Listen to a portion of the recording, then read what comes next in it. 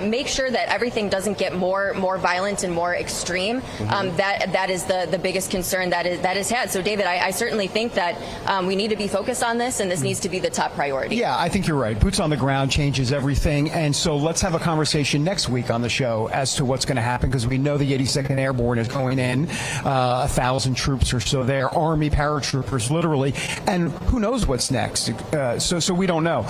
So when you have that situation, that's a concern. Here's the other concern. The timeline has always been what they said, 3 to 4, 4 to 6 weeks or so. Listen, if we get into the 8 weeks, 10 weeks, 12 weeks, not that we're talking about forever wars or endless wars, but people will feel that, especially with ground troops. And when you put all of that together, so not just ground troops, but also the timing of all of this, I think you debates, and I think we got some real issues. That last point I think is critical. Yeah, boots on the ground for a lot of people is just a non-starter. That goes without saying. But as this thing drags out, the longer it goes, no matter what the administration says about, oh, no endless wars, there's going to be a sense, a feeling that this is becoming an endless war.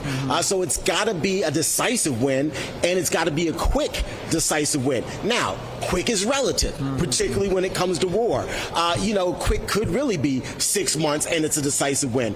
But when you get into that 6-month range, there are going to be a lot of Americans who feel uneasy about it, even though it's relatively quick.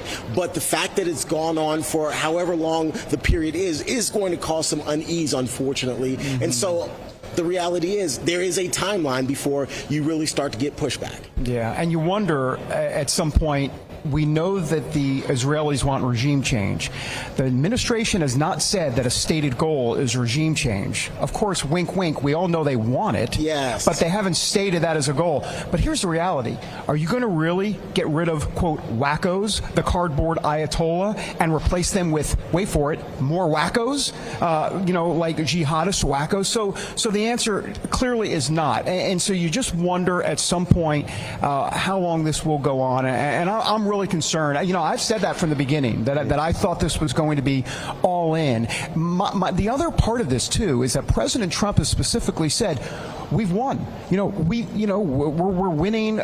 We can pull out any time. Okay, so then the question is, well, why don't you? When's the time? Yeah, when's the time? And so, what is complete victory? There's one thing to say victory. Another thing is complete victory. And I think that is going to get more consternation as we go forward. And I'll just add before we wrap this up and get our forecast that the other outlying question right now is who is the administration talking with inside Iran? It's obviously not the current administration. They're talking with someone, but we're not getting a name. And while you've got to trust the president and the administration that they're talking with someone who's going to at least have interests that align with the United States, the lingering question is, who is this person? Well, that's right. Who are these people? Who is this faction? Not a wacko, as you would say, David. Not a wacko.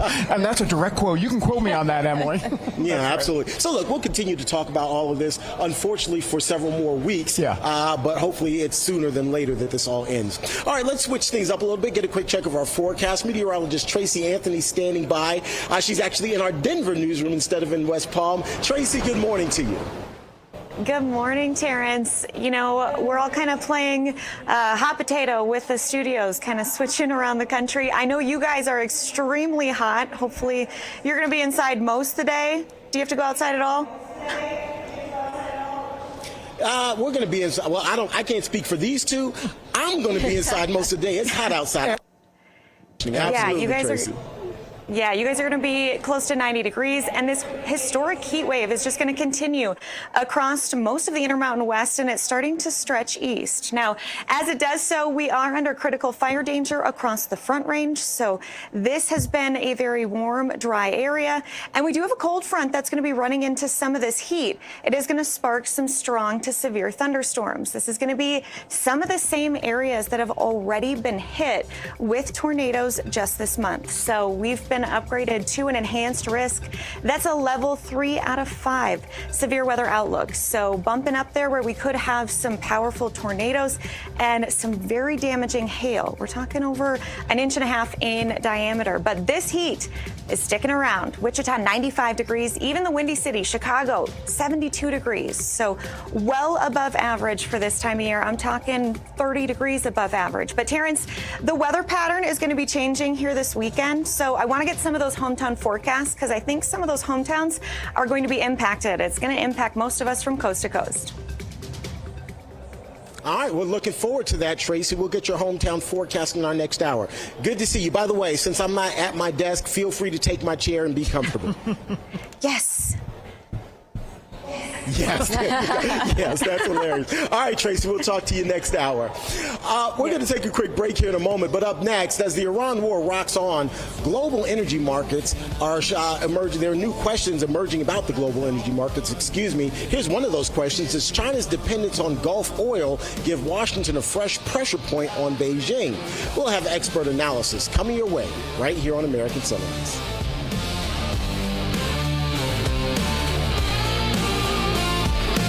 Ain't nobody, I just won't kneel. I don't. When it's breaking, We're moving. Breaking news. Breaking news. News doesn't sleep. At Real America's Voice, we don't get to crash or lose focus. That's why we drink Soldier Fuel to stay ahead of the chaos, because we do this for you. So good. Soldier Fuel has no sugar, so no crash. Now that's a game changer. I'm fueled up now. Woo! Used by the U.S. military every day. Now available to you. This is huge. Built by Patriots for Patriots. Now it's time for you to do the Soldier Fuel Challenge. Order Soldier Fuel, film yourself cracking one open, and taking the Soldier Fuel Challenge. Upload your video at soldierfuel.com/challenge, and you'll be entered to win a free shipment of Soldier Fuel. That's what I'm talking about. Your video could also be featured on air. Just scan the QR code on your screen or go to soldierfuel.com/challenge to enter. Drink with the RAV hosts drink, Soldier Fuel. Let's go. Hey folks, it's your friend John Rich. I co-founded Old Glory Bank because we heard too many stories about people getting canceled by their bank because they didn't agree with their politics. The government wanted to know where you shopped. If you bought a Bible or you shopped at a sporting goods store, you're probably on a list. We created Old Glory Bank because America needed a bank that would protect their privacy and security. Exercising your constitutional rights is not a criminal activity, and neither is loving your country. At Old Glory Bank, we stand with you. I'm a J6er. I spent 1,143 days in prison. About a year in prison. We were prosecuted, persecuted. J6ers have been treated like terrorists. And we need your help. Stand in the Gap was founded to stand in the gap for J6ers working to rebuild their lives after being incarcerated. For just $10 or more, you can help these patriots get back on their feet again. Every dollar you give is being matched up to $50,000. Go now to j6support.com and donate today.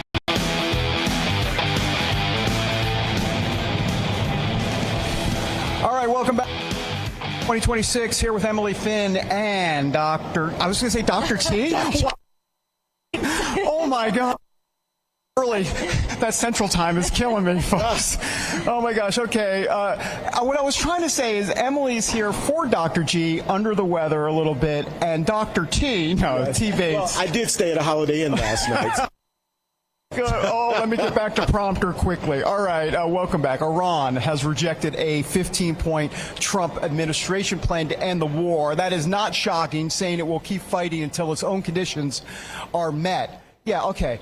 The U.S. proposal calls for Iran to roll back its nuclear program, accept limits on missiles, and face restrictions on its support for armed groups in exchange for sanctions relief, but Tehran is pushing a counter-proposal that includes war reparations, whatever, and recognition of its sovereignty over the Strait of Hormuz. Yeah, like they're in a position to negotiate. Let's bring in now the senior fellow for the Gatestone Institute. That would be Gordon Chang. Gordon, great to have you here. Hey, Thanks, Gordon. guys. I want to ask you kind of overall about the war and how you think it's going, but specifically as it relates to China.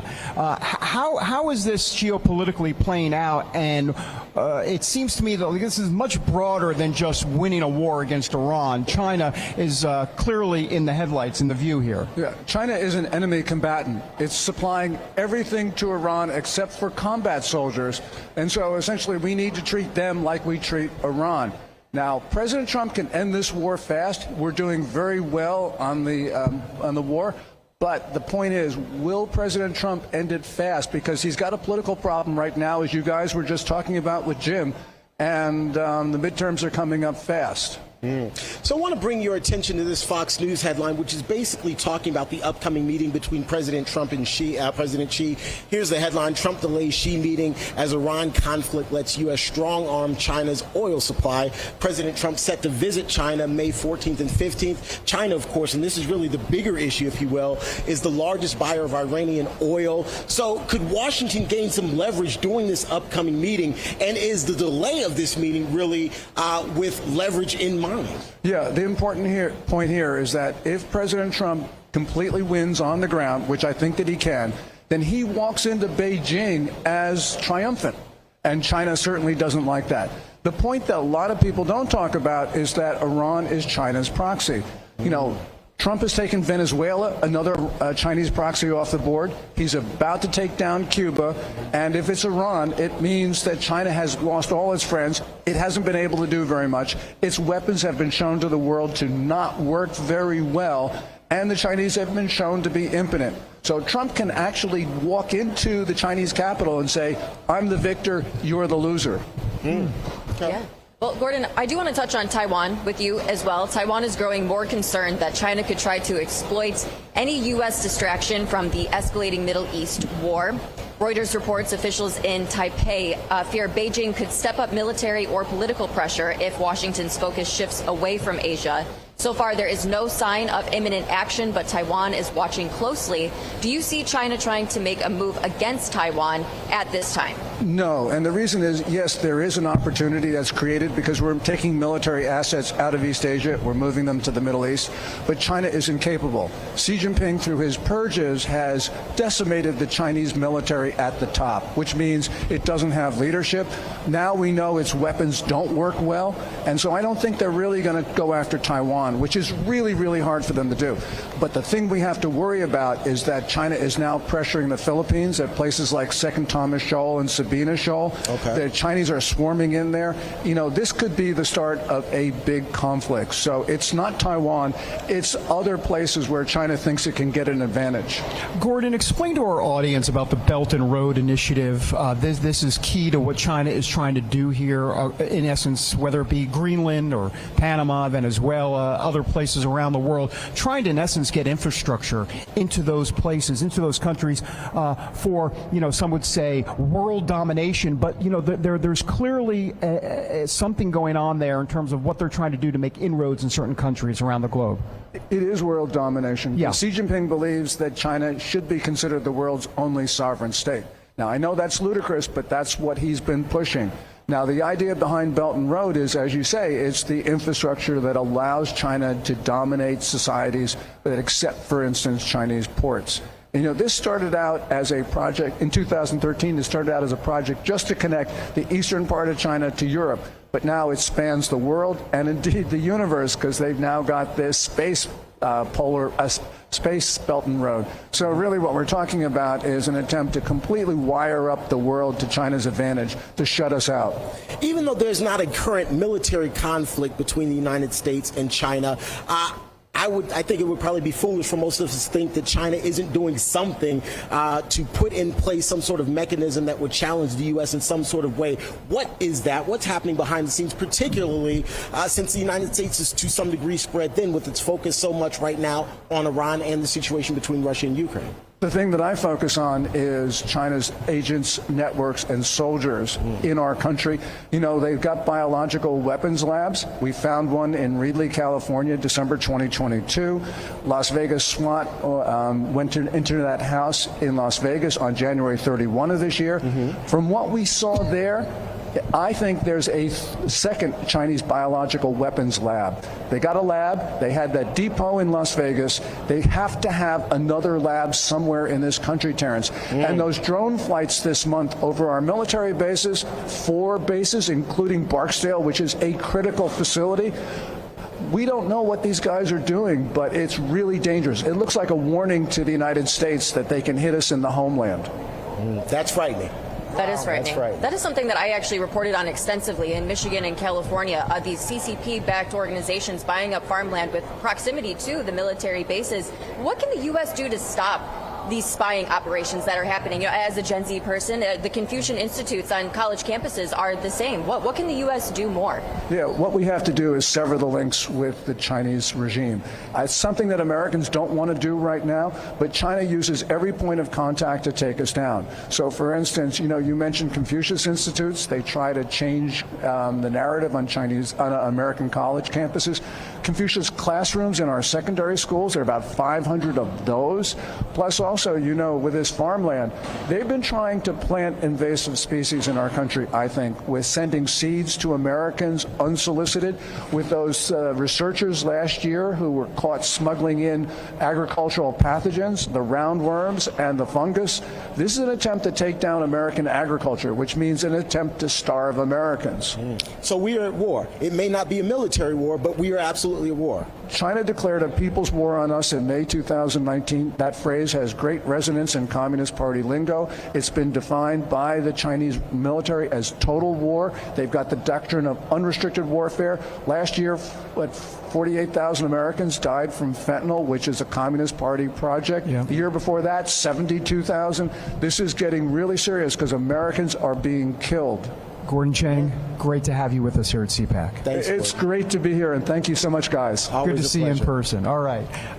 We've got a lot more coming up here from Cpac, including new research that takes a look at whether repurposed drugs like ivermectin, for example, could help open new avenues in cancer research.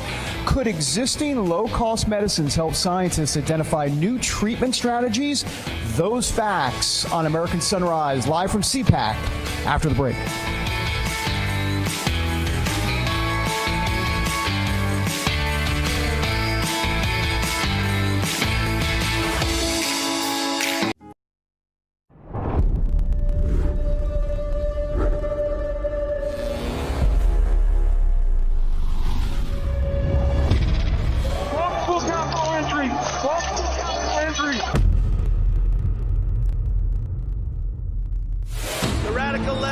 Exactly what they're doing. They want to steal the election. We're going to walk down Pennsylvania Avenue, and we're going to the Capitol. They need to take back our country.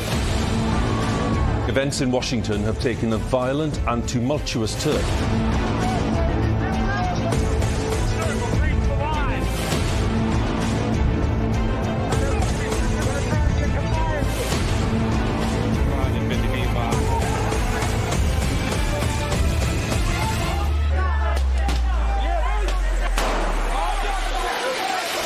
January 6th wasn't just a moment in history. For thousands of Americans, it was the moment their voices were taken. It's insurrection. They were persecuted, hunted. Seditious conspiracy. But behind prison walls, something unexpected happened. They found their voice again. Started singing the national anthem. We took it up to him at Mar-a-Lago. He goes, I'll put my voice on it. Our supporters made this go platinum. Real America's Voice is telling the real story of January 6th like you've never seen it before. Everybody, this must be peaceful. This is not the story you were shown. I take responsibility. This is the story they live. Government entrapment scheme that this actually was. The J6 Patriots are no longer staying silent. They are speaking, they are standing, and they are telling the truth. You can't kill us. You can't beat us. Scan the QR code or visit RealAmericasVoice.com. Real America's Voice presents The Sleeping Giant. Available now.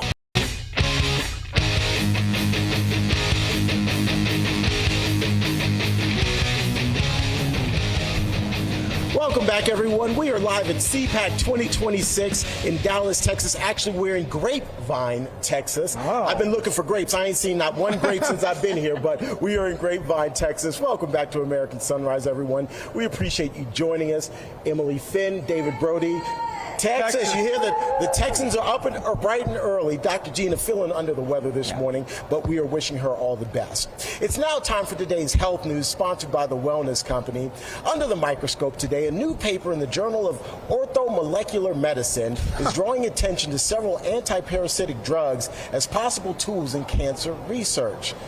Along with ivermectin, the authors highlight benzimidazole, drugs like mebendazole and fenbendazole, citing lab animal and early human case evidence suggesting that they may help disrupt tumor growth, trigger cancer, cell death, as well as block key metabolic pathways and target cancer stem cells linked to spread and recurrence. Dr. Gina, if you're awake and you're watching, we're going to have a conversation when you get back. The fact that I had to sit in and read those words.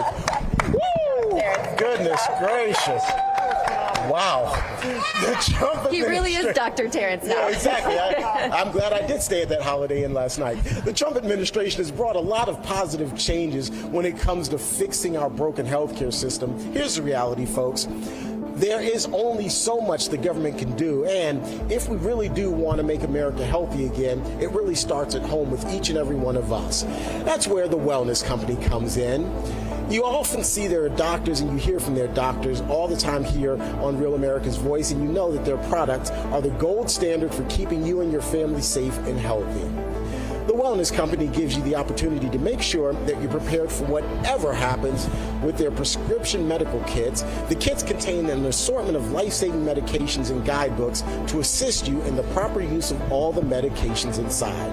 Additionally, the Wellness Company offers a variety of products from parasite cleanses to methylene blue to weight loss and so much more. They really can help you stay healthy and live a longer and a more satisfying life. So make America healthy again, and it starts at your home. Do your part and protect the health of you and your family. Go to twc.health/RAV today and place an order. That's twc.health/RAV. Use the promo code RAV and save yourself 10%.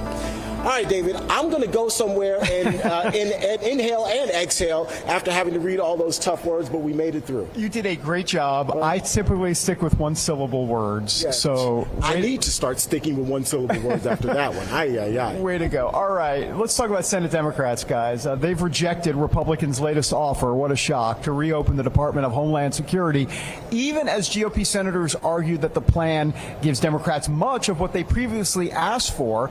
These folks just won't give it up. The framework would fund most of DHS while carving out ICE enforcement and removal operations. But Democrats, led by Chucky Schumer, say any deal must include significant new reforms to ICE and DHS operations before they agree to end the shutdown. All right, well, President Trump is actually blaming Democrats for the ongoing DHS shutdown. Take a look.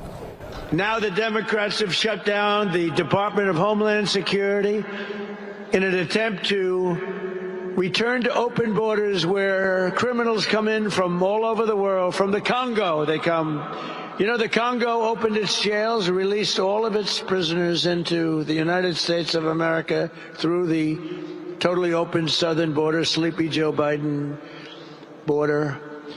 The TSA agents have been hurt badly by the Democrats, who made 3 different deals with us over the last short period of time, breaking the original one and then breaking the current ones because they don't want to settle. They want chaos. As I said, so there are great military triumphs against Iran can't be displayed on television because they're displaying airports. All right, let's bring in the host of Firewall here Sundays on RAD. That would be Lance Wall. Now, Lance, great to see you, sir. Good to see you, brother. Good to be with you guys. Well, listen, we're talking politics, but faith and politics really kind of go hand in hand a lot of times. What's going on here with this DHS funding? Because to me, you can chalk it up to a bit of spiritual warfare. Well, the part to me, I can understand this, and I'm listening to all the segments you guys are doing. How can the country be indifferent when a party is intentionally sabotaging its transportation, its convenience? You would think, wouldn't you, that everyone flying would develop a really animosity towards Democrats that are subjecting them to 2-hour delays. All of the TSA agents, who are union folks, don't have an income. They've been this way for 40 days. And when the president comes up with a solution like, well, we're going to send ICE or we're going to send support in, then the Democrats pivot on that and say, watch out, they'll start shooting you and killing you. But every airport that they're in is actually operating properly. At what point do the facts actually develop a pattern of influence with the populace? That's the part that amazes me, and I think it's because of this. If it wasn't for you, where would the voice be that would be pointing this stuff out because the control of the narrative is far more powerful than we realize when media interprets for people what things mean. You know, I think this is a time in which we can all really practice our faith. The idea of doing unto others as you would want others to do unto you comes to mind, particularly as it relates to these TSA agents. And while, yes, as a community, we probably all need to chip in to try to help them, I think we also need to project that onto our lawmakers and say, look, you are putting people's lives at risk in all of this. Do unto your neighbor as you want your neighbor to do unto you. I think that is a salient message that we need to continue to push for our lawmakers. Yeah, you would think that would work. But back to your point, I think that part of the spiritual warfare America is in is it is an incredibly, I hate to say this because I'm one of us, we are an incredibly spoiled nation. I mean, we don't want a nuclear Iran because it's inconvenient to have nuclear bombs drop on you at breakfast. But we don't want it done too long because midterms are coming up and it makes us nervous. We want a war that can be done quickly and expeditiously, but we don't want anyone to die. I mean, that's not what we're doing.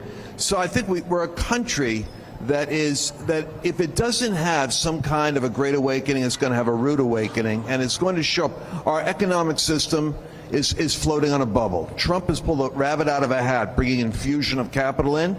But if you listen to the guys that are in the know, on Rav, on Bannon's show, different people, capital markets guys, it's fragile.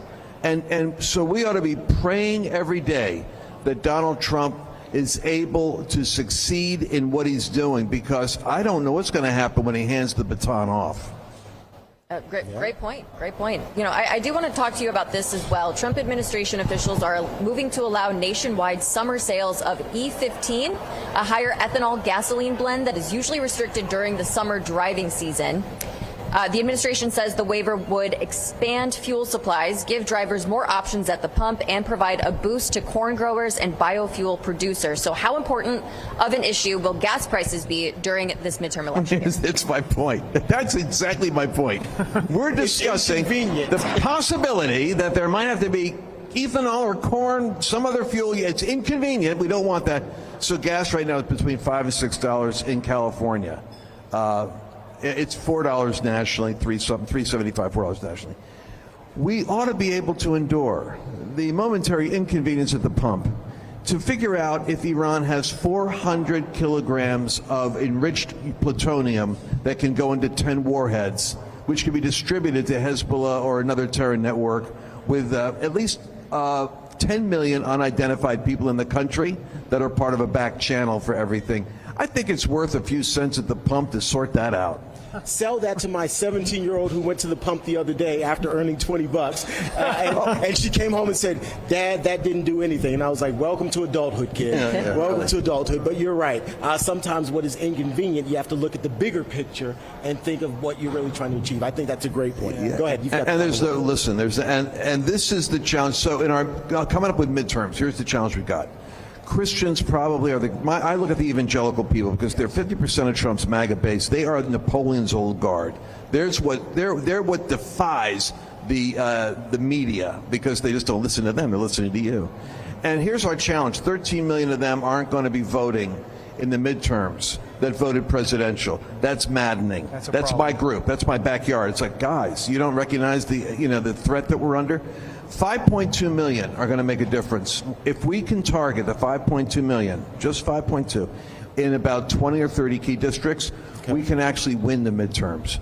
So the game is on, and my focus is on where are the believers that say we need a great awakening, we're praying, it's spiritual war. We use the language, but those of you that really know that we're really balancing on the edge of a knife as a nation, I think if we can find those 5.2 million in 20, and I think we can do it. Yeah, this idea that God is in control. Yeah, God is in control, and He also gives us free will. So let's also remember that. All right, Lance, good to talk to you, my Always friend. good to see you guys. God bless you. Thanks so much. Thanks for being here. Thanks for the metal detector. I gave you the Trump thumbs up, by the way. I gave you the Trump thumbs up. Look, he's ready to get up and leave. Oh, He's like, yeah, we've had enough of that. He's Thanks, done. Lance. Appreciate it. He's a man on the run, so to speak. Up next, Sadiq Khan using Trump's return to argue Britain should actually move closer to Europe, saying that Europe is now Britain's best security bet. So, is this a security debate, or is it a broader attack on Brexit and America first? We'll assess next year on American Sunrise.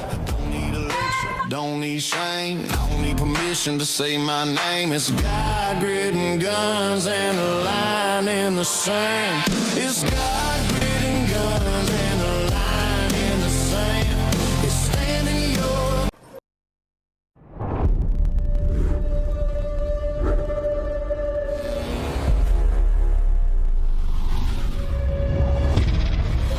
Full count for entry. Full count for entry. The radical left knows exactly what they're doing. They want to steal the election. We're going to walk down Pennsylvania Avenue, and we're going to the Capitol. They need to take back our country. Events in Washington have taken a violent and tumultuous turn.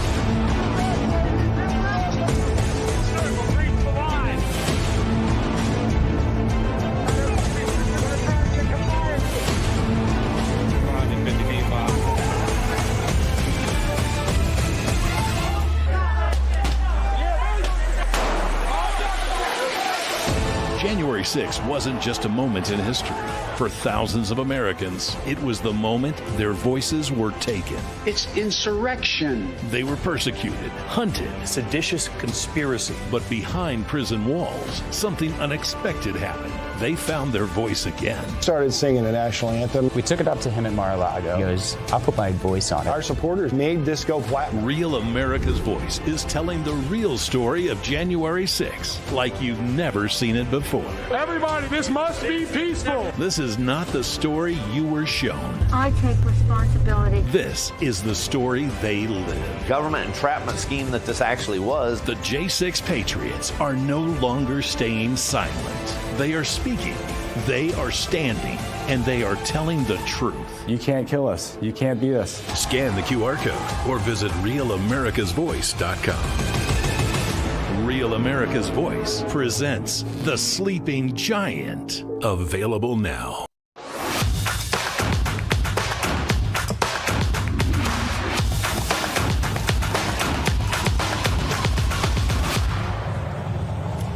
All right, welcome back to American Sunrise at Cpac 2026. It is time to stay awake, not woke. And who is woke today? London Mayor Sadiq Khan. Khan is urging Labour to campaign on rejoining the European Union, saying an incredibly unstable world and Donald Trump in power in America make the move increasingly necessary. In an interview with Italy's La Repubblica, Khan said Labour should make returning to the EU a clear general election pledge, arguing the UK should not remain outside a major bloc. We do want to know what you, our viewers, think about this. Let us know on Rumble or Getter. Hop on and let your voice be heard. Still ahead on American Sunrise from Cpac in just 2 minutes. We have a whole lot more for you. Stay tuned.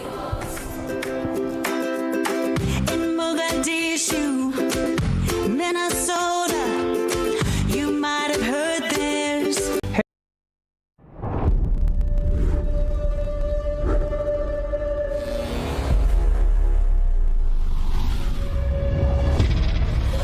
Full count for entry. Full count for entry. The radical left knows exactly what they're doing. They want to steal the election. We're going to walk down Pennsylvania Avenue, and we're going to the Capitol. They need to take back our country. Events in Washington have taken a violent and tumultuous turn.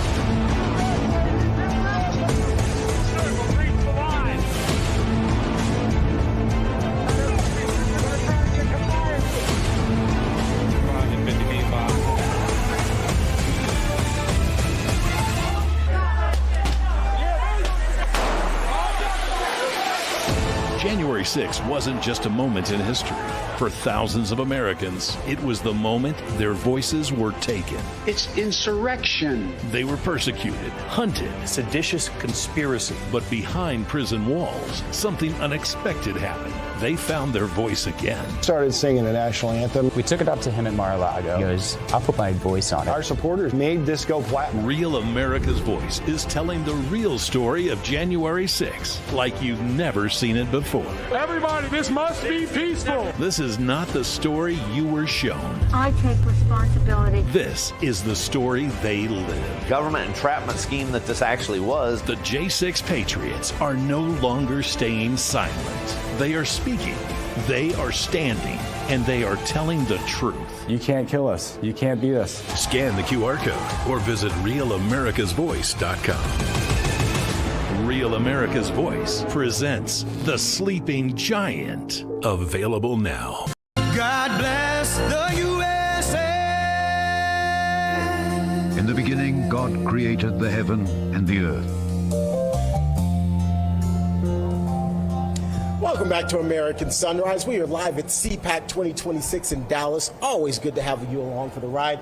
Emily, David, good to have you guys here as well. It's now time for our moment of faith brought to us by Lee Greenwood and the God Bless the USA Bible. In focus today, faith here at Cpac. Colorado gubernatorial candidate and the founder and president of ATP Ministries, Victor Marks, spoke at a round table here last night and touted the importance of faith in politics. Victor joins us live here on set now to discuss. Good to see you. Welcome. Good luck, first of all, with the candidacy. We'll talk more about that momentarily. Thank you. But talk about how people can put their faith into practice when it comes to pushing their politicians, when it comes to their everyday lives, and how faith can guide their voting. Well, I think for far too long, the church has been quiet regarding matters of morality, a code that we live by as Christians, and we just kind of separate them from politics. You can't do that anymore. When our state is trying to pass a law to legalize prostitution, Christians are waking up. When girls can come in from out of state, get a full-term abortion, even a late abortion, and taxpayers pay for it, and then she goes home without her parents even knowing, that's where we have to stop and go, what are we doing with our faith in this battlefield of politics? Absolutely. Victor, you have a remarkable story, and I'm curious if you could maybe give us a bit of the Reader's Digest version of the story, but what you want our audience to hear from everything from abuse when you were younger, drugs, fighting and stealing, so much, giving your life over to Christ, and boy, what a difference that has made. Well, you know, my father didn't claim me when he got my mom pregnant. He shoved rosary beads down her throat, put a pistol to her head. Oh, wow. My mother would end up marrying 6 times. I went to 14 schools and lived in 17 different houses. So, yeah, I started drugs. I struggled with identity until I joined the Marine Corps and right out of high school. And then I realized, as I was searching for manhood, you know, what does it take to be a man? You got to be able to hold your liquor, fight, and chase skirt. The problem with that is I found women that could do that better than me in the Marine Corps. So I'm like, well, that doesn't work. And it wasn't until my biological dad came back into my life, claimed responsibility for the lack of a dad that he was, and then he took me to church because he'd become born again at like 50 years old. That's when I came to faith. And that's when I learned to find my identity in Christ and get on that path, not living according to the labels people would put on me. Because look, I had 123 visits to a trauma specialist because one of my stepfathers was a pedophile, and he abused me severely. I was tortured and left for dead in a cooler as a kid. So all that I had to overcome, and I'll just tell folks that are watching and listening, regardless of your background, don't limit what Christ can do and the power of God to redeem what the evil one has meant. Well, you better preach. Yes, sir. Wow. I'm almost at a loss for words. But an incredible story. I can't believe that you were able to overcome all of that. And thank you for being here on the stage with us today. Really quickly, before we let you go, people interested in your campaign for governor there in Colorado, how can they find you? How can they support you? Yeah, Victor2026.com. There hasn't been a Republican governor in 24 years. We're leading in everything and breaking records. This, as Mike Flynn said, this is the race to watch because we're going to win. Well, let's go. It was red. It was red back in the day. Oh, yeah. And then it became purple. Now it's blue. Let's go back red. There you go. This is the man to take us back. Good to see you, my brother. Appreciate you being here with us. We're back with the second hour of American Sunrise right after this. My name is Shane Jenkins, Enrique Tarrio, Robert Morris, Daniel Caldwell. My name is Mickey. My name is Pete Schwartz, Barry Ramey, Ryan Nichols, Deborah Mamone, Olivia Pollock, John Nassif, Jordan Mink, George White Wolf Riley, Robert Gieswein, Kyle Fitzsimons, Adrienne Southern, Andrew Taki, Jessica Watkins, Timothy Hale, John McHugh, Billy. Introducing the limited edition God Bless the USA Bible, inspired by Lee Greenwood's hit song and the most recognized patriotic anthem in America, God Bless the USA. The God Bless the USA large print leather-bound King James Bible also contains America's founding documents, the U.S. Constitution, the Bill of Rights, the Declaration of Independence, and the Pledge of Allegiance, along with a handwritten chorus to Lee Greenwood's song, God Bless the USA. With its large print and slim design, this Bible invites you to explore God's Word anywhere, anytime. The God Bless the USA Bible makes the perfect gift and cherished family heirloom keepsake to pass on to future generations. Designed for an easy reading experience in the trusted King James Version translation, this large print Bible is perfect to take to church, Bible study, work, and for traveling. Order yours today at GodBlessTheUSABible.com.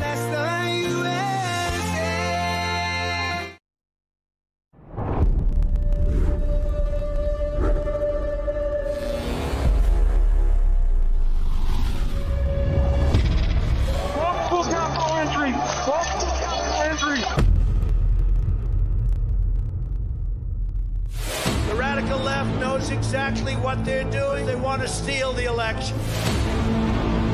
We're going to walk down Pennsylvania Avenue, and we're going to the Capitol. They need to take back our country. Events in Washington have taken a violent and tumultuous turn.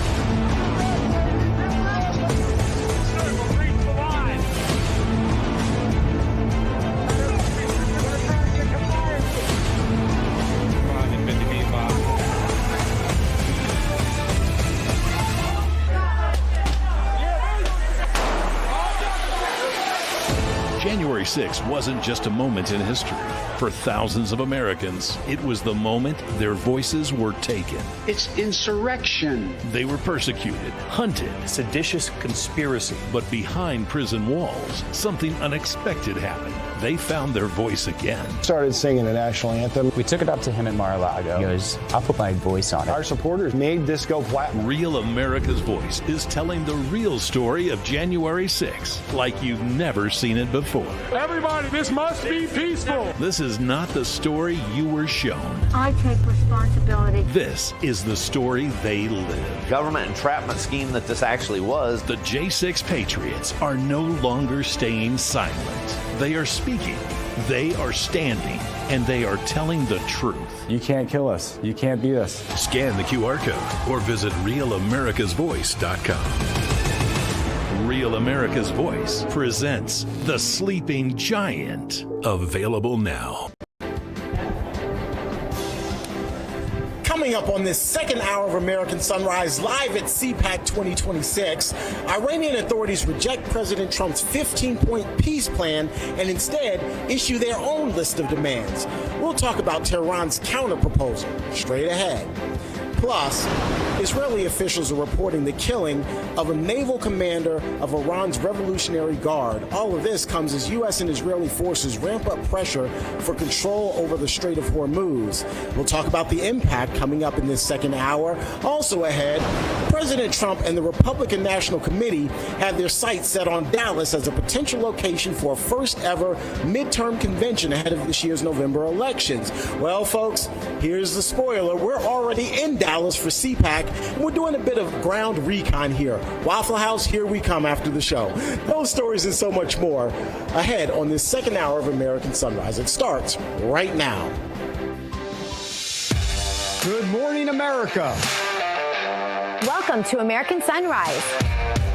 Whether it's culture, we have breaking news to share with you. Politics. President Trump is joining us live now from Florida. We've got you covered. This is what it looks like to be a patriot. We have to protect the American family. The American dream is still alive. I'm David Brody. I'm Terrence. And I'm Dr. Gina.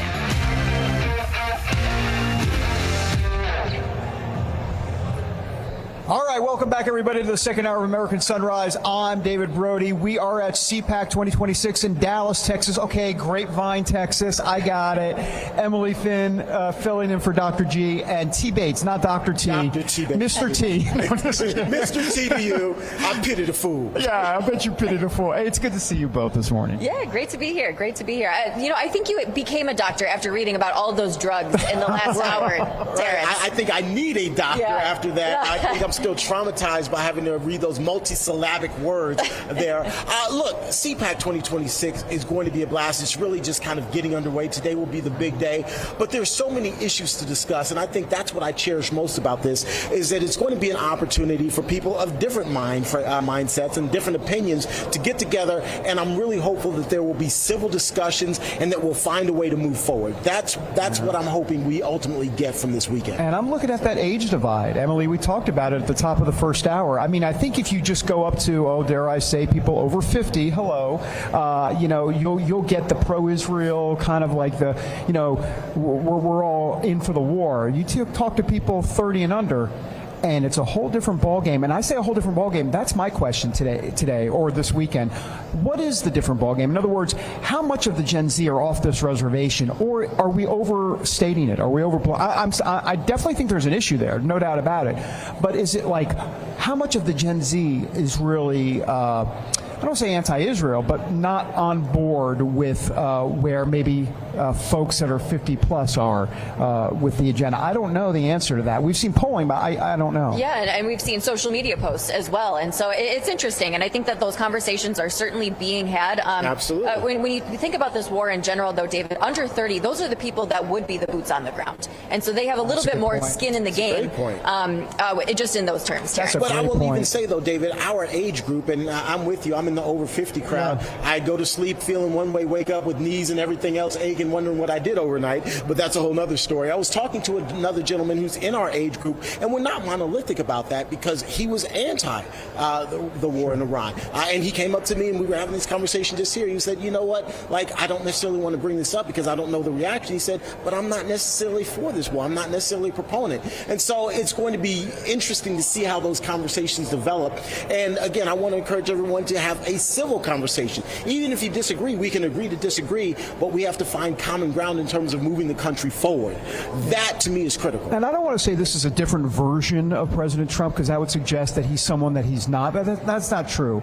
But we're seeing different things this time around in this second term, right? This is Monroe Doctrine on steroids. I mean, we're seeing, everything from, he wants to take if it were up to him, he'd take Greenland, or at least we would have much more of a presence there in Greenland. Venezuela, we saw what happened there. We get a sense that Cuba may be next. We see what's going on with Iran. We didn't see really any of this in the first term, and I think that is, legitimate cause for concern, especially for folks that are younger. I think it's because he doesn't have to worry about re-election this time. Interesting. Yeah. So you know what? Hold that thought, because we can take that question and talk about that a little bit with Brian Glenn. He's coming up, our chief White House correspondent. He'll join us momentarily. I could hold the thought, but I might forget the thought. No. Trust. That's why I told you to hold the thought, because I definitely would forget it. Let's get a quick check of our forecast before we go to Brian Glenn. Though Weather Nation meteorologist Tracy Anthony standing by. Tracy also has our hometown forecast. TT, good morning. Hey, you know what, Terrence? I found your chair. I want to know where the snacks are. Check my bottom drawer. I may have eaten all of them, but I think there is still some syrup in there. Don't ask me why I've got syrup in my bottom drawer, but I do have syrup in my bottom drawer. I know, completely random, but there is syrup in my bottom drawer. We want a snack review, Tracy. That's right. Yeah, right. Everything tastes good with more sugar. Just add it on, Yeah, for sure. All right, let's get to our hometown forecast, Tracy. Hey, we're starting out in San Antonio, Texas, where it's going to be warm.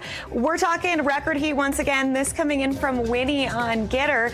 You are going to feel temperatures in the 80s, close to 90 degrees the next couple of days. But as we go a little farther to the north, this is where you're going to feel some big changes. This is for Ozark Pappy on Getter.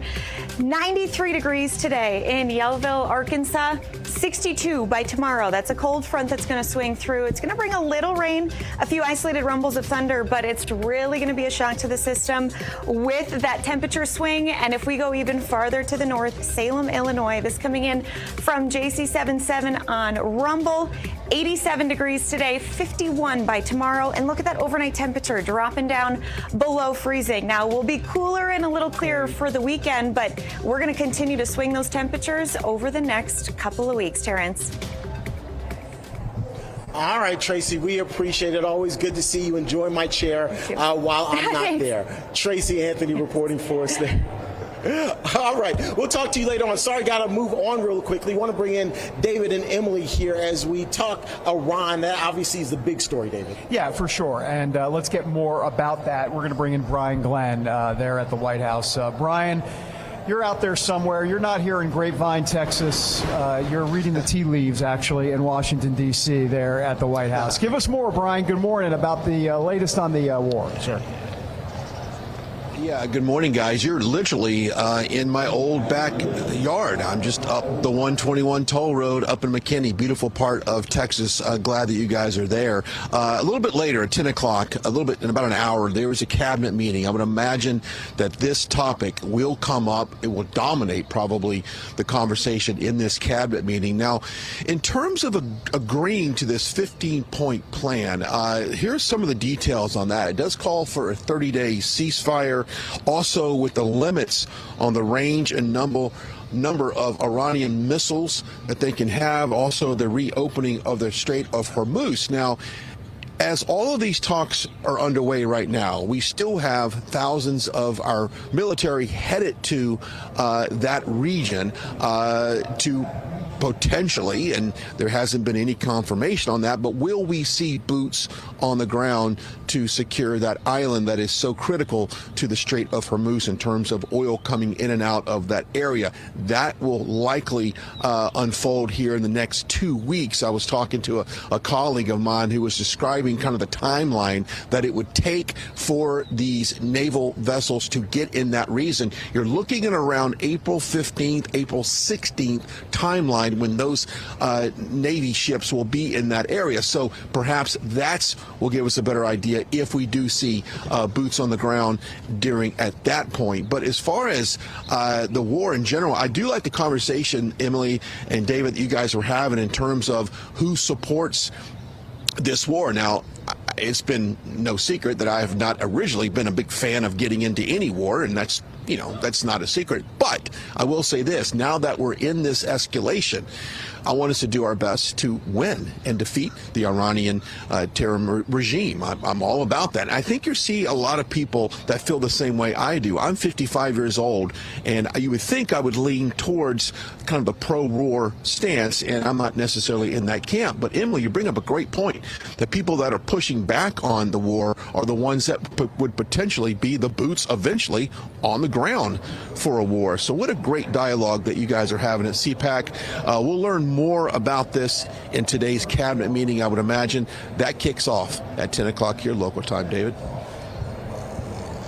Hey, Brian, so I want to talk a bit about this Iranian counterproposal, and the one thing that sticks out above all others is reparations. Yeah, Iran is calling for reparations. Yes. When I saw that, I literally LOL'd. I literally laughed out loud. I would imagine that that's going to come up at the cabinet meeting, and I suspect there will be some laugh out louds as well. Yeah, I would imagine that one of those laughs might come from me as well in that room. That is one of the most ridiculous things I think I've read in a while. Don't think that's going to play out, but yeah, that you bring up a great point. You got to insert some comedy in there, I guess, somewhere, and I guess that's it. For sure. Brian, we do want to move on to another topic here. President Trump is calling on Congress to extend FISA Section 702. In a Truth Social post, the president wrote, quote, "When used properly, FISA is an effective tool to keep Americans safe. For these reasons, I have called for a clean 18-month extension. However, the critical and common sense reforms that were made in the last reauthorization of FISA must remain intact to protect the American people from abuses." Brian, what more can you tell us about the White House's plans here? Yeah, President Trump pushing for that 18-month extension. I think that from a standpoint of making sure we keep America safe. That is a crucial part of that. Now, if you notice, he did push out a true statement about 45 minutes ago saying that Chuck Schumer would take a deal if he knew that the Republicans would not waive the filibuster. Now, he feels like that President Trump says, I wish the Republicans would get rid of the filibuster and get some of this stuff done. And I think the majority of Americans feel that way. But to kind of shift the topic just real quickly, in terms of getting this deal done and getting these TSA workers, DHS funded, it's going to take a lot of, let's just say, you've got to be able to command and take control of the power that you have. And we're seeing Senate Republicans completely fail the American people. They're failing President Trump. Thune is a weak leader. He needs to listen to President Trump, get rid of this filibuster, and get this stuff funded. And not only this funded, Emily, but get all these other things that President Trump has had on his agenda. The executive orders that need to be codified into law simply stop at the Senate. So we'll see how that plays out here in the next coming weeks, as many Americans, as you probably know, flying into Dallas, and DFW is one of the worst airports in the country in terms of some of the TSA congestion. We'll see how that plays out and how that weighs on Senate Republicans. Ryan Glenn, great to have you from Washington. Wish you were here in Grapevine, but I know you'd love to just be in the swamp. I know you just love the swamp so much, Brian. You know, I will say this. If we could whip the camera around real quickly, I want to point out the front lawn of the White House, and I would describe the grass right now as being a spring green, just a vibrant green. Spring is here at the White House. Beautiful day here on tap. But there's nothing like North Texas, and you guys are at Grapevine, Texas, Christmas capital of Texas. Got to check out Main Street. I felt like I worked for the CVB of Grapevine, Texas. I don't. I'm just very familiar with that great city that you guys are in. So have a great Cpac. And go get you some nice Texas barbecue. Hard 8. I'd highly suggest Hard 8 or Pecan Lodge down in Deep Ellum in Dallas. Here you go, Brian. Texas barbecue. I lived in Memphis for too many years. Oh, gosh. Don't say it here. Don't say. Yeah, I probably shouldn't say it. But go ahead. Brian, you're right. You're so right. Right? You know, I might not make it out of Texas alive. I know it. I might not make it out alive. You won't. Good to see you, Brian. Thanks, Brian. Yes, sir. He said you won't. You won't. All right, folks. Well, look, we have a special product release to announce to Real America Voice viewers today in celebration of Cpac 2026. You may have heard us talk about the tumblers that have now hit viral states across America. The tumbler line from TrumpTumbler.com. You've seen their tumblers in black. You've even seen Trump on a tank from them. But today is their official release for the MAGA Red Save America tumbler, brought to you by TrumpTumbler.com. Today, the official release for the brand new red MAGA Trump tumbler for only $10 for a limited time for this promotion. Pretty good deal. The red Trump tumbler is a stylish and functional daily beverage tumbler forged with food-safe stainless steel that makes it super light and durable at the same time. So that's a good deal. It's not even gold, it's red. It's 100% BPA free and keeps the beverage of your choice cold for up to 24 hours or hot for up to 8 hours. Don't miss your chance to claim your very own limited edition MAGA Red Trump tumbler today for just $10. You're not going to find a deal like this anywhere else because it was created solely, by the way, for Cpac 2026. Don't wait for them to sell out. Head over to TrumpTumbler.com. Secure your red Trump tumbler today. All right, we are back with more American Sunrise after the break, everybody, from Cpac 2026.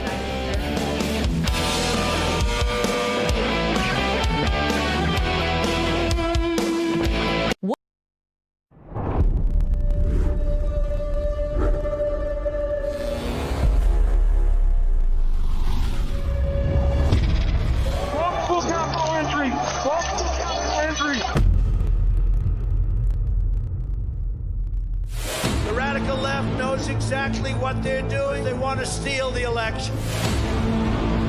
We're going to walk down Pennsylvania Avenue, and we're going to the Capitol.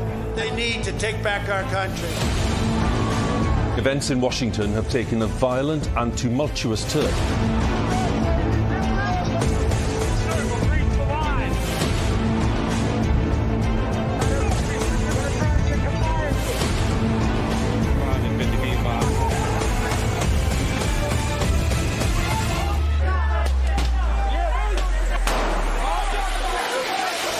January 6th wasn't just a moment in history.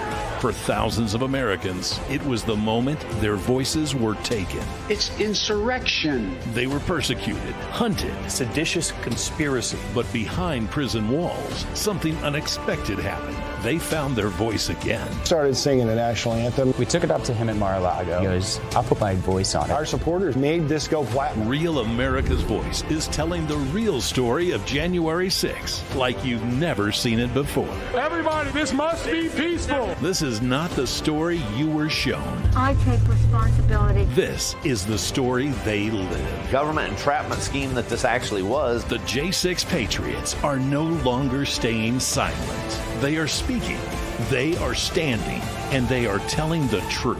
You can't kill us. You can't beat us. Scan the QR code or visit RealAmericasVoice.com. Real America's Voice presents The Sleeping Giant. Available now. In the way I was asked, I believe in God, I believe in word, I believe freedom and free. All right, welcome back to American Sunrise, live at Cpac 2026. Now, think about this. In 2006, $20,000 equaled roughly 33 ounces of gold at spot price.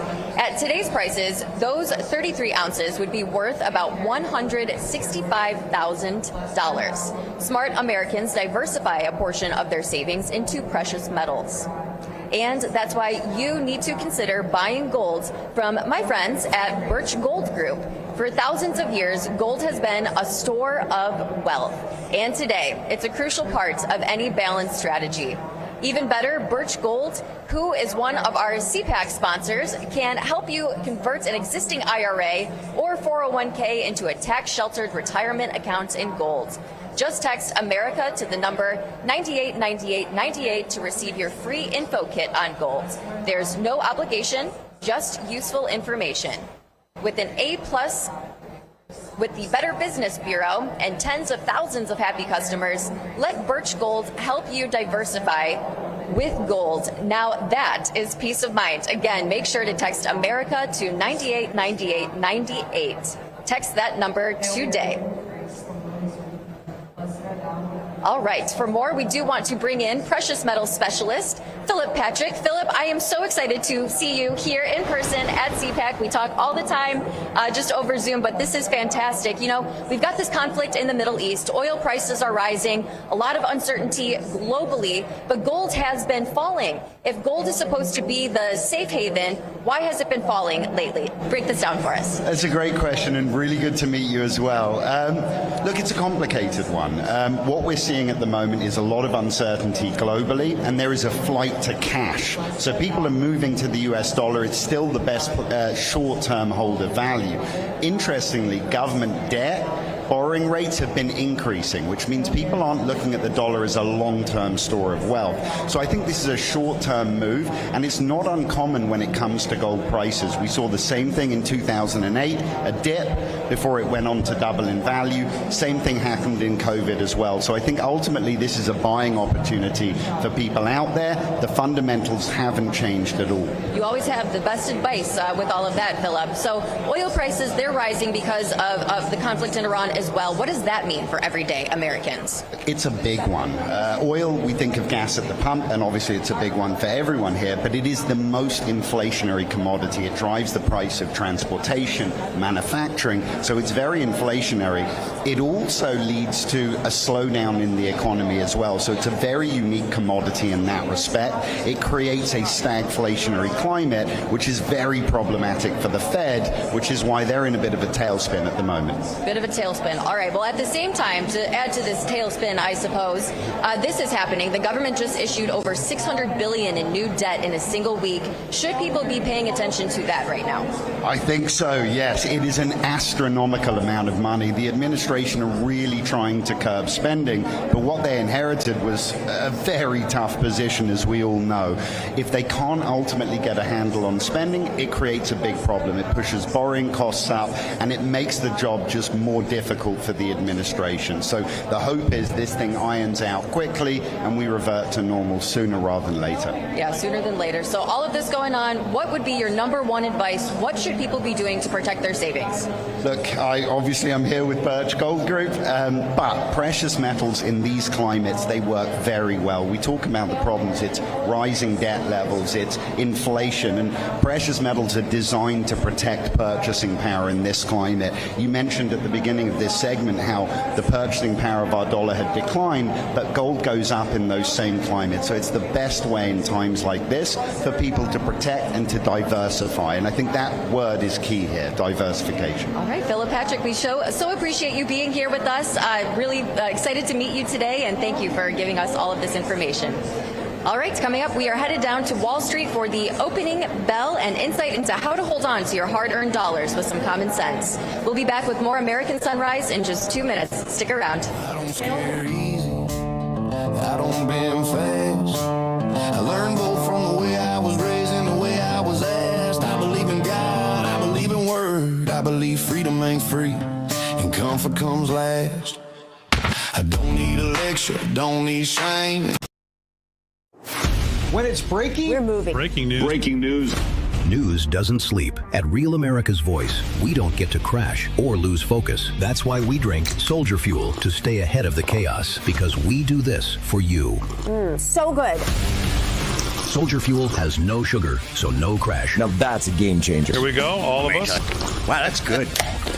I'm fueled up now. Used by the U.S. military every day. Now available to you. This is huge. Built by Patriots for Patriots. Now it's time for you to do the Soldier Fuel Challenge. Order Soldier Fuel, film yourself cracking one open, and taking the Soldier Fuel Challenge. Upload your video at soldierfuel.com/challenge, and you'll be entered to win a free shipment of Soldier Fuel. That's what I'm talking about. Your video could also be featured on air. Just scan the QR code on your screen or go to soldierfuel.com/challenge to enter. Drink with the Rav Hosts drink, Soldier Fuel. Let's go. Hi, my name is Tracy L. from Arizona. I don't stink around in the kitchen when it comes to the news. I watch Real America's Voice, which always serves accurate and reliable updates that are on point with their amazing hosts. So don't find yourself in a pickle by tuning into the fake news. Stick with Real America's Voice.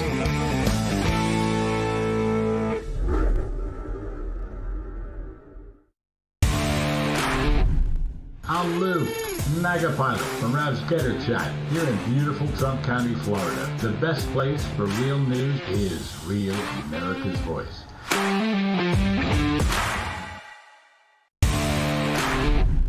Hello, this is Hockey Nut from Weyerhaeuser, Wisconsin. Just saying, tune in to Real America's Voice for the truth. Kill Americans. If you threaten Americans anywhere on earth, we will hunt you down without apology and without hesitation, and we will kill you. I don't hate nobody, I just want kneel. I don't chase headlines, I live what's real. I raise my kids to think and pray, to know the cause before they say, I don't scare easy, I don't scare fast. It's God, grit, and guns, no fear in my chest. Because of you, Real America's Music just released the brand new single, God, Grit, and Guns, and it's already climbing the charts. Now let's take it a step further. Go download the song right now, and you'll automatically be entered to win a special prize. If God, Grit, and Guns hits #1 on Billboard, one random downloader will receive the plaque, a real piece of music history. So what are you waiting for? Scan the QR code or search God, Grit, and Guns on iTunes and download it today. Let's run it up the charts. Welcome back, everyone. Terrence Bates here at Cpac 2026. Don't forget to scan that QR code, folks. Go ahead and do that right now. We're getting ready for the opening bell at the New York Stock Exchange. It's set to ring here in just a few minutes. We are on the floor at Cpac 2026, so there's a lot going on. You may hear some folks talking even over us. There's also a Catholic service going on at the moment. I almost feel bad that I'm talking over it. I probably should be listening a little bit more, but that's why you hear so much going on. Here's a quick look at our futures board. As you can see, up and down, and it's really been an up and down week when it comes to futures. The Dow, S&P 500, and NASDAQ all down right now. Really, the rest of the board down. The only thing that's up is crude oil, which isn't necessarily a good thing because that ultimately means you're probably paying a little bit more in gas, but it is what it is. It is what it is, as the New Yorkers like to say.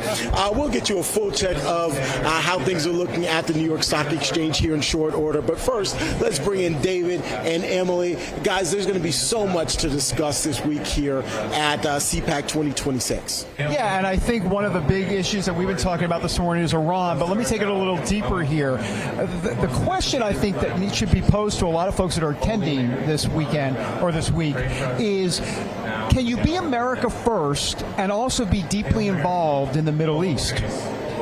I think you'll get some varying responses on that. So I'm not looking for exactly our opinion or analysis, though, of course, I'd love to give my analysis on that, but I think you can do both. I think you can be America first, and this is what President Trump is saying. I mean, MAGA, he's saying, yeah, MAGA is going in and having this war with Iran, but to be deeply involved in the Middle East and America first, the Marjorie Taylor Greenes and others will say absolutely not. See, and I would argue that it's about motivation, Emily. It's about what motivates the policy. If the policy is motivated and rooted by American interests and putting those interests first, I think that's at the heart of what is America first. Mm-hmm. Absolutely, and I think at the heart of this debate and this question too is Iran is just so powerful, and what they do throughout the world is really horrible. And as you said, David, if it's not one wacko, they're going to replace it with another wacko. So being able to really put this problem to rest is that is every country first. It's the world first, to be able to rid the world of evil. So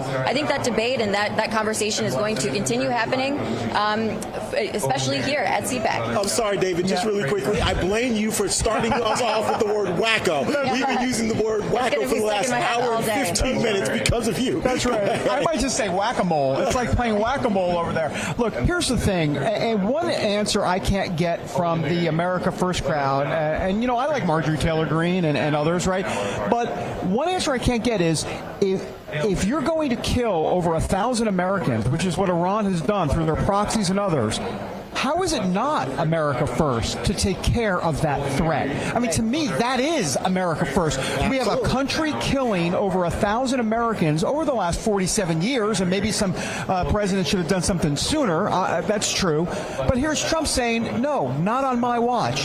To me, that's like all in on America first. Now, I know people see it differently, but that's kind of my take. You made my point. It's about the motivation. What is motivating the policies? If what motivates the policy is the best interest of the United States and keeping American people safe, and so you're making moves to ensure that, I don't see how anyone could argue that that is not America first, because that quite literally is putting the interest of Americans first. It's almost prioritization, though, too. It's like, is this the most important thing, or is gas prices the most important thing? Is the economy most important? Is making sure that transgenders aren't participating in women's sports, is that most important? This war is happening on the other side of the world, but there are obviously issues here today. I think that is the argument that Marjorie and other people have been making at this time. Yeah, and I think the counter argument to that is we continue to kind of have that, which is you can walk and chew gum at the same time. Right. I mean, look at President Trump. I mean, no one can accuse President Trump of not doing things domestically in this country. I mean, whether it be immigration or other things. So, I mean, he can go ahead and get a lot done domestically and fight a war with Iran. I think their issue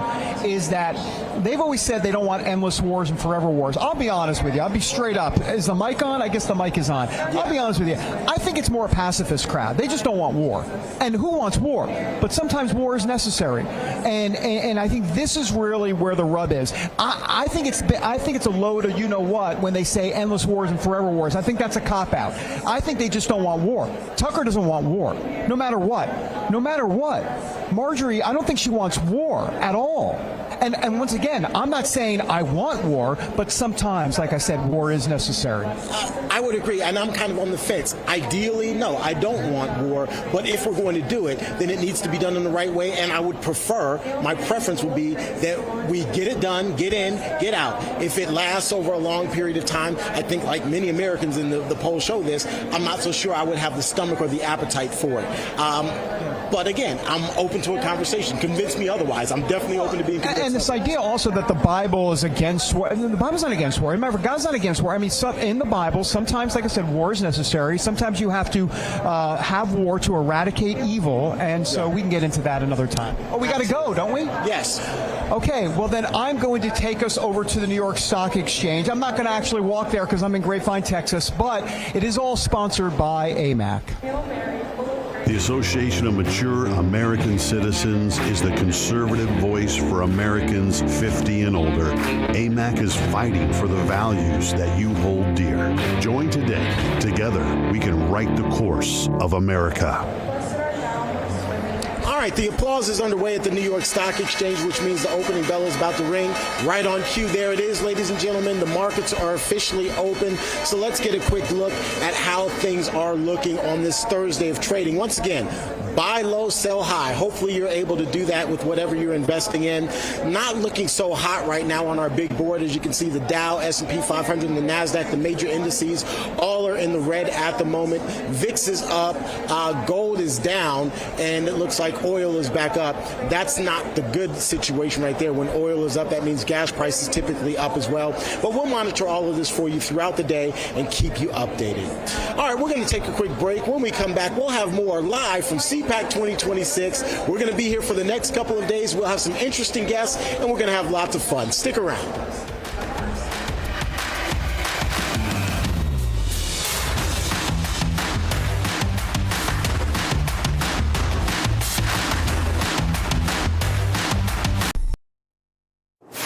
When it's breaking, we're moving. Breaking news. Breaking news.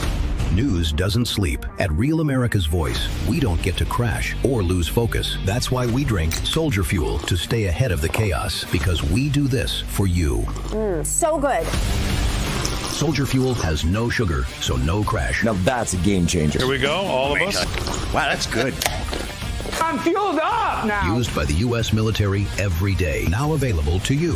This is huge. Built by Patriots for Patriots. Now it's time for you to do the Soldier Fuel Challenge. Order Soldier Fuel, film yourself cracking one open, and taking the Soldier Fuel Challenge. Upload your video at soldierfuel.com/challenge, and you'll be entered to win a free shipment of Soldier Fuel. That's what I'm talking about. Your video could also be featured on air. Just scan the QR code on your screen or go to soldierfuel.com/challenge to enter. Drink with the Rav Hosts drink, Soldier Fuel. Let's go. Hi, my name is Tracy L. from Arizona. I don't stink around in the kitchen when it comes to the news. I watch Real America's Voice, which always serves accurate and reliable updates that are on point with their amazing hosts. So don't find yourself in a pickle by tuning into the fake news. Stick with Real America's Voice.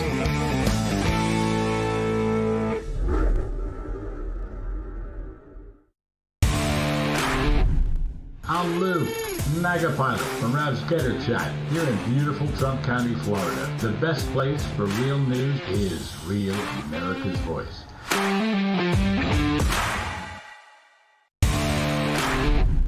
Hello, this is Hockey Nut from Weyerhaeuser, Wisconsin. Just saying, tune in to Real America's Voice for the truth.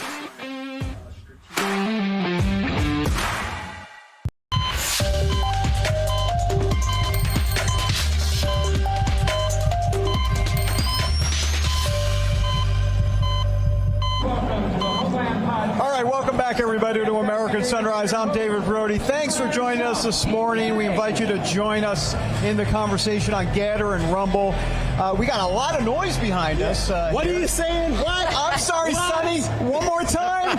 It's not even a senior moment, and I can't hear myself talk or speak or whatever. All right, let's take the political pulse of America today. The beat today, specifically President Trump and the Republican National Committee, are actually hoping to supercharge the GOP's chances in November with a first-ever midterm convention. Sources say Republicans are zeroing in on Dallas, actually right around here, as the site of its first-of-its-kind midterm convention. It's a massive event, obviously aimed at rallying the base just before early voting begins. It's a major break from tradition. Matter of fact, I can't remember when it's ever been done before, with convention-style events typically held only during presidential years. But GOP leaders say this midterm is different. House Speaker Mike Johnson, by the way, is promising a showcase of the party's biggest stars. So I guess Cpac will be there, while Democrats claim it could backfire and the candidates too close, making the candidates too close to Trump. So let's discuss this a little bit. Obviously, Emily and Cpac back with us. What do you think, Terrence? I think it's a great idea. I do too. A lot is being made of, where is it going to be? But it really is a great idea, and I think it really helps to get momentum moving towards the midterms. Let's just be honest. These midterms are critical, particularly for President Trump, in terms of having the sort of power, having the numbers within the House and the Senate to continue his America First MAGA agenda. It's critical. And so rallying the base, making sure everyone is on the same page and goes into the midterms with the united message is key. And the president is going to be doing that with these midterms. Great idea. But again, this is Trump. He does everything that's out of the box. It's not the norm. And this is a way for him to kind of push the party to do so. Yeah, absolutely. We have a guest that just popped up and sat down at our table. There he is. What's going on, brother? So good to see you. Great to see everybody. Great to see you. Great to be in Texas. Everything's bigger in Texas. Including my ego. Yes. Hey, so look, we've been having this conversation about this idea of having a pre-midterm convention. Talk about your thoughts. Like, how important is it, from my perspective at least, it's critical to get everyone on the same page leading into these all-important midterm elections? I think they need 5 pre-midterm conventions to make it happen. All the polls, 100-plus poll releases show the Democrats ahead by 4 to 9 seats out there. Republicans have a lot of work to do, Terrence. Absolutely. Can I ask you a non-political question? Sure. It has nothing to do with anything that we're talking about this morning. Yeah. If I'm over your house and you're making me a great dinner, what are you cooking for me, for a guest? In other words, what is your top? I mean, you're a chef. You are a top chef. I just want to know what you would cook for me. Anything your heart desires, Dave. What's your go-to? What is your go-to? Well, the go-to is, the homemade pesto and the pasta and the gnocchi and stuff like that. But I love Thai food. I make a lot of tom kha gai, tom yum goong. Oh, wow. It's healthy, keeps the inflammation down. And, anything goes. But we do it with the family, and that's what's important. All right, that's fair. That was my hard-hitting question, Emily. Sorry. I have another hard-hitting question. This is a callback for all of our fans that were tuned in during Thanksgiving. Do you have empanadas on Thanksgiving? Nicely played. No, it's one thing I don't do is empanadas. I'm Italian. I don't have any Hispanic roots. I do make stuff like that. I make homemade salsa. My guac is killer. It's absolutely killer. Yeah. So it's so much fun in the kitchen, and just been a journey, right? Right. Doing it for 50 years now. So wow. Okay, Cpac, get us back on track. Thank you. All this food talk, I was okay, I'm ready to go and leave. So let's talk about Cpac 2026. What are your expectations from these next couple of days? And let's talk about issues. What are the issues you see as being critical that need to be addressed over these next couple of days? So, Terrence, I've learned I don't panic anymore about any division or conversation going on. The Democrats don't have a lot of conversation. And, people have to look at the big picture here. I think it's okay to have the dialogue. There's things I like that I see. There's things I don't like that I see going on. but I think it's really important when the vote comes that they get the vote out. That is critical. But I think people will come together. I think things in Iran are a little better than people think right now. I am concerned about deployment of troops on the ground and stuff like that. I think that's a bone of contention with a lot of people. But listen, you know, there's nothing like this. Cpac, this is my 17th Cpac. Some people have been coming here for 50 years, since 75 at the Reagan Building in D.C. But, you know, Cpac has always been electric to spark the conversation. I remember Glenn Beck coming. I think that was in 2011. Rush Limbaugh, 2009, 2010 came, brought down the House. Sarah Palin showed up with a big gulp after Bloomberg tried to ban sodas in New York. You know, it's always been front and center for some dialogue and to maybe unify a message. And I think it's important because I don't think the other side really gets into it and they just follow the narrative. David, the MAGA coalition is holding so far on the Iran war for now. Yeah. The question then becomes, if we're having the same conversation in June and we got not just the 82nd Airborne but others on the ground and we're occupying Karg Island and it just becomes a whole different situation, I mean, that could be politically disastrous in the midterms because then the coalition may not hold as much as it is now. Listen, do you think that's true? Do you think that's true? NBC was out there the other day interviewing people at the gas pump, and they couldn't find somebody who didn't support what we were doing. You know, but you know, that Persian Gulf and the Strait of Hormuz is so critical, right? It's not just oil. It's not just LNG, which took big damage in Qatar. That Shell project was the crown jewel of the LNG in Qatar, and it's going to be down for like a year. Helium, 1/3 of the world's helium supply comes through the Strait of Hormuz as well, and that's used for semiconductor production, for laser, for imaging, for medical, and all kinds of other applications. It's for our high-temperature gas-cooled reactors, for these small nuclear reactors coming out. And there's other things, fertilizer, sulfur byproducts, right?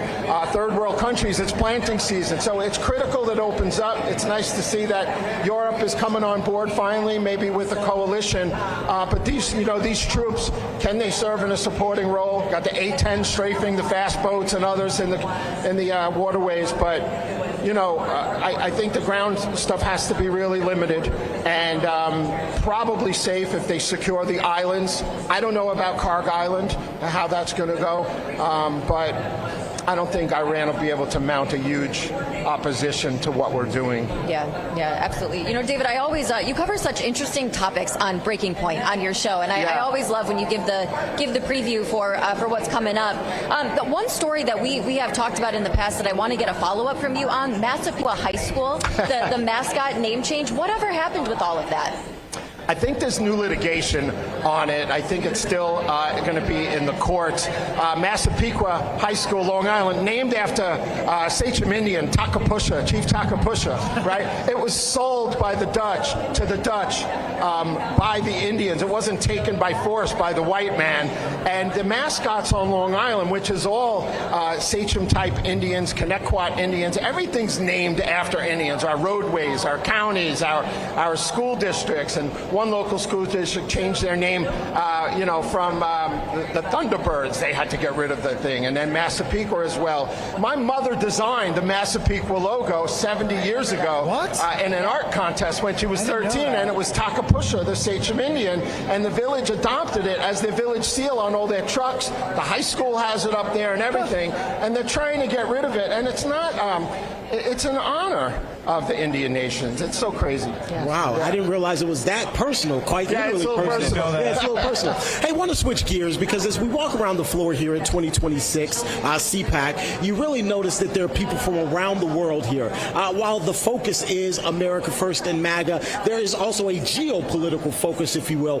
Put into perspective the kind of blueprint that's being laid for the rest of the world here at Cpac, but even more importantly, how Save America First, MAGA is creating a blueprint for the rest of the world. It's undeniable what Trump has done.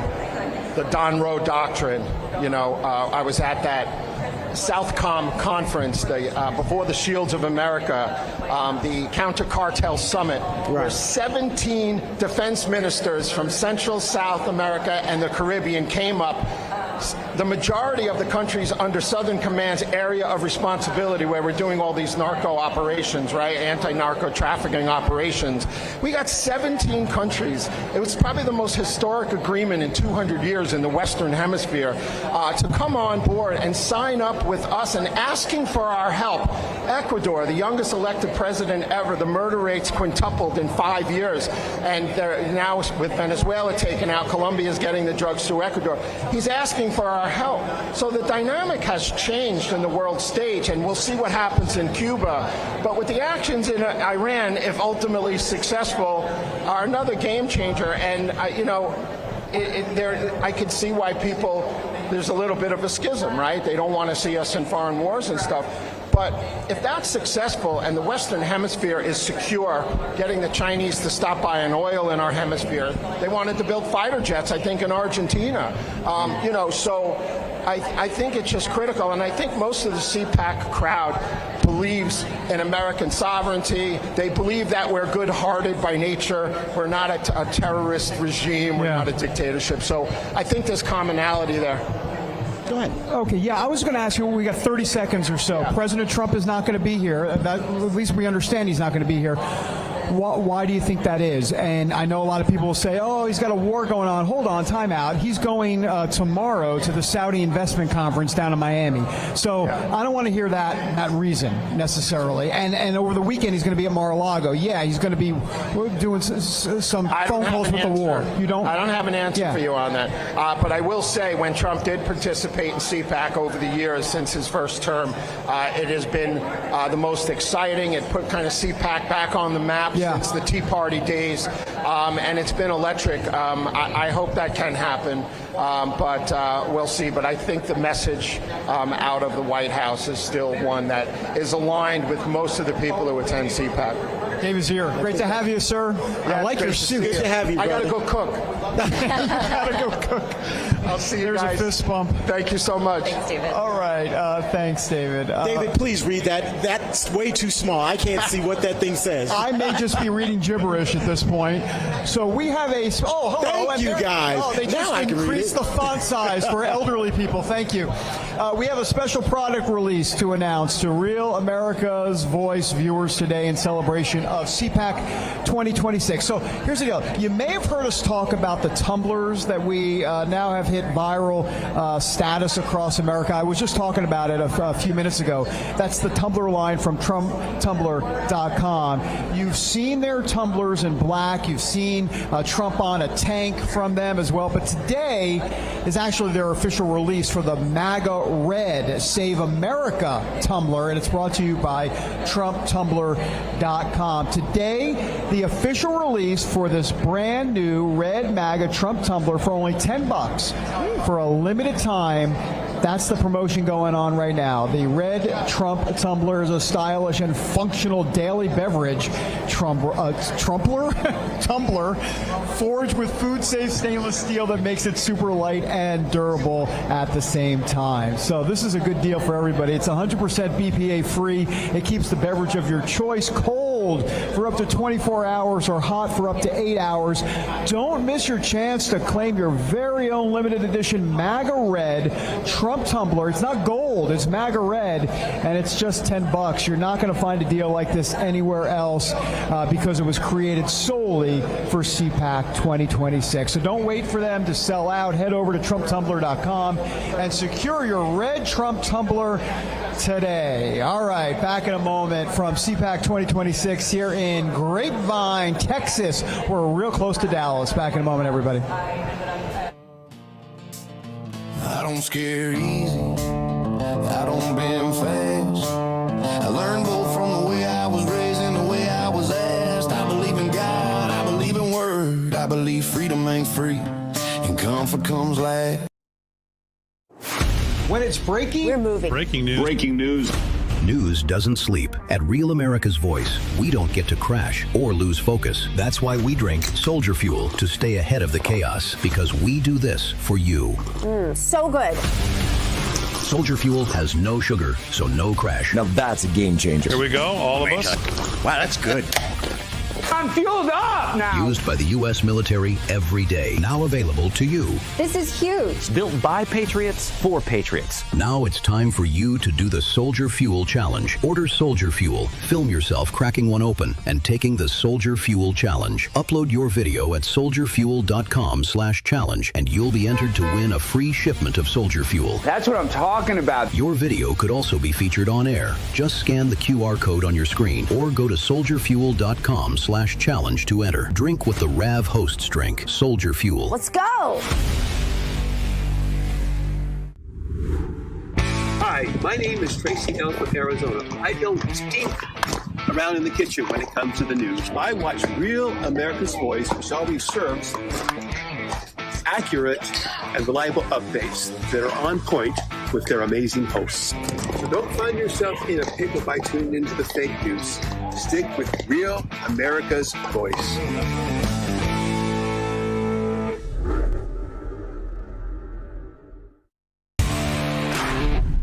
I'm Lou, Mega Pilot from Rav's Getter Chat here in beautiful Trump County, Florida. The best place for real news is Real America's Voice.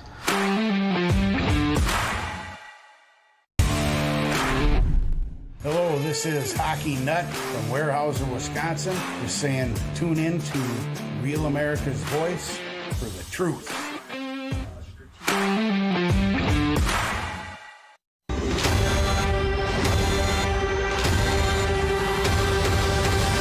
Let's spill some tea.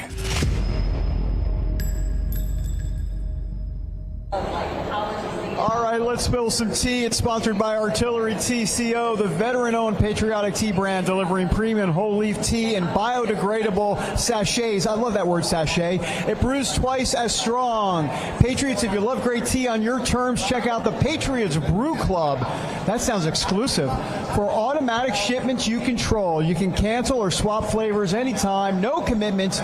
You also get free shipping on every order, tiered discounts up to 20%, and free milestone rewards along the way. Brew strong, stay patriotic. Head to artillerytco.com right now and click join the Patriots Brew Club to get started. All right, let's talk about Iran specifically, and joining us now to discuss more on all of that as it relates to the war is the CEO of Black Ops Partners, national security counterintelligence expert, and author of The Red Tsunami, Casey Fleming. Casey, great to have you today. Great to be with you guys. That's a lot of titles because you do a lot of important work, so we appreciate you.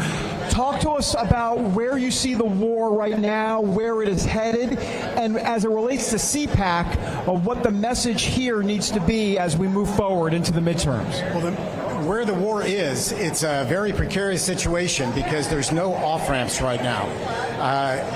Remember, we poked a terrorist organization. And when you poke a terrorist organization, it's not like taking out the head like we did. The rest of them go underground. They still have manufacturing capability for drones and so on underground. The Chinese Communist Party's been in there well over a decade, helping them economically and to build tunnels, huge tunnels and underground operations. So we've sent these guys underground. So it's not going to be just an easy in and an easy out. That's the biggest concern. They've been prepping for Israel for many, many years. They've always worried about Israel coming across, and that's who they've been prepping against. The U.S. and Israel came in, so we're part of the tag. So the message to Cpac is, don't be distracted by the war of the month. The bigger war is the Chinese Communist Party with every American man, woman, and child. That's how that all figures in. They are Iran and CCP are our strategic partners. Is Iran a distraction then, in your opinion, from the CCP, from fighting China? Because there is a war, whether we want to accept it or not, whether we want to say that they're at war with the United States, China is. Absolutely. This is a serious war, and it will change history, no question about it. But the bigger war, the final war, is unrestricted war with the Chinese Communist Party. That's what's going on in the bigger picture, and that's the message to Cpac. They're unwinding the United States from the within they're having us destroy ourselves from within, and that's the reason I wrote the book. And if I can just change the paradigm really quickly, war typically, or the paradigm of war, has been military action. But China is waging a cyber war with us. They are waging agricultural war. It's being fought on so many different. You're looking at me. You don't agree? No, you read my book. Okay, all right. He kind of squinted his eye. I was like, do you not agree? All right, go ahead, please. You have You're the floor. absolutely right. It's everything but military. It's weakening every man, woman, and child. Everything but the military. You're exactly right. And that's what we're doing in Iran, is all military, while the Chinese Communist Party and the Russians, North Koreans, and some of the IRGC are amping up their unrestricted war on the American people. Drug warfare, fentanyl, biological warfare, absolutely. COVID. What about COVID-2? COVID-3, cyber warfare, cognitive warfare, social media, including TikTok. All these different types of warfare, there's over 100. And they've been doing this since 1999. Let's end the interview there. He said I was absolutely right. That's all I needed to hear. No, go ahead, Emily. No, so appreciate you being here with us. Thank you Absolutely. very much. Thanks so much for being here. Thank you. Thanks, guys. Thank you. Still to come on American Sunrise, our own Terrence Bates is standing by with the top story he's keeping his eye on today. The one to watch is after the break. Stick around. And he's going to be right. I believe freedom ain't free, and comfort comes last. I don't need a lecture, don't need shine. When it's breaking, We're moving. Breaking news. Breaking news. News doesn't sleep. At Real America's Voice, we don't get to crash or lose focus. That's why we drink Soldier Fuel to stay ahead of the chaos, because we do this for you. So good. Soldier Fuel has no sugar, so no crash. Now that's a game changer. Here we go, all of us. Wow, that's good.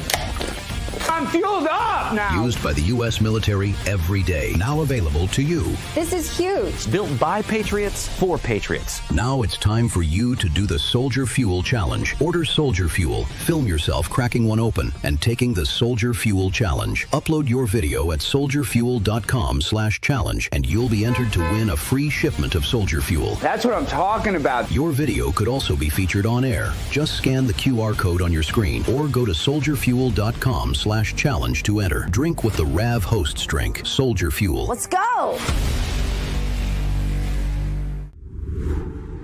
Hi, my name is Tracy L. from Arizona. I don't stink around in the kitchen when it comes to the news. I watch Real America's Voice, which always serves accurate and reliable updates that are on point with their amazing hosts. So don't find yourself in a pickle by tuning into the fake news. Stick with Real America's Voice.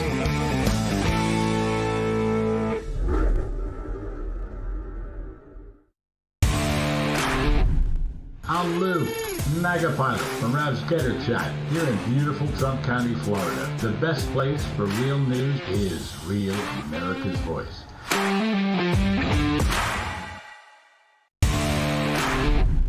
Hello, this is Hockey Nut from Weyerhaeuser, Wisconsin. Just saying, tune in to Real America's Voice for the truth.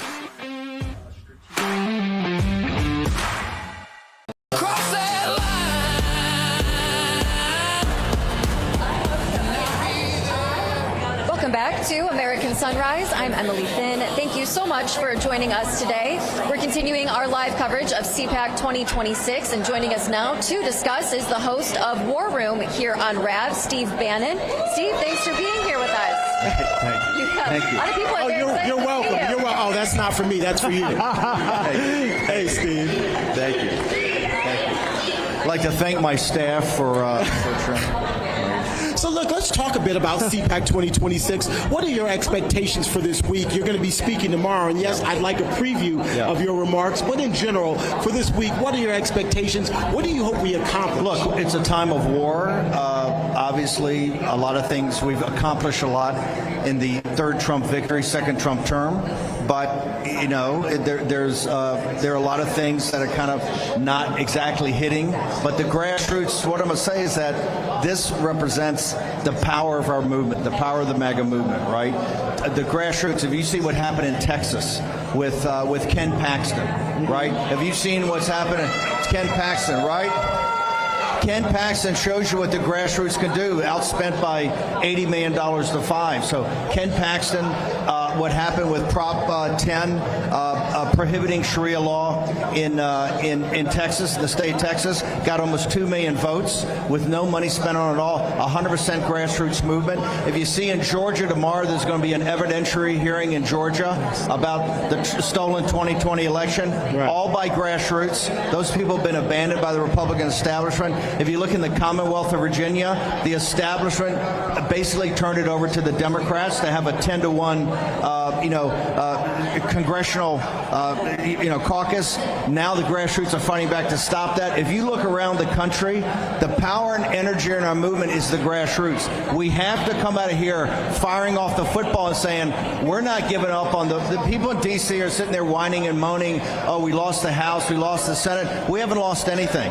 We've only been beaten once in 8 tries, and that's by Pelosi in 18. So all we have to do is just hammer, hammer, hammer. We have to come out of here firing off the football. Yeah, so I get that reference. Hey, Steve, you're going to be on the stage, obviously. You'll get a lot of applause for sure. Ted Cruz is going to be on this stage, too. It's going to be interesting to see what the crowd reaction to Ted Cruz is going to be, because that is obviously a diametrically opposed situation. How do you see it? 2 different philosophies about the war, etc. But look, and I've known Ted Cruz for a long time. Breitbart, some of the people at Breitbart, as you know, really where Ted Cruz, Ben Shapiro said I turned Breitbart into Trump Pravda, right? But there are a lot of supporters of Ted Cruz. Ted Cruz has a large grassroots following, and I think we have to unite. Listen, we have very fundamental differences about this war, okay, and how we got here. However, as I've said on War Room, we're in it now. I mean, even as we speak, there are probably 10,000 young men and women that are preparing, either the 82nd Airborne or 2 Marine expeditionary units prepared to probably go into battle maybe even this weekend. So the country has to come together for that. There's going to be plenty of time for finger pointing about how we got here. But the question's got to be, what do we find as victory? What does President Trump define as victory? And how do we get this thing done as quickly as possible and get our boys and girls home?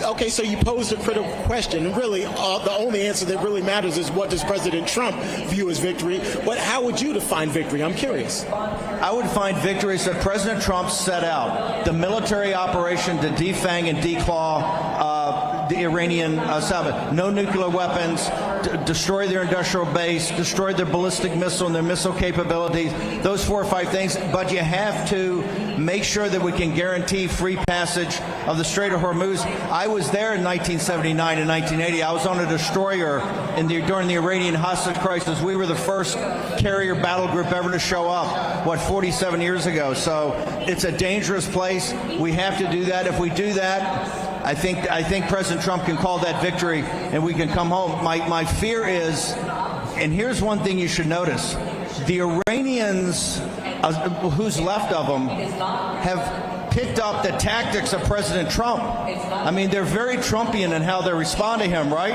Okay. Hey, dude, we're fighting to the end. Here's our 5 things. They're non-negotiable. If you want a meeting, agree to it. They've got an edge to them, and I think that edge is going to be taken off, hopefully by the military in the next 48 hours. If you want to control the Strait and Carg Island, it's not going to be by the air. You're going to have to go in on the ground. Well, in the ground, the other thing I think that we have to have a conversation is totally destroy the Iranians' ability to go to Dubai and get money. And when we go to Carg Island and those islands and the thing, we have to have the UAE, the Saudis, and Qatar military have to be. This has to be all the Persian Gulf countries have to have troops. Okay, we have to have a unified front. This can't be Americans just going and doing it. We have to have the Arabs with us. If they're not with us, then I think that's another conversation.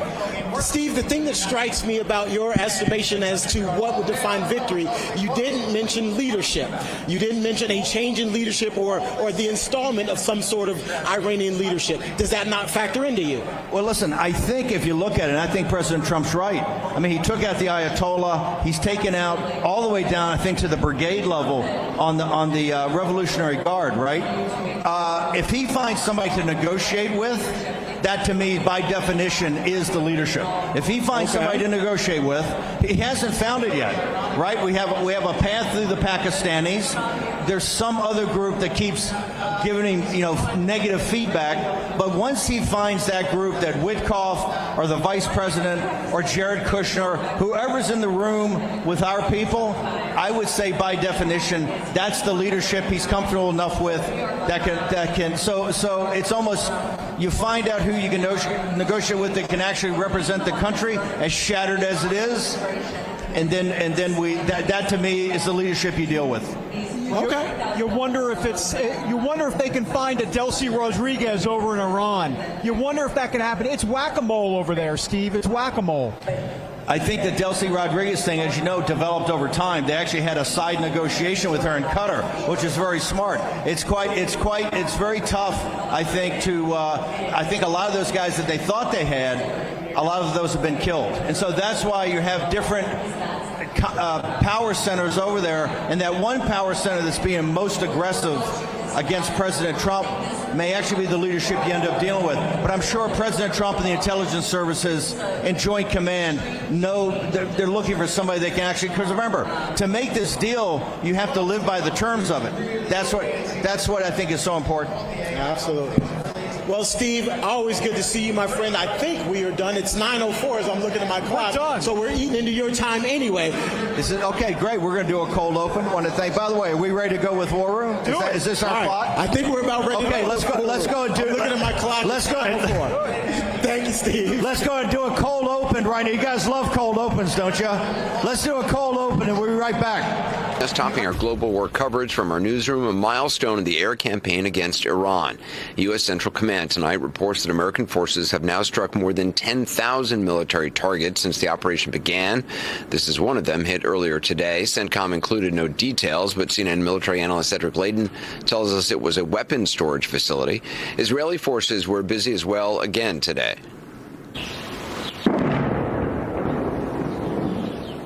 That is another Israeli airstrike on southern Lebanon today, part of what Israel's defense minister says is the campaign to establish a security zone about 20 miles deep inside Lebanese territory. Israeli forces today also struck in Gaza.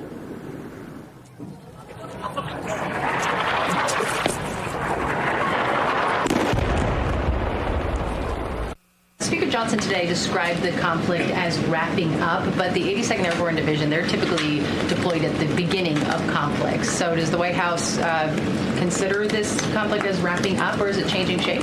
As I said at the beginning of my remarks, we are meeting our goals of Operation Epic Fury expeditiously. The president likes to maintain options at his disposal. She also reiterated that the administration's timeline for the fighting is still, quote, approximately 4 to 6 weeks. To that end, two senior administration officials tell us the White House is working to arrange a meeting in Pakistan this weekend to discuss what an off-ramp to the war might entail. Look, bringing Congress and the allies on board doesn't give you an unlimited blank check, but it gives you a lot more than what we have now. When you go to war without Congress, without the public, without allies, when your objectives constantly churn and change, you basically are going to war without a cushion. And if and when things last longer or start to head south, who do you appeal to? What do you say? And I think this administration is paying a price for the lack of preparation in every sense of the word. Like we're doing in the Middle East with Iran. And they are negotiating, by the way, and they want to make a deal so badly, but they're afraid to say it because they figure they'll be killed by their own people. They're also afraid they'll be killed by us. There's never been a head of a country that wanted that job less than being the head of Iran. I don't want it. We listen to some of the things they say. We hear them very clearly. They say, I don't want it. We'd like to make you the next supreme leader. No, thank you. I don't want it. Obviously, for weeks, there has been a lot of chatter about the possibility that the Trump administration might deploy troops to take Kharg Island in an attempt to kind of coerce Iran to reopen the Strait of Hormuz, because this island is such a key economic lifeline for the Iranians. And the Iranians have taken notice, and they have begun, according to our sources, reinforcing the island with additional air defenses, with additional personnel. And they've also begun laying traps, booby traps, around the island that include mines, including along the shore where U.S. troops might make an amphibious landing if they were to move forward with the ground operation there. Now, U.S. Central Command, they did decline to comment on the Iranian preparations for Karg, but U.S. officials and experts that we spoke to said the risks are extremely high, given all of that, given the preparations Iran is making, given the fact that this island is so close to the Iranian coastline.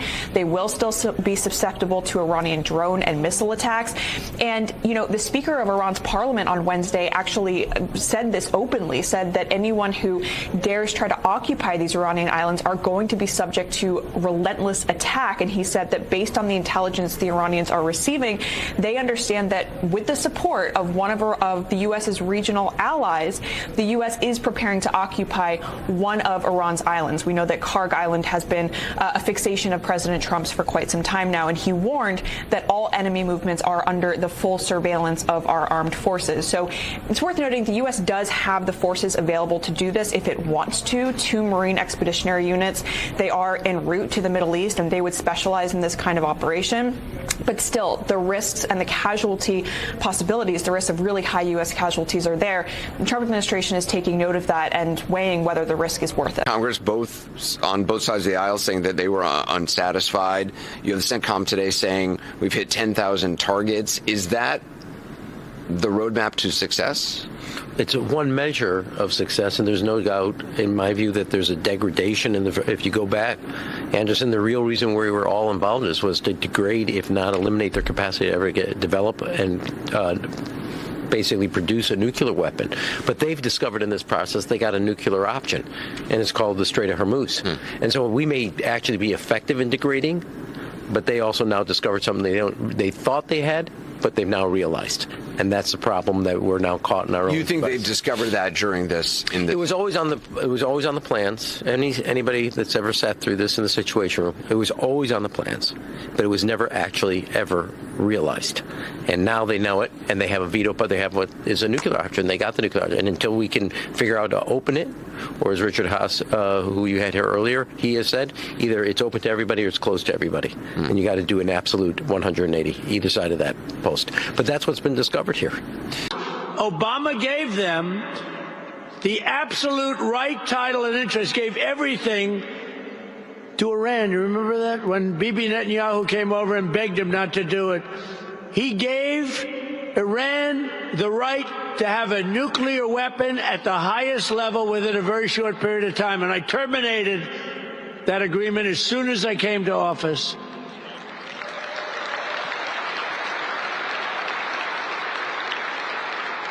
And if I didn't terminate it, that weapon would have been used 3 years ago, would have been used a long time ago. And then we stopped it a second time with those beautiful B-2 bombers. They went in and they knocked the hell out of the nuclear potential. And if they didn't do that attack, Iran would have had a nuclear weapon within 2 weeks to 4 weeks after the attack. But we did attack, and we obliterated the site. And we saved it there, too. We did many things. Taking out Soleimani was very important. He was an evil man, but that was a big event. We took out, in my first term, we took out Soleimani, and they never had leadership that could compete with that. He was an evil guy, but he was a real leader, and he was a very tough general. Probably wouldn't have been quite as easy, I will tell you. I don't think we would have taken us an extra day. So is it clear how Israel views negotiations, direct or indirect, whatever their status may be, between the U.S. and Iran?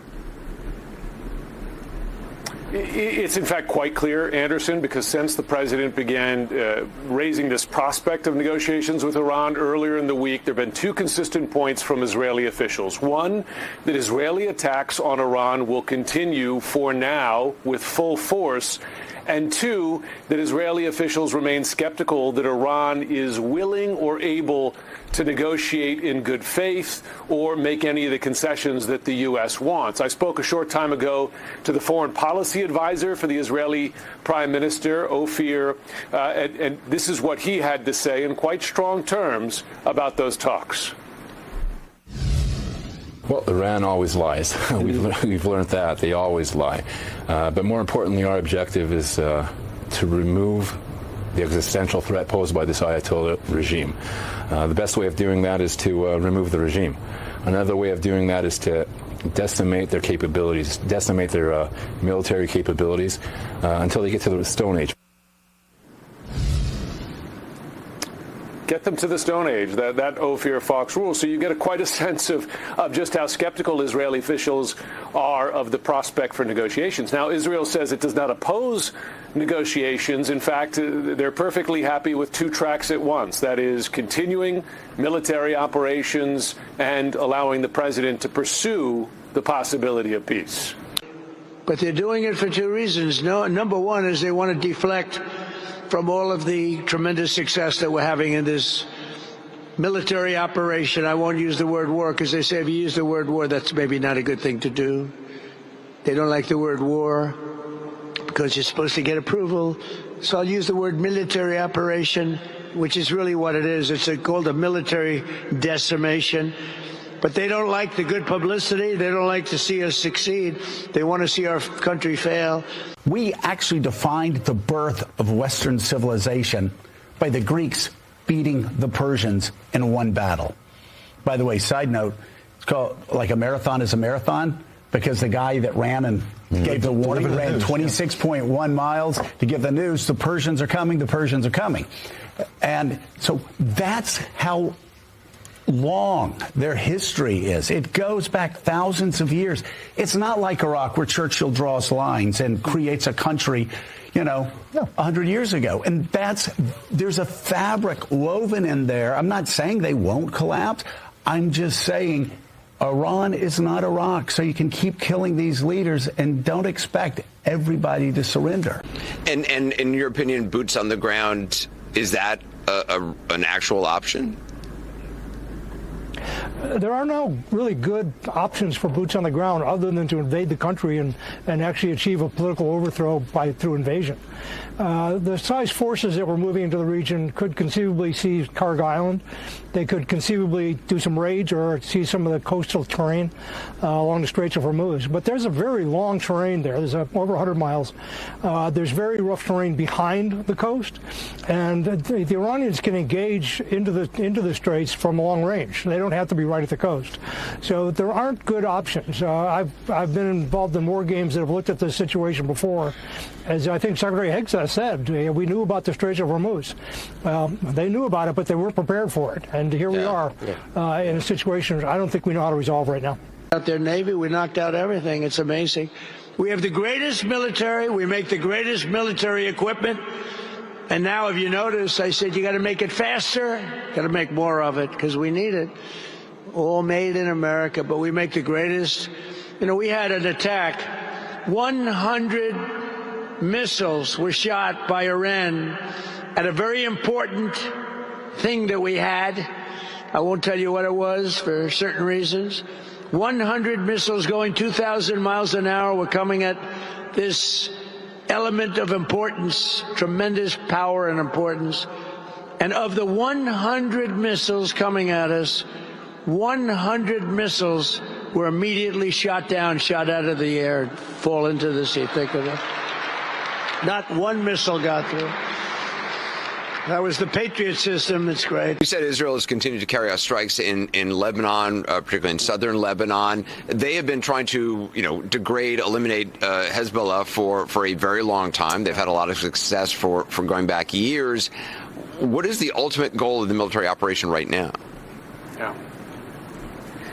Well, the Israeli Prime Minister Benjamin Netanyahu, in his public comments, says, in effect, they want to change the situation in Lebanon for good. And when you listen to the Israeli Defense Minister as well, they're talking about destroying all connections, all bridges between Lebanon and the southern part of the country below the Litani River to prepare the way for what seems to be a long-term Israeli military operation, perhaps even occupation there. So that is a further expansion of what is another front of this war, right? Israel has been striking targets in Lebanon for some time, since the start of this war with Iran, as they have in months and years prior, but they're stepping up that activity. And it appears that what they're laying the groundwork for, Anderson, is a long-term Israeli military presence in southern Lebanon. And you know well, having covered this region for many years, that the history of long-term Israeli occupations in Lebanon has not been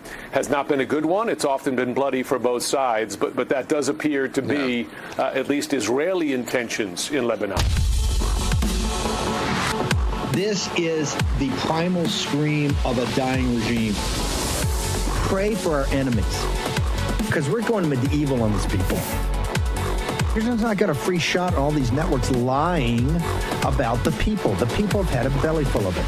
I know you don't like hearing that. I know you try to do everything in the world to stop that, but you're not going to stop it. It's going to happen. And where do people like that go to share the big lie? MAGA media. I wish, in my soul, I wish that any of these people had a conscience. Ask yourself, what is my task and what is my purpose? If that answer is to save my country, this country will be saved. War Room. Here's your host, Stephen K. Bannon. Whoa! Welcome to Cpac. War Room Posse. How about that? The survivors of the Mike Davis party last night. Thank you for showing up. So you notice Mike Davis is not here. I want to welcome John Solomon. Let's give it up for John Solomon. Thank you, brother. Just the News. We're going to get to everything about the war in a moment, but President Trump, by the way, President Trump, when does he sleep? He never sleeps. No, never sleeps. If you follow the Truth Socials, you'll see that President Trump, 2 in the morning, he was quite active about filibuster and Save America Act. But then this morning, moments after this story broke, he retweeted or put up on his Truth Social post John Solomon's blockbuster story. John, this story is so important. I know people at the White House are very focused on it. I want to make sure that the War Room Posse understands what's gone on, transpired in the last 24 hours. Yeah, this is important stuff. We've really shifted. We're still focusing on weaponization, making sure that the people who did what they did in the last decade get prosecuted. John Brennan moving towards a potential indictment down in Florida. In the meantime, we're going and looking. Hold it. Hang on. I figured I was going to No. You can't. That's a buried lead. Yeah, Hold buried lead. Yeah. Hang on. For this audience, do you believe that John Brennan is actually going to be indicted by a grand jury on federal crimes? I think they're moving in that direction. Listen, you never know until a grand jury looks at the evidence, but a very important transmission of evidence occurred this week. House Intelligence Committee. This week. This week, on Tuesday, House Intelligence Committee took all of its transcript of all of its conversations with John Brennan and sent them to the grand jury in Miami. The Senate has been asked to do the same thing. And I think the fact that Congress is now officially transmitting evidence to a prosecutor and to a grand jury tells you that they're getting very close to making that decision. The charges that the prosecutors are considering: lying to Congress, that's the 2023 testimony he gave, saying, I didn't rely and didn't want the Steele dossier in my bogus assessment, but obstruction of Congress, which is a heavier charge. Wow. They're looking at that as well. So, yeah, I think that we'll know by mid-April if there are going to be charges against John Brennan. Is Brennan, not guaranteeing he's indicted, but is Brennan the domino? Once he falls, others will be falling after that? Yeah, it's the fireworks that start the show. And then right soon after that, there's a very active investigation right now looking at the FBI agents and federal prosecutors who went after Kash Patel's phone records, Susie Wiles' phone records, on the allegation that they opened an investigation without a predicate, meaning it was a fake predicate. Yesterday, before we get to the war, a couple of things in your breaking story.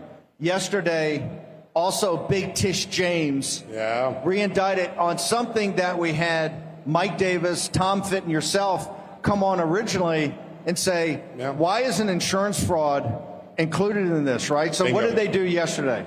The head of the Federal Housing Finance Administration, Bill Pulte, sent 2 criminal referrals, one to Chicago and one to Miami. Those are the 2 insurance companies that Tish James put her homeowner's insurance in. It allows the prosecutors to bring the charges in Illinois. And people say, well, Illinois is a blue state. Should I be worried? Illinois convicts Democrats all day long. If you know, they just got Madigan, their speaker. They've sent 3 governors to prison in the last 2 decades. They don't like political corruption, even though they're a blue state. She's going to face jeopardy there. And then the very same prosecutor that currently is looking at the weaponization, he gets the second case against Letitia James because she used the Florida insurance company. The evidence is very strong. It includes evidence she submitted in her first indictment that got dismissed. They're now using that evidence against her to bring this case. Okay, now what is this big case about Ukraine? Yeah. And taking USAID money, that kind of quasi-CIA program, and funneling it back into the United States from political contributions. So the National Security Agency, which sits on all foreign countries and listens in all day long, they intercepted a series of communications, I believe they're emails, where the Ukrainian senior government officials in the Ukrainian government were working with our USAID workers in our Kiev embassy. So you have Americans working with a foreign power, and they concoct a plot to move hundreds of millions of dollars in a clean energy grant in late 2022, early 23. So this is the 2024 election. It's Joe Biden's re-election. They're going to move the money to Ukraine. Ukraine's going to move it to subcontractors. The subcontractors are going to move it to American companies, and then they're going to launder it into Joe Biden's 2024 campaign. If you remember when this is going on, this is right as the Jack Smith investigation is targeting Donald Trump. Joe Biden's not very popular. Afghanistan, his own mental facilities in the open border are dragging him down. He's having a hard time raising money, even though he's the incumbent president. And this plot is intercepted by the NSA. The Director of National Intelligence, Tulsi Gabbard, has asked the USAID to open an investigation, see if this grant actually occurred, and then if it did, to make a referral to the FBI and the Justice Department. This is real-time information recorded, names, details, name of grant. They've got everything in the classified setting. I got a declassified version of the intercept, but this is a big deal. Keep an eye on Tulsi Gabbard's social media. I think she's going to make a statement today or tomorrow, but this is going to start rumbling down the hill.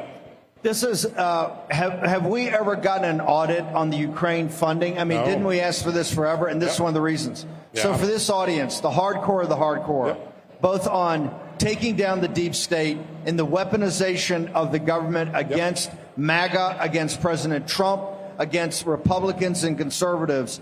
Are we now, because everybody's sitting there going, you know, what is happening? I can tell you in the chats, every time we talk about it, they go, where are the perp walks? Where are the indictments? They weren't shy about doing it to Trump's people over and over again. Is this, between Tish James, the Ukrainian story you're breaking, what the grand jury's working on down in South Florida, are we really seeing movement on both taking down the deep state that tried to go after President Trump all the way from, 2015 or early 16, and the weaponization against people like Letitia James and others to de-weaponize and defang the federal government? I'm going to add one element to it, because I think the new element, what we're seeing right now, is for the first time there's evidence that the Democratic Party might have been working with foreign powers to have them intervene in our elections. There are 2 things that we broke in the last month that point in this direction. We know that China gained access to our voter registration databases. After they did that, they sent 20,000 plus driver's licenses to Chicago Airport. The FBI and the Customs and Border Protection Agency intercepted those.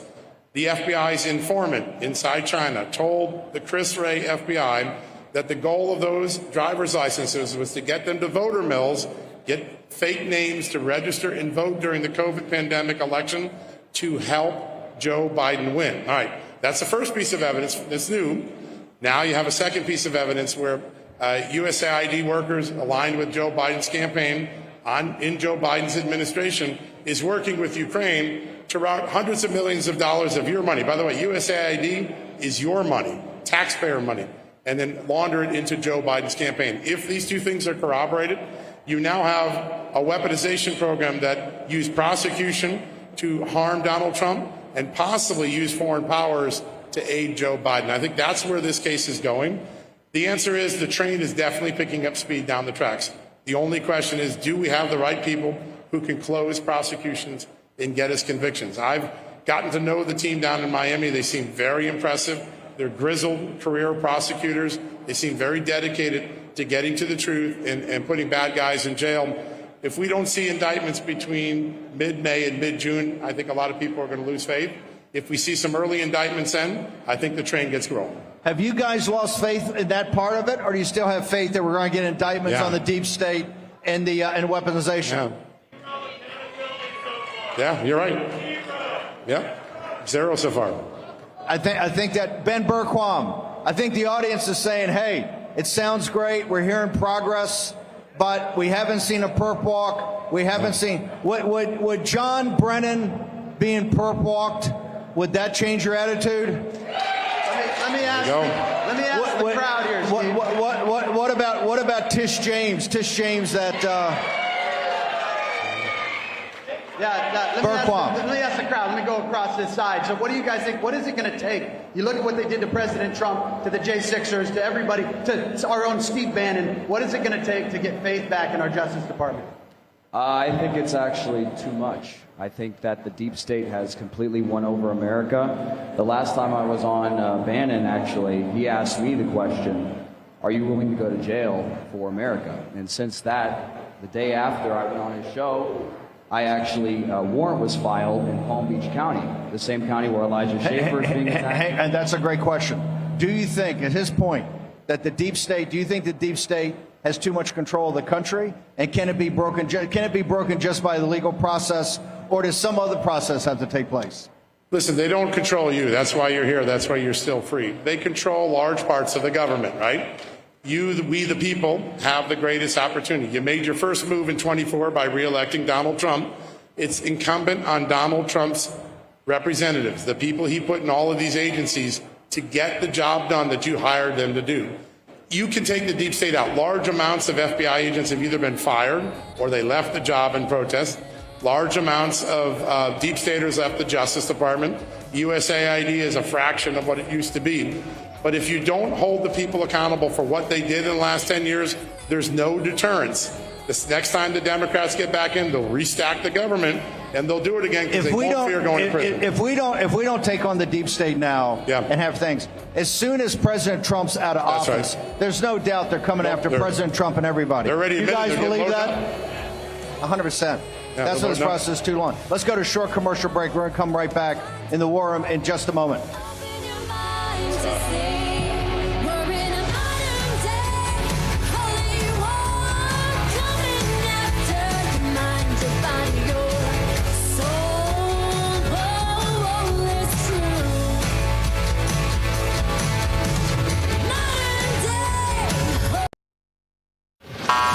Running on empty, brain fog, can't focus, and those sugar-loaded energy drinks? Sure, they spike you fast, then crash you hard.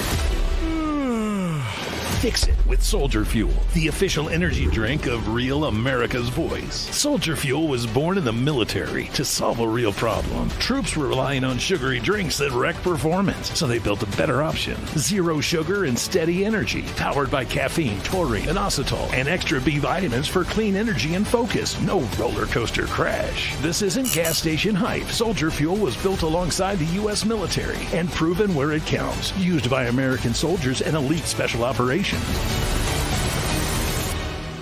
This is really good. And when you fuel up, you give back. 15% of profits go to pro-military charities. Scan the QR code, search for Soldier Fuel on Amazon, or go to buysoldierfuel.com and get an automatic 15% off your entire order. At Real America's Voice, we know that you want to be a part of something bigger. That's why we've teamed up with AMAC, the Association of Mature American Citizens, to build a real community of folks who care about faith and our country's future. There is no force on earth that can stop us from saving our country. Want to be a part of this movement? It's easy. Just scan the QR code on your screen right now. That's right. Grab your phone and scan the QR code to join the AMAC and Real America's Voice family today. By scanning the QR code, you'll unlock exclusive content, connect with like-minded Americans, and be first in line for events that celebrate our shared values. So don't wait. Scan the QR code. Join us today and become part of a community that stands for faith, family, and freedom. Real rights, they come from God. With AMAC and Real America's Voice. Go ahead. Scan the QR code now. I'm Andy M., and I love Real America's Voice, where my voice counts and your voice counts. That is America's Voice.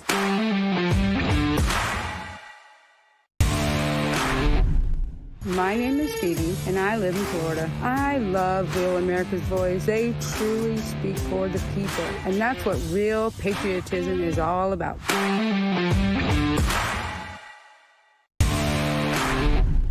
Lazar Garcianovich here from Japan. Love Real America's Voice, real news, honest views, and love seeing everyone there. God bless America.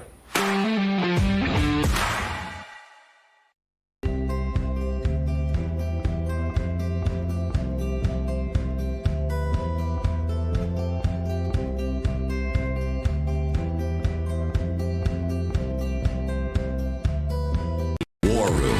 Here's your host, Stephen K. Bannon. Okay, welcome back. Breaking news, the president, because of everything going on, and I think particularly the war, the president has called a cabinet meeting at 10 o'clock our time. We're going to be cutting to that. We've got Brian Glenn at the White House. We have our camera crew there. We also have Neil McCabe at the White House. So we're going to be going. That may start a little late, maybe 11:30, but we're going to go live. I'm sure the president's going to have a few comments for the nation, and then they're going to have a closed cabinet meeting. As you know, we're in a very tough fighting situation over there. In fact, John, I've got Eric Bolling. By the way, has Bolling been doing a great job every day about oil and gas? Amazing. Yeah. I didn't know if that pundit thing was going to work out for you, Bolling, but oil and gas you got. Okay, it's just been a great ride. Let's talk before we go to Eric. You saw the last 48 hours, the president's been in a very tough, actually, to find who to negotiate with. You know the guys at the White House very well. You're talking to them all the time. What is the feeling around the White House? This cabinet meeting is going to be another situation to push it forward. Where do we stand with this? Iran's military is completely decimated. All they can do is be a menace. Now, when they are a menace and they fire a few rockets, they still kill people. They still have the Hormuz somewhat laced with mines. Now, the guy that laced those mines met Allah this morning. He was taken out by an Israeli missile about 6 o'clock our time. So we're continuing. You saw that where they took out the head of the Iranian Navy? Yeah. They are thinning out the Iranian military's leadership, their capabilities. We're now in close air support, meaning that we have such supremacy in the skies, we can bring in Black Hawk and Warthogs and other things and take out mobile missile launchers, armored vehicles, and things like that. We are in total control of the military dynamic there. The question for the president is, at what point does Iran say, I've had enough, and we're willing to negotiate a real deal? They're not in the mood to negotiate a real deal right now. Nothing's real yet. I think the pain will continue to go, and pretty soon there won't be anyone left in the regime to negotiate, and you'll go down to the civilian government. Hasn't whatever's left of the Revolutionary Guard, aren't they taking on a little bit of President Trump's persona? They are. I mean, the way they're coming back is very Trumpian. Oh, yeah. You know, he goes out and says, I got a 15-point plan. We can talk about this. These things will be, and they come back and go, hey, look, Strait of Hormuz, ours, total reparations for everything. That's I mean, it's very Trumpian. This negotiation, even to find out who you can talk to, is going to be tough. They're talking about sending the vice president of Pakistan, Jared and Witkoff to Pakistan. We don't really right now have a group that can deliver a deal, deliver the Iranian people, right? They can't right now, and I think that's why the thinning out of the ranks has to continue. They're hitting the Revolutionary Guard very hard. They're dropping these bunker buster bombs on these underground things, and they're collapsing them in on them. I've heard from people that we've taken out maybe 10 to 15,000 of their 40,000 component. That's a big degradation. But I think you're going to see another 2 weeks of destruction until the Iranian regime is so humble that someone comes out and said, enough's enough, let's make a deal. So this massive fight they're going to have, the massive thing President Trump's is talking about, that will happen in the next 48 hours, 72 hours? Oh, I think there'll be more. I mean, we're dropping huge armaments every day. It's nonstop. It never paused. It's all day long. Eric Bolling. Eric was going to be here live, but as Eric has become now the nation's oil and gas analyst, you're going downtown for a big deal. We understand, but we still got you by car. Eric, first off, talk to us about the markets. What are the markets telling President Trump they think is going to happen?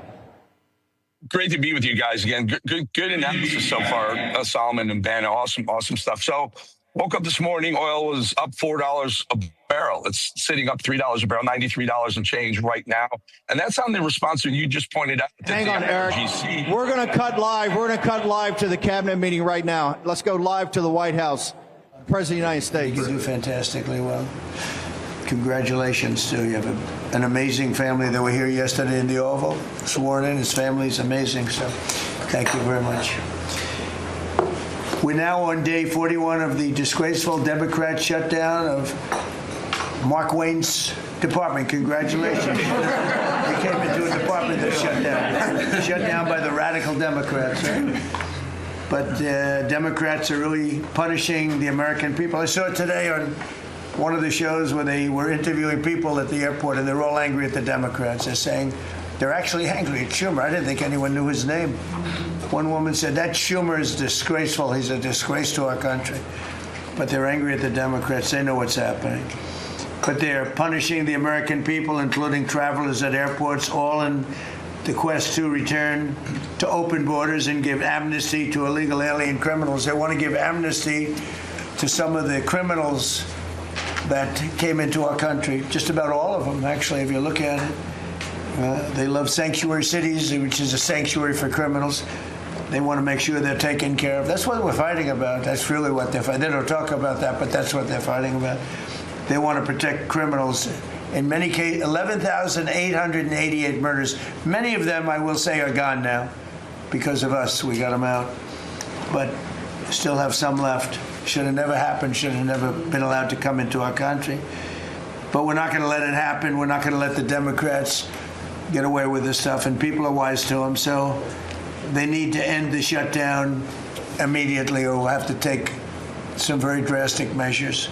This morning I want to give an update on the Operation Epic Fury, which is an appropriate name because we are absolutely obliterating them.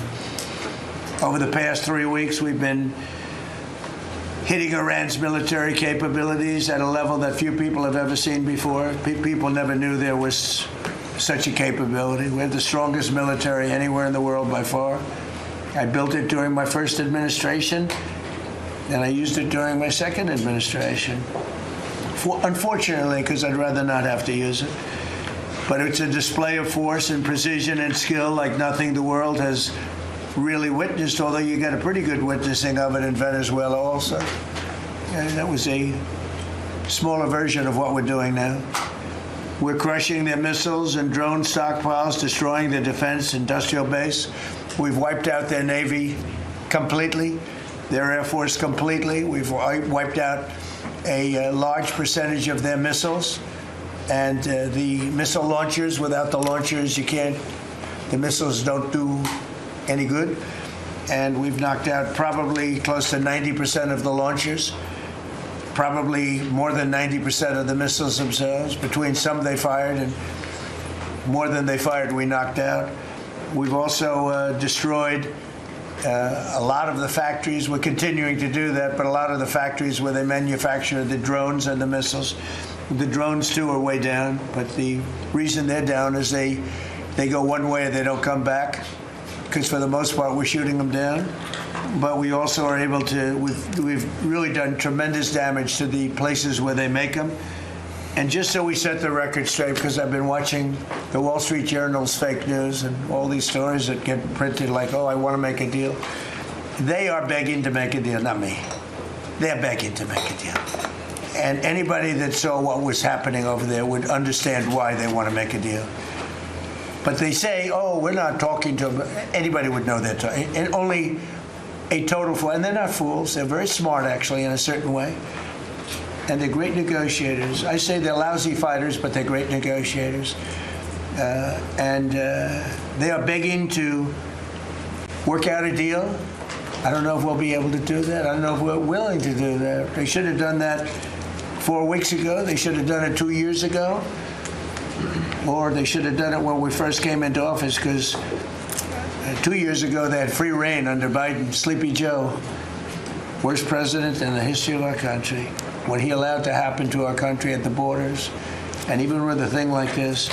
But not just him. Every president for 47 years, every president should have done this. They should have done it a long time ago, because you cannot give lunatics a nuclear weapon, and they would have had a big one.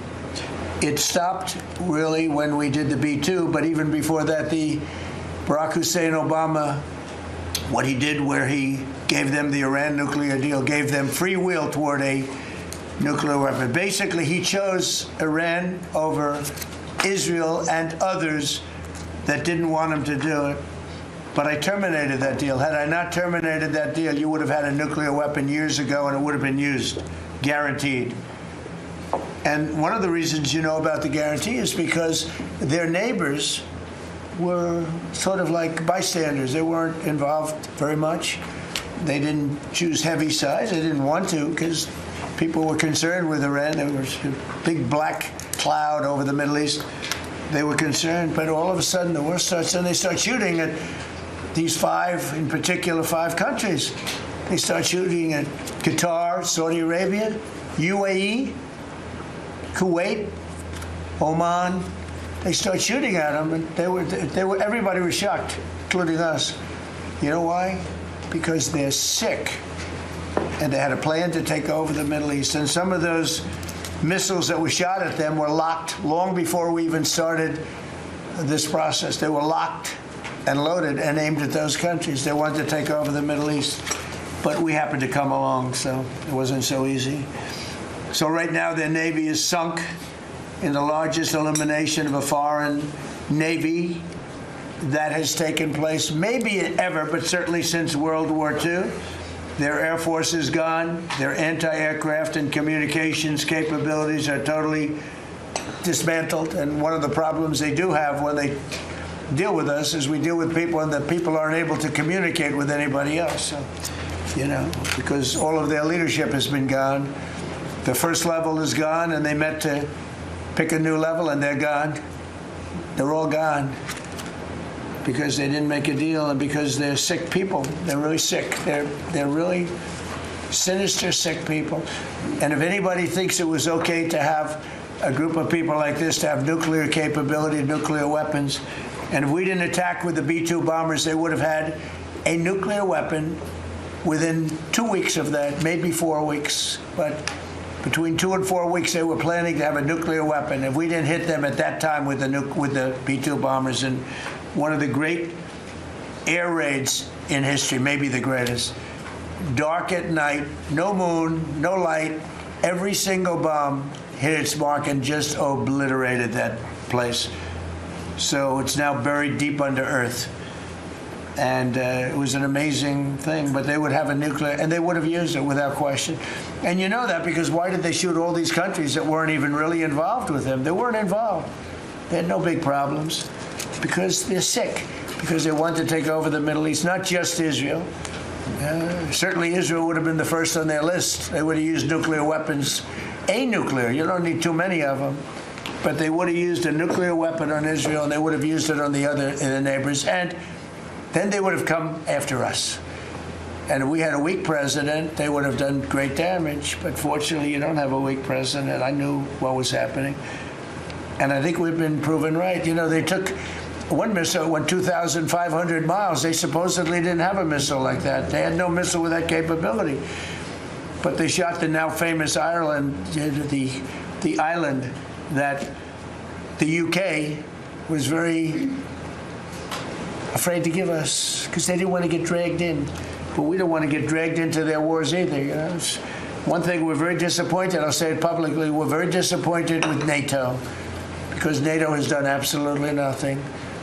And I've always said, 25 years ago, I mean, I was somebody that wasn't a politician, but I was always involved in politics and I understood politics.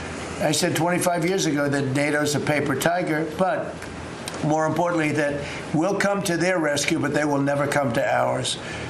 And I want you to remember that we said this. They didn't come to our rescue. Now they all want to help. When they're annihilated, the other side is annihilated, they said, we'd love to send ships. They actually made a statement, a couple of them, that we want to get involved when the war's over. No, it's supposed to get involved when the war's beginning, or even before it begins. We had the UK say that we'll send This is 3 weeks ago. We'll send our aircraft carriers, which aren't the best aircraft carriers, by the way. They're toys compared to what we have. But we'll send our aircraft carrier when the war is over. I said, oh, that's wonderful. Thank you very much. Don't bother. We don't need it. And we don't need it, and we don't need them. We estimated it would take approximately 4 to 6 weeks to achieve our mission, and we're way ahead of schedule. If you look at what we've done in terms of the destruction of that country, I mean, we're way ahead. Think of it. They have no Navy, and they had good ships. 154 ships have been shot down and are resting very nicely at the bottom of the sea. And we did that in a matter of less than a week. Because we have the greatest military in the world by far, nobody even close. So we estimated it would take approximately 4 to 6 weeks to achieve our mission. 26 days in, we're really a lot ahead of schedule. The Iranian regime is now admitting to itself that they have been decisively defeated. They're saying to people, this is a disaster. They know it. That's why they're talking to us. They wouldn't talk otherwise. But they're talking to us because they've got a disaster in their hands. They're defeated. They can't make a comeback. We're free to roam over their cities and towns and destroy all of their crazy nuclear weapons and missiles and drones that they're building. And we're doing that. They now have a chance to make a deal, but that's up to them. And they'll tell you, we're not negotiating. We will not negotiate. Of course they're negotiating. They've been obliterated. Who wouldn't negotiate? They are begging to make a deal. We'll see if we can make the right deal. And if they make the right deal, then the strait will open up. Hormuz Strait will open up. And even now, we don't know if there are any mines. You know, they have 22 they call mine droppers. Think of it. Who would have 22 mine droppers? There's a boat that drops mines. Who has 22 mine droppers? Except for people with very evil intention. So every one of those mine droppers has been struck with the same weapon we used to stop drugs from coming into the United States of America. When we hit those boats, it's the exact same weapon, extremely effective. We have unlimited supplies and extremely effective. But they have no more mine droppers. By the way, speaking of drugs, we're 98% down drugs coming in by water, by the ocean, by the sea. 98%. And we're trying to find out who are the 2% because we think they're the bravest men anywhere in the world. Maybe women. But whoever's on those boats is very brave or doesn't watch television. But where drugs coming in by sea, coming in by water, are 98% down. And now we'll stop the drugs coming in by land. The land is the easy one. You had to stop the water. A lot of it came in through the water. Now it's all pinched. And these people are trying to come in by land. And we will, that's the easy one. But we had to take care of the water first. Nobody's coming in. Virtually nothing is coming in anymore. It was hundreds of millions of dollars a week were coming in by water. But they now have the chance, that is Iran, to permanently abandon their nuclear ambitions and to chart a new path forward. We'll see if they want to do it. If they don't, we're their worst nightmare. In the meantime, we'll just keep blowing them away, unimpeded, unstopped. Well, there's not a thing they can do about it. They can't do anything about it, you know. I tell you, if they could, you'd be hearing about it. You'd be hearing about it. You don't hear anything about it. They can't shoot our jets. We have the best military equipment in the world. No, not even a contest. And you see that with Venezuela. They had other equipment. They didn't have ours. It didn't work. Didn't work. Think of it. We did the situation in Venezuela. It was a great military operation, getting a very, very dangerous man who's killed a lot of people, forced people into our country.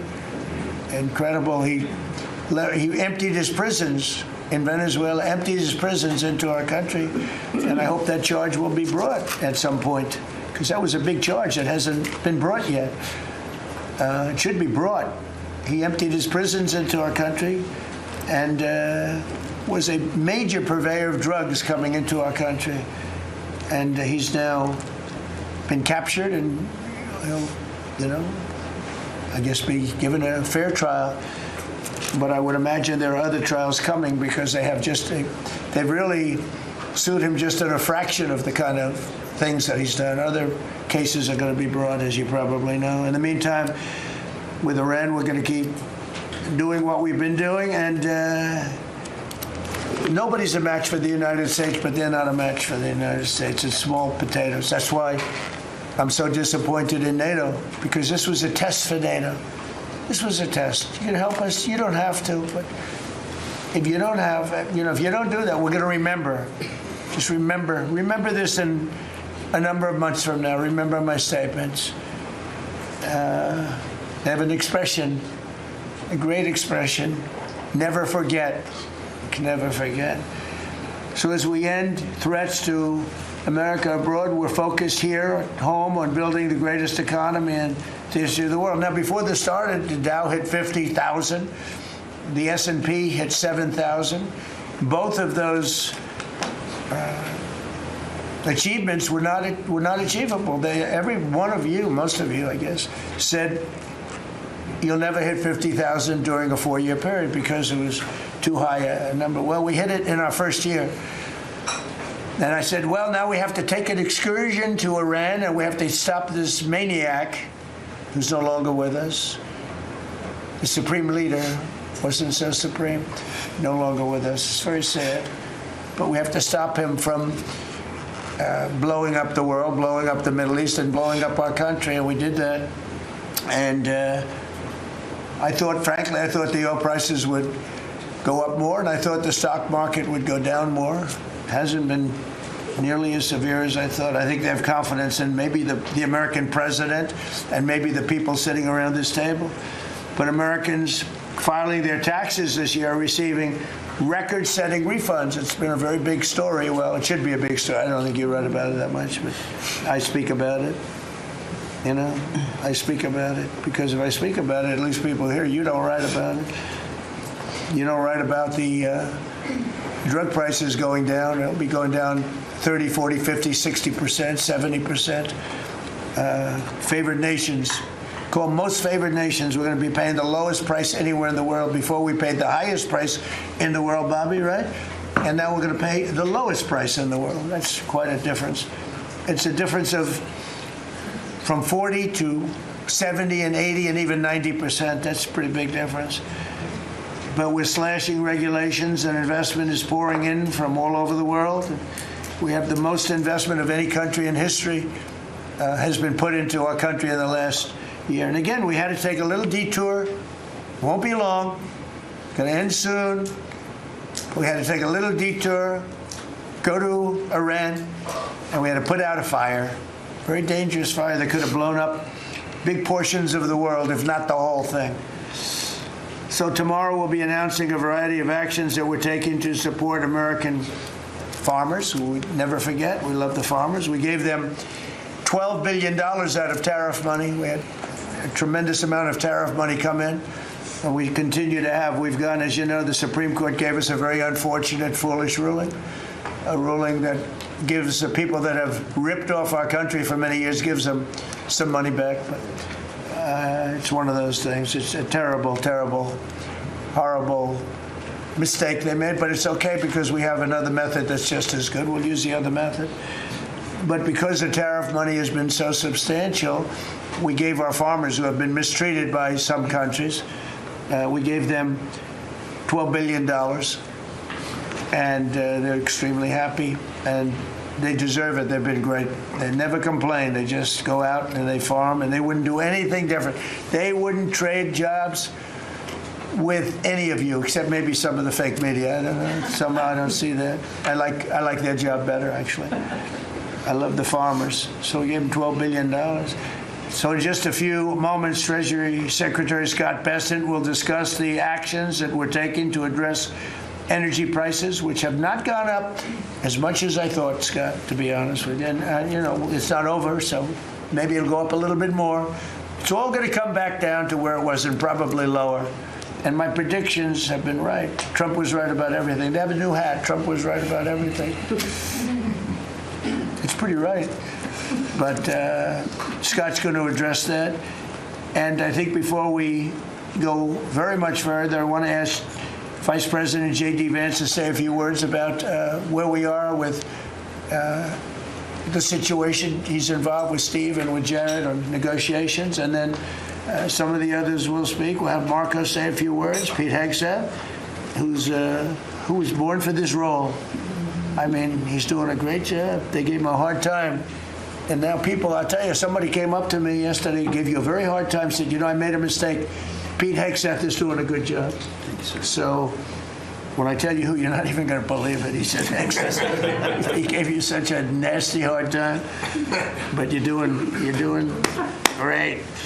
And then Steve is going to speak, and Scott will speak last. And if we have any questions, we'll take some questions. You may have questions. I doubt it, but you may have some. So, JD, please. Yes, sir. Well, thank you. It's good to see everybody. Proud to be part of this team. Proud to be serving the president of the country. Let me just say a couple things. The first of all is the president summarized this very ably. But look, the Iranian conventional military is effectively destroyed. They don't have a Navy. They don't have the ability to hit us like they could have even a few weeks ago. And what that does is that gives us options, Mr. President. Now, there's been a lot of reporting about diplomatic options, about negotiations. There's, of course, Pete and his team.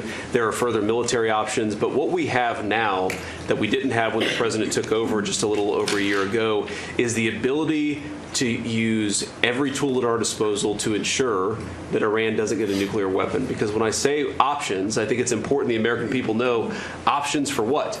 And it's options to ensure that Iran never has a nuclear weapon. You talk about people who walk into a crowded supermarket and have a vest on, and they blow up the vest and a couple of people get killed, and that's a terrible tragedy. What happens when what's on the vest is not something that can kill a couple of people, but can kill many, many tens of thousands of people? That is the most important American national security objective that exists for any administration at any time, is you don't want the worst people in the world to have a nuclear weapon. That's why the president is doing this. That's why the president cares so much about this particular issue. I'll let Steve talk a little bit about the details of the negotiation, but the last thing I'll say before I turn it over to Marco is I'm very mindful, of course, that we have a lot of folks overseas fighting very ably for the United States of America. I know Pete and the whole team, we're very proud of them, but they're fighting at a time where we're about to enter as Christians the most important week of the Christian calendar, the Holy Week that celebrates the return of Jesus Christ to Jerusalem. And so I want to say to all of my fellow American Christians, but particularly those serving in the Gulf, that I wish you all a very blessed Easter, a very blessed Holy Week, and we continue to stand behind you and continue to support you every step of the way. Thank you, sir. Thank you very much. Marco? The most important job any president has is to keep the American people safe. And every president says it, but we have a president that means it and does something about it. As the president outlined very clearly to the world on the night this operation began, Iran has been at war with the United States for 47 years. For 47 years, Iran has been killing Americans and attacking Americans across this planet. And other presidents had an opportunity to do something about it. And they all warned about how Iran was dangerous, but they refused to act. And this president's not someone that's going to refuse to act. He's not going to leave a danger like this in place. He's going to address it, and that is what he is doing. From the very first night of this operation, the president made it very clear. People like this, and now what I'm talking about is not the people of Iran. The people that run this country are radical Shia clerics. These are religious fanatics. Look what they are doing now. At their weakest point, this is the weakest Iran has ever been, and look at what they're doing. They're attacking embassies. They're attacking hotels. Imagine what these people would do if they had a nuclear weapon. That is an unacceptable risk for the world. By the way, the president's not just doing a favor to the United States and to our people. This is for the world. He defined very clearly on the first night of this operation what the goal was. We were going to destroy Iran's Navy, and that is happening. We were going to, if it hasn't already happened, I'll let Pete speak to the specifics of it. We were going to destroy their missile launching capabilities, and we're well on our way to achieving that goal. We were going to destroy the factories so they couldn't make more missiles and more drones, and that is moving forward. Every single objective the president clearly laid out on the first night of this operation is being effectuated. Again, Pete will speak to the specifics of it. This has been an incredibly successful operation. Every day, it may not get covered because, we're unlike them. We're not bombing embassies and hotels. We're hitting military targets. But every day, The Department of War lets the drummer get wicked over every portion of Iran that has these military capabilities, and the results are going to bear fruit for the world. The world is going to be a safer and a better place when President Trump's mission here is achieved. And frankly, I think countries around the world, even those that are out there complaining about this a little bit, should actually be grateful that the United States has a president that's willing to confront a threat like this and not allow it to continue to persist. Because these people will kill as many Americans as they have a chance to do, and if they have a nuclear weapon, as the Vice President pointed out, they could kill millions of Americans in the future, and that is a risk that was not going to continue to exist as long as we had this president. Thank you, Marco. You know, it's very interesting because yesterday I was watching, is it Anthony Blinken? And he was saying that they should have done it. But they didn't do it. Nobody did it. Nobody did it. For 47 years, Marco, that's the number, 47. I guess now it's 48, because we've been saying 47 for a long time. It's probably 48. But for 47, 48 years, every president should have done this. And some are saying now that they made a big mistake in not doing it, but we're taking care of business. Steve Witkoff, please. Mr. President, it is my distinct honor to be a member of your cabinet and to report to you and your team on our negotiations with Iran. Mr. President, you directed Jared and I to pursue a diplomatic resolution with Iran prior to Operation Epic Fury, which we did. However, it became quite clear during these meetings with the Iranian negotiating team that we could not make a deal that fulfilled your objectives of the following: no enrichment whatsoever, no chance of weaponizing whatsoever, decommissioning of Fordow, Natanz, and Esfahan, which you destroyed in Operation Midnight Hammer, no stockpiling of any material, which they flagrantly had violated, turning all enriched material over to us, and a cutback in Iran's missile inventory and range capability of those same missiles. Throughout our meetings with the Iranians, we heard the following from them. The Iranians have the inalienable right to enrich. Then we heard they possessed enough 60% enriched material, 460 kilograms, to make 11 atomic bombs. Finally, we heard the following statement. They would not give up diplomatically what we could not win militarily. In other words, they were again miscalculating the success of Midnight Hammer, which was a total success. These are incontrovertible signs, among many other signs, sir, that their regime had not given their negotiating team authority to make a deal required by you. We conferred with you and all the other members of your foreign policy team, Susie Wiles, Pete Hegseth, the chairman, Marco Rubio, JD, Scott Bessent, Chris Wright, John Radcliffe, throughout all of these negotiations, and we were repeatedly rebuffed on everything we asked for. I have no doubt that we exhausted all efforts on behalf of a peaceful resolution, as you directed. Jared and I both agreed that the Iranians were there to buy time until a weaker president arrived. This was a flawed strategy, as your clear direction was to never allow Iran to obtain a nuclear weapon today or any time in the future. Against that backdrop and our compelling military successes in Epic Fury, we have had multiple reach-outs from the region and others who want to play a role in ending this conflict peacefully. I can report to you today that we have, along with your foreign policy team, presented a 15-point action list that forms the framework for a peace deal. This has been circulated through the Pakistani government, acting as the mediator, and this has resulted in strong and positive messaging in talks, as you just indicated to the press.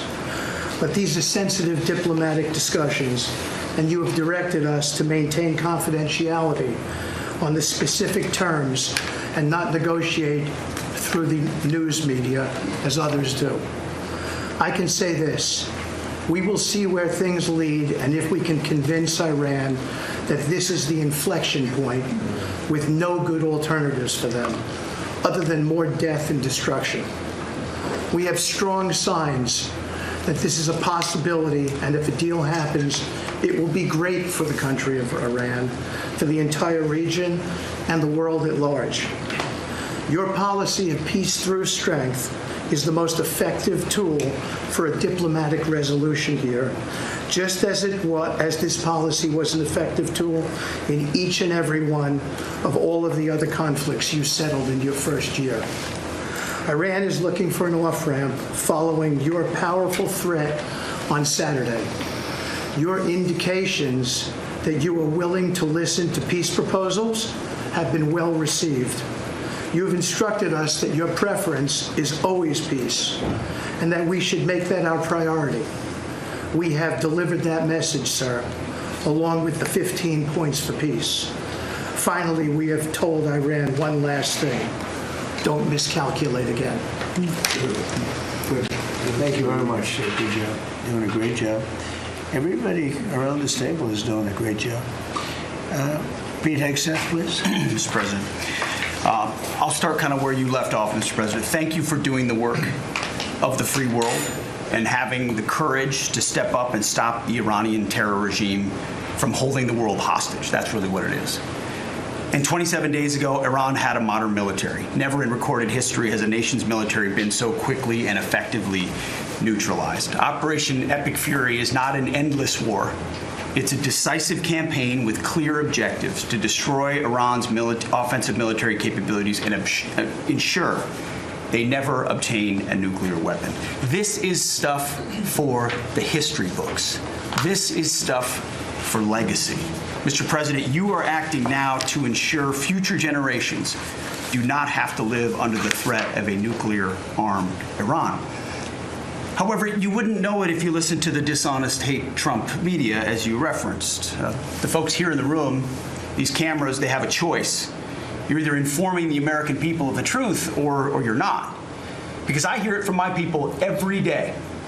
Behind every headline you write, there's a helicopter crew in the air.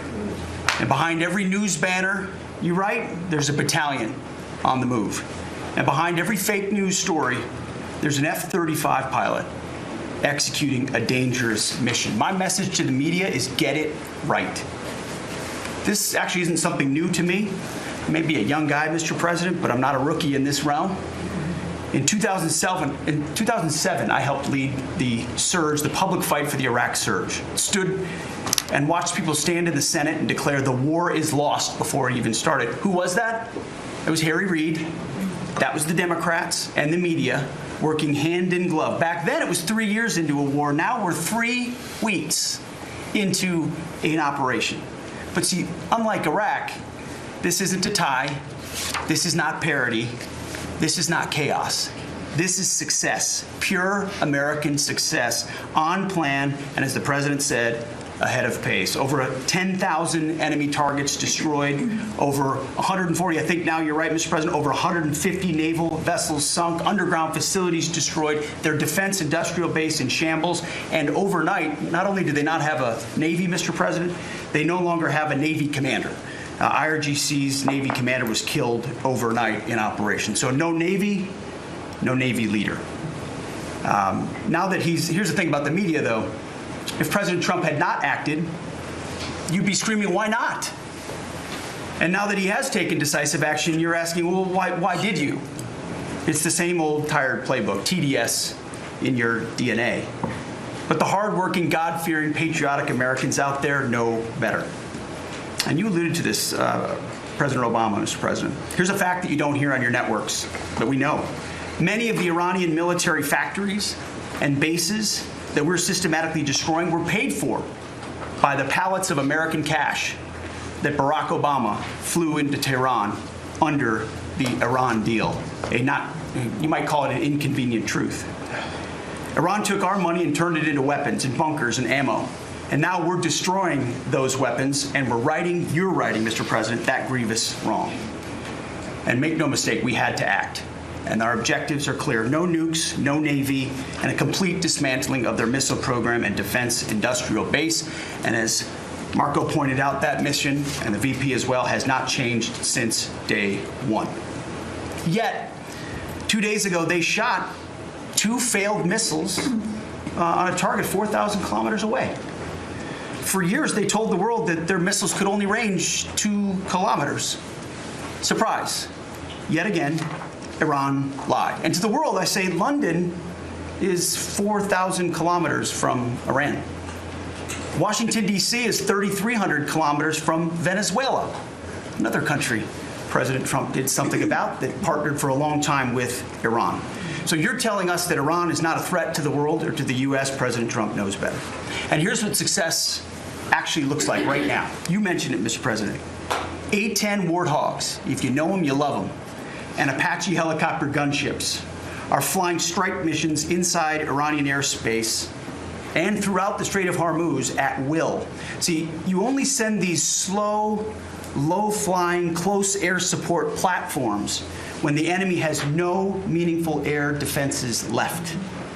Their presence is proof that Iran's air defenses are gone. Their command and control is shattered, their top leaders hiding in underground bunkers, while their mid-level commanders are being crushed in the field. The morale of their fighters plummeting, and we see that disconnect daily. They're privately admitting, as you said, Mr. President, very heavy losses. We know that. President Trump has given us a clear mission. Our capabilities are only going up and Iran's are plummeting. We are here to win, and we're full speed ahead. So, Steve, we appreciate your efforts.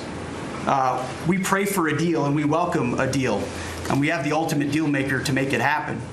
But in the meantime, as I said yesterday, the Department of War will continue negotiating with bombs. War is negotiation by other means. And finally, I want to thank our incredible troops, our pilots, crews, sailors, refuelers, air defenders, the absolute best of America, the real 1% of our country. This president, President Trump, has your back. And I know this cabinet prays for you every single day, and we ask the American people to do the same as they continue in this mission. God bless. Thank you. Thank you very much. It's great. I think before I ask Scott to say a couple of words, it would be great if people like the mayor of Chicago and the governor of Illinois would say, please come in and stop the crime. A beautiful young lady was killed the other day, and the father was a very good friend of Dan Scavino, and he took it very hard. Dan took it very hard, like the father, friends. They grew up together, and it's a young lady whose life would be saved if we did what we did as an example in Washington, D.C., which is now a safe city. All the time, people come up to me in the building, people that work here, they say, thank you so much. I know immediately what they're talking about. They're able to walk to work. They walk to work. You all walk to work. Some of you were mugged. I know you told me stories. Some of you were mugged.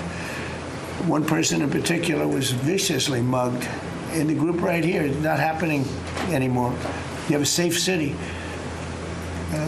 Louisiana, the governor of Louisiana called me, can you help me with New Orleans? They just had the Mardi Gras. He said it was the safest Mardi Gras we've ever had. Sounds terrible to say. No murders. You know, it sounds like, who would say this? No murders. But they always had murders. They had a lot of crime during Mardi Gras. He said virtually no crime. We had the troops down there. Memphis, Tennessee, I just got back. We were there. Crime is down 75%. In a short period of time, we're there 5 months. We could do that for Chicago. We could do that for New York. We could do that for L.A. And we could do that for, frankly, San Francisco. I know they have a mayor who's trying very hard. He's a Democrat, but he's trying very hard. But we can do it much more effectively because he can't do what we do. He can't take people out from the city and bring them back to the country from where they came, where they were in prisons. They were allowed to go in prisons. There were drug dealers, the highest level drug dealers, murderers, 11,888 murders. We do things that they can't do.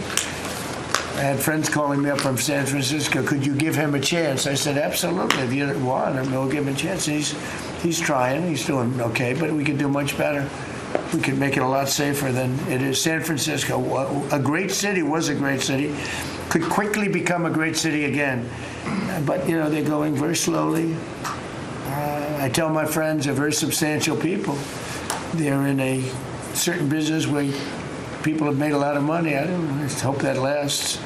But they have a tremendous potential. It was one of the greatest cities in the world. Now it's got a lot of crime. And the mayor is really trying. Again, a Democrat trying. And I spoke to him. He just wants to have a chance.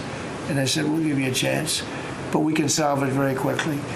This young lady would be around today if we were around, because we have nobody coming through our border. I mean, literally for 9 months, it's zero. It's hard to believe that that number can be possible because millions of people came in through Biden.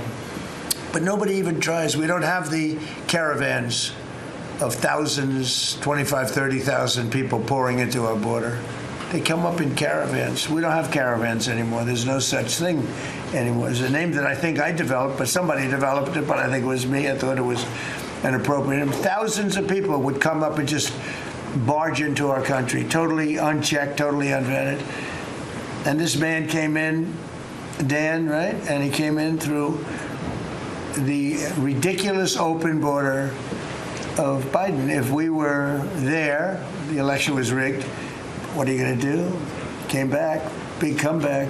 But if we were there, we wouldn't have had people coming through. It's amazing. You know, it's so easy now because everyone knows they're not getting through. We don't have any caravans. Once they know that, when it was easy to come through. When I heard that they had an open border policy, I said, boy, this is going to be, I couldn't believe it. But when it was actually, you know, it dawned on me because I had built 1,000 miles of wall and we were finishing up some and he didn't want to finish it up. I said, they really do want to have an open border.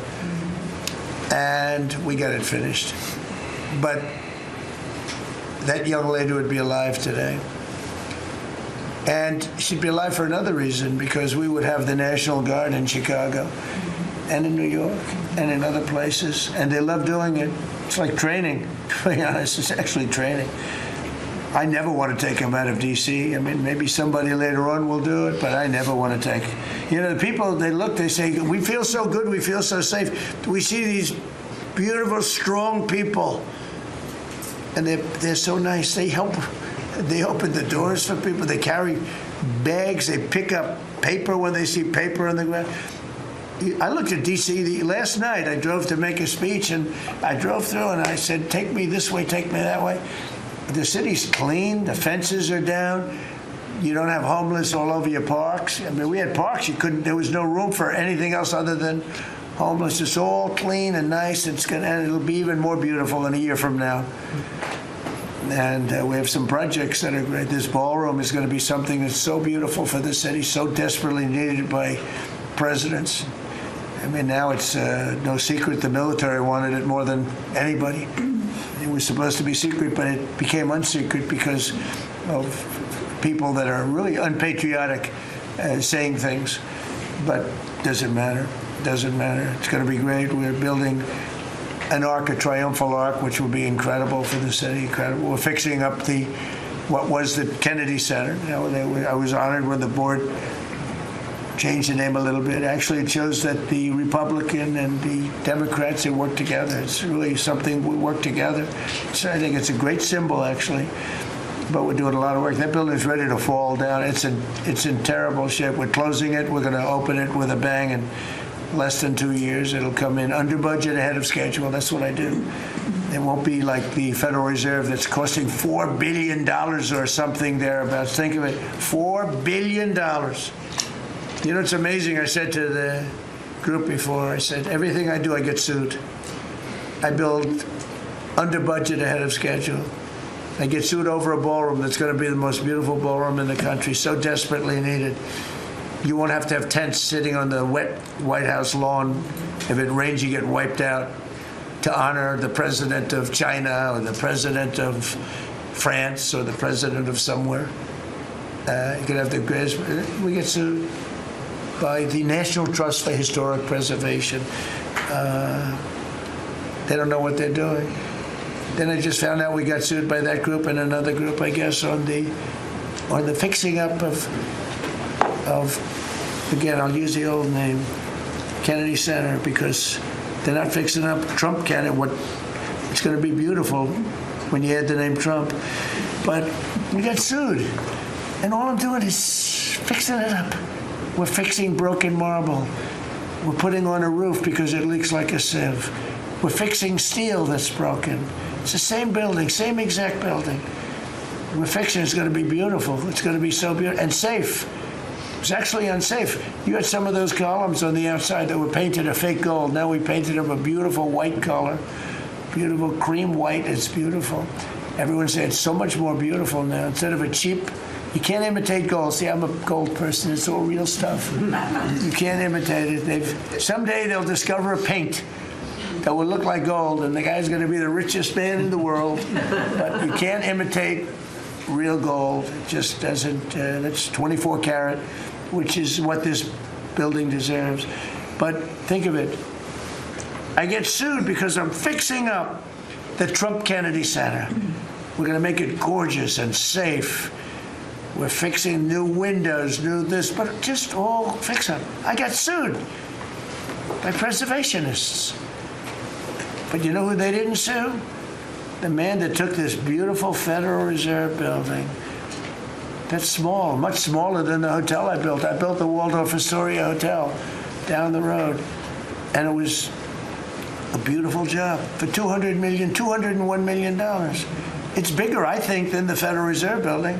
And it's got rooms and bathrooms, and it's not like just an open office space, which is much cheaper to build. Think of this. I hear he's going to be over $4 billion for a little building. He doesn't get sued by anybody but me. I sue because it's either somebody's very crooked, which has to be, because what happened to all that money? You can't sue. I would have done that building for $25 million. It's going to cost maybe $4 billion, and we have a great new person coming in to take over the Fed. And Kevin may not ever have an office, because I don't know if they're going to be able to build. I passed that building the other day. It's a see-through. You know what see-through means? There's no walls up. And they're going to spend. But the National Trust for Historic Preservation, which is a joke, by the way, they didn't sue that building. They didn't sue anybody. But they sued me, and I build. And by the way, my buildings, it's all donations. Rich people and people are putting up the money. Zero taxpayer dollars. Is that right, Scott? Zero taxpayer dollars. This stuff is all done for free, and I get sued. This can only happen to Trump. But they don't sue the guy whose interest rates are too high. That's why we call him Too Late. His name is Jerome Powell. We call him Jerome Too Late Powell. And done a terrible job. He suffers from Trump derangement syndrome, as he probably should, because I hit him pretty hard. But so I don't blame him. But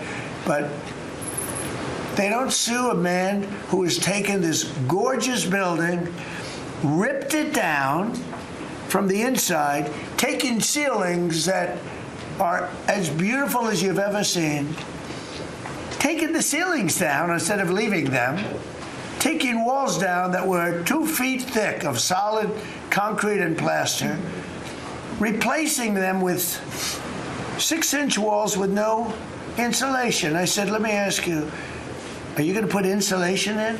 No, it's not in the budget. Oh. Insulation costs $5. Now you're going to hear the guy next door. If he's next door to me, I'll be able to hear his military plan. I'll know exactly. If Lutnick is in there, I'll say, oh, I know exactly what Lutnick's got planned. It's the craziest thing I've ever seen. They've ripped this gorgeous building apart, and you can never build it again. I could, but it costs a lot of money. But a normal person can never build. So you're going to have crummy little walls, a flat little ceiling eventually, but right now you don't have anything. And nobody sues this guy. And then when Jeanine Pirro working with Pam and others, has the courage to sue to find out what happened to maybe $4 billion at a building that may never be occupied by Kevin Warsh. He may never get there. We're going to have to find him some space in the White House. We'll put him in the basement of the ballroom. But when, now think of it, when Jeanine Pirro and Pam and the group, when they bring a suit, it's like, oh, this terrible thing. And then we have a judge that attacks us.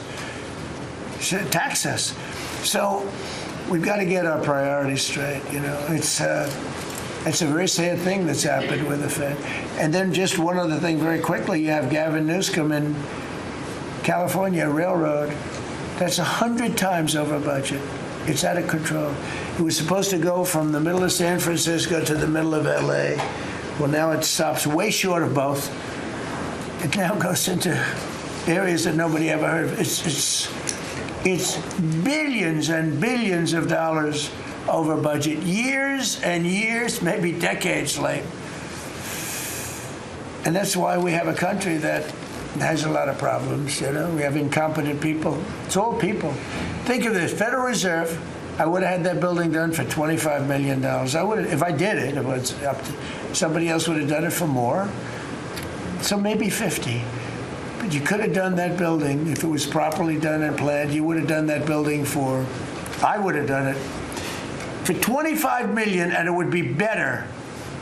It would be better. See this pen right here? This pen is an interesting example. It's the same thing. So this pen is very inexpensive, but it writes well. I like it.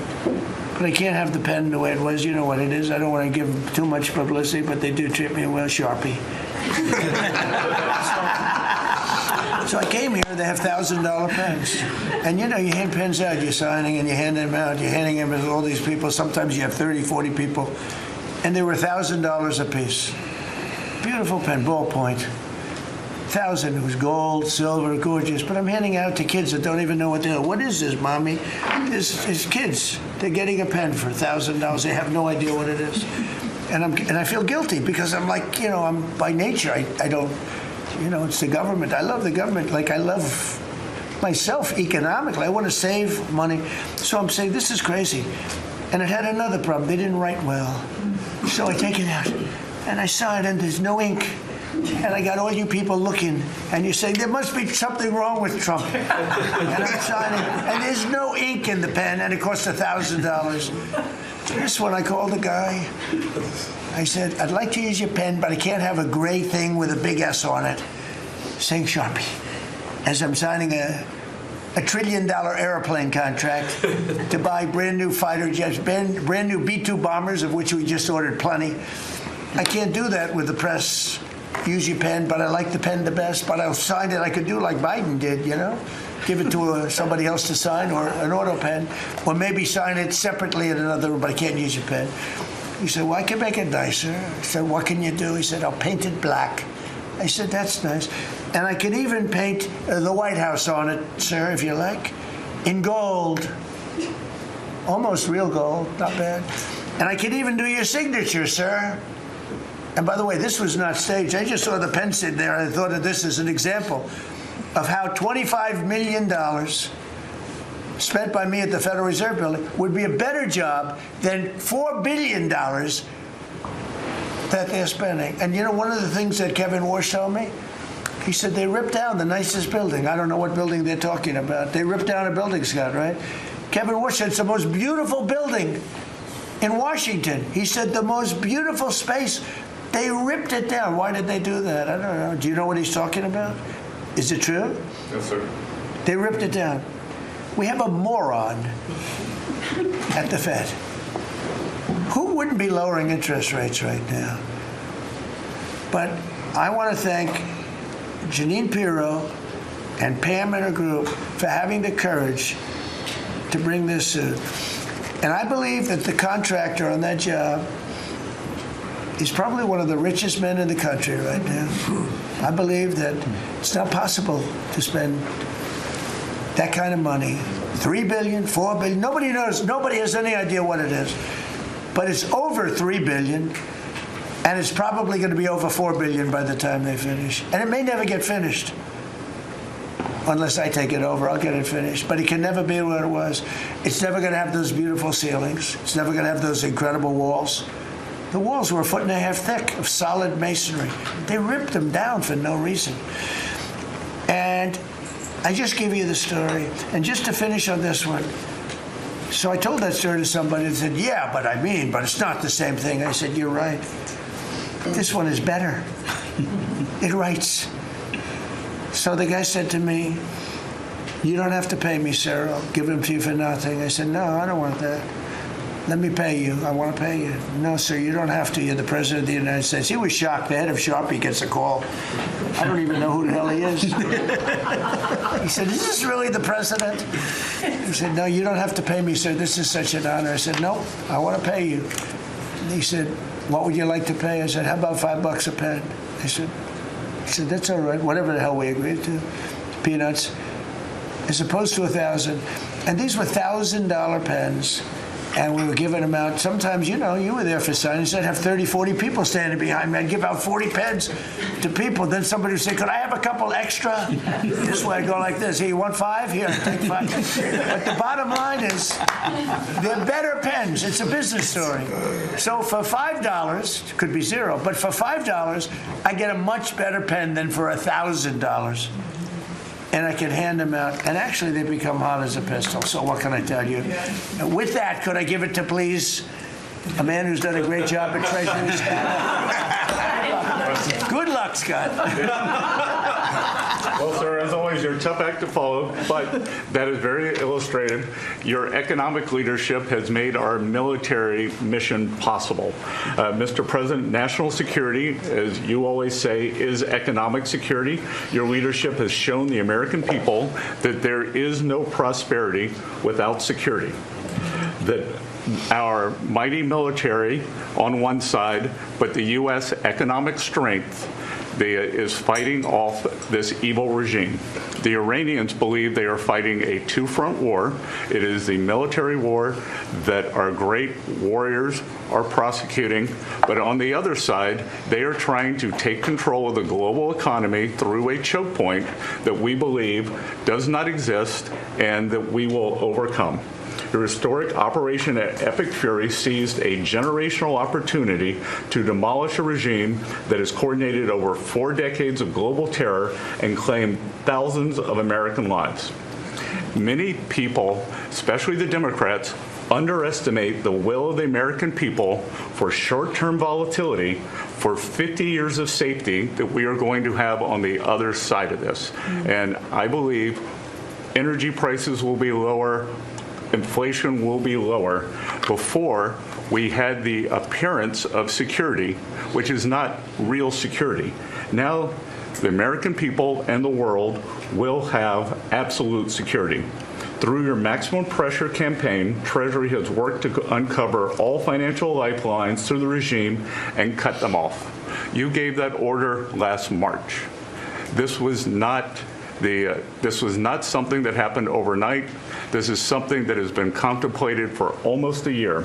The Iranian financial system collapsed in December. We have systematically weakened Iran's ability to fund operations and procure weapons, and that required months of preparations. Threats to American national security have no place in the global economic system. The oil market is well supplied. We have taken actions to ensure oil supplies stranded at sea are made available to the global market. Your bold actions, like the Development Finance Corporation's Maritime Reinsurance Program, in conjunction with Central Command, will soon provide shippers through the Gulf region with a level of security we have never seen before. Mr. President, we are starting to see more and more movement in and out of the Gulf today, and this is more than yesterday, and this is the beginning. I am confident that shipping traffic will continue to increase on a daily basis, even before we secure the straits. Turning to the home front, the U.S. economy remains strong. We had a strong economy thanks to you. We are the best insulated in the world thanks to your energy efforts in Term 1 and Term 2. The U.S. is an energy superpower. American workers' purchasing power is finally being restored. The latest figures indicate robust real compensation increases. We are starting to see the working family tax cuts benefits bearing fruit this tax season.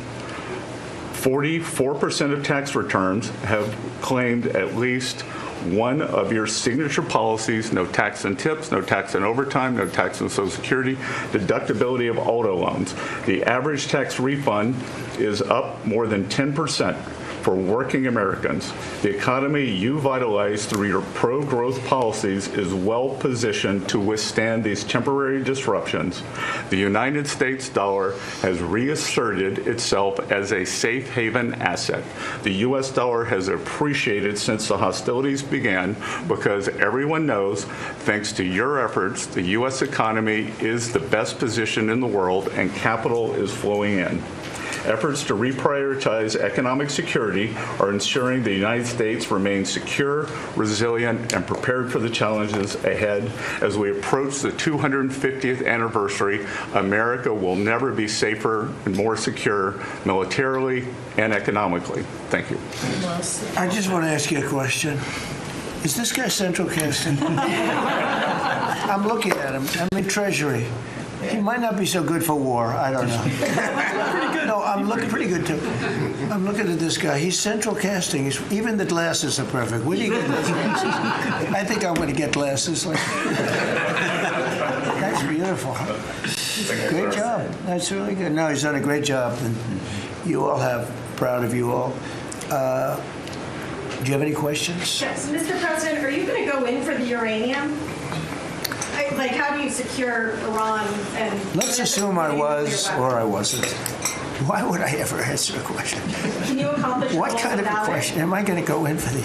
Oh yeah, I'm going in. We're going in tomorrow at 3:00. How could you possibly ask a question like that and expect an answer? I don't know, but. I don't know. I think you're a friendly person too. It's just such a ridiculous question. Please. Thank you, Mr. President. There's been a report that potentially the U.S. is looking at diverting some munitions, air defenses that were meant for Ukraine to the Middle East. Is there any accuracy to that? Is that something you're considering? Well, I'd have to ask, but we do that all the time. You know, we have tremendous amounts of ammunition. We have them in other countries, like in Germany and all over Europe. We have, we're packed. And sometimes we take from one and we use for another. We help Ukraine. Biden started and he gave $350 billion away. Too much, way too much. And we sell it now to NATO. We sell it to NATO and they probably give it to Ukraine. Mostly, I think, they give it to Ukraine. But we get paid for everything that we give. We don't give anything anymore. That's a tough situation, that whole Ukraine situation. Very, very tough.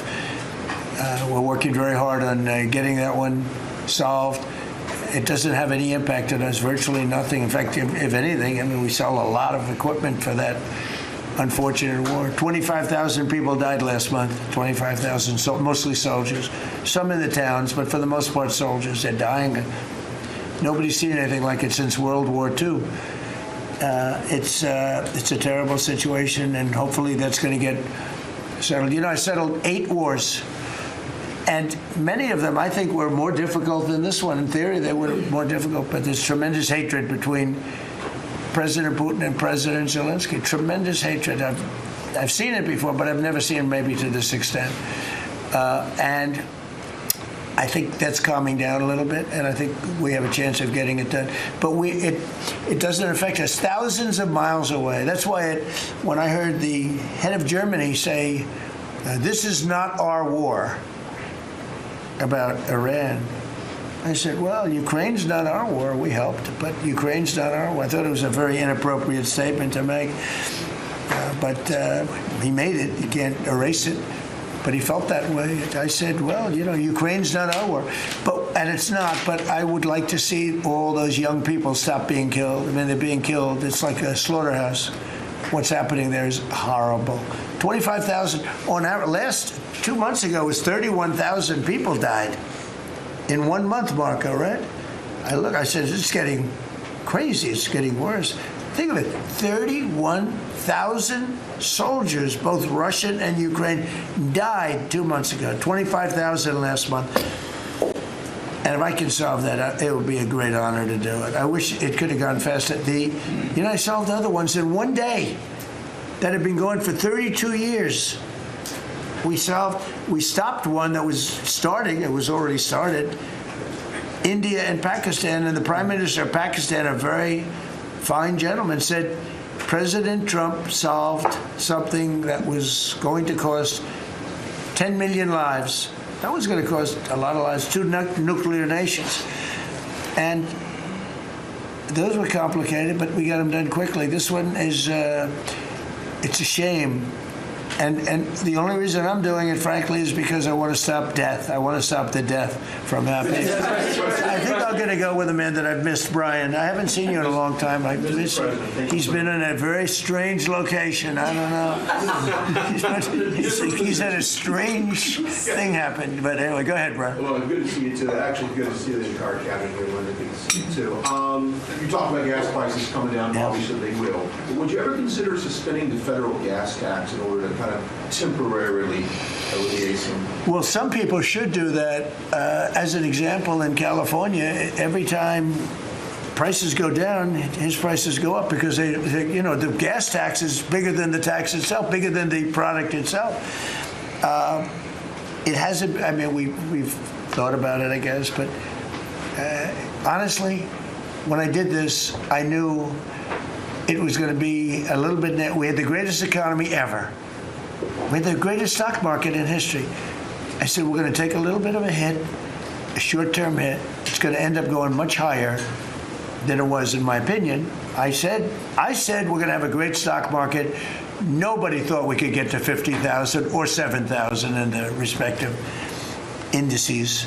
Nobody thought that was going to happen, but it did in the first year. They said it couldn't happen in 4 years, that you wouldn't hit 50 in 4 years, but you could maybe get close. We hit it in the first year. And I said, this is a good time to solve a problem that you had to solve. And that's what I did. But the gas tax, people have talked about it. It's something we have in our pocket if we think it's necessary. And if I can follow real quickly, you just recently took off, Secretary Duffy, 17,000 truckers off the road that quite frankly could not speak English, which is a safety issue. Yeah.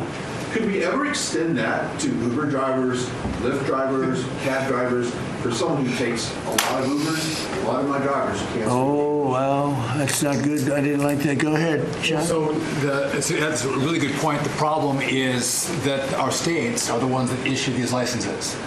So with commercial driver's licenses, we do have some federal control.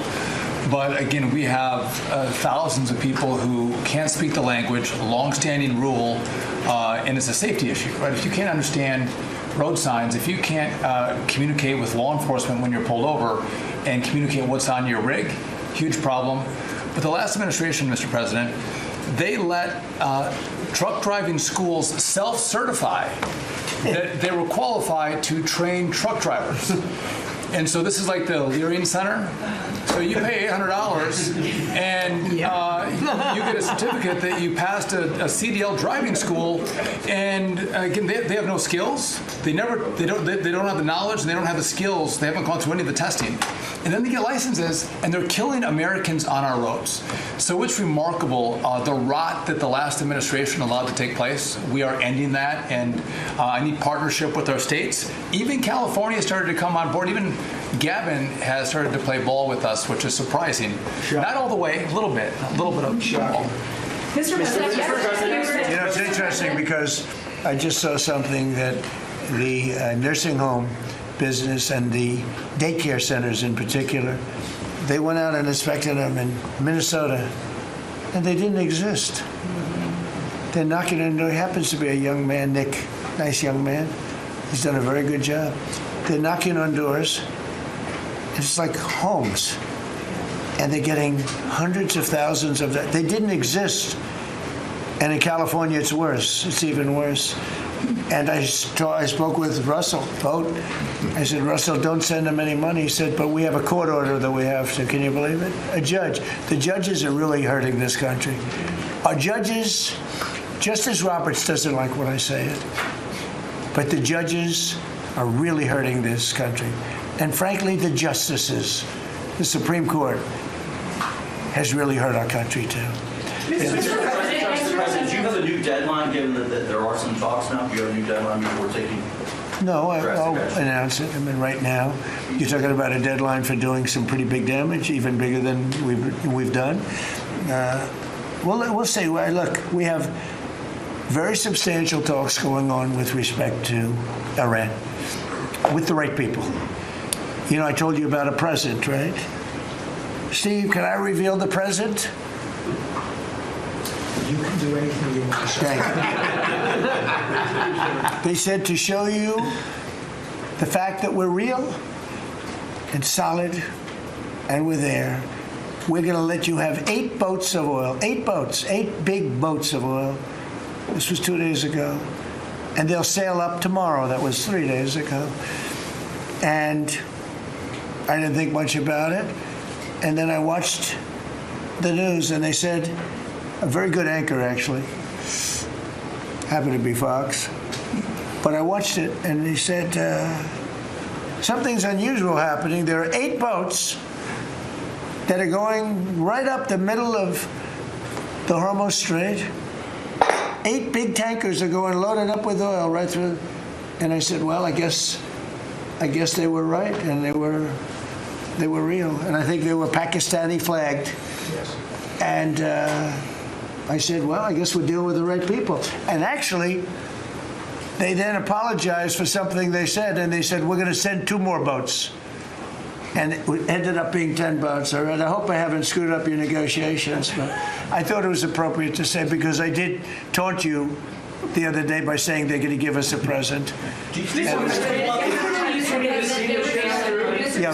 2 illegal immigrants who were arrested at San Francisco airport for ignoring deportation orders. At the same time, as you highlighted, really great reception from American travelers for ICE agents. Is there a PR aspect of this that can allow future deportations to go on with less protesting, less outrage? Yeah, it's amazing, because by putting ICE there, look, the press was very unfair to ICE, so was everyone else. These are great American patriots. They have a tough job. They have to find murderers and take them out of our country. I wouldn't want to do it. You wouldn't want to do it. Most people wouldn't want to do it. They do it. And, 11,888 murderers, and that's murderers. That's not drug dealers. That's not lots of other things. It's not people from mental institutions. Entire jail populations were released from major countries and let into our country through the open border. And ICE has done an amazing job. I wouldn't want that job. It's a tough job, dangerous job. So what happens is, by putting them at the airport, and I just say, do me a favor, take off your masks. And they did. For that, not for when they're looking for some, cold-blooded killers and they're in the, but for that. And they did. They took them off. And the passengers, I see the interviews of people, they're saying, these are nice people. One person said, he's a very strong man, but he's a nice guy. He grabbed my bag. He helped a woman with a bag that she couldn't lift. And I'll tell you, I don't want to use the word rehab because there was nothing to rehab, but rehab from the press, because the press is so tough on them. And these crooks in Minnesota, these crooked politicians and dirty cops, they're dirty cops, they're dirty politicians. Waltz is a dirty, crooked politician. The Attorney General is a crooked guy. He's no investigations, and I hope JD's going to do a great job. He's in charge of it now with somebody who's very talented. But I think it's easy stuff. They say $19 billion, think of it, is missing. $19 billion. If we would solve half of the fraud problem, Pam, in this country, we would have more than a balanced budget. We'd have a surplus. And in the case of Minnesota, it's very Somalia-oriented. Think of it. These people come from a crooked country, disgusting country, one of the worst countries in the world. Acknowledged to be one of the worst countries in the world. Some people say it's the worst. They have no money. They have nothing. They come to our country, low IQs, and they rob us blind. Stupid people. And they rob us blind. because we have crooked politicians and we have dirty cops. The Attorney General's a dirty cop. It's my opinion. It's only my opinion.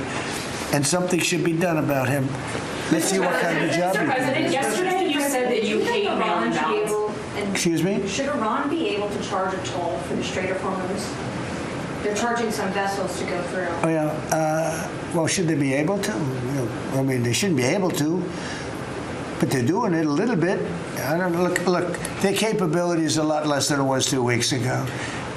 And with every week and every day, frankly, it gets less and less. All I can tell you is they're begging to make a deal. So let's see what happens. We may make a deal. Tell me about mail-in ballots. Go ahead. You mean I used a mail-in ballot? You probably said, yeah, I did. Why did you know use what? that? Is Because there I'm a president of the United States, and because of the fact that I'm president of the United States, I did a mail-in ballot for elections that took place in Florida, because I felt I should be here instead of being in the beautiful sunshine But taking. you were in Palm Beach, sir, the last few weekends. That's right, and I decided that I was going to vote by mail-in ballot because I couldn't be there because I had a lot of different things. But we have exceptions for mail-in ballots. You do know that, right? So if you're away, we have an exception. If you're in the military, we have an exception. If you're on a business trip, we have an exception. If you're disabled, we have an exception. And if you're ill, if you're not feeling good, whatever. So I was away, mostly in Washington, D.C., so I used a mail-in ballot. But I appreciate the question because I know it was so well-meaning. Yeah. Mr. President, I actually just looked up the company that owns Sharpie, and they stopped turning positive after you mentioned it. By the way, they deserve it. It's a good product. So you gave a 5-day deadline. With oil tankers going through the Strait of Hormuz, is that a condition to move that 5-day deadline? Well, we don't want anything impeded. We want ships to go through. We don't know that they've dropped any mines, by the way, because we blew up all their mine droppers, right? We blew up every one of them. They're going to have to take them out on a rowboat or something. I don't know how the hell they get them out there, but we don't really know. You might speak to it. We don't know. There could be a few of them out there, but that's a lot. If you have $1 billion ship and you get hit by a mine, it's not the greatest thing in the world. So if you think, the problem with that's not like you've decimated a military. If you think there may be a mine, that's a bad thought, and it stops things up. How are we doing in that regard, Peter? Mr. President, you're right. We have so heavily degraded their coastal defense capabilities and their naval capabilities that any strategic or operational attempts to do those types of things are extremely limited, and we continue to move over the top of that. Now, whether Iran makes a wise choice or not to try to execute that is part of how this deal comes together, but with every passing day, the military pressure that we're putting on them lessens their ability to really hold that militarily at issue. I mean, the problem with the issue of the Hormuz Straits is this. We've decimated them as a military. No Air Force, no Navy, very few rockets left. We blew up so many. Hard to manufacture them. Same thing with drones. The leadership is gone. The problem with the Straits is this. Let's say we do a great job. We say we got 99%. 1% is unacceptable because 1% is a missile going into the hull of a ship that costs $1 billion, right? So 1% is we can't. If we do a 99% decimation, that's no good. So it's really a little bit. But I have a feeling it's going to clean up pretty quickly. I could just say this: they want to make. And I probably hurt our little negotiation. It gives them a little impetus to say, well, I wish you didn't say that. But they said yesterday that we weren't negotiating with them, and now they admit that we were negotiating with them. So they want to make a deal. The reason they want to make a deal is they have been just beat to shit. So are you thinking of taking control of Iran's oil? It's an option. I mean, I wouldn't talk about it, but it's an option. Is that something you thought about? Well, in Venezuela, we've done very well working with Venezuela, certainly. And we've taken in billions and billions of dollars. And by the way, Venezuela is doing better right now than they've ever done in the history of their country. And it's sort of like a joint venture.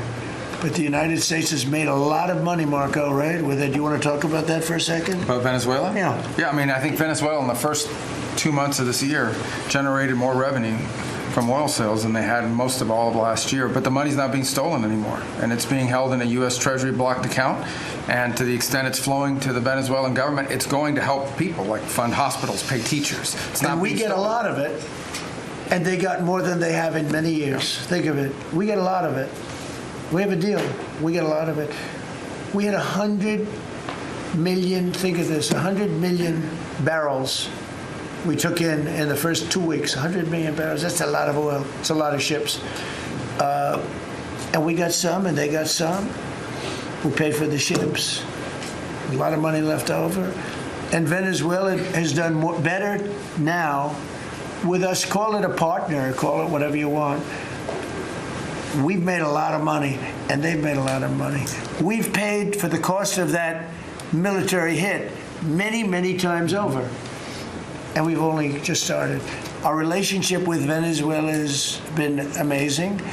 The people, actually, I'm the highest polling person. In other words, after the presidency, I think I may go to Venezuela and run for president against Elsie. I may run against Elsie.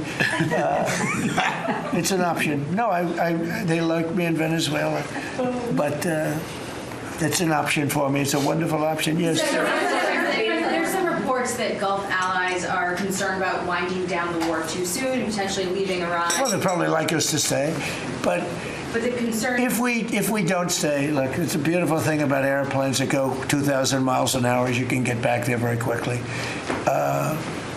If we don't stay, we're going to be protecting them. We know, they've been very good. Hey, Qatar, Saudi Arabia, in particular, Qatar, Saudi Arabia, UAE, the three of them, Kuwait, Bahrain. They've been 100%. Now, in all fairness, they could have gone the other way. They were surprisingly missiled. They were shot at. Nobody ever thought they'd be shot at. UAE had 1,400 missiles aimed at them. Fortunately, they had the greatest anti-missile weapon in history called the Patriot. Almost every single missile was shot down. We had an incident recently where 101 missiles were shot at a certain thing that we own that's very valuable. 101 missiles going 2,000 miles an hour. Out of the 101 missiles, every single one of them was shot down in midair and fell into the ocean. It's amazing technology. There's nobody has equipment like we have. Is it even possible that Iran still has that enriched uranium? Is it even possible? Well, you're going to have to see, but I think we're in just very good shape. We're roaming. You know what we're doing? You know the word roaming free? We're over their skies with the most beautiful planes you've ever seen. Roaming free, there's not a damn thing they can do about it. And it would be nice if, like the fake news New York Times, which writes so fake, and the Wall Street Journal is terrible, terrible. I mean, I read a story today that I'm desperate to make a deal. If I was desperate, he'd be the first to know. Pete, let's get the hell out of there. I'm the opposite of desperate. I don't care.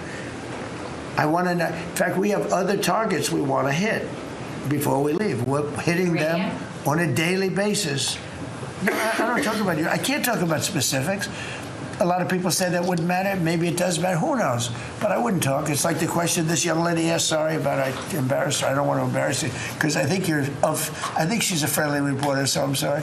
But I can't say what we're going to do because if I did, I wouldn't be sitting here for long. They'd probably, what is it called, the 25th Amendment? They'd institute the 25th Amendment, which they didn't do with Biden, which is shocking. Safe enough to leave the region because Steve said that they've got enough uranium to make 11 bombs. That's a very scary thing. So, well, it's again, I can't talk to you about that. Okay. You're asking me a question. You're essentially saying, will I go in and do something? I can't talk to you about that. You're looking at a coalition of ships to help, warships to help protect tankers. How close are you to getting that coalition? Well, we have a coalition for them, but they should have been up here a long time ago. And they're affected. The amazing thing is we don't need the Hormuz Strait. We don't need it. We don't need it at all. We have so much oil. Our country is not affected by this. We have twice the amount of oil as Saudi Arabia or Russia, and soon it'll be 3 times the amount. Chris, do you want to speak to that for a second? Yeah, that's correct. Our total oil production is greater than Saudi Arabia's plus Russia, and more than we consume in the United States. We're the largest. Pretty good. Pretty you know that's- you know what they call it?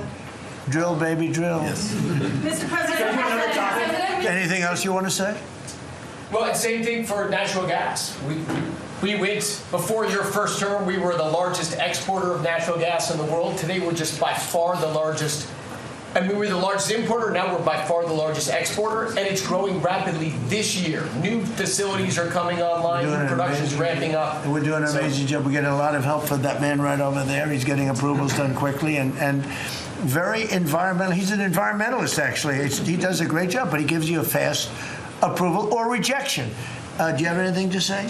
Well, back on Venezuela, where Chris and I have both had a chance to be there, I literally think they're going to put up a statue to President Trump. And I'm not being, it's not a political statement, it's an actual thing. So. That would be a great honor. No, because it's like they view President Trump like Simon Bowler. He's the liberator of a country, and this is a country where they love American baseball. You look on the street, they're wearing NBA jerseys, and Delcy and her team working with us, getting back. Chris and I both experienced it was the first time in Venezuelan history that they had the free press allowed to come on to essentially what's their White House, the Palacio Miraflores, and it was an emotional thing for people that had been for 20 years had never had a chance to be there. So whether it's and then production, it's showing up in production. The American companies that are coming back, most of those American companies have many American Venezuelan team members. One company in Houston's got 600 Venezuelan Americans that know more about reviving that industry. So their GDP is a 1/4 of what it was before. They want to get back. They remember what it was. Their production on oil production is climbing towards 50% increase just in the 3 months we've been here. That flows to American refineries on the Gulf Coast, lowering the price of gas in America. So it's a forget that. When are they going to do the statue? The hell with you.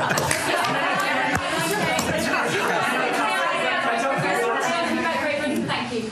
You've been really honest about how disappointed you are in Sir Keir Starmer, particularly in relation to Iran. So I'm curious about your phone calls with him, how easy they might be. And also, were you surprised by... Are we talking about Starmer? Yes. Yeah. Are you surprised by how weak... I think he's a lovely man. I do. I think he's a lovely man. But I think he did something that was shocking. He didn't want to help us. And maybe in particular that country, the longest bond, the longest ally. Australia, too. Australia was not great. I was a little surprised by Australia. I wouldn't say anybody was great other than the 5 countries in the Middle East. We never really had very much support. We spend trillions of dollars supporting countries, and this is Little League. This isn't the big league deal. This is sort of Little League pool for us. This was look, we decimated them in a period of a week. In the first week, it was over. In the first few days, it was over. I think the Navy took us 3 days to essentially annihilate it. They weren't there. So if there's ever a big one, which I hope there's not, but if there's ever a big one, I don't think they're going to be there. And that's not fair. And we have to remember that as a country, because we spend trillions of dollars protecting Europe, protecting the countries of NATO. They weren't there for us for small time. This is small time. You know what? Venezuela is a big deal, but it's not the big one. They weren't there. So what makes you think they'd be there if we needed them for something? And your prime minister was not there, as you know. He was there after we won. He said, we'd like to send some ships. I said, we already won. We don't need them anymore. But can you explain why he was reluctant to help? Why he what? Why he was reluctant to help with Iran? He didn't have to. I didn't ask him. I just said, just tell me, no. I mean, we're always going to be there, or at least we were. I don't know about anymore, to be honest with you. I would have to be honest. We were always there when they needed help. We always would have been there when they needed help. I mean, think of it. We're there to protect Europe from Russia. In theory, it doesn't affect us. We have an ocean, big, fat, beautiful ocean. But we're there to protect NATO, to protect them from Russia. But they're not there to protect us. It's ridiculous. It doesn't make sense. I tell you, a lot of people were big NATO people. I was never big. It was okay. I got them to pay 5%. By the way, they haven't paid it yet. You know that.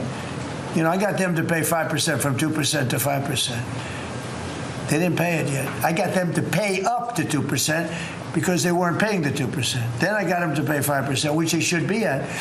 And we had a lot of, that was great. Oh, only Trump could do it. But the problem is they haven't paid. Because if you look at the numbers, they haven't paid yet. So we were there for them, but they were not there for us. Did we need them? No. I never thought we needed them. I was more doing a test. I said, I really would love to have you come up. Bring your boats. You can sail through the beautiful Hormuz Straits, and you can protect people that are being shot at. They didn't do it. And that's small potatoes. Do you understand what I'm saying? Yeah, I do. Go ahead. I was just going to say, does it affect the state visit with the King that you're going to have in April? Are you looking forward to that? With the King? With the King coming here? No. He's a friend of mine. He's a great gentleman. As you know, he honored me and our country. He really honored our country. But we had an amazing time. I've known him as Prince Charles. I know him as King Charles. I'm proud of him. He's fighting a tough battle. He's tough. I think he's a fantastic. It has nothing to do with that. It's different. But he's going to be here very soon, as you know. We're going to have a state dinner. It's going to be great. But I was very disappointed when the Prime Minister said, I won't be able to. It started with the island that the indigenous have claimed away from your country. And for some reason, you went for it. And all of a sudden, indigenous people that never saw the place, they never saw it. He was afraid that we would do something to insult, because he's a liberal. That's the way they think. And when we needed the island to land that beautiful B-2 bomber, we were told we can't use it. We'd have to fly back to Missouri, which is a 17-hour flight, as opposed to a couple of hours.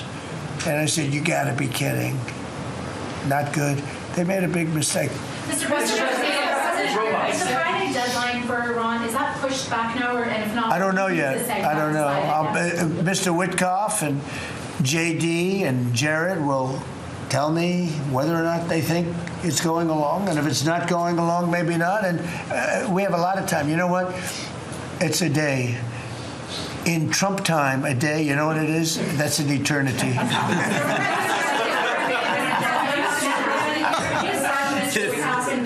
Say it, what? European Parliament just passed a major deportation plan. Some of the tenets of it are that member states can deport rejected asylum seekers to third countries regardless of whether they have a connection to it.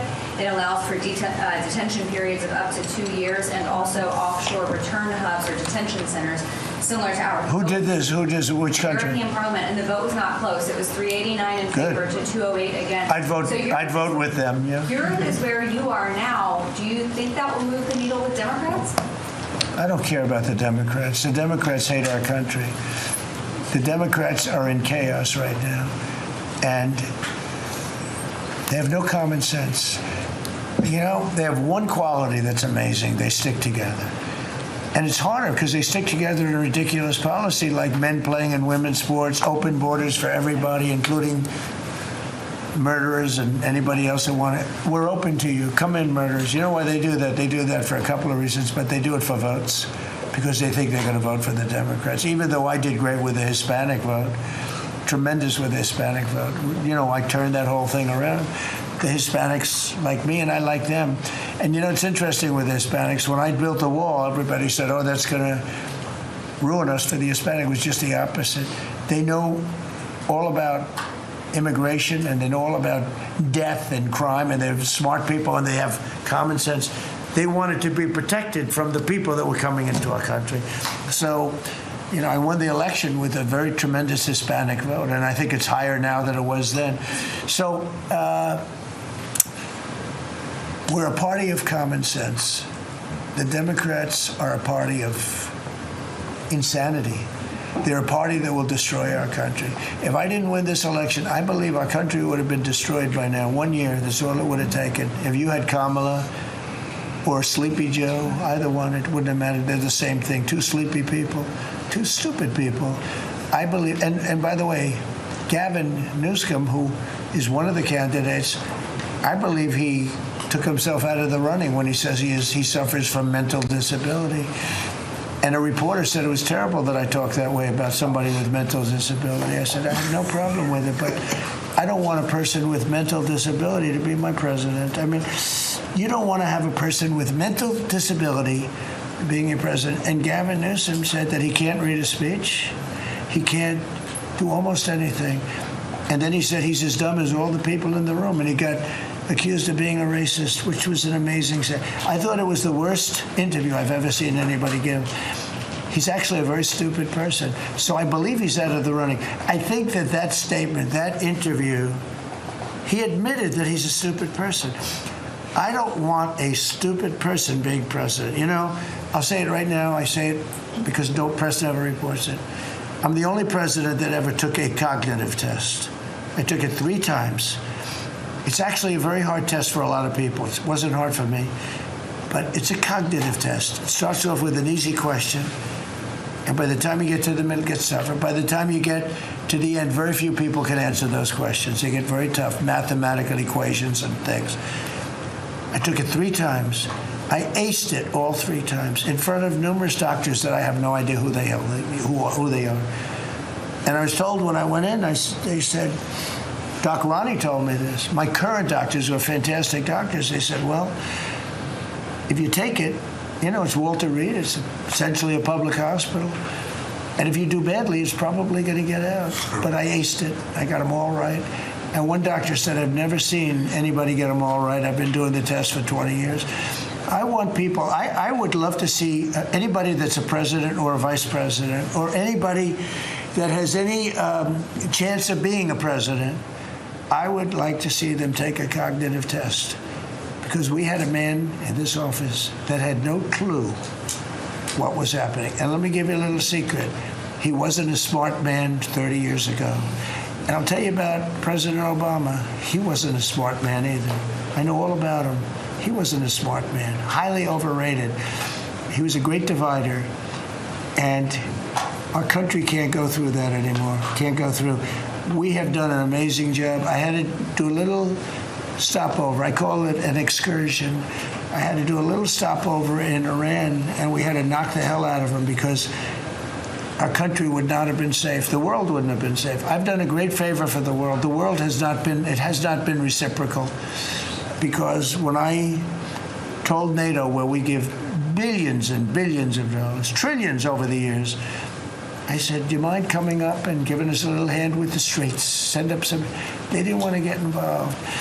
And I believe that's going to cost them dearly. Thank you very much, everybody. Thank you. Thank you very much.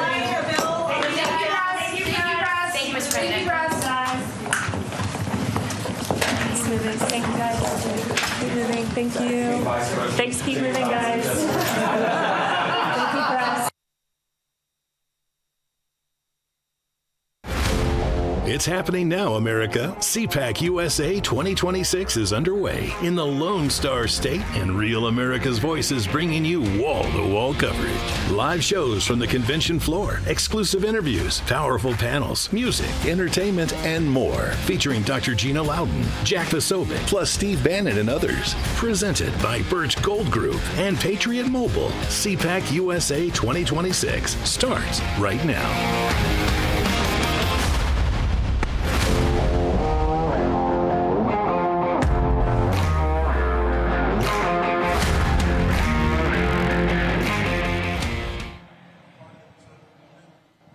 All right, and we are here live in Dallas, Texas at the Gaylord Texan for Cpac 2026. I'm Bo Davidson alongside the great David Zier and the great Ben Bergquam. Gentlemen, great to be with you today. Awesome. Great to see you. Yeah, great to be with you as well. Great crowd here again. Big crowd, absolutely. Texas is always great. Right, Ben? So. Yeah, you know, I mean, it's one of those states. It takes you 4 days to drive through. You go through Texas. Every time I go to Europe, I'm like, holy cow! You just take for granted how easy it is to get places. come to Texas and Texas is you larger appreciate than it. France, right? Yeah, I loved it. There was actually a picture of Houston, and somebody superimposed the entire state of Connecticut, and it's basically the borders of Houston, the city limits of Houston. And for those who haven't been to a Gaylord, it's like a city in and of itself, too. Yeah, you can don't easily get lost in here. Well, so we were at this awesome restaurant, steakhouse here last night. By the way, shout out to my wife. She's running around with our girls. Our 21st anniversary last week. Wow. Congratulations. Yes, she has put up with me for 21 years. And your great wife, Hilly, and your daughters are just absolutely beautiful. So awesome. I'm totally blessed. Yeah. But we were at dinner, and we were talking to the server, and he was saying, have you had trouble in the hotel yet? And we were like, yes. We're worried our kids are going to get lost. He said, well, it's cool because you can actually just screenshot this QR code, and then it will track your every movement and tell you where you are and how to get out. So just note to everyone that's here, if you take your room keys and screenshot the QR code on the little folded piece, it'll actually guide you where you're at and how to get everywhere. Like right out of Minority Report. It's great to be here. We got great lineup today coming out on the stage, so we'll be bringing you speakers as they go through, right? We got some great guests coming up, right? Yeah, absolutely. I mean, we just heard President Trump, that there was a long press conference. I want to get your guys' take on that, the implications, the intent, and what's coming next on that. But, he talks about a lot. And I want to talk about where we were. I brought the rape kit that we got in the Darien Gap when I was there with Oscar during Joe Biden, why ICE is out, picking up the illegals that Joe Biden and the Democrats let in, and why the left is using that as a political weapon for the 2026 elections. But then where we're at when it comes to Iran and everything else. So a lot to talk about, the economy, gas, oil. I know Steve Gruber's been talking a lot about that. And it'll be interesting to see at Cpac. This is one of those unique ones where we're battling the left, but just as much you've got forces within that we're battling. And I see this every time. It's what the devil always uses. It's division and distraction. You have distraction, whatever that is, and then you see division. Anytime you see division popping up, and whether that's Israel or Iran or Epstein or all these things, it's like, hey, where's this coming from? And how do we get focused on the things that matter, on our enemies, on our true enemies, and actually getting some of these policies passed? Everything boils down to the 2026 election. That's it. Yeah, it does. And Ben, something I picked up just a little bit I could hear in here from President Trump's speech was the present that Iran gave him, which I guess was 8 boats, which turned out to be 10 boats, I guess. He kind of revealed that today. That was something that we had not heard before. That was kind of a big thing, that apparently he's dealing with the right people or someone's in charge. David, anything you want to say at the top of this in terms of President Trump's press conference this morning?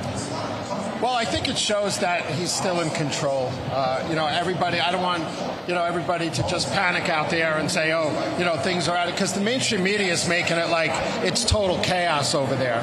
And there's big implications for gas. There's huge implications for oil, for helium, for aluminum, for fertilizer products, and all that. But we do see Europe coming together. I think we got to give it a little time here. And I think things will probably stabilize out there. Touch on that for a moment, David, because you've been following the Department of War. You know that area very well. Tell me what you think in terms of the leadership within Iran, who it could be, who the people would most like it to be, and how soon that could happen. Well, if you follow the People's Mujahideen of Iran, the NCRI, the National Council for the Iranian Resistance, and the MEK, which always have been leaning socialists, right? They were the young kids, they were the college people. They led the revolution in '79. And they're really the rightful leaders over there, I feel, like Maryam Rajavi, who was the exiled government, who 4,000 European parliamentarians support to take power over there.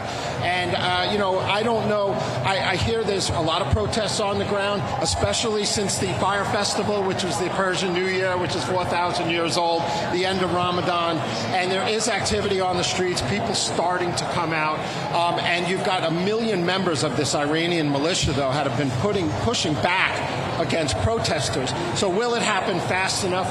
Will it be a provisional type government? And will there be a blend of who's there now, the fourth and the question, level? will it be any better than what we had before. And this is, you say socialist. How much of this goes back to the Yasser Arafats that were trained under the communists? Are these the socialists of America that create this global? It's maybe not an Islamic caliphate, but a communist caliphate. Who are we up against here? I don't think there's anybody as stupid as the socialists in America. I covered the White House protests, the Iranian war protesters outside. Is there a good socialist, though? Well, no, there isn't. Who's your favorite good socialist, David? And I was in the Soviet Union, so I get it. But, these guys are outside protesting Trump, and they have signs of the Ayatollah, and it's the Palestinian Youth Organization. It's the People's Social and Liberation Front, USA, and D.C. chapters. And they're holding signs of Ayatollah, not realizing that the MEK and the People's Mujahideen were basically socialists, in Iran. Like, why aren't they supporting them? Yeah, the imprisoned and dead ones. So, I think that if there was a coalition-type government, because Maryam Rajavi's promising free elections, she's promising an interim government, a Bill of Rights, 6 months elections. I don't know if they're going to gain traction. What will it look like with Reza Pahlavi? Will he have a role, which the people on the ground probably don't want to be reminded David, of the Shah? And Ben, Reza Pahlavi is speaking at Cpac this weekend. Yeah. There's something to be said about that they brought him here to speak. Yeah, but he's not speaking in Tehran. That's right? true. So does he have the grassroots support over there to foment something? Because the MEK and the People's Mujahideen fled to Iraq after the revolution, when the mullahs hijacked the revolution after under him, and they joined the Iraq war and fought against Iran, and they've been persecuted for 47 years. So I think they have to be included, at least, if there's some type of The big question from this morning was, who was it that said you're getting the 8 votes and then turned into 10? Right. Who is it that President Trump and his team are actually negotiating with? I could get into that really quick. I just wanted to add. Yeah. So there's the guy that they're dealing with in the government who was the mayor of Tehran. He rides his motorcycle around. He's kind of popular in a way there. Now, he's a hardline IRGC propagandist, but he's also known as a pragmatist. And maybe he doesn't want to be killed. Maybe he's the messenger and the harbinger to get some type of government going over there. By the way, real quick, one of the things that's keeping us going, soldier fuel. Shout out to soldier fuel. Yeah. You want to keep your tank running, you got to be drinking your soldier fuel. I hate people drinking on camera, but but at least you know there's no alcohol in it. Yes, no. It's all good stuff. It's just energy. We do have a number of great sponsors that help us be able to put Cpac 2026 on. I want to make sure that we're acknowledging all throughout our next 3 days. At Birch Gold Group, see how easy it is to diversify your IRA or 401k with gold, and just get a free info kit from Birch Gold right now by texting the word America to what number, Ben? 989898. I almost forgot. How do you forget 989898? I thought I could go to you, and I thought he's good because we all know it, by heart now. So let's do it with David Zier. David, what number can people text? It's 989898. That's right, America to 989898. So thank you guys at Birch Gold Group. You're amazing. I believe we will have Philip Patrick here over the next couple of days, and we'll be talking with him. So Birch Gold, thank you so much for everything that you do. I love gold. If I didn't do what I do now, I say this all the time, I'd be a treasure hunter. When I'm home in Arkansas, I go crystal mining and all that. I don't know. There's something about it. The tangible asset, being able to hold something in your hand and look at it and say, that's got value. Crypto, I could have bought crypto at 17 cents a coin or whatever you call it in college. And I was like, I don't understand what that is. I still don't understand what it is. I understand what gold is. Right. I can hold it in my hand. That's what I want. Well, gold's the only thing. Just like soldier fuel, I can hold it in my hand. Gold's the only thing I made money with in the last 10 years. By the way, we are going to be going out to the crowd. We got some awesome people out here, some amazing patriots, some MAGA folks. Hey, the soldiers on the front lines. We'll be talking to them. And so, real quick question if you're here, come join us. A lot of us traveled yesterday, and I want to know from Ben and from David what it was like going through TSA. I'll start. I came from Fort Lauderdale Airport, where spring break is still very much in effect. 5 minutes or less? Yeah. No problem. How about you? I was at LaGuardia Airport. Monday was a mess. They had that plane crash. Runway 4 is still closed until Friday, tomorrow. But I got through in 15 minutes. And the ice press definitely helped. A plane crash the day before. Yeah. That's incredible. I drove here, so my TSA was great. But your last flight, was it in the past several weeks? No, I haven't flown since the shutdown. Okay. But it makes me wonder. I'm actually flying next week. I'll be, I can't say where I'm going, but I'm going to be joining ICE again. Okay. So stay tuned for that. By the way, God bless ICE. God bless all of the agents that are out there picking up. And look, we're starting with the worst of the worst, but every illegal in America needs to be deported. And we've got, this is why 2026 is so important, because unless we codify President Trump's executive orders into law, none of it matters. As soon as you get another Democrat House, Senate, President, all of this is undone, and I don't know if we ever get it back. That's why 2026 is so important. But God bless ICE and what they're doing. It makes me wonder, though. You guys are seeing this. You guys got to see it yesterday. How much was of that hysteria, chaos at the airports was BS. Manufactured intentionally by the Democrats to try to blame it on Trump. And then all of a sudden they realize it backfired and it's going back against them. And they realize they're the ones that are blocking these bills, the budget from being passed. Well, I would just add that they love the turmoil. That's the only thing they have. And Houston this morning, there were long lines, 2-3 hours. There's still some long lines out there. Yeah. But I question, why don't they just privatize the TSA and get it out of the government's hands so they can't hold it hostage for funding? Yeah, great question. Well, most of the people that were in our text thread, it looks like they were coming here from various parts of the country, so they didn't have a problem with it. That doesn't mean that there aren't lines. They sure are. But God bless ICE for coming, helping out, pitching in, and doing everything that they can. Yeah. Well, we are live here at Cpac 2026 at the Gaylord in Dallas, Texas. We've got a lot more great guests coming up for you. Reza Pahlavi will be speaking. Tom Homan's going to be speaking. A number of really, really great speakers. Reverend Franklin Graham just spoke just a little while ago. So make sure you keep your dial tuned right here to Real America's Voice. Some performances coming up later tonight and tomorrow you won't want to miss. We'll be right back. Stay with us. More Cpac USA 2026 only on Real America's Voice. Real America's Voice is growing, and now it's all in one place. Introducing the new and improved RAV app, built for access, community, and choice, not paywalls. Here's the key. RAV is still free to watch. No sign-in, no membership required. Your favorite live streams, breaking coverage, and video on demand are all right there. Free, just like always. For the War Room Posse, we have to be a force multiplier on this. We have to stick the landing. In the White House, in the Oval Office, you're crushing it, my friend. And if you want more, the members section is your backstage pass. Get exclusive behind-the-scenes photos and videos, insider moments from the studio and the field, and early access to new content before it goes public. Members can also unlock special experiences like virtual meet and greets, member-only auctions, and select event access, plus commercial-free viewing of certain shows inside the app. It's not just an app, it's a community. Download the RAV app today. Find it in the App Store and Google Play. Through every storm, every moment of uncertainty, everybody needs to pray for Charlie Kirk right now. RAV has stood strong. We're not going to tolerate this stuff anymore. Turn that anger into motivation to save this nation. When we move together, there is power. The cries of this widow will echo like a battle cry. This is more than news. It's a movement. This revolution of people taking their countries back. A turning point. A chance to be part of something greater than yourself.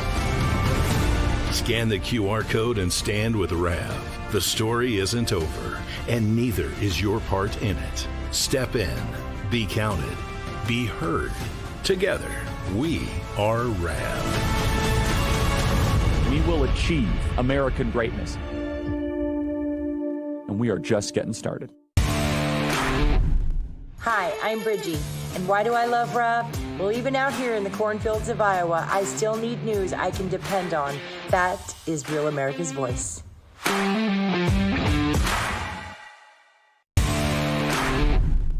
Hey, y'all. It's Nancy from Texas. Real America's Voice gives us truth, not propaganda, and we need that. Thank you so much.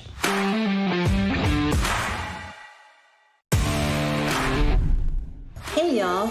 It's Nancy from Texas. Real America's Voice gives us truth, not propaganda, and we need that. Thank you so much.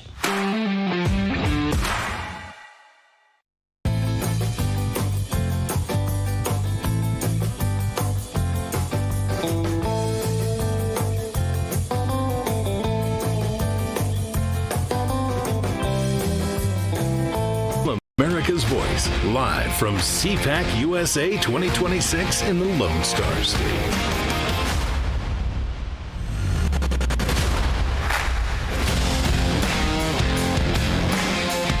2026. Good to be here in Dallas, Texas. Bo Davidson here with David Zier. We have an esteemed guest that's with us. His name is Jan Jekielek. He is host of American Thought Leaders at the Epoch Times. I used to work with Jan for a couple of years, and what Jan did, I think, when I was there is he taught me a lot about what happens within China, the Chinese Communist Party. If there's any group and person that probably knows them extremely well and how nefarious they are, it's Jan. Jan has a best-selling book called Kill to Order. We want to get into that with Jan. Jan, first of all, I want to say that a lot of people know the show Squid Game. And I remember watching it. It's a very popular series, and there's a scene in it where there's organ harvesting happening in it. And as soon as I saw it, I looked at it because of what I'd known and what I'd read about it. I said, this is fiction, but it's really not.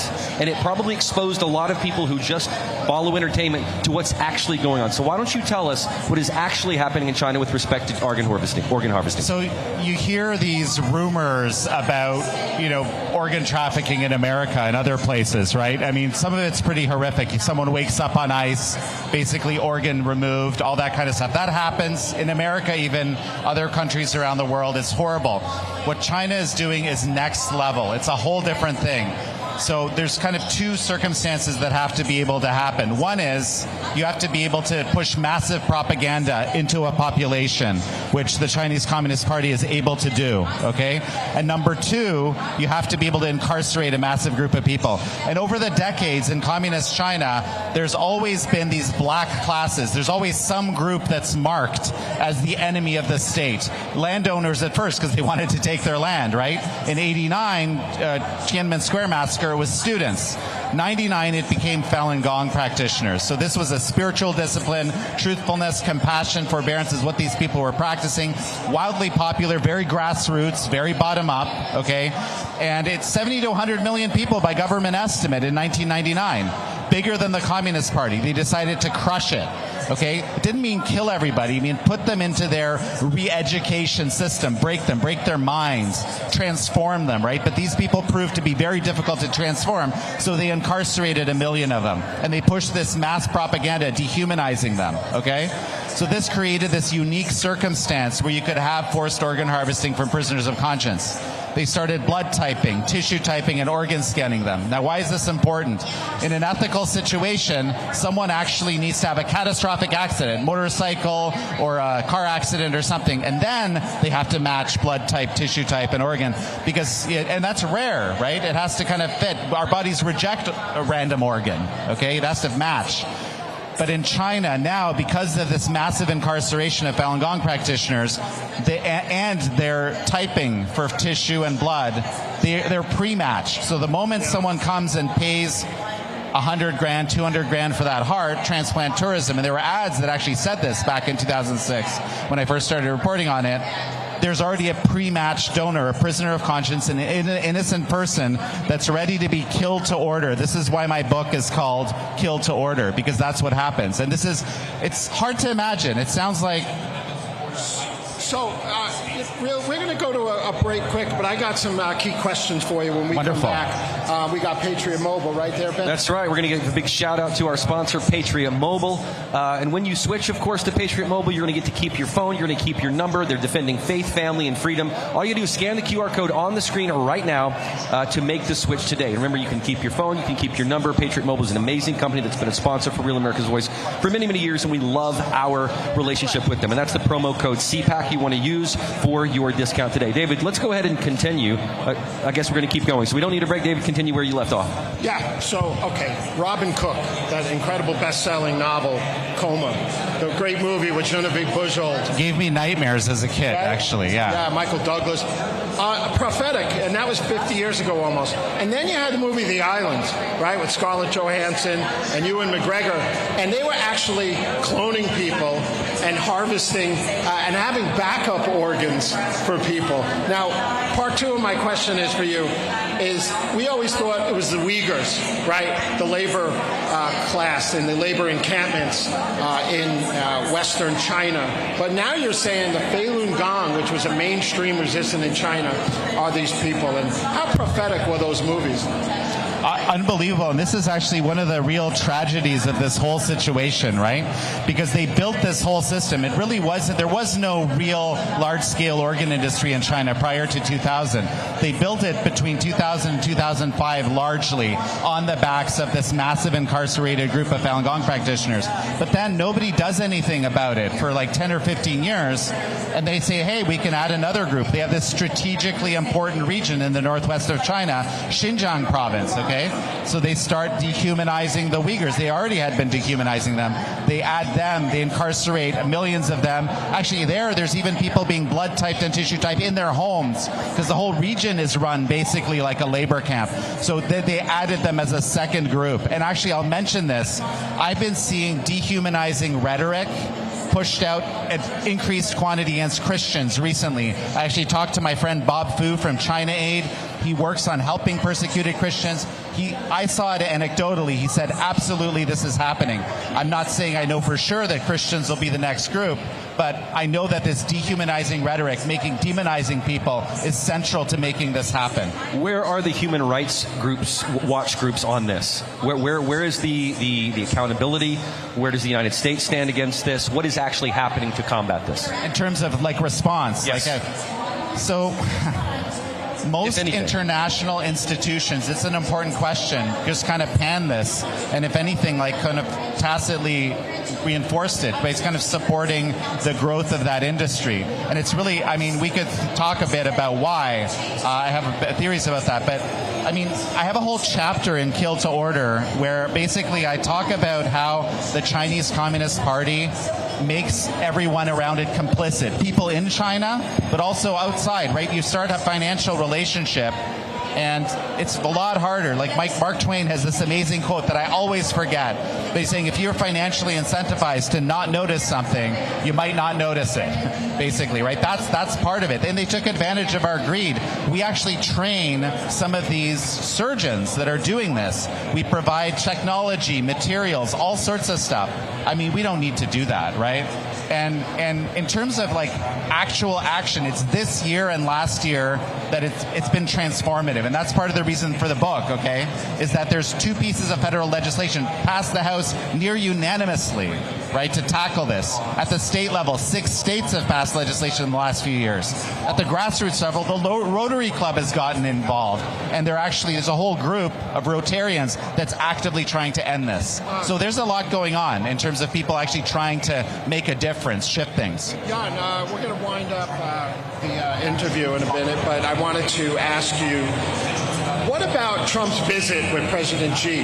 Do you think that human rights abuses are going to come up in those conversations? And there's so many other issues out there, right, that could take precedence. See, I think President Trump has a unique opportunity. I know he doesn't want to publicly, he tends to always say President Xi is my friend and so forth. Right. He also knows that President Xi was involved in costing him the last election, I might add. So he knows that, okay? But what he could say privately, for example, right, is, do you really want to have the legacy of forced organ harvesting at scale from prisoners of conscience, 60 to 90,000 transplants a year on your record? I would argue that the answer is no, right? Publicly would be even better. I can't the president has his own ideas on how he's going to basically try to deal with the CCP, but I believe he is trying very hard to do that. To follow up also on the thing you just answered a moment ago about response, if you talk about financial incentives and why some people might be incentivized not to do it, talk about that in relationship with COVID and the Wuhan Institute of Virology and how much financial incentive the United States government had with China in order to make that possible, because that kind of ties into it too, does it not? That there's a financial interest at stake, why there wouldn't be pressure on the Wuhan Institute of Virology to not allow something like this to happen, to have gain-of-function research. Is that accurate? Well, there was this actually, Epoch Times back in the day, where I'm the senior editor, was founded to challenge a crazy narrative. We knew it was crazy. The narrative was, we're liberalizing China. It was the Kissinger doctrine. We're liberalizing China by pushing massive cash into the system. By some estimates, okay, we know Apple alone, from this amazing book, Apple in China, was putting in more than the Marshall Plan for Europe's worth of investment into communist China annually. And we also know that they built these massive financial relationships through this like 95-5 issue. Back in the day, everyone believed that by putting massive cash into China, they were going to liberalize. We knew they weren't liberalizing, but that's a different. So essentially, Communist China co-opted America to build the world's biggest dictatorship. and all of these. And actually, this issue is the perfect lens, I think, to understand how they work. Yeah. And it's just astonishing how much blood, treasure, money, IP, all of that has been transferred. So the communists always have the elitists get the body parts first, or the services first, or the limos and the cars first, right? And do you think something like that is going on in China? We only have about a minute. Do I think the elites are getting it first? Right. There's a hot mic moment a little while ago, back in September, where Xi Jinping and Putin are speaking in Tiananmen Square. It gets caught on Chinese Central Television. And Putin says to Xi, through continual organ transplantation, perhaps we can achieve immortality. They have this elite longevity project called Project 981. By some estimates, 10 years longer those elites live. I don't know if those are real numbers. But basically, they validated the fact that this forced organ harvesting is a central part of that elite longevity project. And of course, they have first access. They have unlimited access to organs. This is part of the challenge of stopping it, of course. It's a $9 billion annual industry by our estimates. But this, if you're super elite, unlimited access to organs forever, wow. How do we... Yeah. All right, Jan, last question for you. Hypothetically speaking, let's say Jan Jekielek becomes ambassador, Jan Jekielek, to China. You're sitting down in a room with President Xi Jinping. What's the first few things you say to him? I would say in America, we have the First Amendment, and we protect from government certain core rights. I want you to understand this and seriously consider it for the Chinese people. You can have you can create a beautiful future for China if you do this. If you give people their core rights that come from God. Amazing. Jan Jekielek, host of American Thought Leaders. He's also got the great book. Could you hold it up again, Jan? Killed to Order. It's an amazing book talking about Chinese organ harvesting by the CCP. Thank you so much, Jan, for your time today. Thanks, Jan. On the New York Times bestseller list. Thank you so much. I know it's crazy. Awesome. We'll be right back. Thank you, sir. Stay with us. More Cpac USA 2026, only on Real America's Voice. Real America's Voice is growing, and now it's all in one place. Introducing the new and improved RAV app, built for access, community, and choice, not paywalls. Here's the key. RAV is still free to watch. No sign-in, no membership required. Your favorite live streams, breaking coverage, and video on demand are all right there. Free, just like always. For the War Room Posse, we have to be a force multiplier on this. We have to stick the landing. In the White House, in the Oval Office, you're crushing it, my friend. And if you want more, the members section is your backstage pass. Get exclusive behind-the-scenes photos and videos, insider moments from the studio and the field, and early access to new content before it goes public. Members can also unlock special experiences like virtual meet and greets, member-only auctions, and select event access, plus commercial-free viewing of certain shows inside the app. It's not just an app, it's a community. Download the RAV app today. Find it in the App Store and Google Play. Through every storm, every moment of uncertainty, everybody needs to pray for Charlie Kirk right now. RAV has stood strong. We're not going to tolerate this stuff anymore. Turn that anger into motivation to save this nation. When we move together, there is power. The cries of this widow will echo like a battle cry. This is more than news. It's a movement. This revolution of people taking their countries back. A turning point. A chance to be part of something greater than yourself. Scan the QR code and stand with RAV. The story isn't over, and neither is your part in it. Step in. Be counted. Be heard. Together, we are RAV. We will achieve American greatness. And we are just getting started. Hi, I'm Bridgie. And why do I love Rob? Well, even out here in the cornfields of Iowa, I still need news I can depend on. That is Real America's Voice.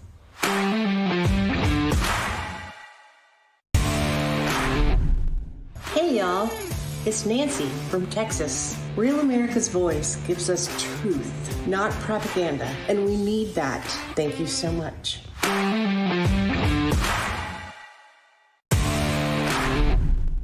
Hey, y'all. It's Nancy from Texas. Real America's Voice gives us truth, not propaganda, and we need that. Thank you so much.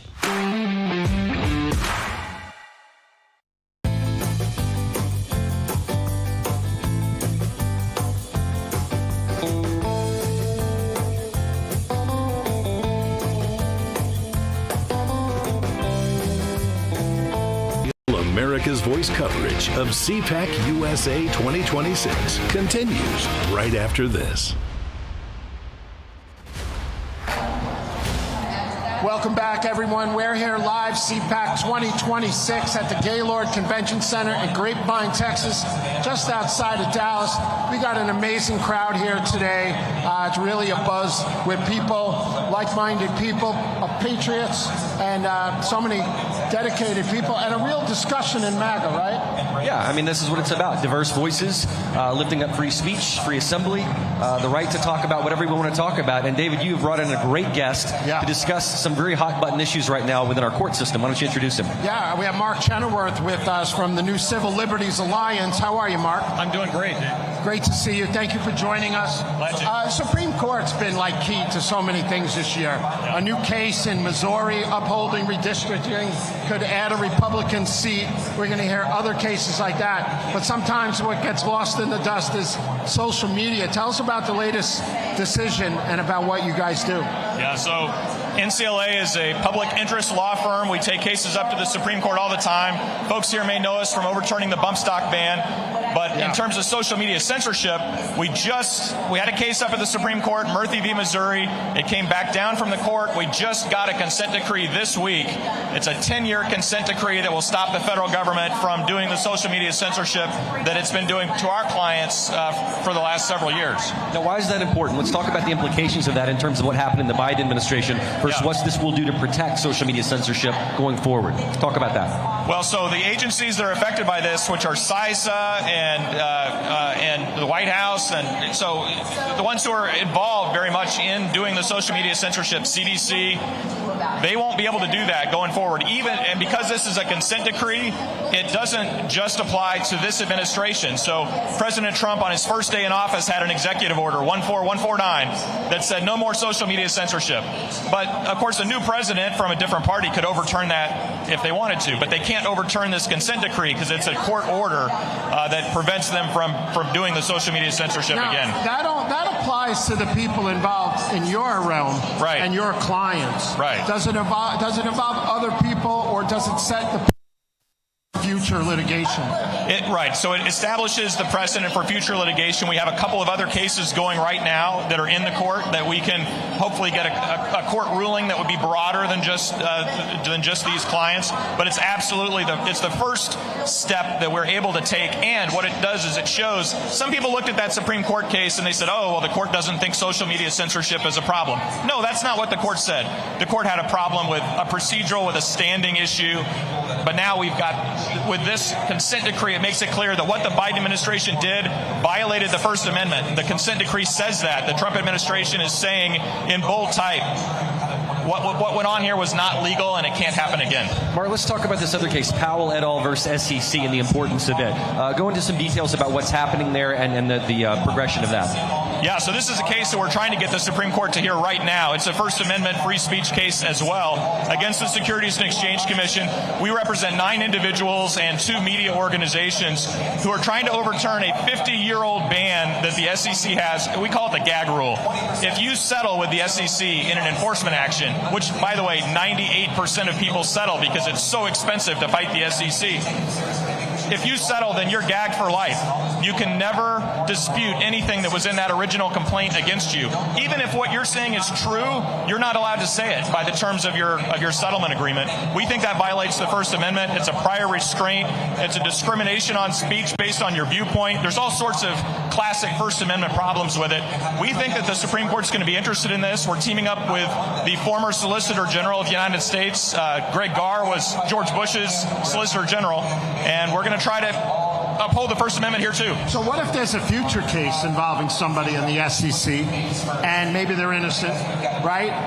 Does it seal from the prosecution using it? Like, you can't discuss it as the defendant, but can future prosecutions use it against you? So unfortunately, the gag rule runs one way. Only the defendant is gagged. The government can issue a press release. It can keep talking about the case all it wants to. And so that's part of the problem with it. And by the way, no other agency has this. There's one smaller agency that does, but the Department of Justice never does this. If you settle with the Department of Justice, if you settle with the Federal Trade Commission, any of these other agencies, they don't have a gag rule. It's really just SEC and one other.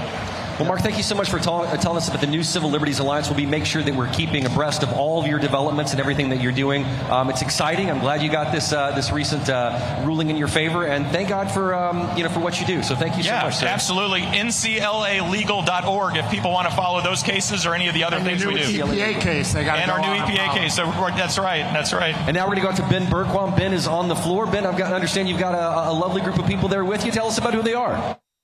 Mark, the big question I asked Mark before we came up on stage was when I'm going to get my channel back, my Frontline America YouTube channel. YouTube took it down because I dared to say illegal aliens, question the stolen 2020 election, and question the COVID vaccine. So I'm still looking at that one, but God bless you, Mark. God bless your entire team for doing what you do.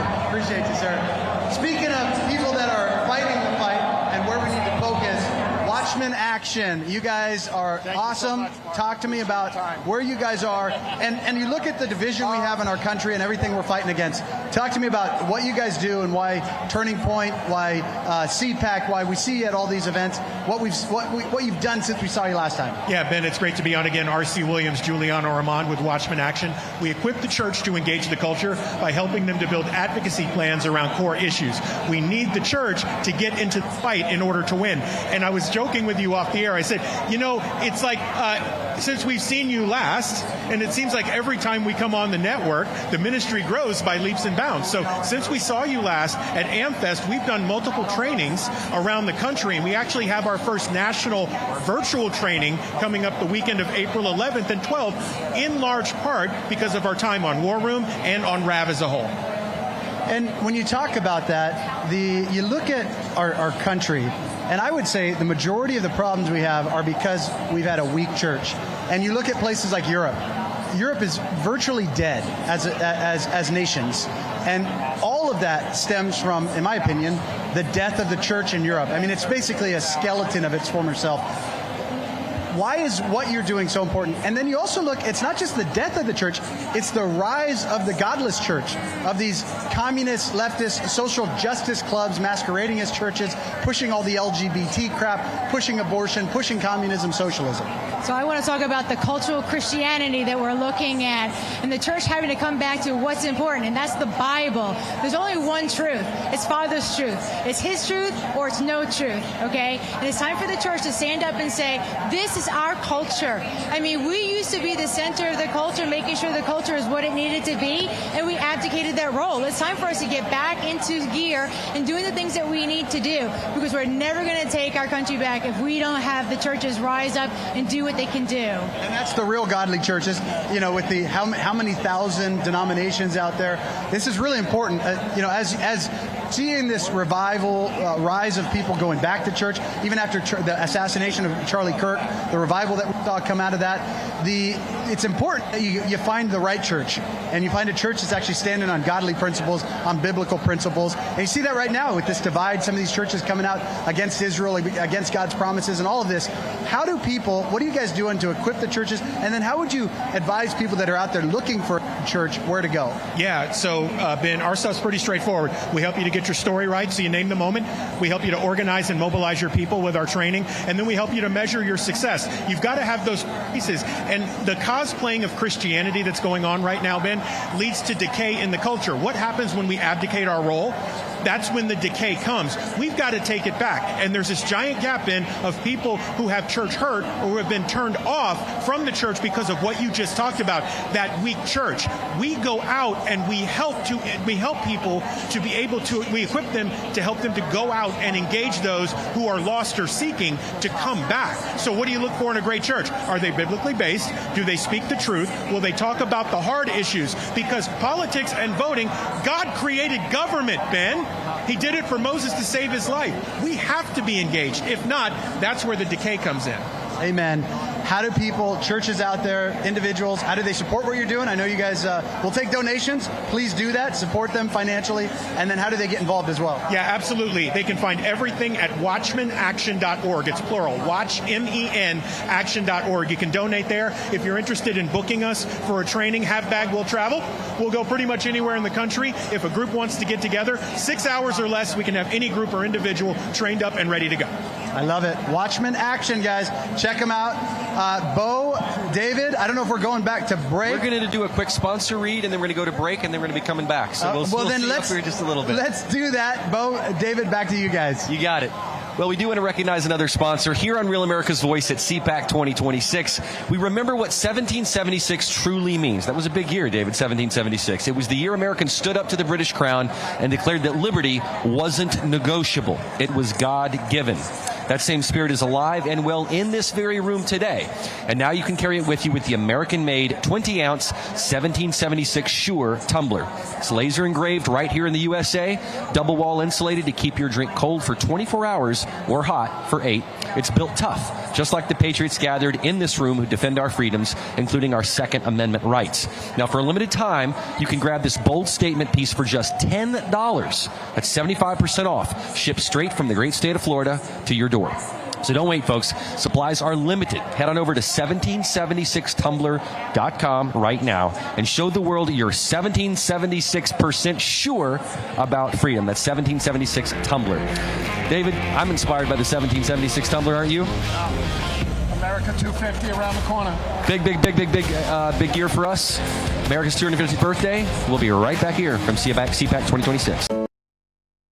Real America's Voice is growing, and now it's all in one place. Introducing the new and improved RAV app, built for access, community, and choice, not paywalls. Here's the key. RAV is still free to watch. No sign-in, no membership required. Your favorite live streams, breaking coverage, and video on demand are all right there. Free, just like always. For the War Room Posse, we have to be a force multiplier on this. We have to stick the landing. In the White House, in the Oval Office, you're crushing it, my friend. And if you want more, the members section is your backstage pass. Get exclusive behind-the-scenes photos and videos, insider moments from the studio and the field, and early access to new content before it goes public. Members can also unlock special experiences like virtual meet and greets, member-only auctions, and select event access, plus commercial-free viewing of certain shows inside the app. It's not just an app, it's a community. Download the RAV app today. Find it in the App Store and Google Play. Through every storm, every moment of uncertainty, everybody needs to pray for Charlie Kirk right now. RAV has stood strong. We're not going to tolerate this stuff anymore. Turn that anger into motivation to save this nation. When we move together, there is power. The cries of this widow will echo like a battle cry. This is more than news. It's a movement. This revolution of people taking their countries back. A turning point. A chance to be part of something greater than yourself. Scan the QR code and stand with RAV. The story isn't over, and neither is your part in it. Step in. Be counted. Be heard. Together, we are RAV. We will achieve American greatness. And we are just getting started. Hi, I'm Bridgie. And why do I love Rob? Well, even out here in the cornfields of Iowa, I still need news I can depend on.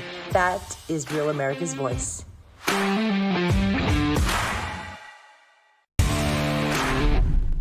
Hey, y'all.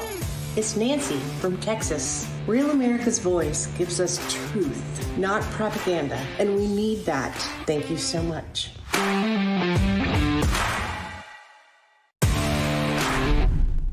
Hey, y'all. It's Nancy from Texas. Real America's Voice gives us truth, not propaganda, and we need that. Thank you so much.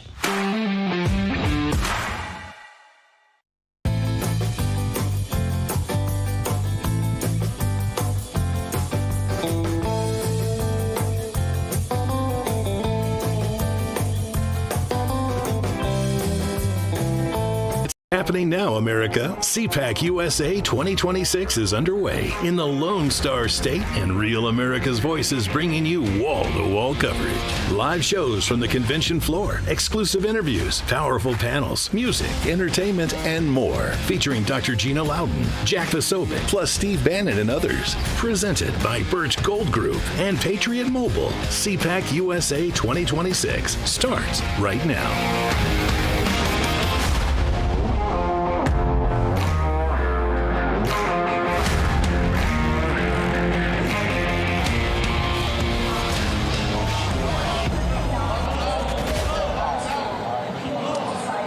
And welcome back to the Lone Star State. We are live from Cpac 2026 in Grapevine, Texas. I'm here with David Zier. We have Julio Gonzalez and Duke Tanner, two of our great friends from Engineered Tax Services.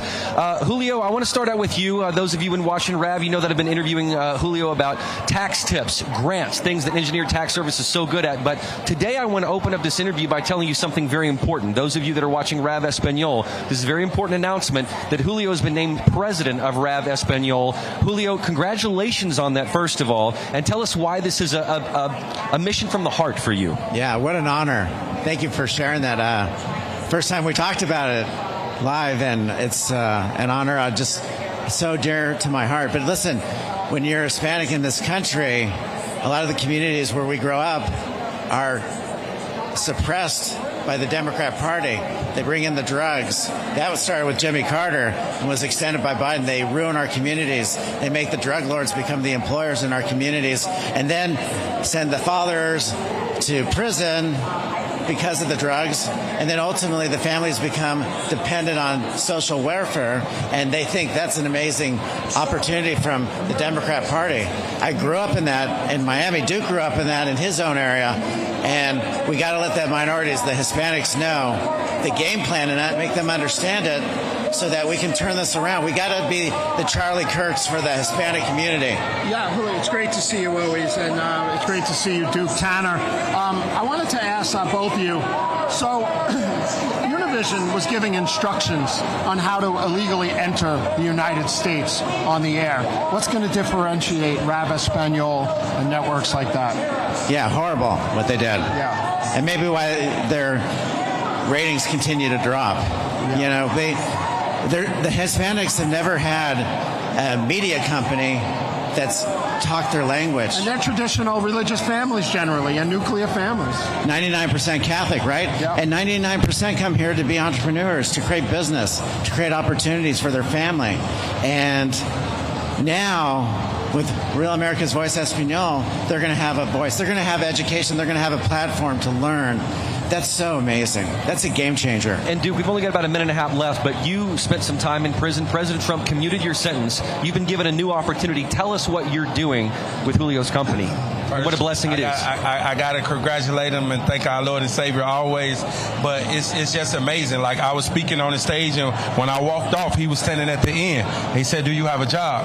I said, "No." He hired me right then and there because he came from the communities that I come from, just in a different generation. So now, by him leading and being the president of Hispanio, all the tools and the legacies that he did in the tax world, and that now he done brought me on to start in the grant world, we'll be able to give these minority communities the same tools that the big companies have on the big news stations. So now it's no excuse, and we're here to serve the people. He's doing legacy now, you know, and he's uplifting the minority communities and the small businesses to get the same things companies and big companies have, and I'm just so thankful to be a part of this. I just wanted to add, I'm working with Pastor David Lowry. He's got new legislation he's trying to get through, be like a second step act to get rid of all the wrongfully incarcerated out there. Well, I was just at the White House at Capitol Hill yesterday. I was supposed to have been with him yesterday, but I was meeting with Ed Martin and some of the Josh Smith, the director of the Bureau of Prison, and they're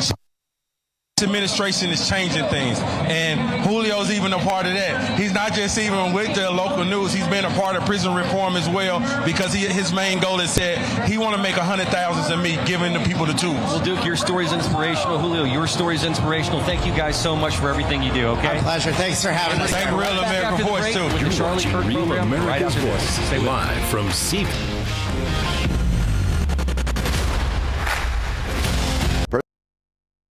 Real America's Voice is growing, and now it's all in one place. Introducing the new and improved RAV app, built for access, community, and choice, not paywalls. Here's the key. RAV is still free to watch. No sign-in, no membership required. Your favorite live streams, breaking coverage, and video on demand are all right there. Free, just like always. For the War Room Posse, we have to be a force multiplier on this. We have to stick the landing. In the White House, in the Oval Office, you're crushing it, my friend. And if you want more, the members section is your backstage pass. Get exclusive behind-the-scenes photos and videos, insider moments from the studio and the field, and early access to new content before it goes public. Members can also unlock special experiences like virtual meet and greets, member-only auctions, and select event access. Plus, commercial-free viewing of certain shows inside the app. It's not just an app, it's a community. Download the RAV app today. Find it in the App Store and Google Play.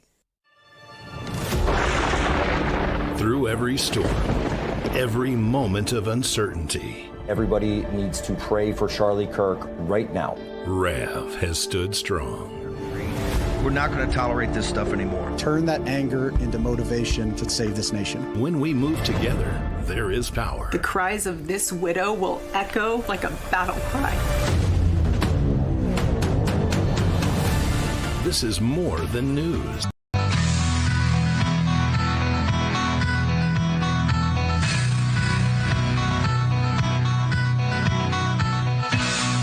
All right, welcome back to the Charlie Kirk Show. Hour 2 is underway, and we did the hot swap, and now we have Sean Davis and Molly Hemingway of the Federalist, a publication I check every day.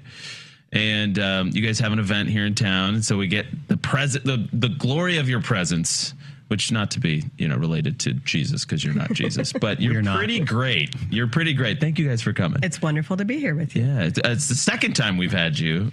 So they said they're ready to talk about everything, literally anything. Literally. So what do you guys think of the new Lord of the Rings movie that they're going to make? Why? Yeah, I'm very traumatized. Really? Why does there need to be a new they're going to have one? Stephen Colbert write a Lord of the Rings movie about Sam's daughter. We'll talk about it today on the and Thursday even in show. the trailer or in the announcement of it, they were getting basic facts wrong about it, which did not inspire trust. Yes. Is Jackson involved? I hope not. They claimed that Frodo died. No, he didn't. Actually, doesn't he die? I think no. He just goes to the Undying Lands with the elves. Yeah, but I think the implication is he still dies there. He doesn't become immortal. He doesn't reject Iluvatars. I don't imply anything from Tolkien. If Tolkien doesn't say he's dead, he's not dead. So you say Tolkien? Tolkien? Yeah, I say Tolkien. Tolkien. Either way. Anyway, that was just I just wanted to lean into that. There's also an issue with Stephen Colbert there. Stephen Colbert is someone who has been funny in his past, but is not, has lost his show because of his hyper partisanship. He just runs a Democrat PAC at night. Yeah. And he lost his show, and yet now he gets to write something for the Lord of the Rings. Failing off words. It just really speaks to the power that the left has over many institutions. It also speaks to just how absolutely awful late night Hollywood has become, that they're using a washed up late night host who, there's got to be better options than Stephen Colbert is what I'm saying. A few hundred. He's not even really a writer. I'm sure he's written bits, but the idea that he's going to magically write a screenplay on one of the most celebrated works of fiction in all of history it's absurd. Now I have to get this Jimmy Kimmel clip because you guys have now inspired it with Stephen Colbert, where he's attacking Mark Wayne Mullen for being a plumber. And Mario's a plumber. And Mike Lee called him an elitist bastard, and I thought that was wonderful. And I think you could use even more colorful language. Mike Lee's a Mormon. That's about as far as he's going to go. That's pretty strong for Mike Lee. But I completely agree. Jimmy Kimmel, remind you, is the guy that almost lost his show, should have lost his show, when he tried to blame Charlie's assassination on MAGA. And so I went after him, and it was like this Colvette versus Kimmel thing, for 3 days. And I just can't stand the guy. There's something about Jimmy Kimmel that makes my skin crawl. I think he's a rudderless, moralless, absolute disgusting, vile creature. Well, here's what I don't get about him attacking Mullen. Jimmy Kimmel got his start in media with Adam Carolla. He has Adam Carolla to thank for being a big name. Adam Carolla was like a carpenter and a general contractor. Yeah, that's a great point. Like, so one of his. Did you tweet that? You need no, I should. Yeah, in the break. Like, he's one of Kimmel's best friends. The reason anyone cares about him, because Carollo's clearly the funnier one of the two, who still to this day, like, I think does construction stuff for fun, and then you're mocking a tradesman. I don't get it. Well, he's a disgusting pile of garbage, is why there's nothing to get. Well, and then he had the gall to claim he was a victim. Anyways, yeah. The big crime there with him is that he's just never funny. No, it's and he very cries. Mean and angry. Yeah, and then cries when he people. He likes to play this victim. He was sharing made up information for political gain. He was lying for political gain, which is why he suffered for what he was saying there. And think about the message it sent. It said, you can go shoot a conservative and the entire liberal media apparatus is going to rally to your defense and whitewash it and make it go away. That is a green light for other people to do it as well. And blame some of the primary victims. Yes. Which is just disgusting, reprehensible stuff. But I just, in general, the Democrat Party, of which Jimmy Kimmel is a major player, they are, what is it, like 40 points underwater with men right now?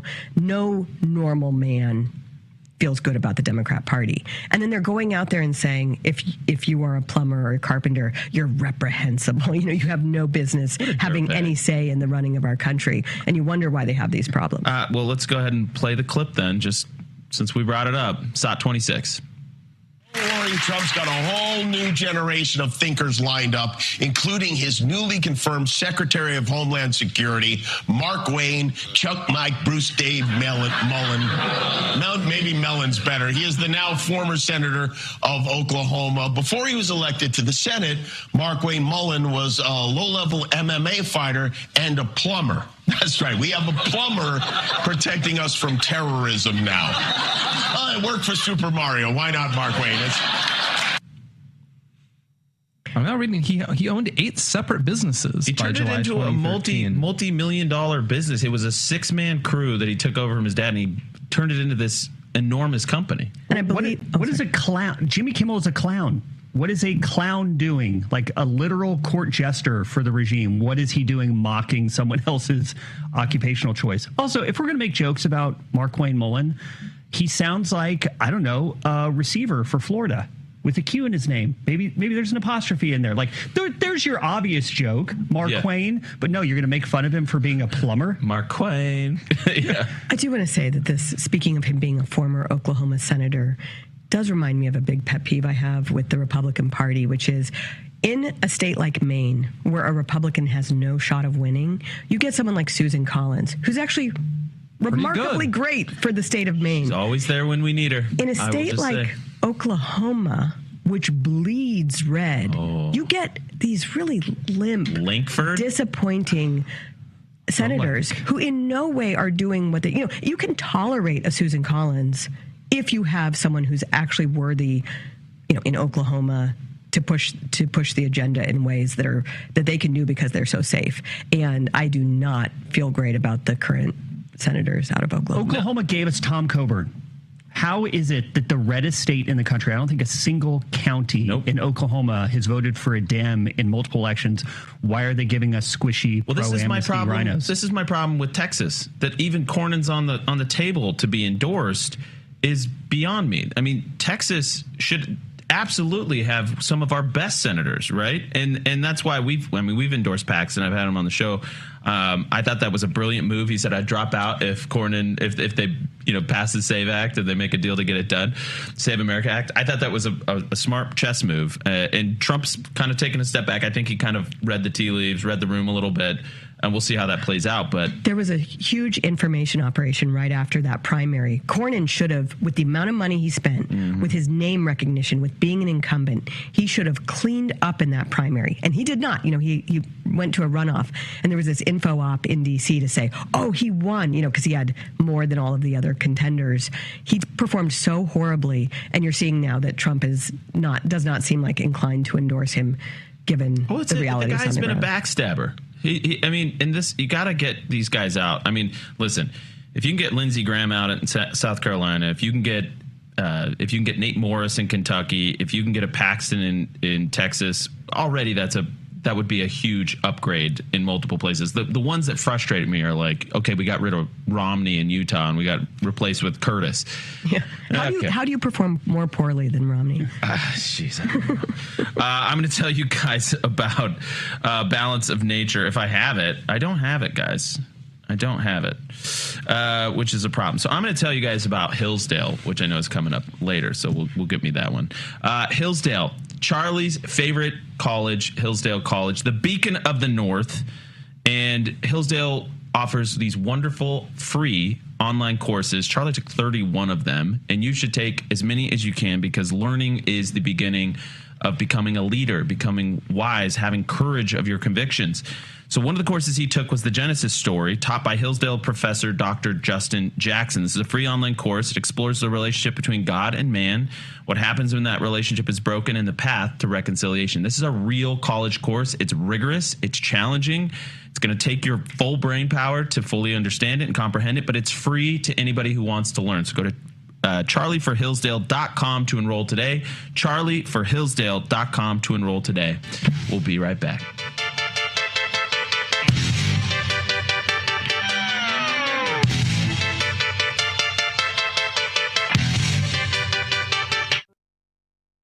Real America's Voice is growing, and now it's all in one place. Introducing the new and improved RAV app, built for access, community, and choice, not paywalls. Here's the key. RAV is still free to watch. No sign-in, no membership required. Your favorite live streams, breaking coverage, and video on demand are all right there. Free, just like always. For the War Room Posse, we have to be a force multiplier on this. We have to stick the landing. In the White House, in the Oval Office, you're crushing it, my friend. And if you want more, the members section is your backstage pass. Get exclusive behind-the-scenes photos and videos, insider moments from the studio and the field, and early access to new content before it goes public. Members can also unlock special experiences like virtual meet and greets, member-only auctions, and select event access, plus commercial-free viewing of certain shows inside the app. It's not just an app, it's a community. Download the RAV app today. Find it in the App Store and Google Play. Through every storm, every moment of uncertainty, everybody needs to pray for Charlie Kirk right now. RAV has stood strong. We're not going to tolerate this stuff anymore. Turn that anger into motivation to save this nation. When we move together, there is power. The cries of this widow will echo like a battle cry. This is more than news. It's a movement. This revolution of people taking their countries back. A turning point. A chance to be part of something greater than yourself. Scan the QR code and stand with RAV. The story isn't over, and neither is your part in it. Step in. Be counted. Be heard. Together, we are RAV. We will achieve American greatness. And we are just getting started. Hi, I'm Bridgie. And why do I love Rob? Well, even out here in the cornfields of Iowa, I still need news I can depend on. That is Real America's Voice.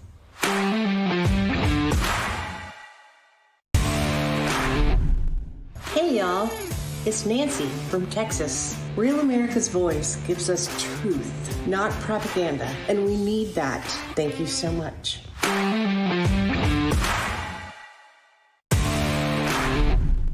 Hey, y'all.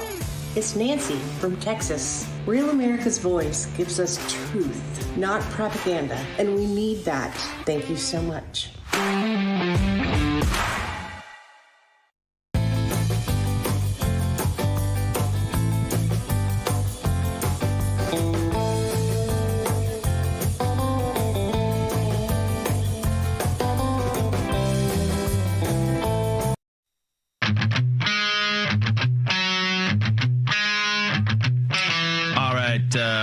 We we are having a great time here. I want to tell you quickly about YREFI, YREFY.com. Private student loan debt in the United States totals about $300 billion, and $45 billion of that is labeled as distressed. YREFI refinances and, they refinance distressed or defaulted private student loans that nobody else is going to come close to touching. They don't care about your credit score. They don't care about your financial past.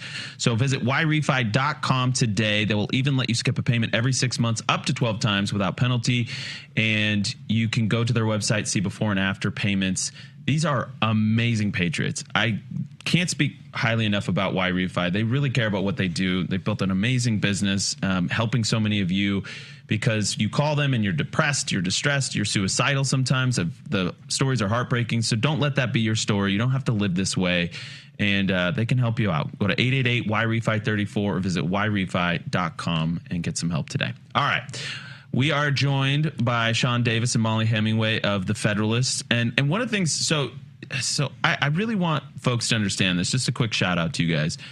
And I know Charlie appreciated it as well, because we said it privately a bunch as we were building the show and thinking through our show flow.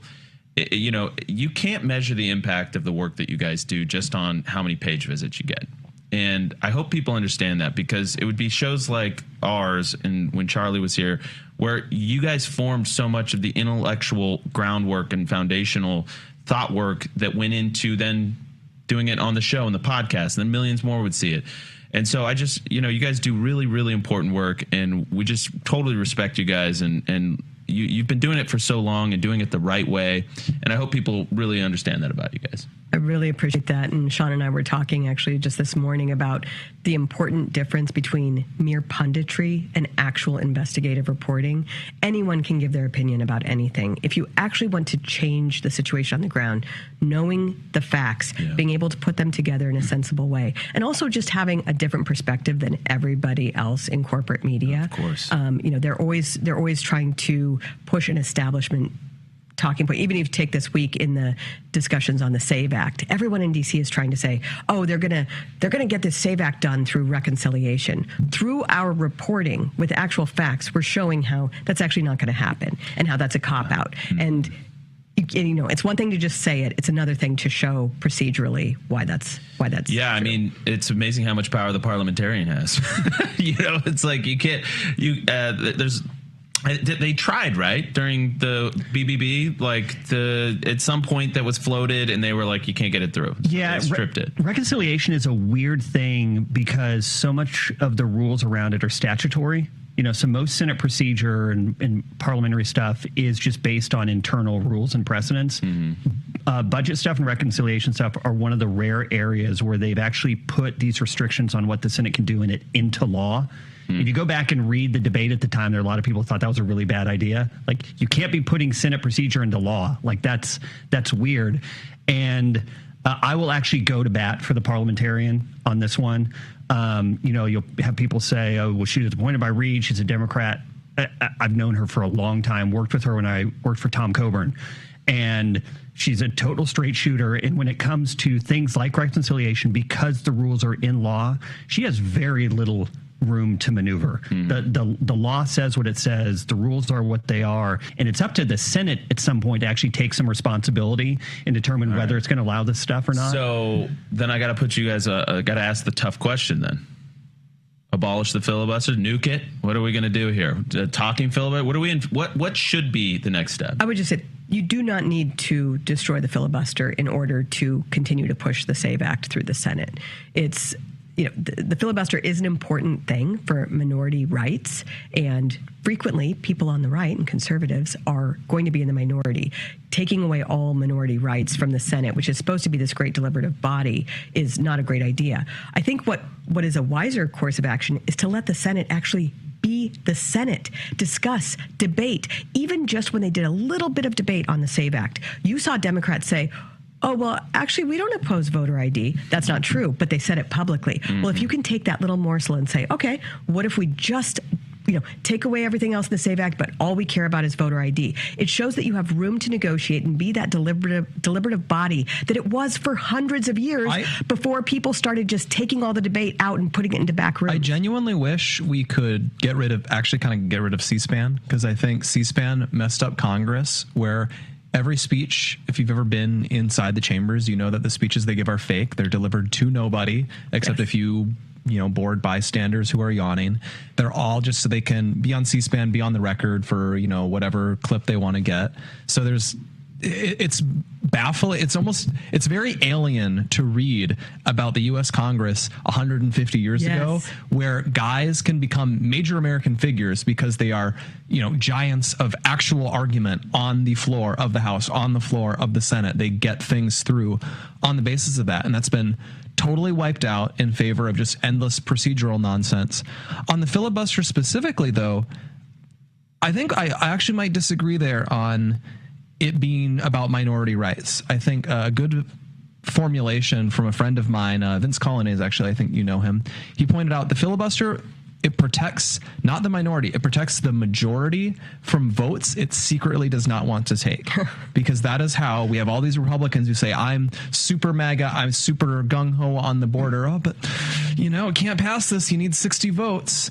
And same thing when the Democrats have power. Oh, yeah, we'd love to do all that, crazy socialism, abolish the police stuff. But, 60 votes, guys, tough breaks. And I feel like that is how it is broken out. And we have this fake Senate, a fake Senate that never passes anything. I think that's totally true. I think that's less a function of the filibuster than the modern running of the Senate. I personally think Harry Reid and Mitch McConnell together destroyed the U.S. Senate. Rather than allowing debate to flower and to be unpredictable, they would go in, they'd put a bill on the floor, they would do what's called fill the tree. So they make it impossible for anyone to offer amendments, and they'd file cloture. And then you would just vote on that, and that was the end of it. If you could convince me that if we've abolished the filibuster tomorrow, that we had 51 votes to do truly transformational things to restore the country, I think I would be all for it. The reality is that if we were to abolish the filibuster today, they would have 51 votes to reopen DHS, and that is it. That is the only thing the Republicans would accomplish. You don't think we get Save America Act passed? You don't think we could get, end invasion-level migration? You don't think we could do... No, and I actually think that's why Thune and leadership were so against the talking filibuster. They came up with procedural reasons why they said it couldn't work, which were all fake. The reality is they didn't have 50 votes to do what they wanted to push it through. That's depressing. That means we need way better Republicans. Absolutely. Well, primaries are where the battle is for Republicans. To your point, though, rather than blackpilling over this, it is true that by and large, every 2 years you get a slightly better class of Republican senators. You compare, who've come in more recently with people who came in. Eric Schmidt, Tuberville. Yeah, real Hawley, leadership coming in there. Yeah. Yep. Hawley's been kind of interesting, actually. He's been more and more kind of a X factor. We want to keep going through the break here. Follow us on the stream if you want. We'll be right back. More with Sean Davis and Molly Hemingway from The Federalist.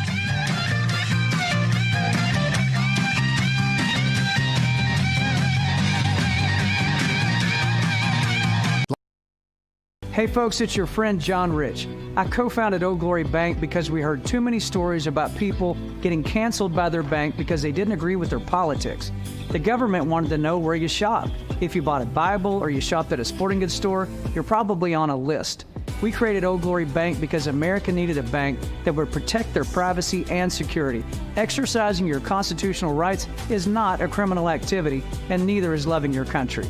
At Old Glory Bank, we stand with you. I'm a J6er. I spent 1,143 days in prison. About a year in prison.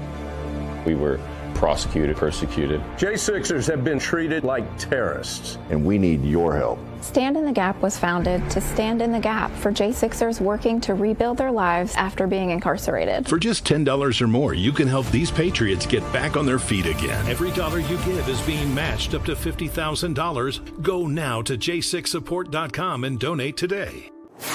When it's breaking, we're moving. Breaking news. Breaking news. News doesn't sleep. At Real America's Voice, we don't get to crash or lose focus. That's why we drink Soldier Fuel to stay ahead of the chaos, because we do this for you. So good. Soldier Fuel has no sugar, so no crash. Now that's a game changer. I'm fueled up now. Woo! Used by the U.S. military every day. Now available to you.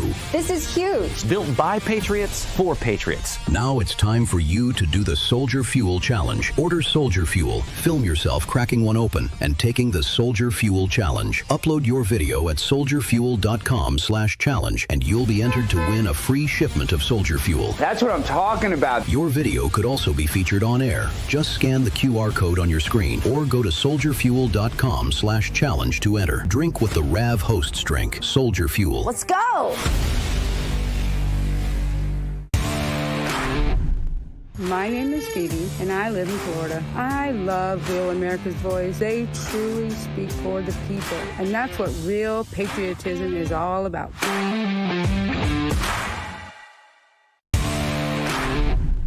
I'm Terry from New Jersey, and I just want to say that I love Real America's Voice. I love you guys.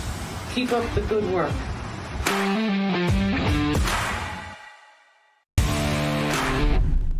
I'm Patriot Mermaid, and I'm from West Haven, Connecticut. When the mainstream media wasn't giving us the truth, I went and looked for the truth and found it on Real America's Voice. Come and join us. Come on.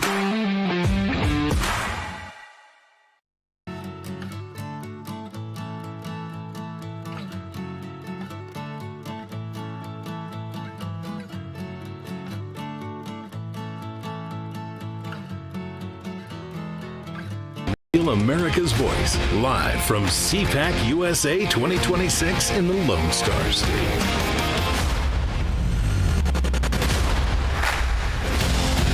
Welcome back to Cpac Live 2026. Bo Davidson and David Zier here.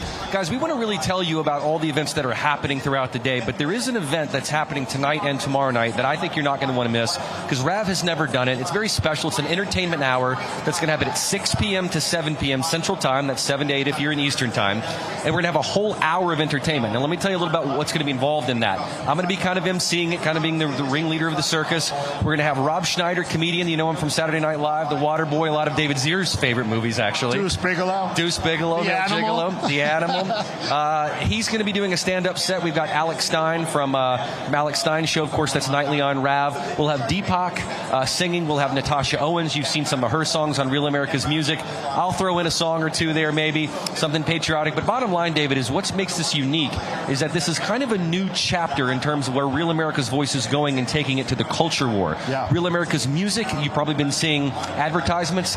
They're blossoming in a way that you couldn't even possibly imagine, putting chart-topping songs, getting Billboard charting songs to compete with Bruce Springsteen and actually topping Bruce Springsteen. The Truth Bombers, Justice for All with the J6 Choir. The Boss. The Boss, exactly, by Natasha. And so those songs that you've been hearing on RAV, you're going to be hearing tonight in that hour. It's going to be so much fun here.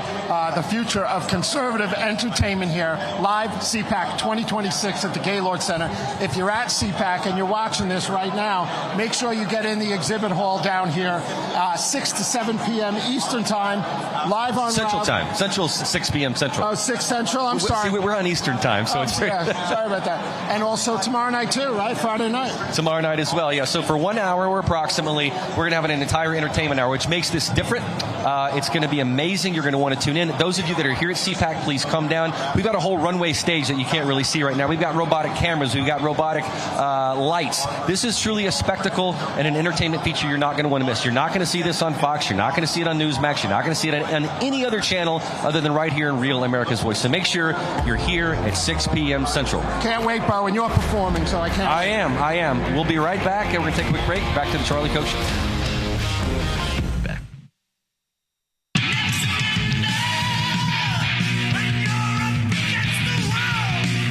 Stop watching the news and start making some.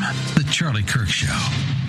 All right. What if the reason you feel a little off some days has more to do with what's missing as opposed to what you're adding to your diet? We talk a lot about cutting things out of our diet, sugar, processed food, junk. But what if you're not? What is it that you're not getting enough of? Whole foods contain phytonutrients, natural plant compounds your body uses every day to function properly. And let's be honest, most of us aren't eating 10 servings of produce a day. Are you, Sean? Are you eating 10 servings of produce a day? I'm going to take the under on that.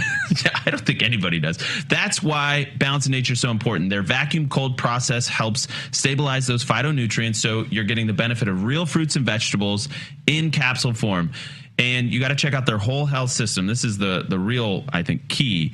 Whole health system, fruit and veggie plus fiber and spice, 47 ingredients of whole fruit food nutrition, and their freeze-dried snacks are a great option too. If you're ready to fight the good fight, as they say, go to balanceofnature.com and subscribe and save today. Join hundreds of thousands of customers in one simple routine that will change your health. All right, so we're talking. Are we done talking about music? Because we could keep going. If you missed it in the stream, if you were watching on Real America's Voice, you would have missed it. But yeah, music is powerful. But let's talk about culture in general. It feels like we had this moment in 2024 where we were culturally ascendant, right? You saw the New Yorker magazine with all the young kids at the inauguration. It was this dawn of a new era. Really hasn't materialized. I think losing Charlie was a big blow to that, but I also think just some of the Epstein stuff and the Iran stuff, I feel like we've got Cpac going on, by the way, in Texas. So the conservative movement is coalescing, at least in some shape or form, in that sense. But what do you guys make of this? What did we lose the plot? What is it? Policy? Is it just this is a hard country to govern and this was inevitable? What do you guys make of that? I think a big part of the energy coming out of 2024 was the outsider energy. When you're on the outside looking in, which Trump was, they tried to kill him, they tried to imprison him, they tried to bankrupt him, and then he's ascendant and comes back. America loves an underdog. That's a great story. The vibe and the energy was awesome. But then when you get into power, that all changes. You don't have that outsider energy anymore. I feel like that's the real struggle now, is now you're in there and you actually have to do stuff, and what's actually being done, it's a lot harder. But yeah, there's been a definite vibe switch. And speaking of difficulties, building coalitions, that's a very difficult thing to do and to maintain. Just being here in this studio reminds me that after Charlie was assassinated, people tried to say, oh, well, this is a big free speech martyr. Well, he was a free speech martyr, but he was so much more than that. It was not just about advocating for free speech, but the content of what he was talking about was much more important. But also just his role within the movement was as this statesman who was able to interact with all these different groups of people with sometimes competing interests and keep everybody from going crazy. And you don't really have a lot of figures who can serve that function. And also just politically speaking, Donald Trump has historically been really good at managing his coalition, and I think less good in recent months than he has been historically. I think some of this is inevitable. I think I've pointed this out. There's a lot of stuff about President Trump that is, I think for a lot of people, it's very endearing and funny when he's this candidate. He's always saying funny stuff. He says something that sends the media into an absolute frenzy and all of that. And it's very entertaining while he's running. He's always doing unpredictable stuff. And I do think for a chunk of the population, it just becomes less amusing when he's the president of the United States.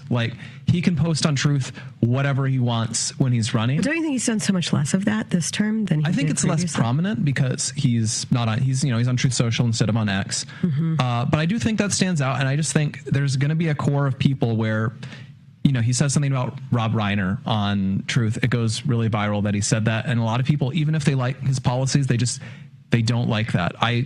I'm not in Ubers as much as I was when I was in D.C., but I do remember taking Ubers in D.C. and a super common take I would run into from these guys who are immigrant cab drivers, and they would say, oh, I love Donald Trump's policies, but I do not wish he would tweet so much. Well, hopefully they're not voting, and if they have an accent like that. Anyways. I did love, the moment where I felt like the energy was coming back was the Pearl Harbor comment. That was great. Yes. That was great. That's the Trump I want to see more of. Well, what's crazy is we had, and I talk with Rich Barris, who's polling a lot, and he's kind of like Black Pill Barris right now. And, I asked him after the State of the Union, do you think he's going to get a bump from that? That felt really good. He was like, yeah, he's going to get a serious bump from that. And Rich was sounding a really positive note. And then a week later, Iran happens, right? And I instantly knew that was going to be wildly unpopular with young people. There's no doubt about it. I know some of us that have been pushing this anti-interventionist foreign policy for years. And by the way, Trump helped usher that in when he called, Iraq a dumb war, right? Yeah. I mean, he is the sort of originator of this energy. And it was extremely popular, especially with young people. And that was always Charlie's focus. Is my focus.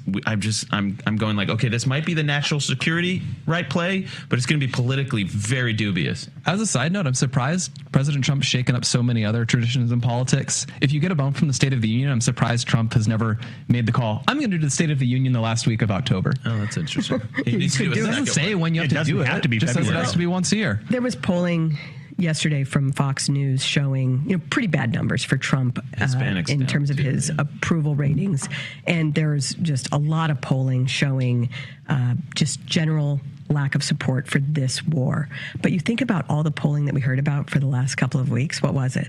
100% of Trump supporters support Trump. It was like 100% kind of a weird. MAGA. It was like, and that was like it's tautological. But but like if MAGA is shrinking, then 100% of a smaller pie. Well, and they were is not saying necessarily that ideal. they were saying though MAGA is not shrinking, and it's 100% support.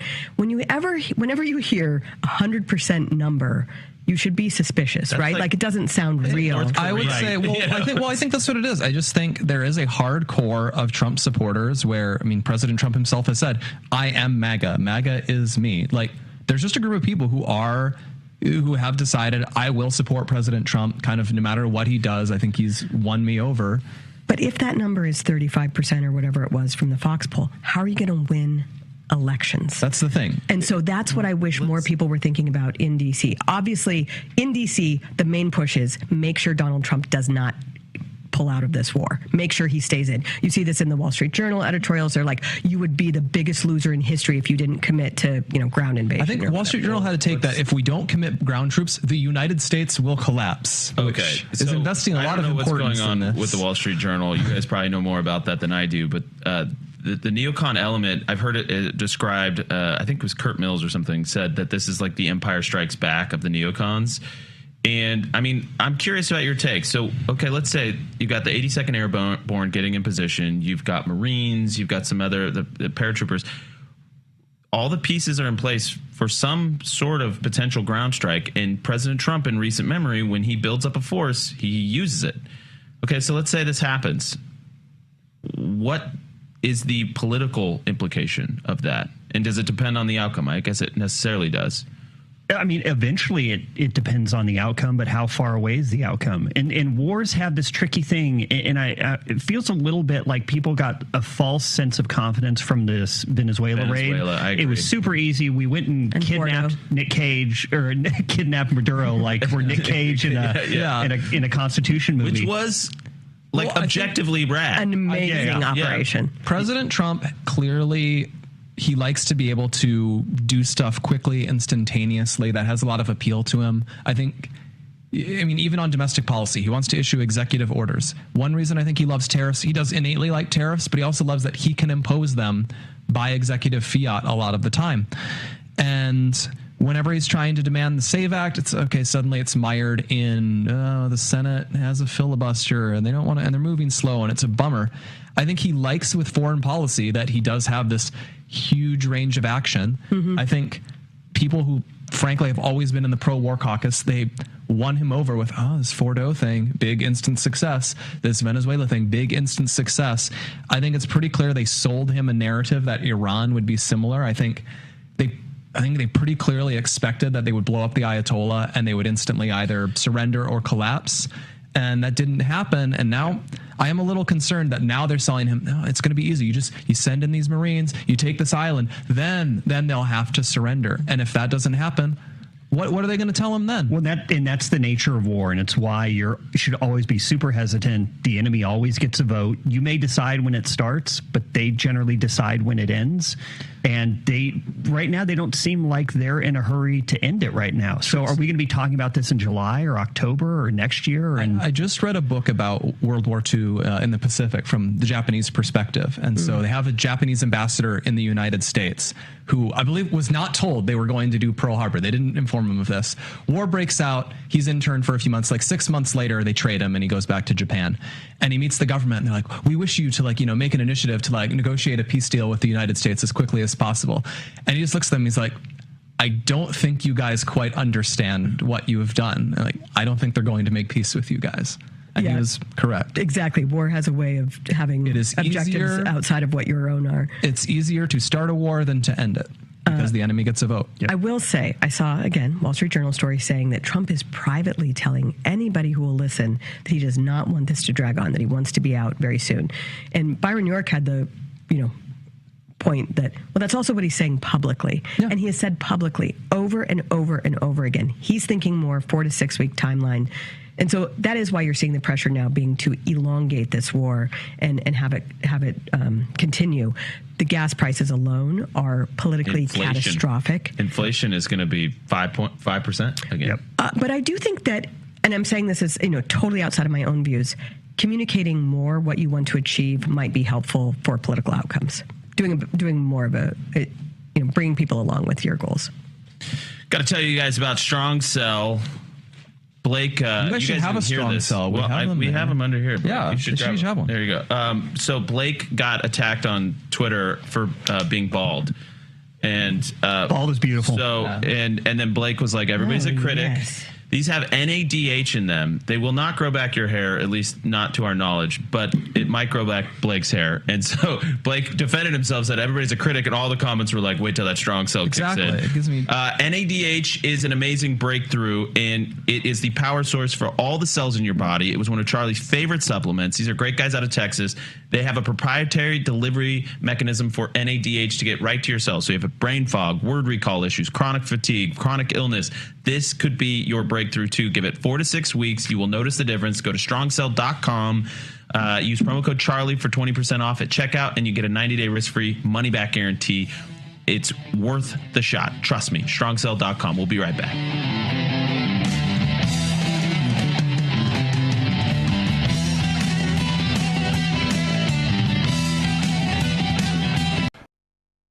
Hey folks, it's your friend John Rich. I co-founded Old Glory Bank because we heard too many stories about people getting canceled by their bank because they didn't agree with their politics. The government wanted to know where you shop. If you bought a Bible or you shopped at a sporting goods store, you're probably on a list.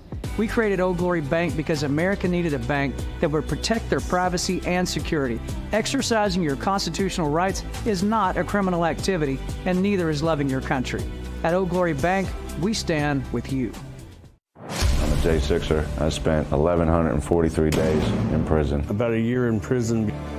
We were prosecuted, persecuted. J6ers have been treated like terrorists. And we need your help. Stand in the Gap was founded to stand in the gap for J6ers working to rebuild their lives after being incarcerated. For just $10 or more, you can help these patriots get back on their feet again. Every dollar you give is being matched up to $50,000. Go now to j6support.com and donate today.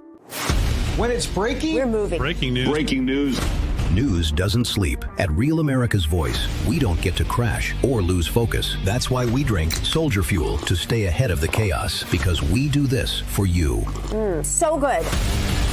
Soldier Fuel has no sugar, so no crash. Now that's a game changer. I'm fueled up now. Woo! Used by the U.S. military every day. Now available to you. This is huge. Built by Patriots for Patriots. Now it's time for you to do the Soldier Fuel Challenge. Order Soldier Fuel, film yourself cracking one open, and taking the Soldier Fuel Challenge. Upload your video at soldierfuel.com/challenge, and you'll be entered to win a free shipment of Soldier Fuel. That's what I'm talking about. Your video could also be featured on air. Just scan the QR code on your screen or go to soldierfuel.com/challenge to enter. Drink with the Rav Hosts drink, Soldier Fuel. Let's go.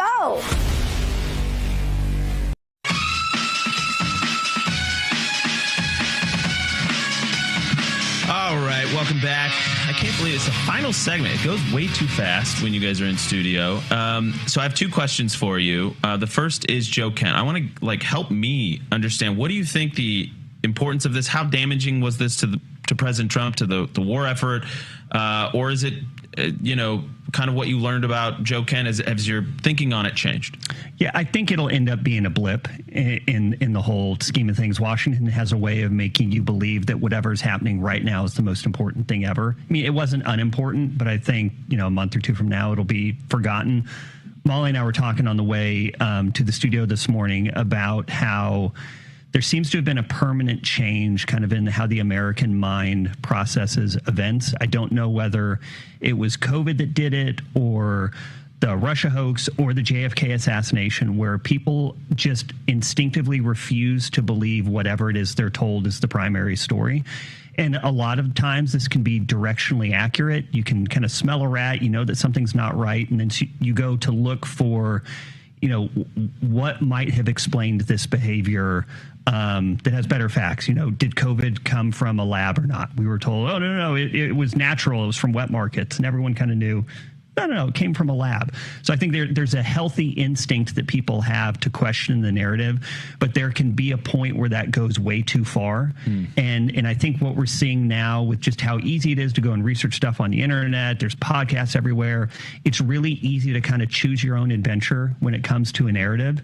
And that can, like I said, it can be a good instinct, but it can really go too far to where you just refuse to accept anything you ever hear ever, in which case you're really just crafting your own reality.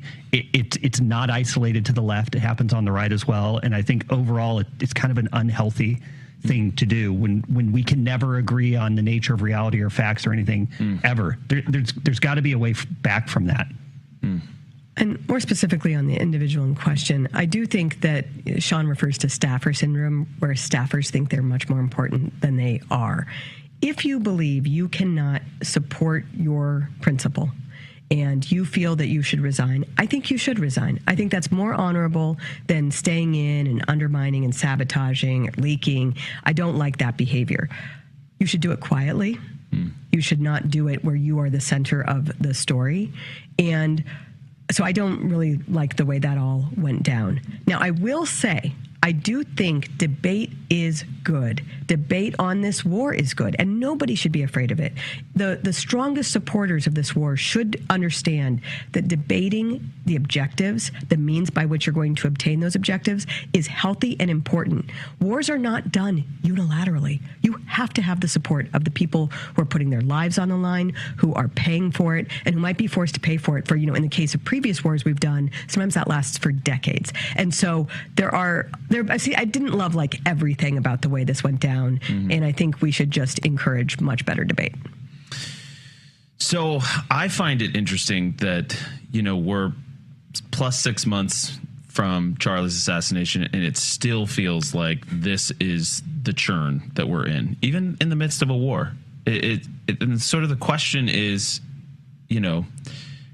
can we bring this back together in time for the midterms? Can we bring the coalition back, a winning coalition, so that we don't get completely shellacked? And if so, what needs to happen between now and then? Yeah, we absolutely can. I'm not a black pillar at all. 6 months in politics is an eternity. We have extremely short memories as American voters. I would compare them to goldfish generally. I remember in 91, George H.W. Bush had at one point a 91% approval rating on the heels of Desert Storm. Ends up getting 40% in the election over a year and a half. Well, that was Ross Perot had something to do with that too, but yes. So did raising taxes and violating that key pledge. We go back to 2020. I was at the State of the Union. Trump blew the roof off that building. So I think it was better than the State of the Union speech he gave this year. The economy was roaring, and then bam, COVID hits, everything falls apart. So 6 months is an eternity. What do we have to do to get where we need to be? I think Trump needs to have a laser focus on the domestic economy. He needs to understand that you have people who went to college and followed the rules who can't get jobs. You have a whole generation that thinks they're never going to get married. They're never going to own a home, because you look at how much you have to have just to have a down payment, let alone the mortgage interest rate. And increasingly, you have multiple generations of people who believe the American dream is a total fantasy and totally out of reach. If he is laser focused on that with solutions on how to deal with how can you afford a house, how do you get college affordable, can we make groceries normal, gas affordable, I think that solves most of his problems. And I would say, Donald Trump is currently the president, but will not be with us forever. And it is shocking and appalling to me how little other Republicans have thought about being leaders in this moment. And the political party that does address some of these really deep questions about, what does it mean to be an American? What does it mean to have a flourishing life? Will benefit with voters. Now, I also think there's something incumbent upon the people themselves.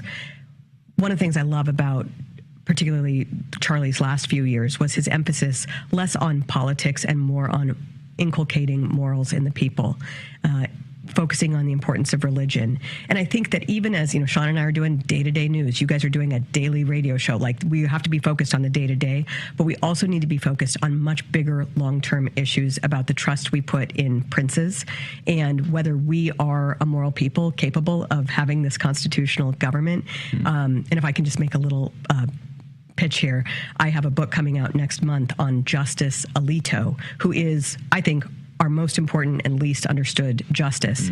And one of the things I try to point out in this book is how he balances pragmatism and principle. And too often on the right, we have seen people really just go at one extreme or the other, and it doesn't work if you do that. You can be, you can ride your principle and not care at all about whether you're helping the people that those principles are supposedly supposed to help, or you can be so pragmatic that you become a utilitarian and think the ends justify the means. And so we as a people need to understand how to balance those things and also hold up those people, less influencers, more people who show moral courage, like I would say Justice Alito. And Charlie Kirk. And Blake, I think you should take us home here. That Mamdani versus MAGA, that divide, the future. I mean, you have to recognize, people still, I think they get lost in the idea that we won this huge permanent victory in 2024. They're not really accounting to reality, which is this can swerve back very violently. There's very radical people who would love to abolish a lot of core American freedoms, would love to bring a revive 2020 style social revolution. They already have ruined entire states. They would love to ruin the entire country. And that is what we are facing if we cannot adapt to the stresses that young people are facing, because they will vote to blow stuff up. Some of them will vote to blow stuff up just because it gives them a rush to do it. So you have to win over the people who are at least inclined to keep things together. Yeah. I think, and that was one of Charlie's final warnings to us. We're in a race against the clock to train the next generation to value the same things that our founders gave us. Molly Hemingway, Sean Davis, you guys are amazing. We love having you in. Thank you. Be here. Can you just move here already? We'll see you guys tomorrow.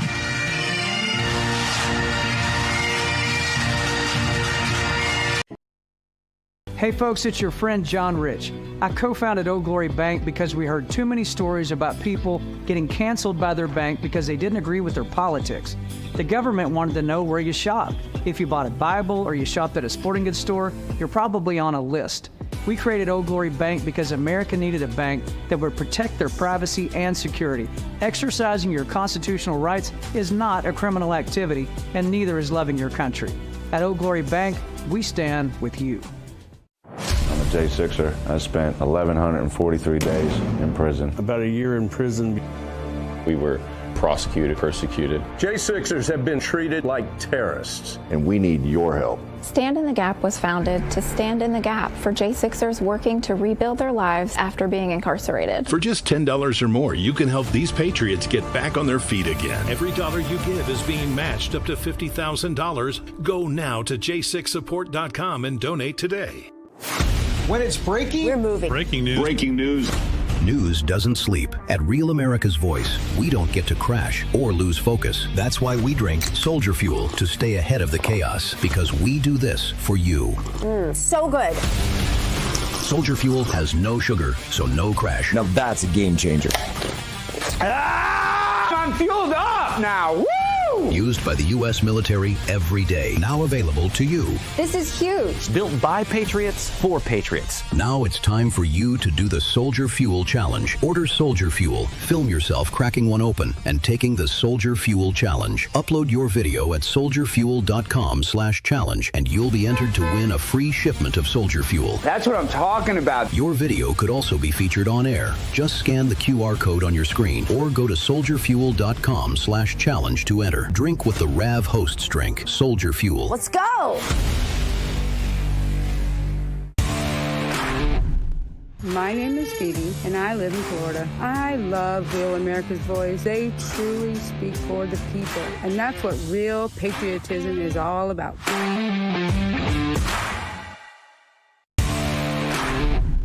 I'm Terry from New Jersey, And I just want to say that I love Real America's Voice. I love you guys. Keep up the good work.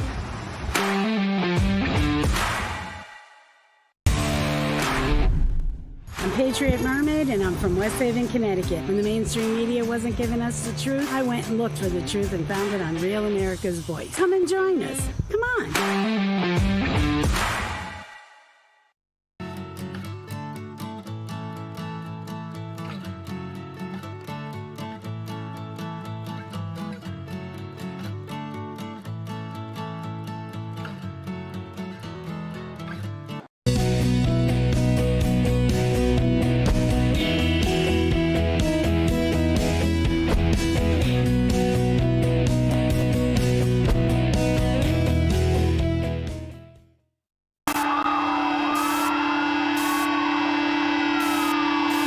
This is what happens when the fourth turning meets fifth generation warfare.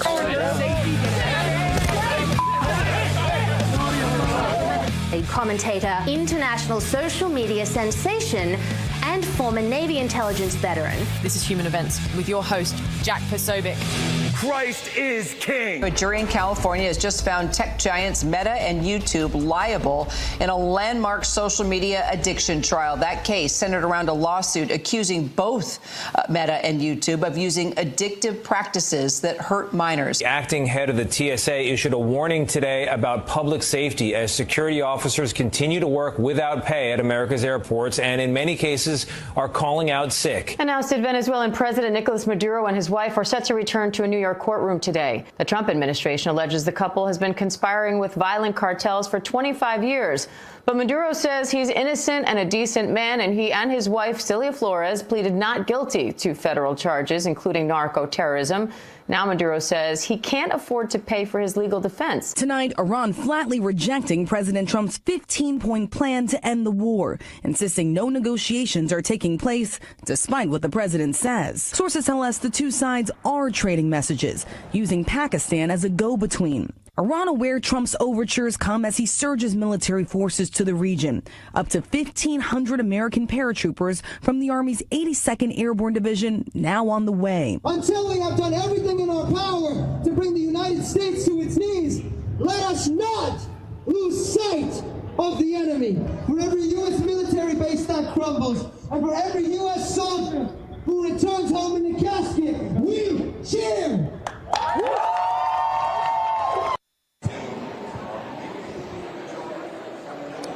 Ladies and gentlemen, welcome aboard Human Events Daily. We're here live in Dallas, Texas. And folks, if you need to hear this story. Today is March 26, 2026, Anno Domini. If you believe in the value of God's created life of humanity, then you need to hear this story. You need to hear the story of a 25-year-old girl named Noelia Ramos. Noelia Ramos was just murdered moments ago by the state government of Spain in an assisted suicide, euthanasia, that she opted for because 4 years ago, when she was placed in a state care facility, she was raped by North African migrants. She then attempted to commit suicide by jumping off of a 5th-floor building. It left her a paraplegic. And then, after having turned to the government, after having turned to the state, to authorities for help, what did they offer her? They offered her suicide. They offered her a quick death. And we are told at Human Events that just moments ago, in a hospital in Spain, Noelia Ramos was killed by the Spanish government. Her friends, her family, we're told, were not even allowed in to talk with her because they wanted to try to get her to change her decision. And I'm here with Libby Emmons from the Post Millennial and Human Events. Libby, can we just say a prayer for this young girl? Yeah, I think we should. I think we should say Hail Mary Would you guys join me? And we're going to do a Hail Mary and an Our Father. In the name of the Father, the Son, the Holy Spirit, amen. Hail Mary, full of grace, the Lord is with thee. Blessed art thou among women, and blessed is the fruit of thy womb, Jesus. Holy Mary, Mother of God, pray for us sinners, now and at the hour of our death. Amen. Our Father, who art in heaven, hallowed be thy name. Thy kingdom come, thy will be done, on earth as it is in heaven. Give us this day our daily bread, and forgive us our trespasses, as we forgive those who trespass against us. And lead us not into temptation, but deliver us from evil. Amen. Father, Son, Holy Spirit. Amen. Libby, I want to get into this story with you in a little bit. We've got a couple of minutes until the break. Does this surprise you that we hear stories like this, as much as I hate to say it? It's not surprising as it used to be. It had been surprising about 4 years ago. We saw a woman in the Netherlands trying to opt for assisted suicide based on depression. We've seen this start to spring up in Canada, people opting for suicide based on, seasonal depressive disorder, things like this. And I think we are living in a Western culture that no longer values life, that puts death over life. It does it in countless situations, not just euthanasia, but abortion and transgender as well. And it's and also the deprioritization of family and motherhood and fatherhood.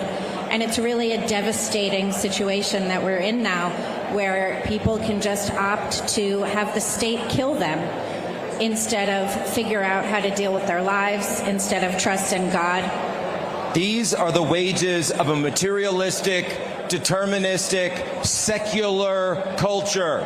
We need to live in a culture of life. We need to live in a culture that places the value of the human life above all values. There is no question, and there can be no compromise on this. The value of our human citizens must come first at all times. The end, what do we see as well? And I'm just going to say it. This is the end result of all leftist politics. The end result of leftist politics is that it leaves young girls raped and murdered by the state. We've seen it again and again and again. Why do we think it would ever take a different form when it takes power anywhere in the world? Right back, Jack Posobiec, Limmy Emmons, Human Events Daily.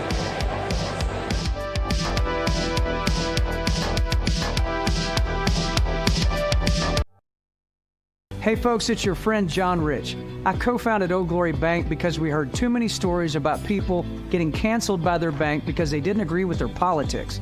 The government wanted to know where you shopped. If you bought a Bible or you shopped at a sporting goods store, you're probably on a list. We created Old Glory Bank because America needed a bank that would protect their privacy and security. Exercising your constitutional rights is not a criminal activity, and neither is loving your country. At Old Glory Bank, we stand with you. I'm a J6er. I spent 1,143 days in prison. About a year in prison. We were prosecuted, persecuted. J6ers have been treated like terrorists. And we need your help. Stand in the Gap was founded to stand in the gap for J6ers working to rebuild their lives after being incarcerated. For just $10 or more, you can help these patriots get back on their feet again. Every dollar you give is being matched up to $50,000. Go now to j6support.com and donate today.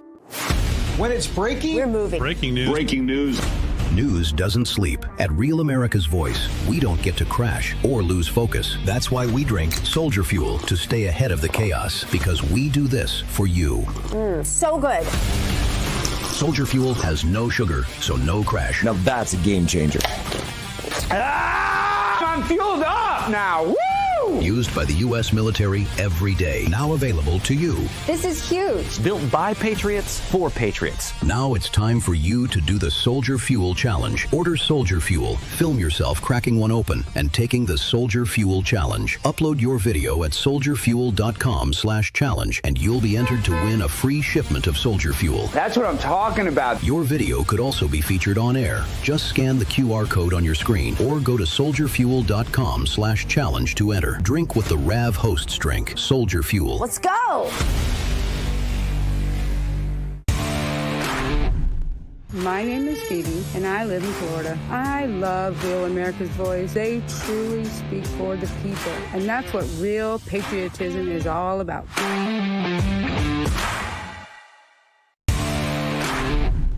I'm Terry from New Jersey, and I just want to say that I love Real America's Voice. I love you guys. Keep up the good work. 1 in 3 people will face a battle with cancer, and most will never see it coming. Dr. Kelly Victory at the Wellness Company did everything right. She exercised, ate clean, avoided processed foods, and had 0 symptoms when she went in for a routine mammogram in July 2023. She walked out with an aggressive cancer diagnosis that could have been fatal if found later. It revealed a hard truth.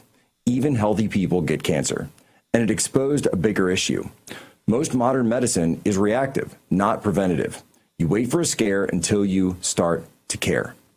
Every day, our bodies are under constant pressure from stress, toxins, inflammation, and immune strain. That damage builds quickly, year after year, until disease starts to form. Dr. Victory asks a different question.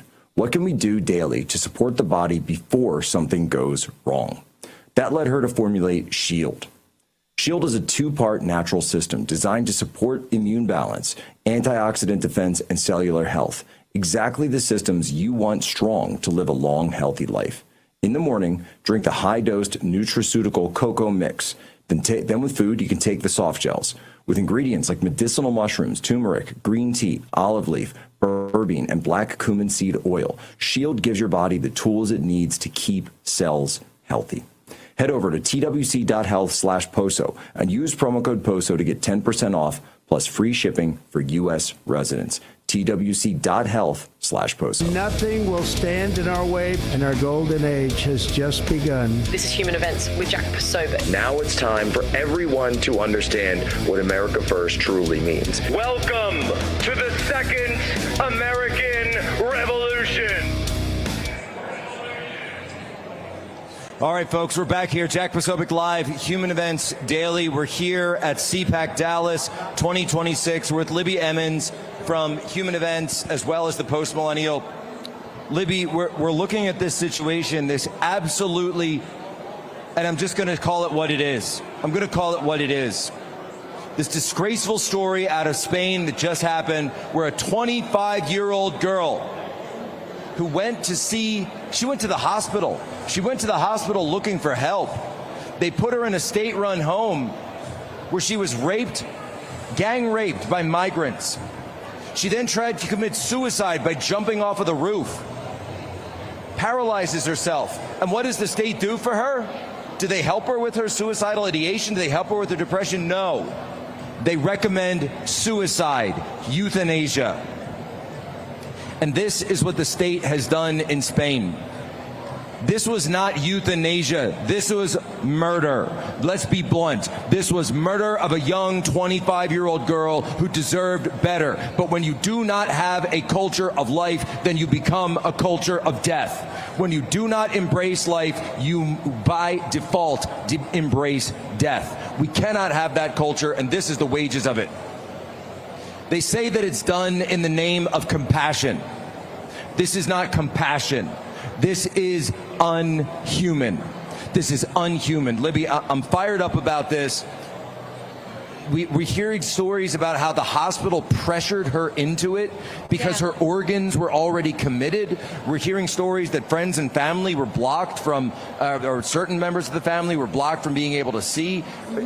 Libby, how do we get to a place like this in socialist Spain, and that's what it is, Pedro Sanchez's socialist, unhuman Spain, where they can take a beautiful young girl like Noelia and have an outcome that turns into this, and they call it compassion. Yeah, and what's really amazing is she actually fought her father in order to try and kill herself, in order to get this, what they call a procedure. Wait, what do you mean fought her father? What does that mean? So her father brought a suit and said that she shouldn't be permitted to go through with it, that the state should not be permitted to take his daughter's life.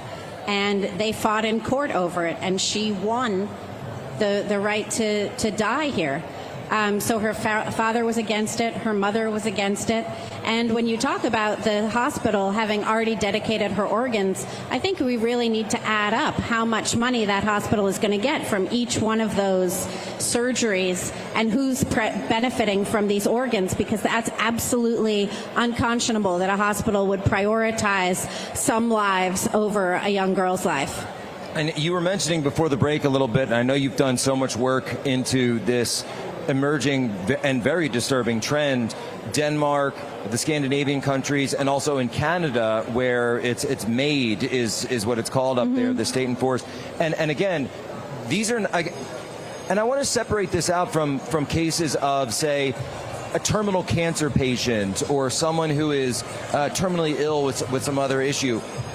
We're seeing abject, it seems to me, widespread application of these for, what was it, economic distress and depression. One man requested MAID because he was homeless.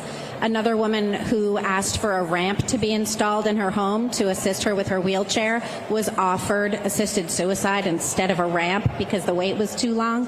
And all of it is absolutely insane. And I think Americans need to know that it's coming to America. It's not necessarily at a federal level yet, but assisted suicide is certainly something that has taken hold in a number of states, including Vermont and others, and it's on the ballot in other states. I know that West Virginia recently passed a constitutional amendment saying that euthanasia would never be permitted in the state, which was something that I think is very important, and more Praise states God. should go with that. Yes, I agree with that. But this young woman is really just a harbinger of what's to come across the West. Many of these nations, they call it compassion, and they disguise this murder as something that's compassionate. But there is absolutely no compassion in letting a young woman take her own life because she's too sad to live. What is the breakdown? And you're an expert at this, Libby. Break down for me, and for the Cpac audience that's here. If you believe in pro-life, if you believe in the value of life, we have to understand that, yes, it is abortion, but it's also this assisted suicide as well, when so many people in these countries are signing up for it. And these are tests. These are test cases because they want to bring this to our shores, to the United States. We must ban assisted suicide in 50 out of 50 of the states in this country. And yes, even at the federal level, I would support a ban against it. Don't know if we get it there, but I would certainly support it. I would support that as well. Abhorrent. It is absolutely abhorrent because you set up a system of incentives. They incentivize death. They incentivize, and by the way, they would incentivize young death. This is exactly what they've done. You've created a pervasive system here. Walk us through, though, the marketing pitch. How did they get to a point where they say that someone dying is a form of compassion? Well, they started with something that a lot of people can say, oh, that sort of makes sense. Terminal cases, as you mentioned. The idea was that if you're terminal, if you have a terminal cancer diagnosis, something like that, you're not going to survive, then they would say, okay, in that case, you can have an assisted suicide. This came up very recently and close to home with the great Scott Adams. Yes. Scott Adams was given a terminal diagnosis, and at one point, Scott Adams had actually came out on his podcast, it was just earlier this year, or last year, I guess. Last year, yeah. And said that, within the year, that he was contemplating and had chosen a date for his own euthanasia. And then what happened, his whole audience came together and prayed for him and urged him to walk against it. And not only did Scott not commit to this euthanasia, not only that, but in the last days of his life, he committed his life to Christ Jesus, and he accepted Jesus Christ as his Lord and Savior instead. And I believe that the reason that God gave him that extra time was to bring him to Christ. That's absolutely beautiful. I believe that too. But that's how it started, with this idea that if you're terminal, you can choose death. And it has just expanded since then, so that people who have other kinds of conditions, they talk about what the conditions should be.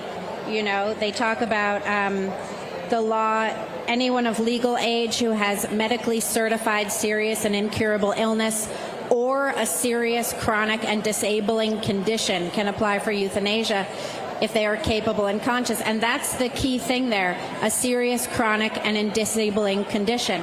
because you can put anything under that heading. You can put mental illness, you can put, sciatica, you could put anything you want under that condition, that segment, and then say, because of this, I should be allowed to kill myself. But that kind of despair is not something that should be encouraged, and it certainly shouldn't be encouraged by a government that is willing to take your tax dollars and is absolutely refusing to help you in your most egregious time of need. You have something that you pulled up on your phone. I guess this was released from Noelia Ramos. And what Libby has here, and I want to read this for the audience that's here locally and also for the folks back at home. You have the final words of Noelia Ramos. Yes, she gave an interview before her death, and she said, I was very clear about it from the beginning. None of my family is in favor of euthanasia, obviously because I'm another pillar of the family. I'm leaving, and you're staying here with all the pain, but I think all the pain I've suffered over the years, I just want to leave in peace now and stop suffering, period. And a father's or a mother's or a sister's happiness doesn't have to come before a daughter's happiness or sadness of a daughter's life. And I think that's just so tragic, because what are we if not responsible to one another, responsible for and to the people that we love and care about? And these lives that we live, they're not necessarily our own, right? These lives are from God, and it's up to us to do the best we can with them and to not eliminate our own lives before our time has come. That's exactly right.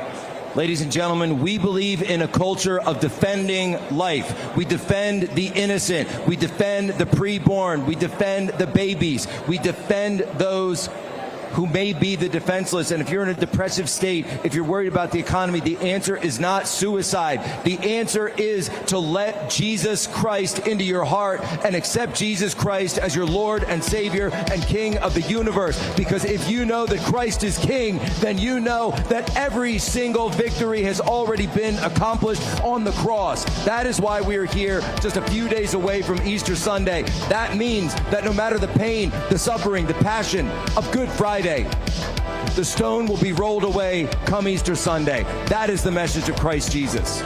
Be right back, Human Events.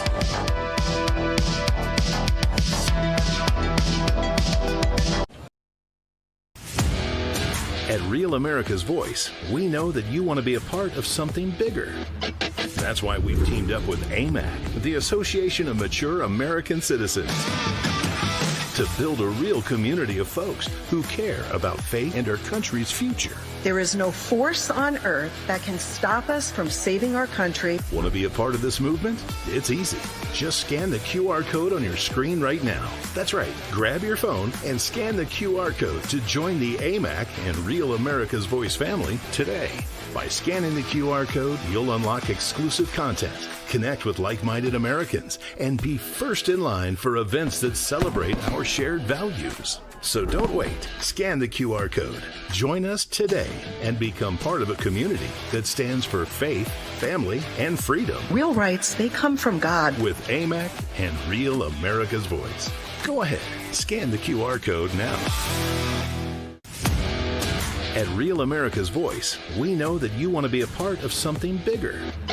That's why we've teamed up with AMAC, the Association of Mature American Citizens, to build a real community of folks who care about faith and our country's future. There is no force on earth that can stop us from saving our country. Want to be a part of this movement? It's easy.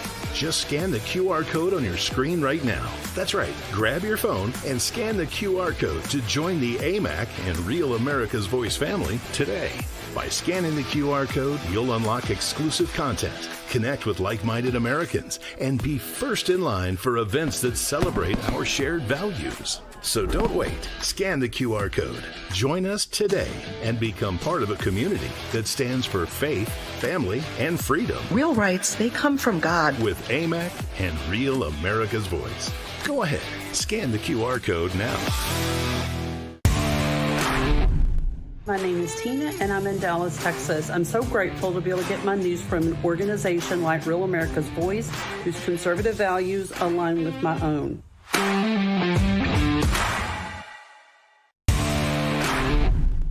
Mama Rebel. out in northern Minnesota. You know, a collective voice is much louder than a single voice. Thanks, Rav, for giving us a place to chat and connect. See y'all in chat.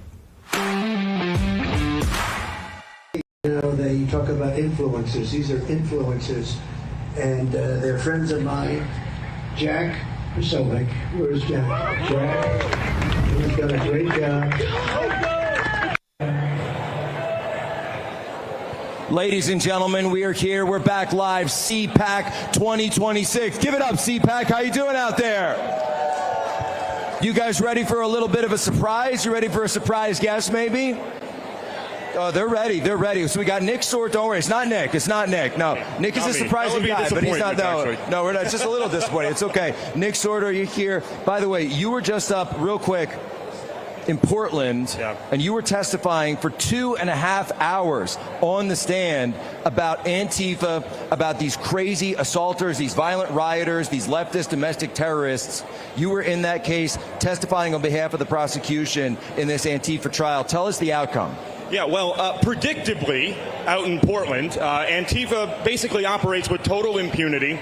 We were trying to see if justice was possible out there. It was somebody that literally was attacking me on the street.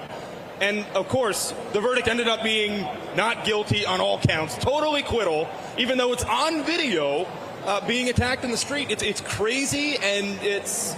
I don't know if there's any way to save cities like that at this point. Ladies and gentlemen, we need to do federal indictments against all of Antifa. We need to take this up to federal trials. And I'll tell you something right now. If that doesn't work with the juries, then I say we take them to military tribunals. I'm totally because these people are enemies of our country. Well, let me tell you something, ladies and gentlemen. I promised you a special guest. And I cannot think of a guest that would be any more appropriate to have on the Human Events Daily Show today, to have here. We've interviewed him before, but never before in person. Ladies and gentlemen, as a surprise for all of you here at Cpac Dallas, we have, straight from Minneapolis, Minnesota, the Commander-at-Large of Border Patrol. Ladies and gentlemen, Greg Bovino joins us now on stage. The commander against all of the forces of ICE and that were going against ICE, against them, the Antifa, the illegals, the greatest member of Border Patrol, the greatest leader that we've seen. He joins us here on stage. Ladies and gentlemen, after a 30-year career, can we get a round of applause to Greg Bovino for keeping our country safe? Commander Bovino, tell us what it's like. I understand you were just on the main stage of Cpac. Tell us what it's like. Just a few weeks ago, you were squaring off against these leftists in the streets, in the cold, doing everything you could to keep us safe and to keep the ICE agents safe so they could conduct their work. Tell us what it's like going from that here to Cpac and getting the standing ovation that you received. Sure. Well, first, thanks for having me. It was very special to be here at Cpac and to go out on stage like that. As I said there, I left a tribe. That was the Mean Green Team, the U.S. Border Patrol, and joined another tribe. I joined your tribe and your tribe. Nick and Jack, what a tribe this is. This movement, the Cpac, the conservatives, we've got a lot of fighting to do. We've got a lot of very important issues in this nation that confront us. You've already talked about several of them, and it's good to be part of that. It's an honor. Commander Bovino, tell us, what does the media get wrong the most when they talk about your men, when they talk about your operations? The New York Times, of course, is sliming you again. New York Slimes, that's why we call them that. By the way, as a guy who's been a recipient of that, and Nick as well, I always say, you can't trust a man who hasn't had at least 2 New York Times hit pieces. It used to be one, but then they became so equal opportunity. I had to move it to 2, so now it's 2. I'm up to 2. So you got more than your share. But tell us what they get wrong so much about you and your men and your operations and your work. Sure. I think they discount what is really happening there with the Border Patrol, that interior enforcement mission. It is about mass deportations. It is about restoring America to what America is. Make no bones about it, they don't want you to know the truth. They'll obfuscate, they'll lie about those grand Border Patrol agents, those grand ICE agents out there putting it on the line. And I tell you what, it's reprehensible, the way they do that. So you've got the very best out there putting it all on the line, and they discount that.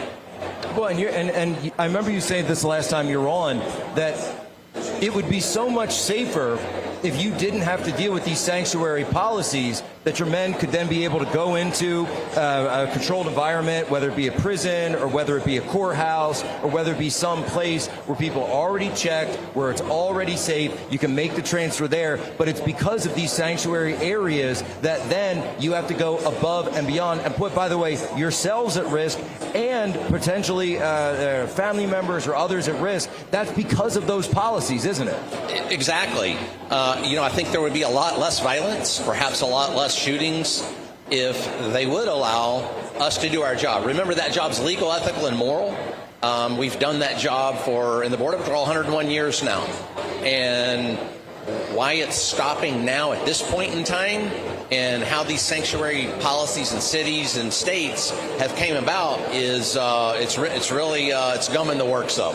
Jack, I want to add this in here. I've been walking around with Commander Bovino out here. The amount of support that he has gotten, both talking to young people, older folks, and a man just came up to us. I won't say his name, but was a black man from Los Angeles that came up and just wanted to genuinely thank the commander for the work that he did, allowing kids in Los Angeles to walk the streets again and not have to worry about being, or as much worry about, being eliminated by an illegal alien. And you could tell he was genuinely appreciative, and people don't see that side of things. So I've seen he's been getting mobbed out here, mobbed in the good way, not in the way you're used to. Yeah, you don't need any gas for this crowd, I hope. By the way, unless I don't know, you might have a couple of Steve Bannon fans. He gets the ladies; they get a little randy. What can I say? But Commander Bovino, just in the last minute that we have before we go here, I want to ask you. You mentioned a number in your last interview that you had a vision for the total of deportations that you'd like to see. How many total deportations would you like to see in this country? Well, I like to see all of them, but that hard and fast number, 100 million. 100 million deportations. Can we get a round of applause for that, ladies and gentlemen? That's all. We have to run to a break here, folks. That's Commander Bovino. He's got a lot of work to do. Nick Sortor, you know him. You know where to find him. Folks, can we get one more round of applause for the 30-year career of Commander Bovino, who, by the way, I would totally love to see 35 years and 40 years and all the way, because I think we need to take him out of retirement. That's just me. Hey, turn around, show him your shirt. Show him the back. There you go, folks. There it is. U.S. Border Patrol. Turn and burn with the Green Machine. Commander, it's an honor. Thank you. It's an honor. Thank you.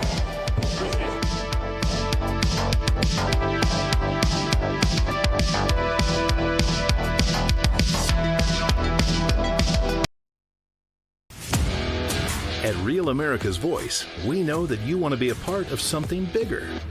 That's why we've teamed up with Cpac, the Association of Mature American Citizens, to build a real community of folks who care about faith and our country's future. There is no force on earth that can stop us from saving our country. Want to be a part of this movement? It's easy. Just scan the QR code on your screen right now. That's right. Grab your phone and scan the QR code to join the Cpac and Real America's Voice family today.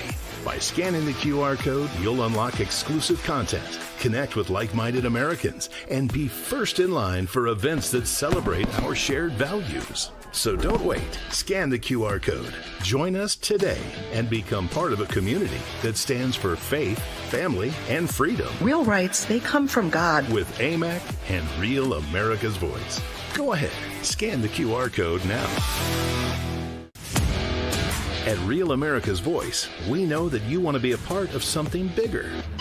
That's why we've teamed up with Cpac, the Association of Mature American Citizens, to build a real community of folks who care about faith and our country's future. There is no force on earth that can stop us from saving our country. Want to be a part of this movement? It's easy. Just scan the QR code on your screen right now. That's right. Grab your phone and scan the QR code to join the AMAC and Real America's Voice family today. By scanning the QR code, you'll unlock exclusive content, connect with like-minded Americans, and be first in line for events that celebrate our shared values. So don't wait. Scan the QR code. Join us today and become part of a community that stands for faith, family, and freedom. Real rights, they come from God. With AMAC and Real America's Voice. Go ahead. Scan the QR code now. My name is Tina, and I'm in Dallas, Texas. I'm so grateful to be able to get my news from an organization like Real America's Voice, whose conservative values align with my own.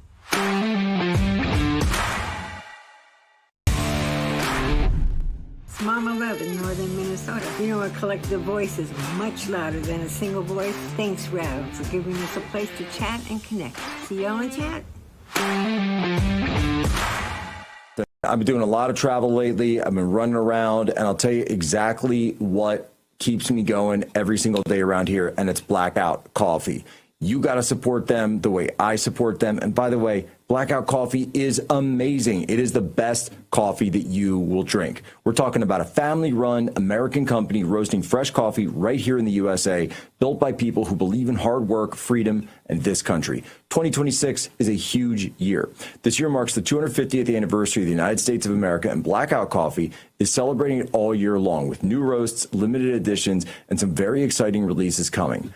I drink Blackout Coffee every single day, whether it's a morning show, a late night, a travel day, all of it. It's smooth, it's strong, and it's always fresh. Once you switch, there's no going back. They've got something for everyone. Morning Reaper, their best-selling medium roast. We're talking smooth, never bitter, brutal awakening. A bold, dark roast that actually wakes you up. And for 2026, you have got to try the 1776 dark roast. Rich, unapologetic, made to honor America's founding. And the 2A medium roast, smooth, balanced, and perfectly named after the Second Amendment, okay?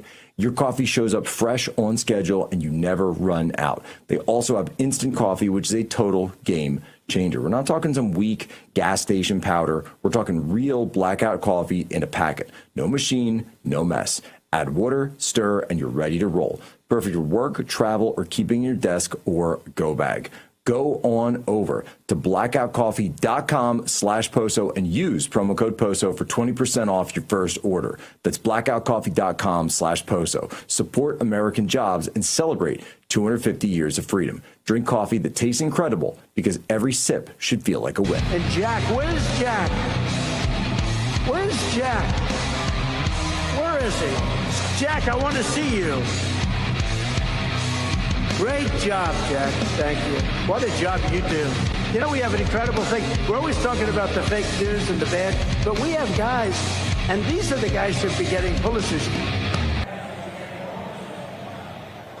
All right, Jack Posobiec, here we are back live, Human Events Daily. We're here at Cpac 2026, incredible Patriot Convention that's being put on right in Ground Zero. And when we look at the future of this country, of course, it is Texas that is going to be Ground Zero, the establishment versus the grassroots, Cornyn versus Paxton. By the way, I hope everyone in this room within the sound of my voice and everybody back home knows that Human Events Daily is always and has always been proudly on the side of Ken Action Paxton. And Ken Paxton is going to be one of the greatest senators in Texas history when he wins not only the primary, but also the general election against the fake and phony Christian James Tallarico, the blasphemous, heretical James Tallarico, I might add. He is going to dominate him because God is on the side.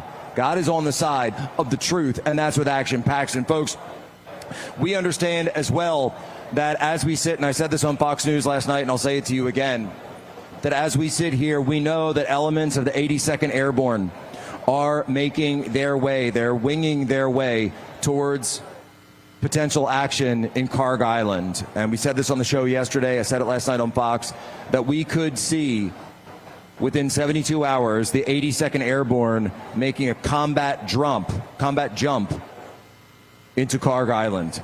And so, of course, our prayers are with our fighting men. Our prayers are with them if should President Trump make that momentous decision to send troops into harm's way to conduct a raid on Kharg Island. We also hear, by the way, that J.D. Vance may be tasked and may be sent, as Judy calls, to head and dispatched to Pakistan to head over there to potentially lead up negotiations and talks with the Iranians live there on the ground. And so, of course, Human Events, we are going to be tracking that. We'll be back here tomorrow at the same time.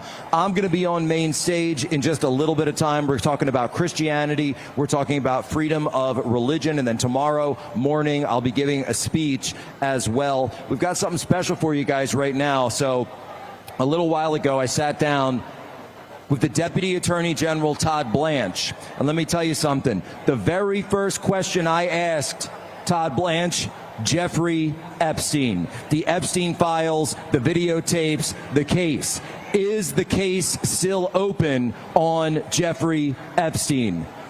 I put that and submitted it directly to the Deputy Attorney General, and he is going to be on here in just a few moments' time answering that very question, as well as questions about Tyler Robinson, questions about Antifa, and questions about denaturalization. So here we go. I'm going to throw to that our interview with Todd Blanche.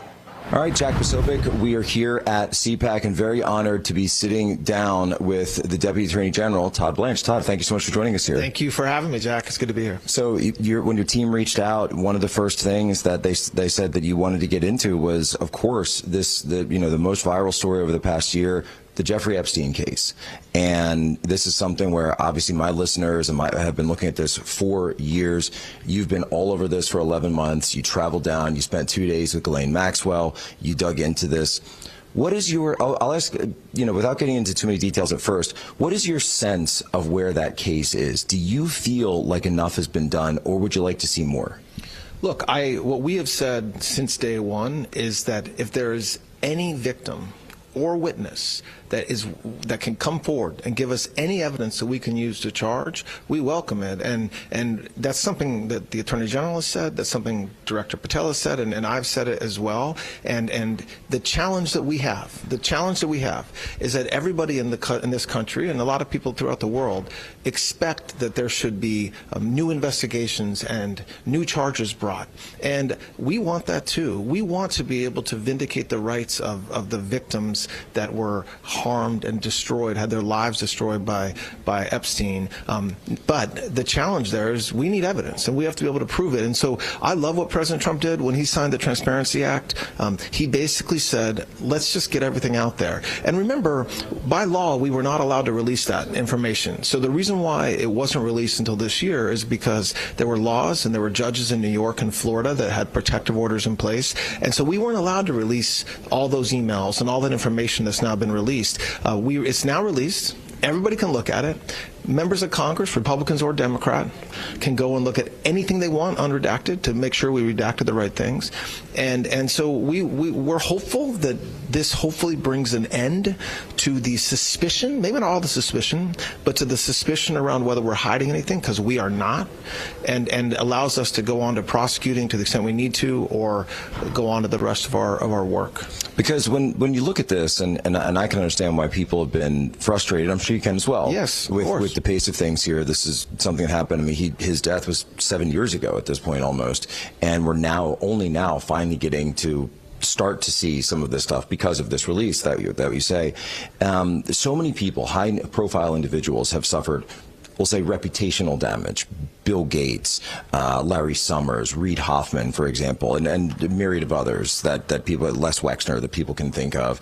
The president of the World Economic Forum had to resign over this. So you can understand why when people look at this, and not to mention the UK, Prince Andrew, former Prince Andrew, the US ambassador, or the UK ambassador to the US, that you can understand why people, when they see those names, what would you say to them to say, why aren't we seeing criminal proceedings against high-profile individuals like those? It's a great question, and yes, I think the Attorney General, Director Patel, myself, of course we understand people's frustration, because for years nothing was done. I mean, think about this. The first prosecution was done during the Bush years, okay? And then President Trump in Trump 45 prosecuted Epstein again, and then Maxwell after he died, and then nothing was done for 4 years. And so now people are saying, why aren't you doing something? It's 2025, 2026, and we're talking about conduct that took place in the 90s and the early 2000s for the most part. And so yes, everybody has said from day one this should have been handled much differently for years and years and years, and wasn't.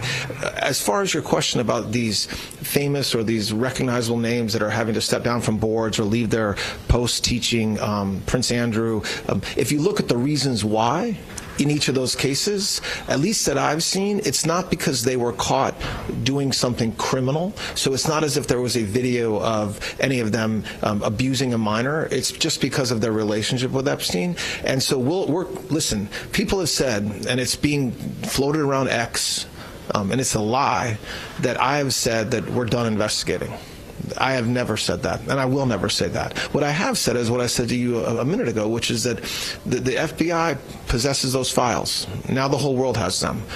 We need witnesses. We need victims. We need people that, if we're missing something, if there's somebody out there that abused women, whether it was 1990, because there's no statute of limitations, assuming they're underage, or as late as 2017, before Epstein was investigated, come forward, bring us your proof, and we'll investigate it. Director Patel has said he will talk to any victim. His agents will work any case, and that's what we've said from day one. So, look, I understand the frustration. We've been working extremely hard to be as transparent as we can with the American people, and we didn't get everything right. We didn't. Part of that was because the law didn't let us release things. Part of it was communications, which we should have done a better job of, but we have been transparent, and I hope that your listeners and that the folks that pay attention to this get there.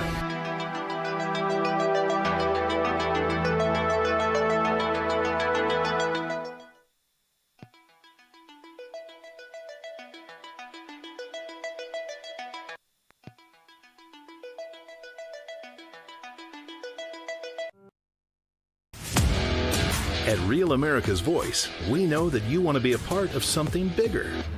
That's why we've teamed up with AMAC, the Association of Mature American Citizens, to build a real community of folks who care about faith and our country's future. There is no force on earth that can stop us from saving our country. Want to be a part of this movement? It's easy. Just scan the QR code on your screen right now. That's right. Grab your phone and scan the QR code to join the AMAC and Real America's Voice family today. By scanning the QR code, you'll unlock exclusive content, connect with like-minded Americans, and be first in line for events that celebrate our shared values. So don't wait. Scan the QR code. Join us today and become part of a community that stands for faith, family, and freedom. Real rights, they come from God. With AMAC and Real America's Voice. Go ahead. Scan the QR code now. At Real America's Voice, we know that you want to be a part of something bigger. That's why we've teamed up with AMAC, the Association of Mature American Citizens, to build a real community of folks who care about faith and our country's future. There is no force on earth that can stop us from saving our country. Want to be a part of this movement? It's easy. Just scan the QR code on your screen right now. That's right. Grab your phone and scan the QR code to join the AMAC and Real America's Voice family today.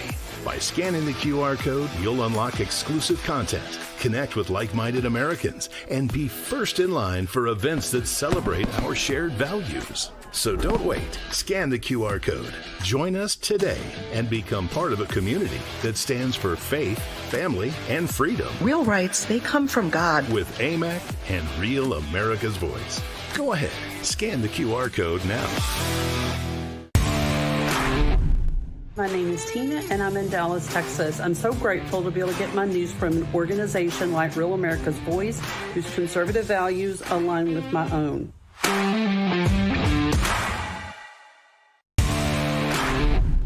It's Mama Rev in northern Minnesota. A collective voice is much louder than a single voice. Thanks, Rev, for giving us a place to chat and connect. See y'all in chat. Gentlemen, America is entering its 250th year, and the direction of this country is being decided right now in our culture and our economy, and who we choose to support matters more than ever. Most wireless companies don't care who you are or what you believe. They just want your money. Patriot Mobile is different. For more than 12 years, they've stood with Americans who believe freedom is worth defending, funding the Christian conservative movement when others stayed silent. And here's the deal. You don't have to give up quality or service when you switch to Patriot Mobile. They deliver premium priority access on all 3 major U.S. networks, so you'll get the same or better coverage than you have today. Think switching is a hassle? It isn't. Keep your number, keep your phone, or upgrade. Their 100% U.S.-based support team can activate you in minutes. Still paying off a device, Patriot Mobile even offers you a contract buyout. This is a defining year. We must work together to save our country. Go to patriotmobile.com/POSO or call them at 972-PATRIOT. I said all patriots go to use promo code POSO for a free month of service at patriotmobile.com/POSO and call them 972-PATRIOT. Make the Patriot switch today. So we're going to call this the Jack Posobiec Appreciation Hour. I can say confidently, I think Josh Shapiro would be the vice presidential nominee if it wasn't for Jack Posobiec. And that is, I'm being honest. But the case is not closed. Correct. It never was closed. And by the way, it will never be closed, ever, because there's no statute of limitations. And so assuming we can prove a case, whether it's today, tomorrow, or in a decade, we can prove a case. But that's different than me saying, oh, yes, we're actively investigating Reid Hoffman, right? Because what I'm saying is that we will never close this case. We will never close this case, but we will. Because Reid Hoffman, for example, is the amount of times he was at the island, the amount of documented visits and contacts. Again, to your point, is it direct evidence of criminal contact?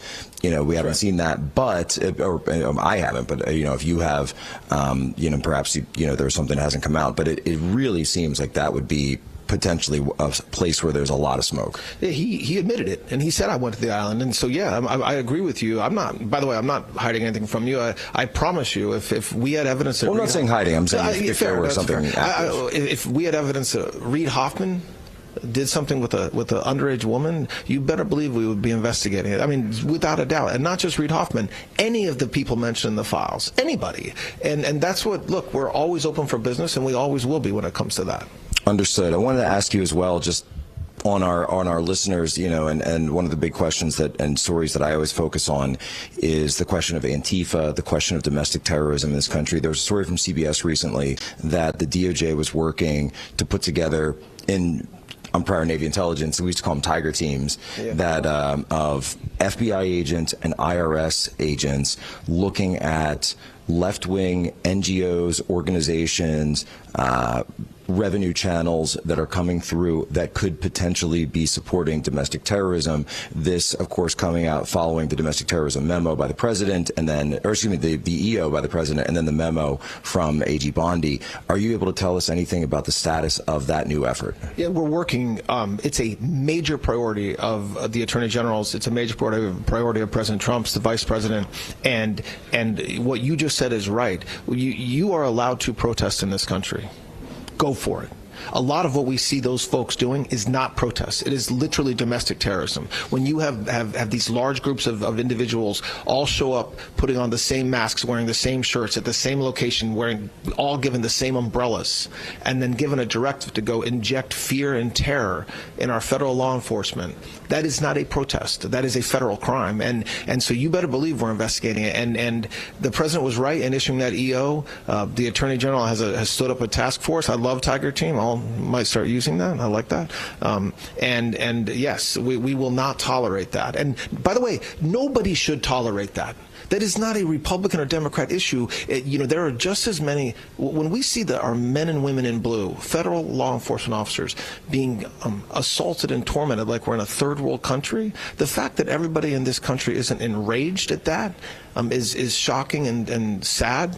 But we're enraged, and so we're doing something about it.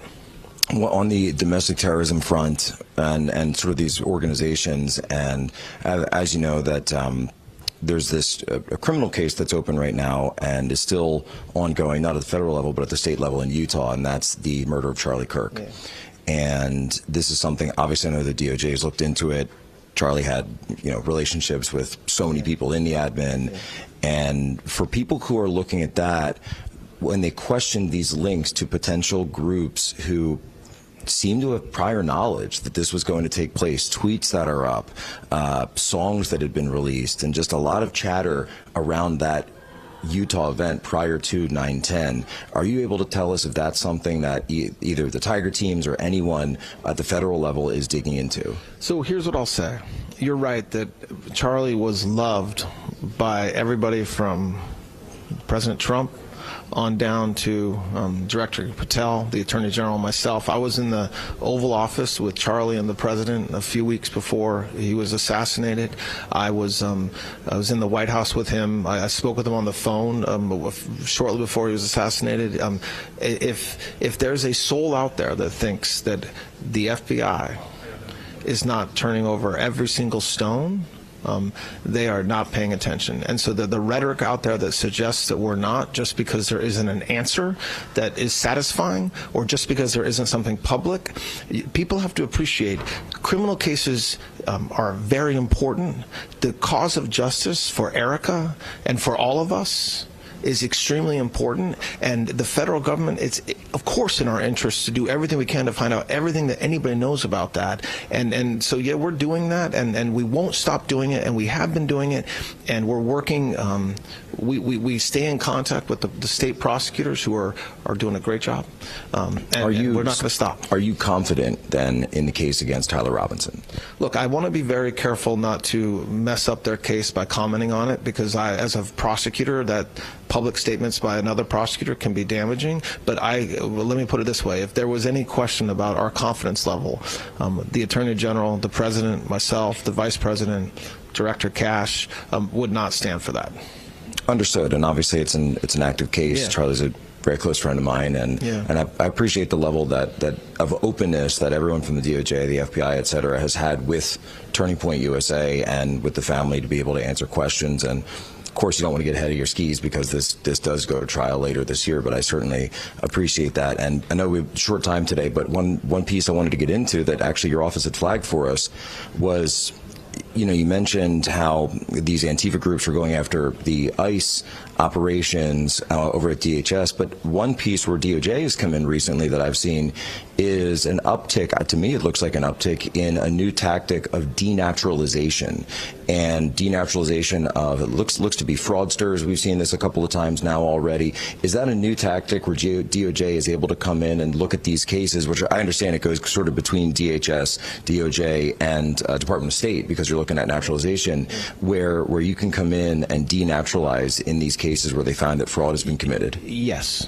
I mean, and you're right. It hasn't been used a lot, and it's a perfect example of working together with the entire executive, the State Department, DHS, ICE, Customs, and then the Department of Justice defending it. And we just announced, I think yesterday, that we have 3 guys who are fraudsters. They lied on their citizenship applications, and we're taking away we're denaturalizing them. They're getting deported, and that's something that we are going to aggressively do going forward. I think both DHS has said that publicly. Secretary Rubio has been yelling it from the rooftops that for a long time that it is a privilege. It is a privilege to be in this country. It is not a right. It is not a right. It is a privilege. And if you come in here and lie to get citizenship, if you commit fraud, of course we should not let those people stay. And that's, again, not a Republican or Democrat issue. That's an American issue. And so yes, we're working hard on that. We had 3 that we did yesterday, and we're working with DHS and state, and we'll continue that. Yeah. Are there any high-profile ones that you're able to let us know about that may be worked on? Okay, all right. But look, I don't think. Here's what I'll say about that. It doesn't matter who you are. I do not assume that because you are high profile that you are protected, because our laws are our laws, and we cannot have people who committed fraud to get citizenship. That's a terrible fact if we allow you to stay here. Well, this is one of the reasons that President Trump won the election, was because of the abuse of the system of justice. And it seemed like there was, as you well know from the trial, that it seemed as though there was a different set of laws for the privileged elite and then one set for everybody else. Yeah, and that's why he won. because the American people said we're not going to stand for that. We don't want that. And so we get that, and President Trump gets that, and so does the Attorney General every day. So yes, and it's a process that it's something that should always be done, and we're doing it. General Blanche. At Real America's Voice, we know that you want to be a part of something bigger. That's why we've teamed up with Cpac, the Association of Mature American Citizens, to build a real community of folks who care about faith and our country's future. There is no force on earth that can stop us from saving our country. Want to be a part of this movement? It's easy. Just scan the QR code on your screen right now. That's right. Grab your phone and scan the QR code to join the Cpac and Real America's Voice family today. By scanning the QR code, you'll unlock exclusive content, connect with like-minded Americans, and be first in line for events that celebrate our shared values. So don't wait. Scan the QR code. Join us today and become part of a community that stands for faith, family, and freedom. Real rights, they come from God. With Cpac and Real America's Voice. Go ahead. Scan the QR code now. At Real America's Voice, we know that you want to be a part of something bigger. That's why we've teamed up with Cpac, the Association of Mature American Citizens, to build a real community of folks who care about faith and our country's future. There is no force on earth that can stop us from saving our country. Want to be a part of this movement? It's easy. Just scan the QR code on your screen right now. That's right. Grab your phone and scan the QR code to join the Cpac and Real America's Voice family today. By scanning the QR code, you'll unlock exclusive content, connect with like-minded Americans, and be first in line for events that celebrate our shared values. So don't wait. Scan the QR code. Join us today and become part of a community that stands for faith, family, and freedom. Real rights, they come from God. With Cpac and Real America's Voice. Go ahead. Scan the QR code now. It's happening now, America. Cpac USA 2026 is underway in the Lone Star State, and Real America's Voice is bringing you wall-to-wall coverage. Live shows from the convention floor, exclusive interviews, powerful panels, music, entertainment, and more. Featuring Dr. Gina Loudon, Jack Posobiec, plus Steve Bannon and others. Presented by Birch Gold Group and Patriot Mobile. Cpac USA 2026 starts right now.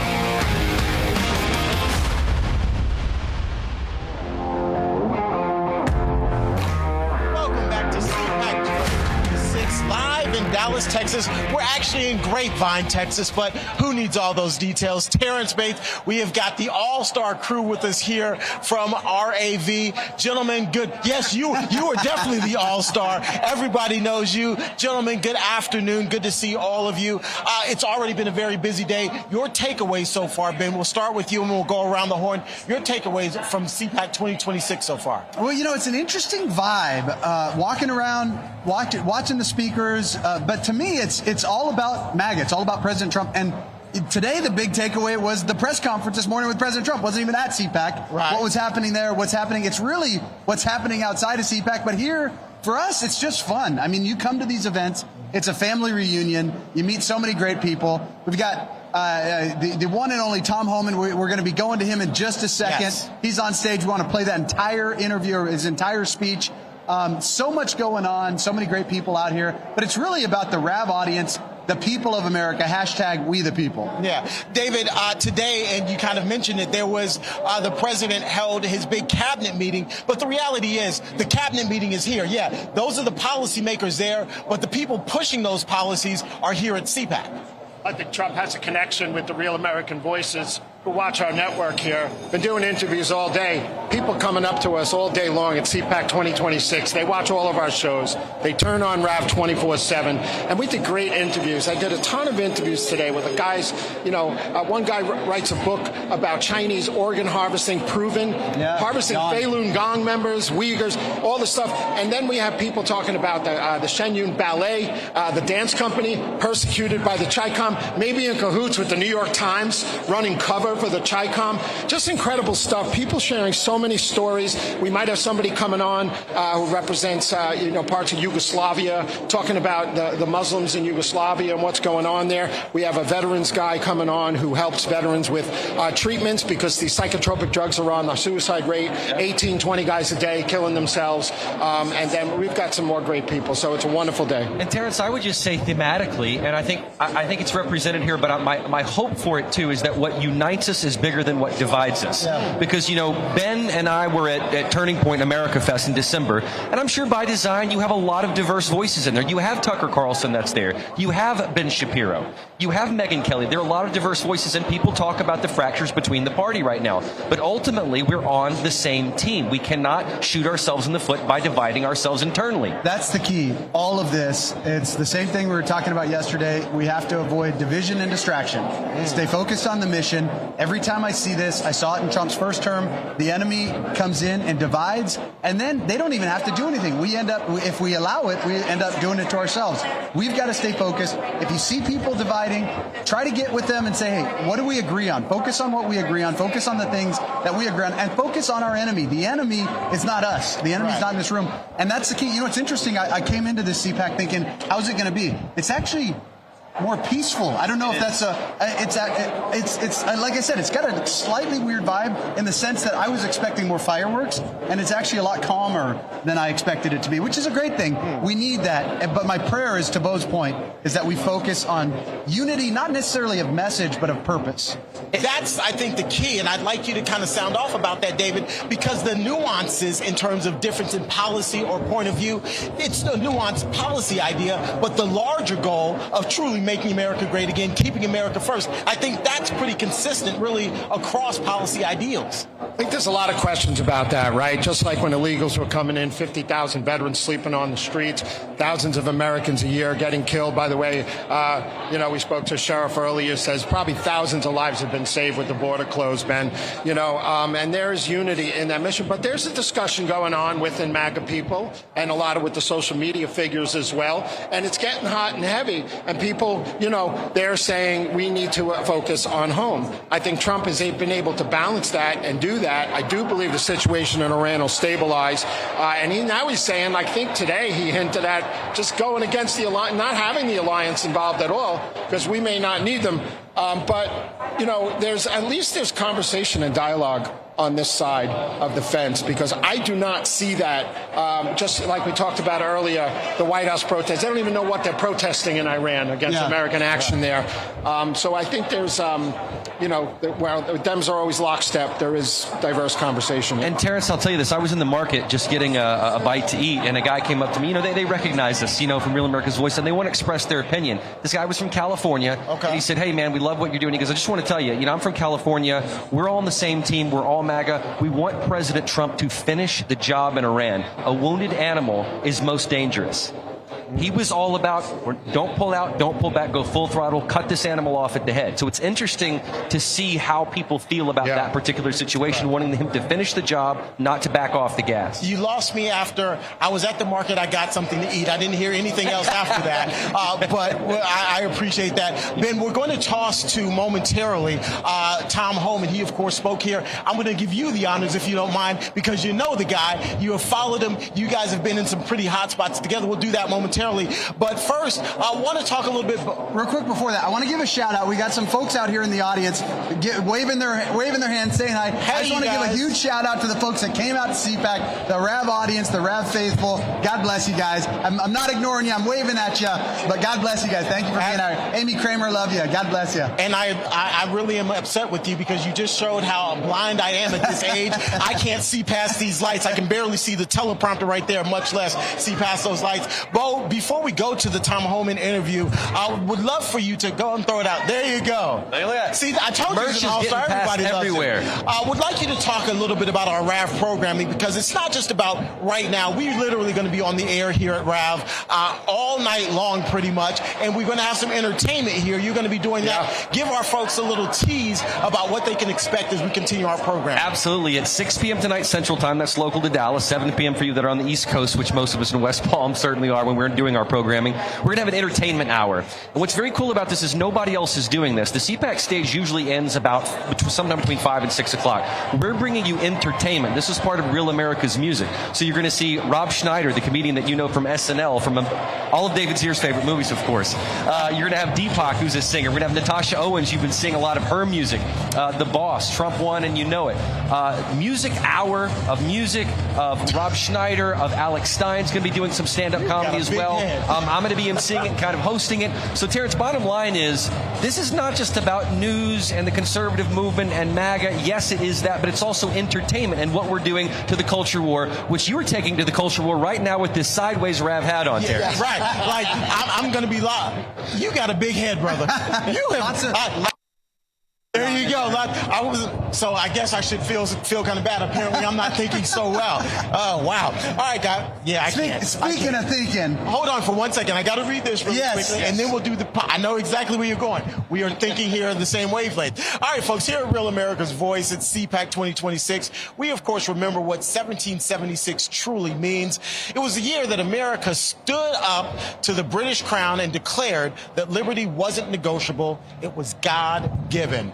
That same spirit is alive and well in this room today, and now you can carry it with you with the American-made 20-ounce 1776 Shure tumbler. It's laser engraved right here in the USA. It's double wall insulated to keep your drink cold for 24 hours or hot for about 8 hours, and it's built tough, just like the patriots gathered here who defend our freedoms, including our Second Amendment rights. For a limited time only, you can grab this bold statement piece for just $10. It's 75% off, and it ships straight from Florida to your door. So don't wait. Supplies are limited. Head on over to 1776tumbler.com right now and show the world that you are 1776% sure about freedom. That's 1776tumbler.com. All right, sir, would you do the honors? That math doesn't math, just by the way. Over 100%, but anyways, no, I agree. Dude, I agree. I write papers. I do not do math. 110. God bless America. I switched my hats for this one. We want to give you all of Tom Homan's speech. The one and only Tom Homan. By the way, while you're watching this, make sure from now until Election Day, the midterms, keep spreading the word. God bless ICE. Here's the one and only Tom Homan. With White House border czar, the Honorable Tom Homan, and Cpac Senior Fellow, Mercedes Viana Schlapp.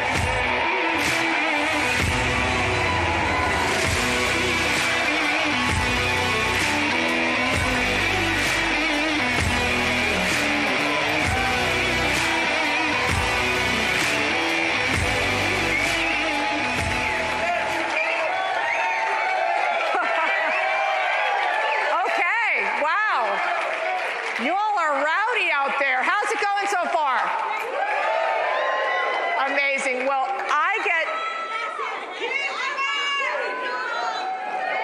Okay, Tom. I think they love you here. Do you all love Tom Homan?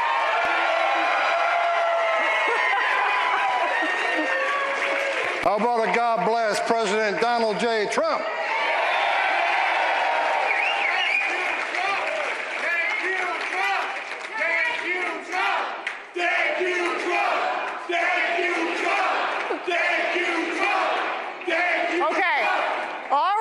Let's get going now, because we have a lot to talk about, Tom. It's really an honor to be with you. No, really. I'm happy to be here. And from the bottom of my heart, we appreciate you so much for all you're doing for President Trump and our country.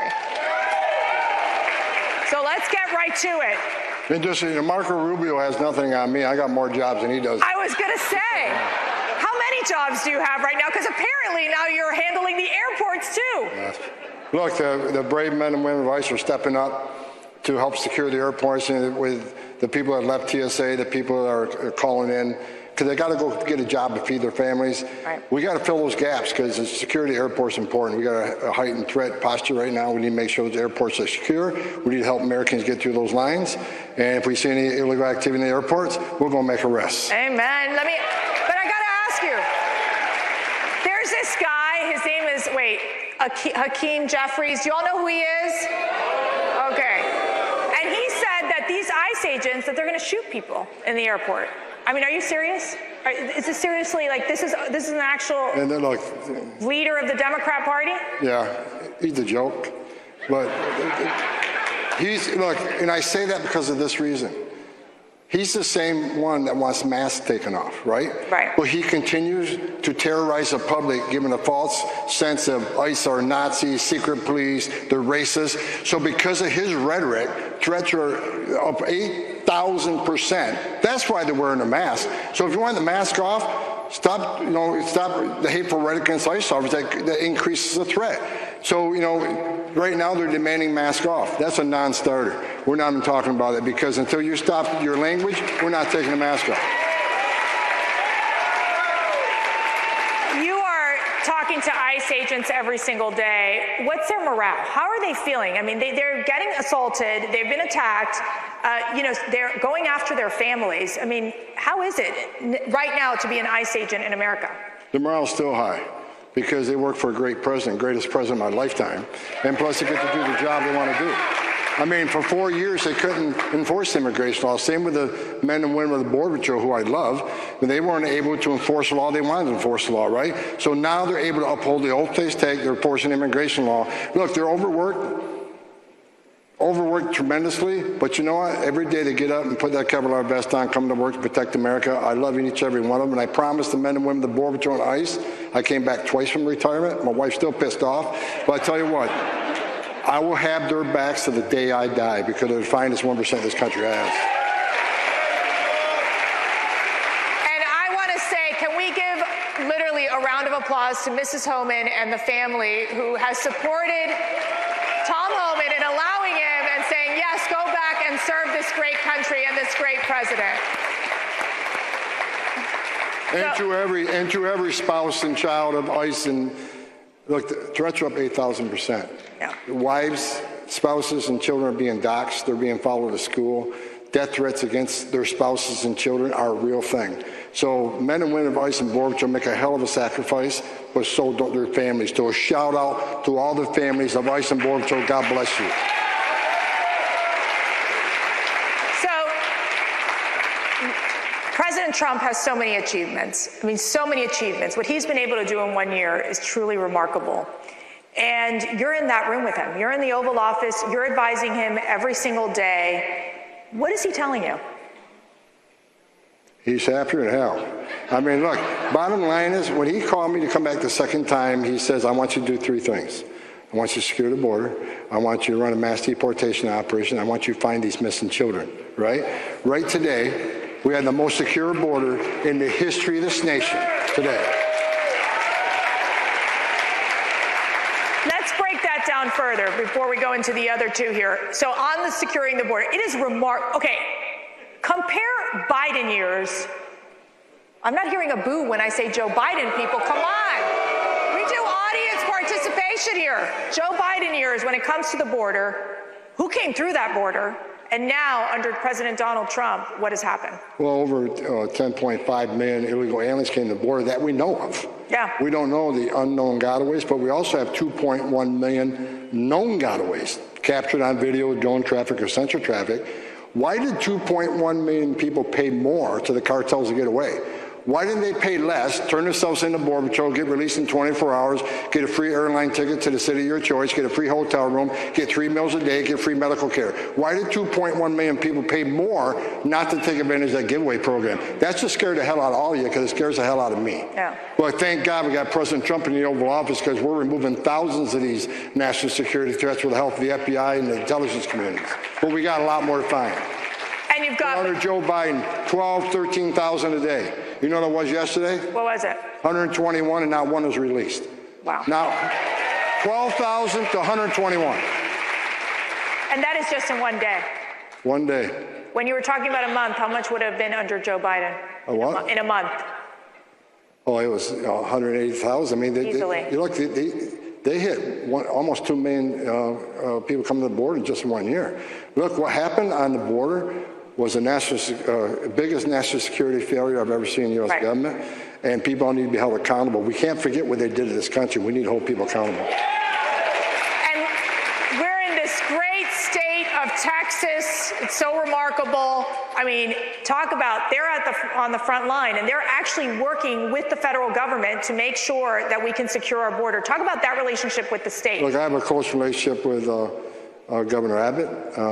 Like him or love him, he, under the Biden administration, stood up and secured the Texas border as best he could. And everybody says, well, you got Texas DPS and you got the National Guard doing something, not their job. Let me tell you what Governor Abbott did. By every illegal alien they arrested, less fentanyl got in this country, kill Americans.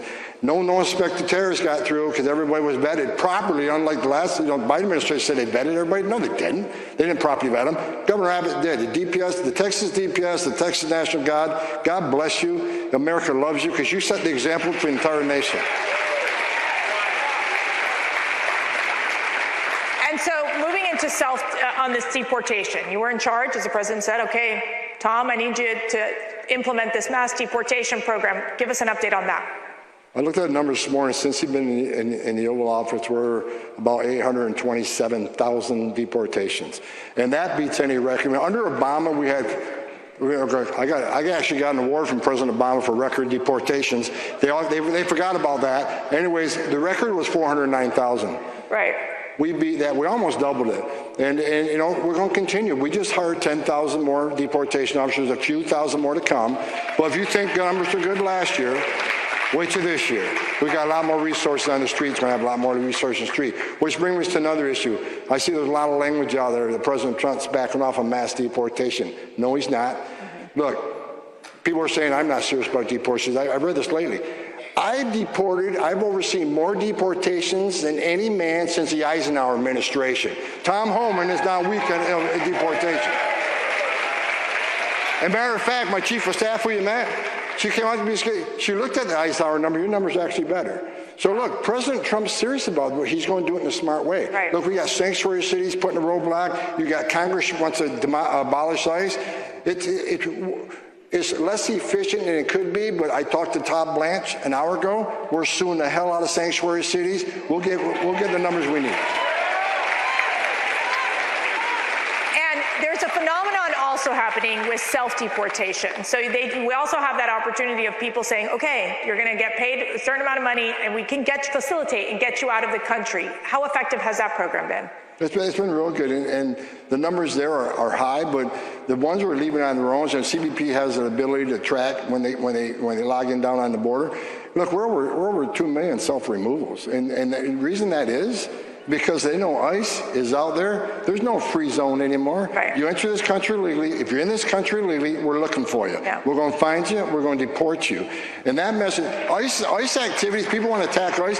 One of the reasons we have the most secure border in the history of this nation is because of the great work of the Border Patrol and President Trump's leadership. But it's because people are seeing what ICE is doing across the country, and they're saying, hell no. I don't want to give my life savings to the criminal cartel to get the border and not be released. And if I happen to get by the Border Patrol, there's no free zone anymore. ICE is looking for it. Under Biden administration, he told ICE, you can't arrest an illegal alien unless he's convicted of a serious offense. President Trump says get them all, and that's what we're doing. Get them all. And I think one of the effects of securing the border, one of the effects of having ICE on the streets is making our cities more safe. There's no question. We're seeing murder rates going down in these cities. I mean, what's your sense in what ICE has been able to do to identify these gang members, these illegal aliens who are criminals in our country, that we've seen these tragic stories of women being raped, young women being killed? Tell us about that. What's the impact in these cities, in our communities, knowing that ICE has taken out a lot of these illegal aliens who are criminals? Well, it's a significant, like if you look at, let's just say 825,000, we average between 60 and 70% of those we arrest are criminals. You're talking over 500,000 public safety threats that we kicked out of this country. That's going to have a significant impact. Yeah. And that's why we say we'll prioritize it. And I want the folks to know, Just because we say we're prioritizing the public safety threats and national security threats doesn't mean we're not looking for everybody else. And that's why I said right now the number is about 62% criminal, the other 38% are non-criminals. We're going to enforce an immigration law without apology.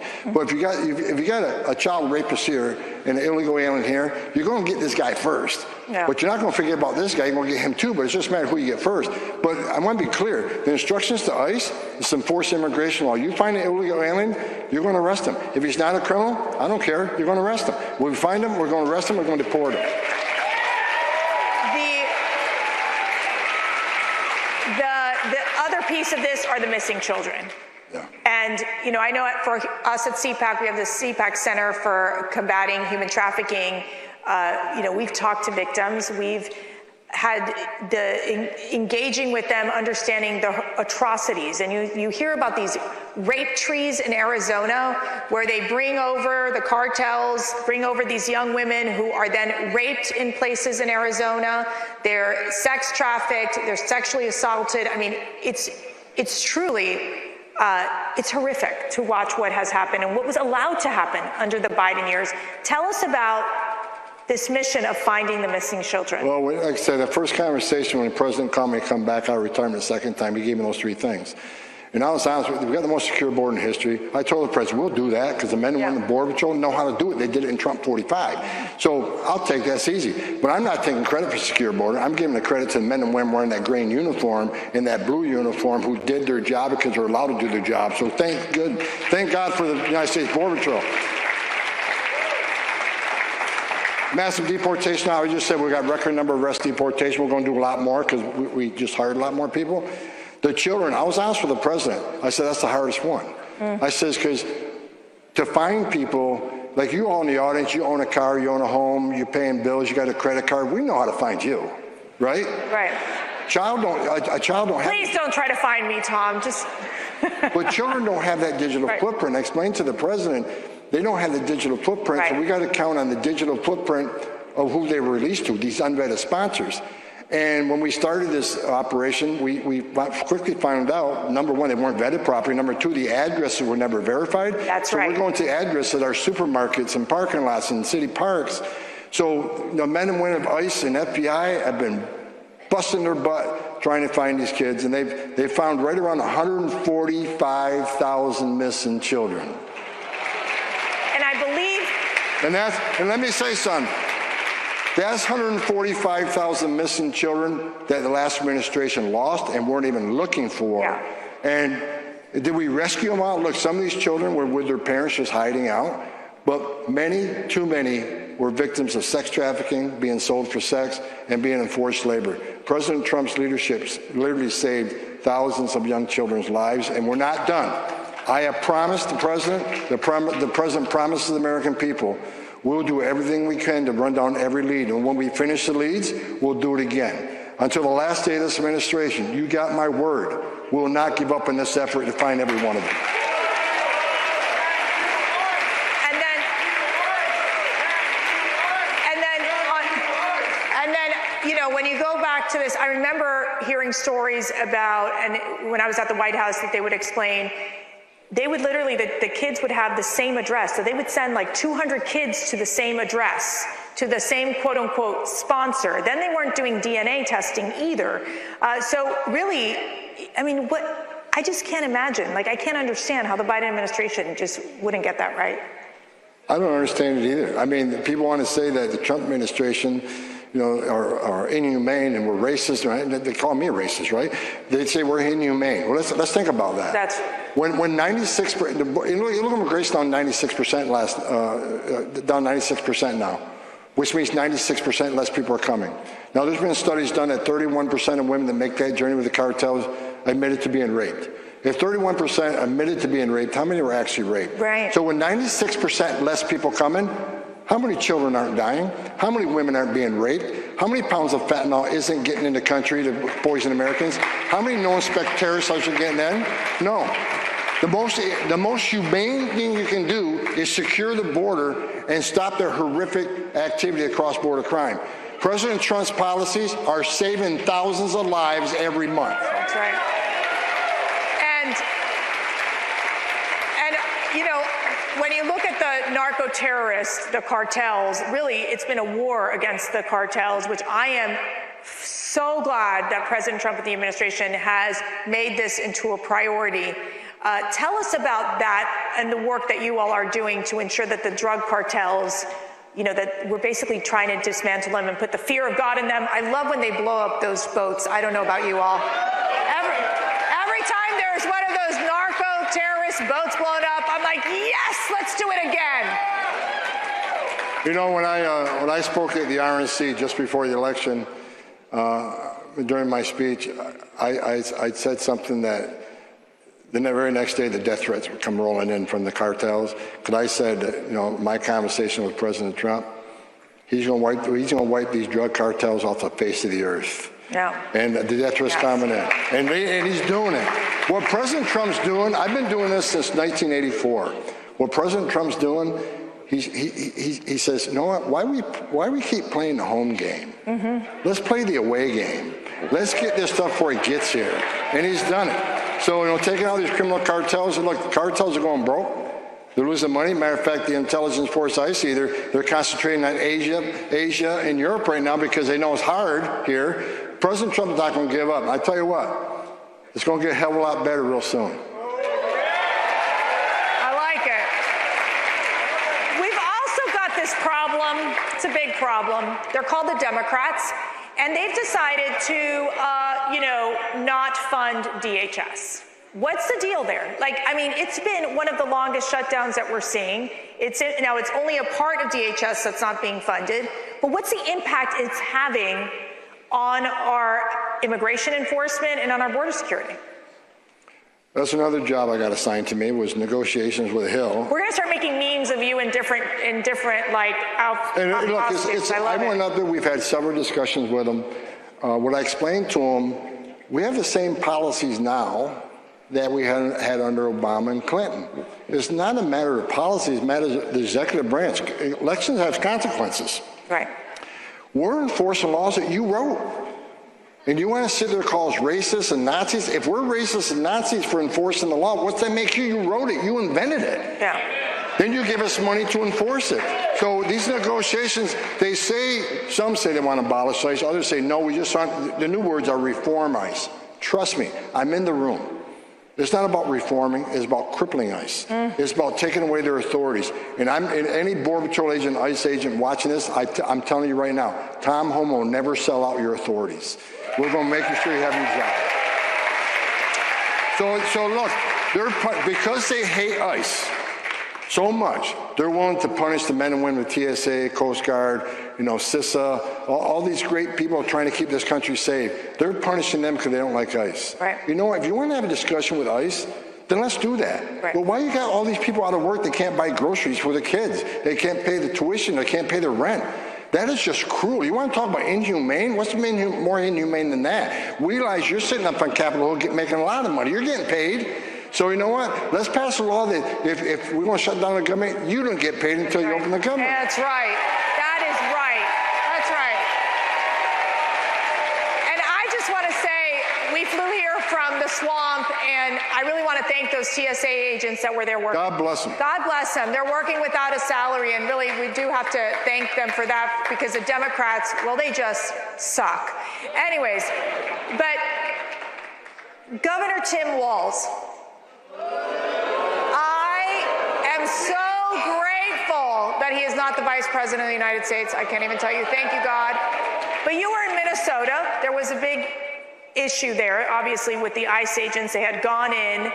And tell me where that stands. You spent a lot of time there. You were working with the state and local officials. I mean, you really calmed the situation down, got it under control. Well, look, let me say this first. The men and women of ICE and the Border Patrol did a remarkable job, considering their job is already dangerous and difficult. But when you got thousands of people getting in their face, threatening them, attacking them, they performed remarkably. So God bless those men and women. They did a great job. Right. That's another phone call that I got early in the morning, woke me out of bed, and President Trump says, what are you doing? Well, because he doesn't sleep, right? Huh? He doesn't sleep. No, I get phone calls 2:30 in the morning. And I look at the clock and I'm thinking, okay, the only one's going to call me at 2:30 in the morning is POTUS. But look, he called me that morning, says, "What are you doing? Sleeping?" He goes, "I need you in Minnesota." I said, "When?" He goes, "Today." It's all right. I says, "What am I doing?" He goes, "De-escalate the situation." He goes, "Get up there and take control of it." So, and you know, Greg Bovino did a great job. The Border Patrol Committee, they all did a great job up there. But he wanted a fresh face, you know. And I work for the President of the United States. What he tells me to do, I do. Now, I gave him the pros and cons of, you know, going up there, but a lot of people question, why would you meet with Governor Walz? Why would you meet with the Attorney General? Why would you meet the mayor? Because you can't fix a problem. You don't know what makes them tick. Right. So, look, me and Mayor Friday never going to agree on anything, but we got him to do the job of public safety, and his police officers started responding to our 911 calls when we got surrounded. The AG, I talked to the AG, and there's a law that can't honor detainers in the county jails. And my discussion with him, I said, what's illegal? Maybe not honor detainers, we'll litigate that, but why not call us before we release them? You don't have to hold them a minute past you normally hold them. Call us. Is there anything illegal about that? No. And that's why now we have unprecedented assistance from the counties. We got great assistance from the state police. But now when we got problems at Whipple Building, state police show up, the sheriff shows up. We got law enforcement finally working on law enforcement. And because of our work up there, that state is less of a sanctuary state, which is the goal across the country. We want to arrest a bad guy in the safety and security of a jail. That way, safer for the community, safer for the agent, safer for the alien. And the good part about this, if I can get one guy to arrest one bad guy in the jail rather than sending a team of 6, 7 people on a few job scenes to look for him, right. One guy does a job. Now we don't send 7 guys looking for him. So what did I just do? 1 guy's in the jail, 6 guys are on the street arresting more people. Mm-hmm. That's right. That's what we're doing. So a shout out to men and women, the Border Patrol men and boys. Look, I said it, I say, things weren't perfect. When you have 3,000 people in the city doing a major operation, things aren't going to be perfect. Right. Things will happen. But God bless the men and women who put that gun and Kevlar vest on every day and face the hate that I've never seen anything like it. But we're in a better position. It's less of a sanctuary state. I'm happy that the men and women who work that state now or work the Minneapolis area, they're safer. And why? Because they can arrest a bad guy in the jail now, most of the jails, rather than have to look for him on their turf and their streets. We've got a new Secretary of Homeland Security, Mark Wayne Mullins, just got in this week, just got sworn in from the great state of Oklahoma. Tell me what we can expect from him. Right guy, right time, right job. Ooh, that's good. I've talked to him already today. We talk every day, several times a day. What's great about him, first of all, he's a tough guy. But what I like about him is he recognizes from the beginning that he has career folks who've done 20, 30 years running CBP, running ICE, running CIS, he's got all these career professionals. Let them run their agencies because they got the knowledge to do it. Mm-hmm. He'll give us the guidance. He'll give us the head cover. But he already dug in. He's digging in deep. And I talked to him this morning, and he's 100% in the game. He's doing it for the right reasons. Right. Look, he left the senator job, which is a pretty sweet job. He walked away from the senator job. Are you serious? They do nothing. To take on. I'm sorry. The Secretary of DHS is the most grueling, controversial, hardest job in the United States government because no matter what you do, people hate you. That's right. And I think he's like me. I don't care if people hate me. I don't give a shit what they think about me.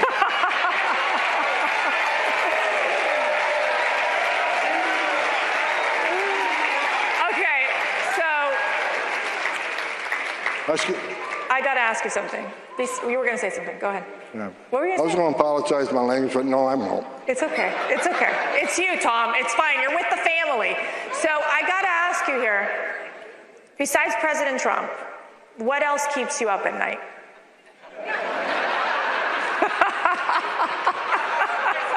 Boss, I didn't say that. Call me anytime. Anytime.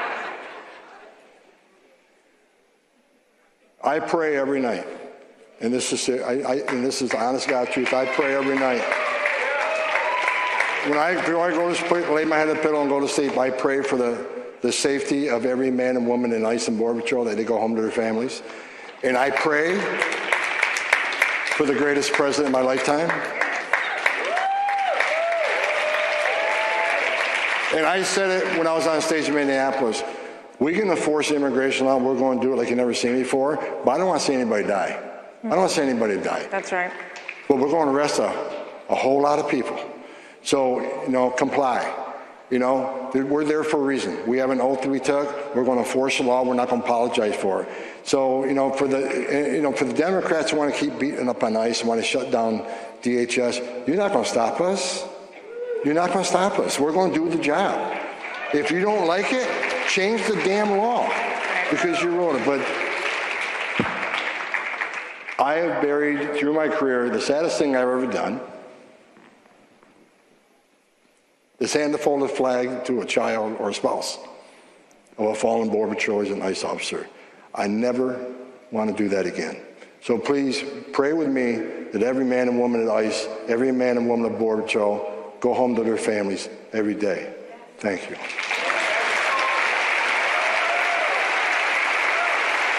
And to wrap up, I want you all to pray with me for Tom Homan and for his safety. That Lord cover you, that his precious blood be over you in everything that you do, and that he keeps you safe and gives you wisdom, and know that you are loved. And we thank you, Tom Homan. Thank you for your service. God bless you.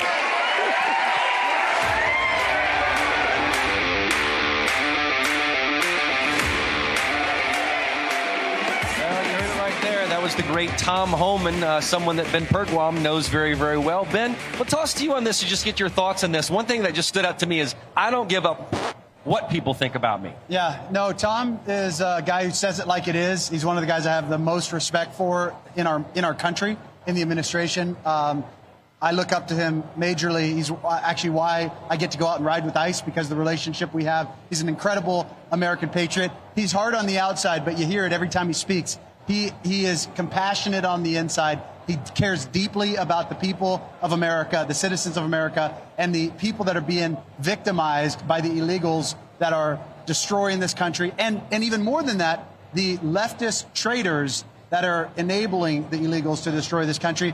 But, one of the points Tom makes, because you and I think most Americans, especially MAGA, want every illegal deported. But he's also cognizant of what's happening in our country. And you look at what happened in Minneapolis. He doesn't want chaos in our streets. He wants it orderly, but he also understands they have a job. He finished with that saying, they have a job to do. They're going to do their job. And our prayer is that people get out of the way. But if you choose to run over an ICE agent, you're going to get shot, and you deserve to get shot. If you choose to go fight with an ICE officer and you're armed, and somebody sees you pull a gun, or they think they see you pull a gun, you're probably going to get shot. So the message is very simple. Let them do their job. And if you don't like the job they're doing, have Congress change it. The worst part about this whole thing is Congress is out there. These Democrat traitors are out there marching against ICE when they're the ones that actually have the power to change what ICE actually does. They know that. They don't care. It's all political. Yeah, and David, why haven't they changed it? They've had plenty of time to do it. Well, I got to say, to Ben's point, I spent about 4 days on the ground in Minneapolis in those protests, and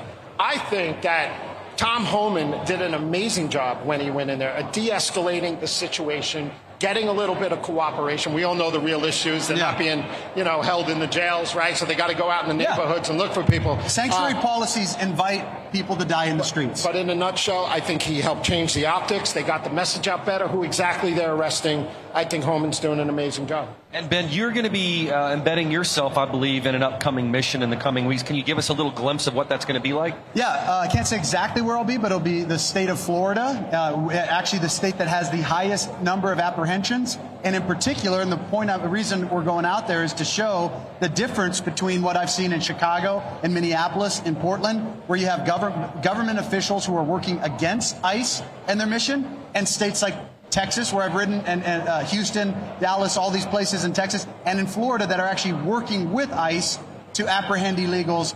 And it makes the community safer, it makes ICE's job safer, it gets rid of the illegals, and it actually protects the illegals from getting hurt. The very thing that the Democrats claim that they want to do, if you actually let ICE do their job, you coordinate with law enforcement, everybody is safer, and it's better for America. It's better for everyone. So stay tuned next week.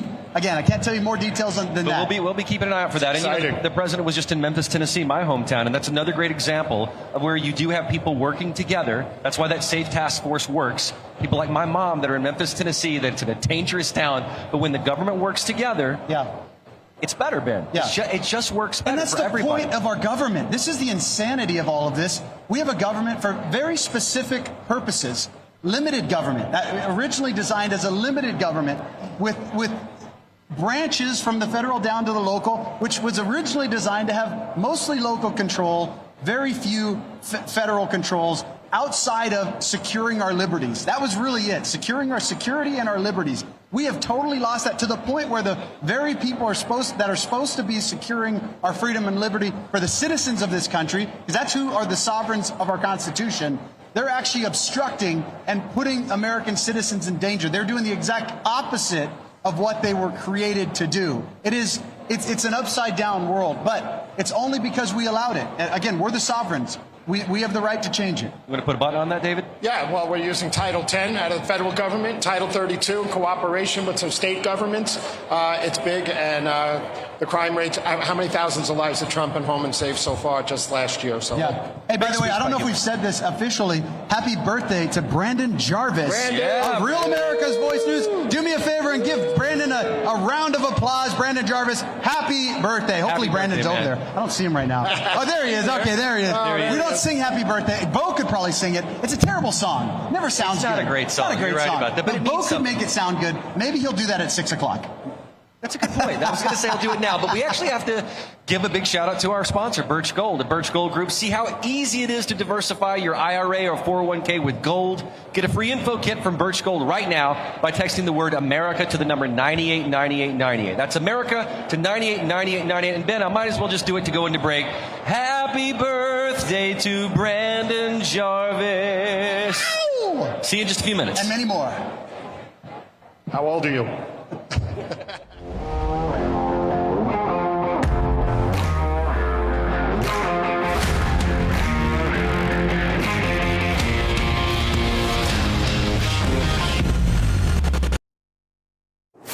When it's breaking, we're moving. Breaking news. Breaking news. News doesn't sleep. At Real America's Voice, we don't get to crash or lose focus. That's why we drink Soldier Fuel to stay ahead of the chaos, because we do this for you. So good. Soldier Fuel has no sugar, so no crash. Now that's a game changer. I'm fueled up now. Woo! Used by the U.S. military every day. Now available to you. This is huge. Built by Patriots for Patriots. Now it's time for you to do the Soldier Fuel Challenge. Order Soldier Fuel, film yourself cracking one open, and taking the Soldier Fuel Challenge. Upload your video at soldierfuel.com/challenge, and you'll be entered to win a free shipment of Soldier Fuel. That's what I'm talking about. Your video could also be featured on air. Just scan the QR code on your screen or go to soldierfuel.com/challenge to enter. Drink with the RAV hosts drink, Soldier Fuel. Let's go.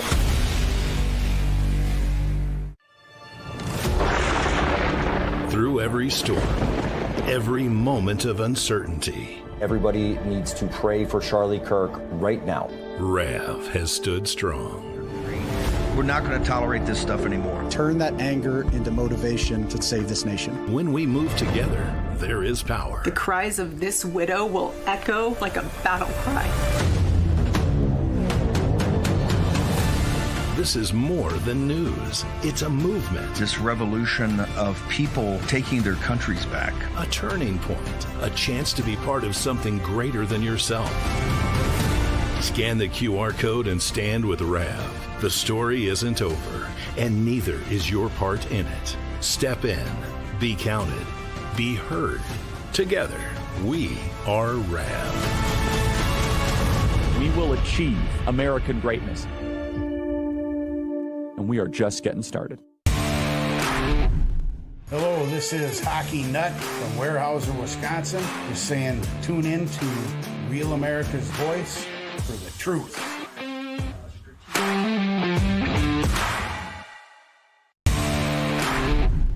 Lazar Garcianovich here from Japan. Love Real America's Voice, real news, honest views, and love seeing everyone there. God bless America.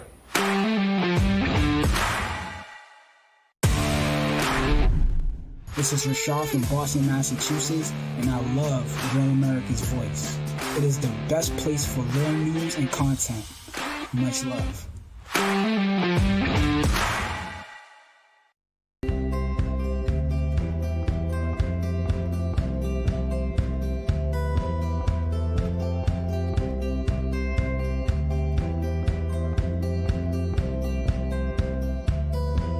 Cpac USA 2026 in Texas. This is Real America's Voice.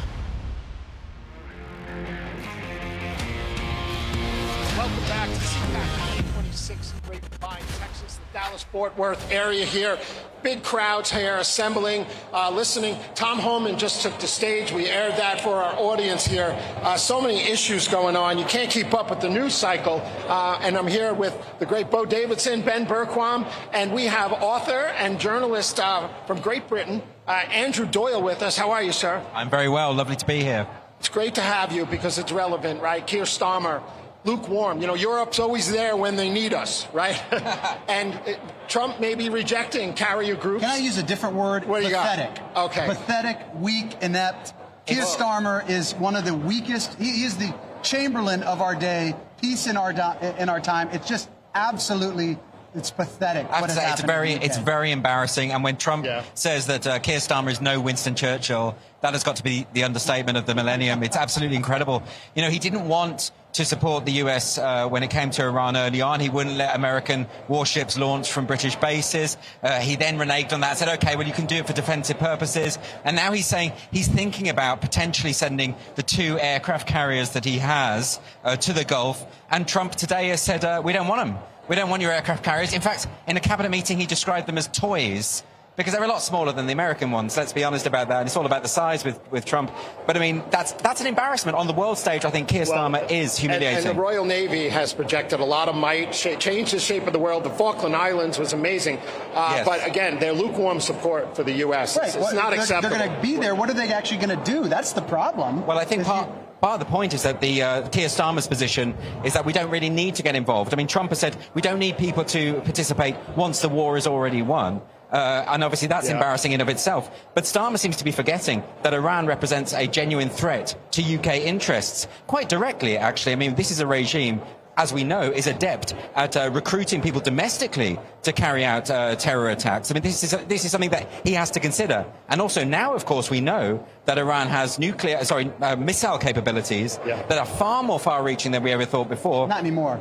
Well, they do still have significant potential. Not the same capabilities. Well, Iran had said that their missiles could only reach, what was it they said, 1,200 mile range. Now 2,500 is there. Now it's double that. Lied about that? Would you believe that the Iranian regime are not necessarily honest? I'm as shocked as you. Islamic liars. I cannot imagine. I don't understand what's Andrew, going on there. Why is Keir Starmer so weak on radical Islam? What's the reasoning, you think, he's that way? I can't be telepathic. I don't know what's going in his mind. Also, he flip-flops on so many things that it's very difficult to work out what his policy position is on anything at all. But what I would say is what's happening in the UK at the moment is he is the least popular Prime Minister since polling began, right? Wow. So no one in his own party appreciates him. You have the rise of another left-wing party called the Green Party, which is snapping at its heels and in many cases is overtaking him.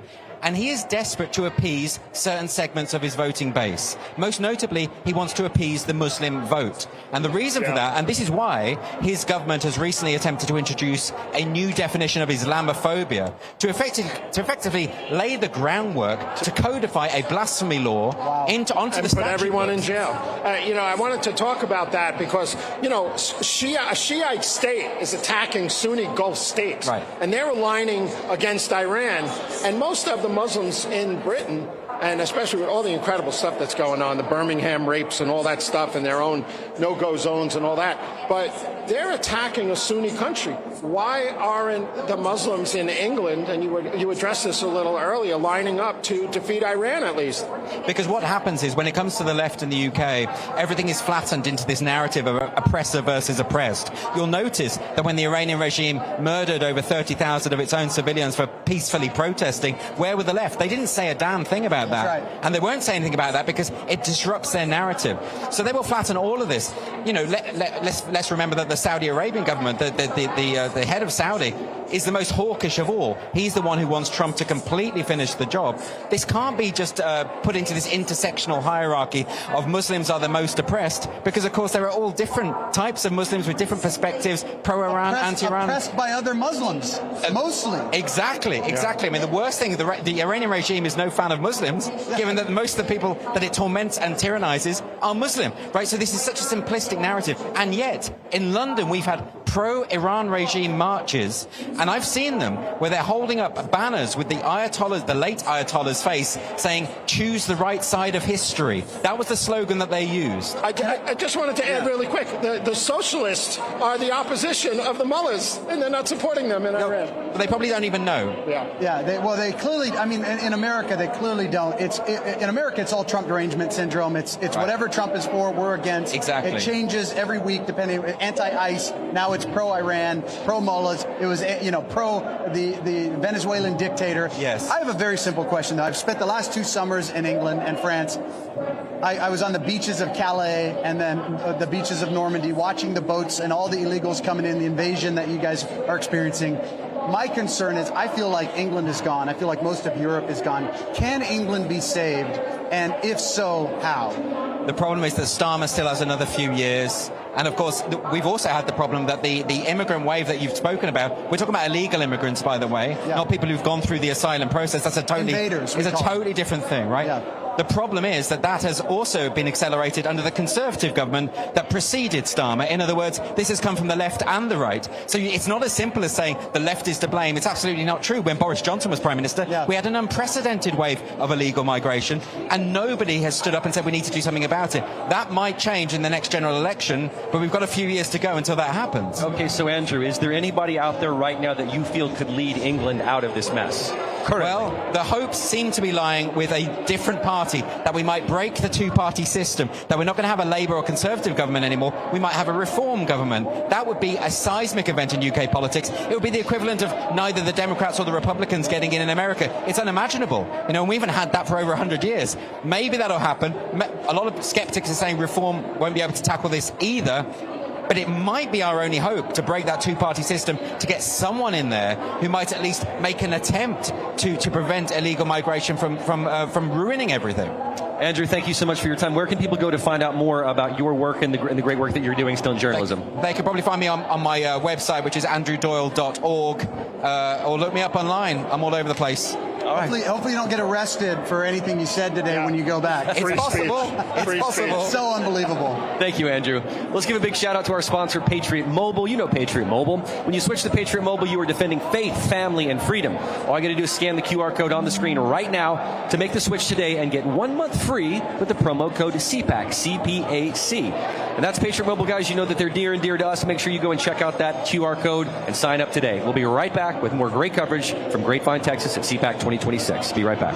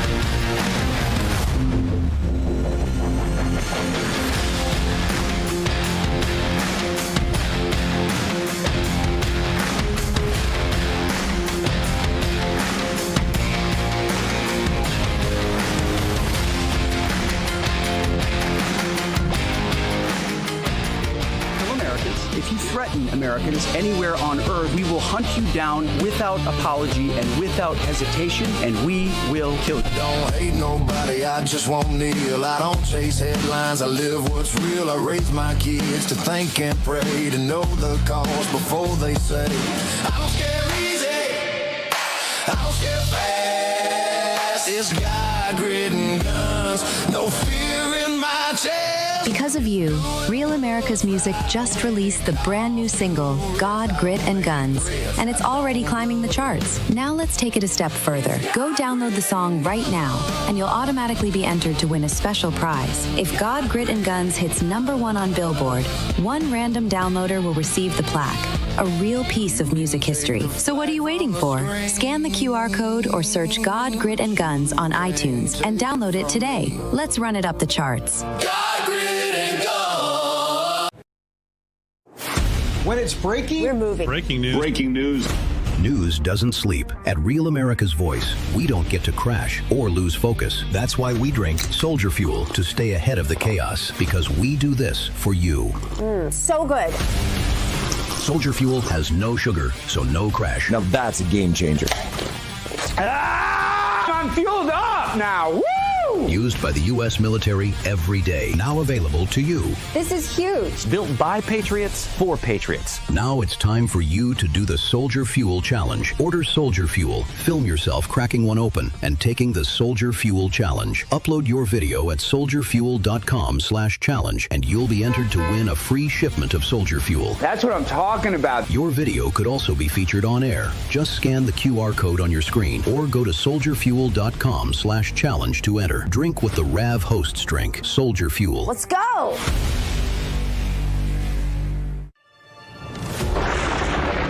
Through every storm, every moment of uncertainty, Everybody needs to pray for Charlie Kirk right now. RAV has stood strong.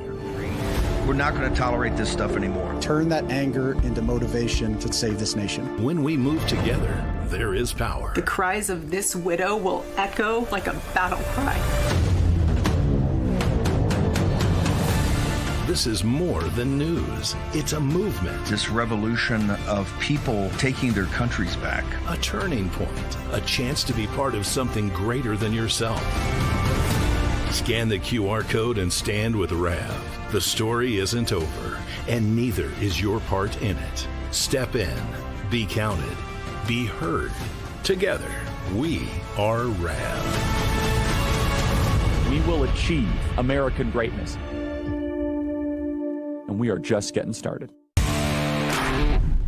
Hello, this is Hockey Nut from Weyerhaeuser, Wisconsin. Just saying, tune in to Real America's Voice for the truth.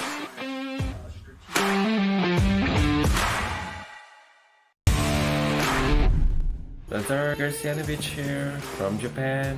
Love Real America's Voice, real news, honest views, and love seeing everyone there. God bless America.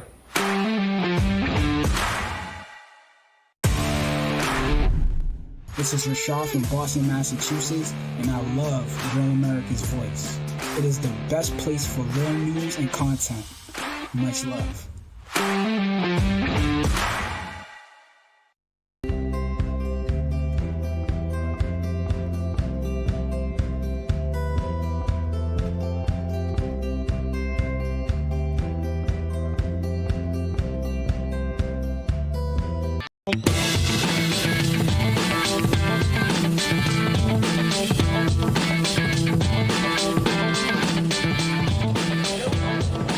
Welcome everybody. 4 o'clock on the East Coast. Can't do the markets right now, but you know where we are? We're in in Grapevine, Texas, right? Grapevine, Texas. Grapevine, yeah. Gaylord Conference Center and Hotel. Real America's Voice at the Cpac 2026 conference, awesome conservative conference. I have John Solomon with us. This is what RAV is all about right here, folks. This is one of the best news people in the business. He's got such breaking news. He's got inside avenues into administration, to news feeds around the world. Always good to have John Solomon. Certainly good to share a network with you, John Solomon. Brother, doing a great I love job. being on your show. I love your show. Watch it every day. You got something really big. You got some new stuff. So, as we've gone through the weaponization story over the last decade, it was all about prosecuting and ruining people's lives. But we're now getting a sense that maybe Democrats were working with foreign powers to have them interfere in our election. We got a little bit of this a couple weeks ago with the China stuff, the FBI finding these driver's licenses. China and the sources the FBI had saying that the goal of those licenses were to get fake ballots to vote for Joe Biden in the 2020 election. This morning, thanks to the National Security Agency and Tulsi Gabbard, the DNI, they declassified an intercept report. Our government intercepted the Ukrainian government talking about a plot with our own workers, meaning people that work for USAID, the State Department Foreign Aid Agency, to route hundreds of millions of dollars to Ukraine, our money, taxpayer money. Yep. It goes there, and then they're going to route it and launder it back in the United States and put it in Joe Biden's 2024 campaign coffers. It was always interesting why Joe Biden was so interested in Ukraine. Also, so many lawmakers were very interested. I mean, let's call it. Particularly on the Democratic side. And some Republicans. Yeah, Lindsey Graham spent a lot of time in Ukraine. That's right. And it was always why? What's the hook? And you couldn't put two and two together. Some people thought lawmakers were trying to get money back into their districts through Ukraine's USAID into Ukraine, money back into these lawmakers' districts, which turns into donations. That's right. But it was just very, very odd why. And I was on a network before I came here who would not let me call out that exact phenomenon. Isn't that amazing? And I'm just wondering if there was maybe some of that funds going back into that network as well. Who knows? But that's speculation. But scary stuff. This goes on, though. This how big is it? Well, the intercept is absolutely clear. There's a lot of detail in the intercept of who did what. What Tulsi Gabbard has done is asked the head of USAID, go look for the emails and the evidence. If you find this grant occurring, let's get it to the FBI and start a prosecution. So this has just happened in the last 24 hours, so it's still unfolding. But the declassification, everybody can read the document. It's pretty stunning. I mean, it's a pretty complicated plot. Move the money multiple times, get it into Americans' hands. Americans have converted to Joe Biden. Question. USAID still operating? It is, but about 1/4 the size. I mean, still 1/4. Yeah, very small amount of money though. A couple $1 billion compared to about $12 billion here. I know it's funny to say a couple billion small, but it used to be about $12 billion. That's taxpayer money. It is money. It is insane. Yeah. And I know Trump tried to shut the whole thing down, and then they pushed him not to. They did. Yeah, it's incredible. And what else is you're tapped into so many different avenues. Any other big stories that are coming out of the White House? I think everybody is wondering, when are we going to get our accountability? The evidence, all right, great, John, you have all these stories. Is someone going to get a perp walk? Is someone going to get put in handcuffs? Keep an eye on what's going down in Miami, Florida right now. Jason Quinones, the U.S. attorney down there, is investigating all the weaponization, a decade of it. Last Tuesday and Wednesday, the Congress transmitted official transcripts to the grand jury in Florida on John Brennan. You only do that if prosecutors are moving towards an indictment. Otherwise, you could use the unofficial transcripts to present. They're moving towards a possible indictment. Now, you got to see if the grand jurors are going to do it. Lying to Congress, false statements to Congress, and obstruction of a congressional investigation. If John Brennan is the first domino to fall, it's a big name. And then it opens up a pathway where several other people get indicted. James Clapper? Clapper could be one. Clapper famously lied in front of the Senate panel to Senator Wyden. He said Senator Wyden asked him if they were spying on Americans, and he said no. Tried to qualify it with not exactly no or something to that effect. Turns out they were. And meanwhile, we never knew. Meanwhile, Snowden is still hiding away in Russia based on Clapper's whatever he thought he found. I would watch after if Brennan is indicted, or after they make the decision on Brennan. There are some FBI and Justice Department personnel that were involved in the seizure of Susie Wiles' phone records and Kash Patel's phone records. I think there's a strong possibility you'll see federal agents arrested for creating a false opening of an investigation to allow that spying to go on. I think that's the second shoe to fall. I know we only have about another minute, half a minute or so. Very quickly, do you have any inside information on what is going on behind the scenes with Iran? Yeah, listen, I think the administration's current assessment is Iran is still not negotiating good faith. They have a head fake. All right, we'll let 10 ships go through the Hormuz, but they're still acting like someone not willing to negotiate. The president's goal is to get them so broken, so brought down that they negotiate a legitimate deal. We are pounding the living stuffing out of assets every day. You don't see it. You don't hear it. but we're now doing close-in operations with airships, and we're taking out individual leaders, individual missile launchers, individual armored cars, one by one. We're picking them off. The head of the Iranian Navy, gone today. That's the guy that laid the mines and the thing.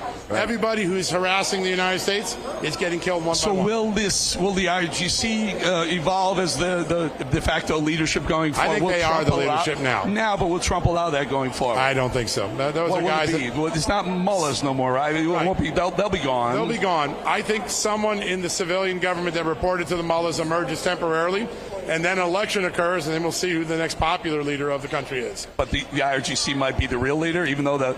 I remember when Ahmadinejad ran he was president of the country, only he wasn't calling any shots. Yeah. He was the spokesperson for the mullah. Right now, the IRGC is a bunch of cowards. They're underground hiding. Yeah. At some point, they've got to come out. Maybe when the protests start, maybe when the new government takes shape. When they come out, we're going to come right back in and kill them. They're not going to be able to rear their head without getting executed or surrendering. And I think that's the long-term play here. Wear them down, make them come out of their huts at some point, and take them out. All right. Folks, if you don't know, you must know. John Solomon, 6 o'clock Eastern. Thank you, buddy. Bowling at 4, Bannon at 5, Solomon at 6. You can't beat those 3 hours. Thank John, you. really good to have you. Thank you, my friend. All right. Thank you so much. Thank you. John's getting ready for his show. We're going to bring in Gordon Chang. Harry, bring up Gordon Chang, please. Come on, Gordon, come on up. Gordon Chang's an expert in the region, Iran, the Pacific Rim, etc. Very, very smart man. He's been on the show many, many times. Here he is, Mr. Gordon Chang. Gordon, step in a little closer. Come on in here. Gordon, bring us up to speed on what you think. We heard John Solomon say Trump is going to eliminate Iran's ability to defend themselves. What's the next step? Who takes over? It will be IRGC. It will be some sort of de facto government of civilian, elected, whatever, or will it be the mullahs going forward? What's your thoughts? My sense is that you have Trump saying he wants unconditional surrender. I think he's actually going to try and get it. It could be just a negotiating point, but the real issue here is that without regime change, Iran will remain a threat to the United States. But in the interim, I think that he wants to take out all of the enriched uranium, as well as Iran's missiles. Iran's missiles, by the way, are North Korea's missiles. The Iranians have a rocket booster that can hit the United States. It's the Hwasong-15. The Iranians, we know, have the components for it. So this does pose an immediate threat to the United States. I heard something very disturbing, the relationship with Iran and Venezuela. If that remained, if we don't clean that up or break that wall, thread, the Iranians could actually fire a missile from Venezuela that could reach Texas, maybe even the East Coast. Yeah, well, I think the Iranians actually have the components for a missile that can hit the United States from Iran. We saw on March 20, they fired 2 missiles at Diego Garcia, which is more than 2,000 miles away from Iran. People were surprised, but they shouldn't be, because there's been open source reporting that the Iranians have an intercontinental ballistic missile program and maybe even an ICBM itself. Where are they? So there's a lot of discussion on where they are as far as being able to defend themselves with defensive missiles. And where are we as far as, are we okay with offensive missiles?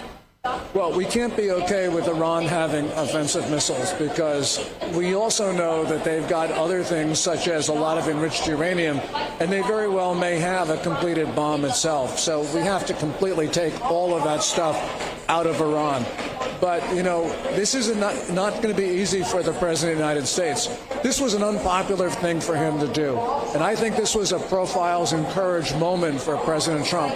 He did something which had to be done. He knew it was unpopular. He went ahead and did it anyway. All of his predecessors had to sort of kick the can down the rule for Iran. They just sort of, just shoved it off. And they let Iran become more dangerous. What about this sense, and I've been talking to Steve Bannon on War Room every morning since the war started. I have a theory, and I believe it's becoming more and more evident as we get close every day, that the Middle Eastern countries, Saudi Arabia, Qatar, Bahrain, Oman, Kuwait, UAE, say they're with Trump, they pat him on the back and say, go, keep going, because the more that Trump goes at Iran and Iran goes at some of these other installations in the region, oil prices stay elevated. I think that, yeah, of course they like higher oil prices, but I don't think that's their motivation, because they know that Iran can hit them, as it has been. So I think that's the bigger... My question is, Iran's hitting all those countries I mentioned. They're hitting very small targets with, basically refineries and oil platforms that don't have a lot of human beings on it. They're not trying to kill population outside of Israel. The rest of them, it feels to me like there's a wink and a nod. Like we're gonna say we're with Trump, but you keep doing what you're doing, because I like $100 oil better than I like 55. I think the thing with Saudi Arabia, though, is that throughout decades it has had a relationship. Well, it's felt that it's been in an existential struggle with Iran. And so I think that the Crown Prince has actually been cheering Trump on, because they know that the Iranian regime poses a threat to them, which they can't deal with without American help. Now, I think that, your theory could very well be true as well. But the point is, at this moment, the Saudi regime wants the Iranian one gone.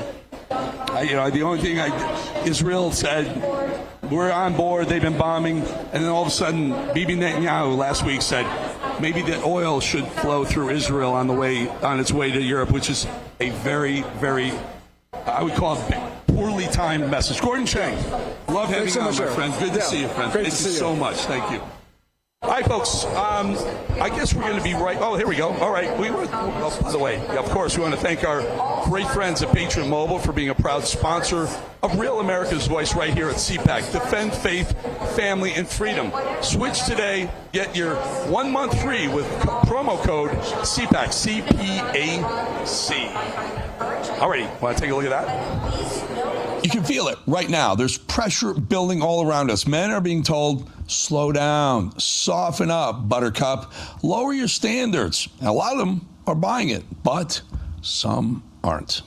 Some men still want to be strong, disciplined, sharp, in control of their body, their money, their mind, their future. That's who the Edge was built for. No politics, no noise, no distractions, just real conversations about performance, longevity, success, and what it actually means to win when no one's watching. Because this isn't about motivation. Motivation fades. This is about standards, building your standards up, forging your standards in the fire. It's about showing up when you don't feel like it. It's about pushing through when it's easier to coast, to sit on the couch. It's about building a life that doesn't depend on luck or permission. New episodes drop every Thursday, 10 a.m. Eastern. If you're serious about getting better, if you're done negotiating with yourself, subscribe right there. Take your camera, hit that QR code, step into the Edge. When it's breaking, we're moving. Breaking news. Breaking news. News doesn't sleep. At Real America's Voice, we don't get to crash or lose focus. That's why we drink Soldier Fuel to stay ahead of the chaos, because we do this for you. So good. Soldier Fuel has no sugar, so no crash. Now that's a game changer. I'm fueled up now. Woo! Used by the U.S. military every day. Now available to you. This is huge. Built by Patriots for Patriots. Now it's time for you to do the Soldier Fuel Challenge. Order Soldier Fuel, film yourself cracking one open, and taking the Soldier Fuel Challenge. Upload your video at soldierfuel.com/challenge, and you'll be entered to win a free shipment of Soldier Fuel. That's what I'm talking about. Your video could also be featured on air. Just scan the QR code on your screen or go to soldierfuel.com/challenge to enter. Drink with the Rav Hosts drink, Soldier Fuel. Let's go.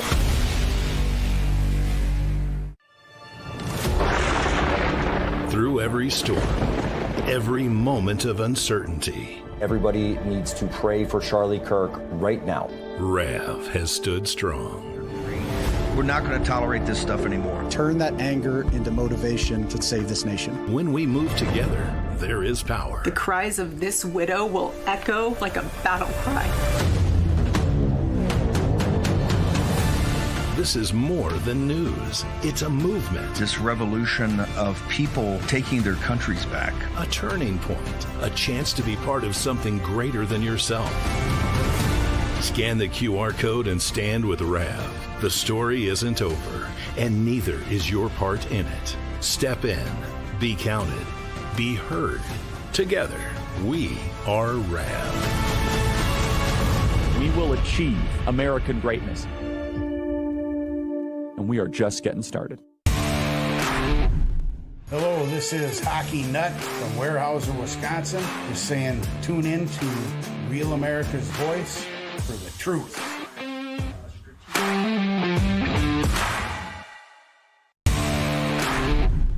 Lazar Garcianovich here from Japan. Love Real America's Voice, real news, honest views, and love seeing everyone there. God bless America. I don't bend fast. I learned both from the way I was raised. All right, you're looking live right there at the East Room of the White House. Trump is doing a celebration of Greek Independence Day, but right here in Grapevine, Texas, I have the honor and the pleasure to introduce an old friend of mine, Mr. Dean Cain. Everyone knows Dean Cain. Not that old a person. I mean, a long-time friend. Friend. A That's long-time it. friend. Makes me old, too. And also Mike Koselniak. Did I say it right? That's perfect. Mike, former HSI special agent. Yes, sir. Thank you for everything you've done. I want to get to this in a second because we're seeing some amazing things that ICE is doing right now. Absolutely. And we just want to just give you guys props, your former guys props. And then we'll talk about what you're doing with Dean. Sounds Dean, perfect. Yes, sir. Good to see you. Great to you. Look great, by the way. Doesn't he look great? Come on. Is it true you're an ICE agent? That is true. I'm currently honorary. I got to finish my my training. I do the complaining. But the training I have to finish up. Just my classwork stuff. I've done all the other stuff. It's been great. I want to be Michael when I grow up. So, I'm a deputy sheriff. I've been sworn for like 10 years. And I've been an honorary ICE agent for, I guess, about 6 months now. And I would finish everything, but I keep directing these movies and acting and doing, so I got to balance the two. You're playing swollen. Just so folks understand, I bumped into Dean and Mike doing your podcast, a brand new podcast over here, right? Called? It's called, so the podcast is called The Homeland, and it's for Proud American Studios, proudamericanstudios.com. And what it is there's so much going on in the media. I mean, let's just take, for example, the Iran war. If it's a football game, we're up 97-0. Yeah. But if you have some other pundit out there like, oh, Iran looks like they're winning this one, what are you talking about? Or they're the victim. The victim, which they are nowhere near victims. Right. So our idea here is to talk about wonderful things pro-America. I'm not trying to bash anybody else, but pro-America, support the things that are going on, and really put a truth out there. That's really what it is. And Mike, you're part of the Homeland. Proud American Studios. Yes, Tell us, sir. how does a guy, former HSI special agent, folks, thank you again for that. Thank you. End up doing podcasts with Dean Cain? I know, it's crazy, right? So we started this company to kind of counter the woke left, Hollywood and the news media. And we start to build it out. We ended up running into Dean, cross paths with him, and he's the perfect guy for our show. You know, he's America through and through. The podcast platform. Sure. So we have 3 podcasts. We have The Hero Next Door, The Forum, and our newest one is The Homeland, starring Dean Cain, where we basically take all issues, domestic, foreign, and we look at national security issues. We're the guys that have been out there and we've done it, right? We have myself and Trey Lindsay is the other host. He's a retired SEAL Team 6 operator. And we're able to give a perspective that nobody else kind of can. You know, we're coming from guys who did it for 20 years, 25 years on the front lines, and we're able to just give a different perspective. And so tell us, what is the kind of the feeling changing? I know throughout the 4 years of Biden and then early on with what went on in Minneapolis and Minnesota, Democrats just trashed ICE. They trashed Homeland Security, trashed HSI, trashed DHS. Is it starting to change now? I feel like people are starting to appreciate DHS, ICE, HSI a lot more. I'd say 1,000%. So under the Biden administration, we were actually told to stand down. We said we couldn't enforce immigration laws. We were forced to let anybody we encountered, let them go, or giving them a notice to appear, and they would just go out into the United States and they'd be gone. The catch and release program was real, and all the ICE guys, the hardworking men and women of ICE, were out there working, trying to just do their jobs, and they had to get upper level administration approval to just go deport somebody. So thank God President Trump took office. Border Czar Tom Homan's been doing a great job and allowing these guys to go out back on the streets and get their job done. Dean, along the lines of the Iranians feeling the media painting Iran as the victim, there was a young woman in Chicago, 19 years old, I believe, from Loyola, University of Loyola, student, killed by an illegal who shouldn't have been here in the first place. He had some priors and whatnot. One of the Democrat lawmakers locally said, wrong place, wrong time, almost blaming that victim. Really quickly, we might go to Trump in a second, but really quickly weigh in on that attitude of Democrats. It's totally insane, completely insane. Americans should be free to walk wherever they're walking, even if she startled him. It's madness. So I think that's a great point of the media painting it the wrong way once again. I hate to cut you off, Dean Cain and Mike. We got to go to the President of the United States. That's worth it. He loves that 4 o'clock hour. We love him too. Sure. Donald Trump, folks. Stand before you today with a truly respected man of faith and a pillar of the Greek American community, Archbishop Eli Pidophoros, who is a highly respected man, and Your Eminence, it's a great pleasure to have you. Thank you very much for coming. It's so nice. We meet once a year, and I wouldn't miss it.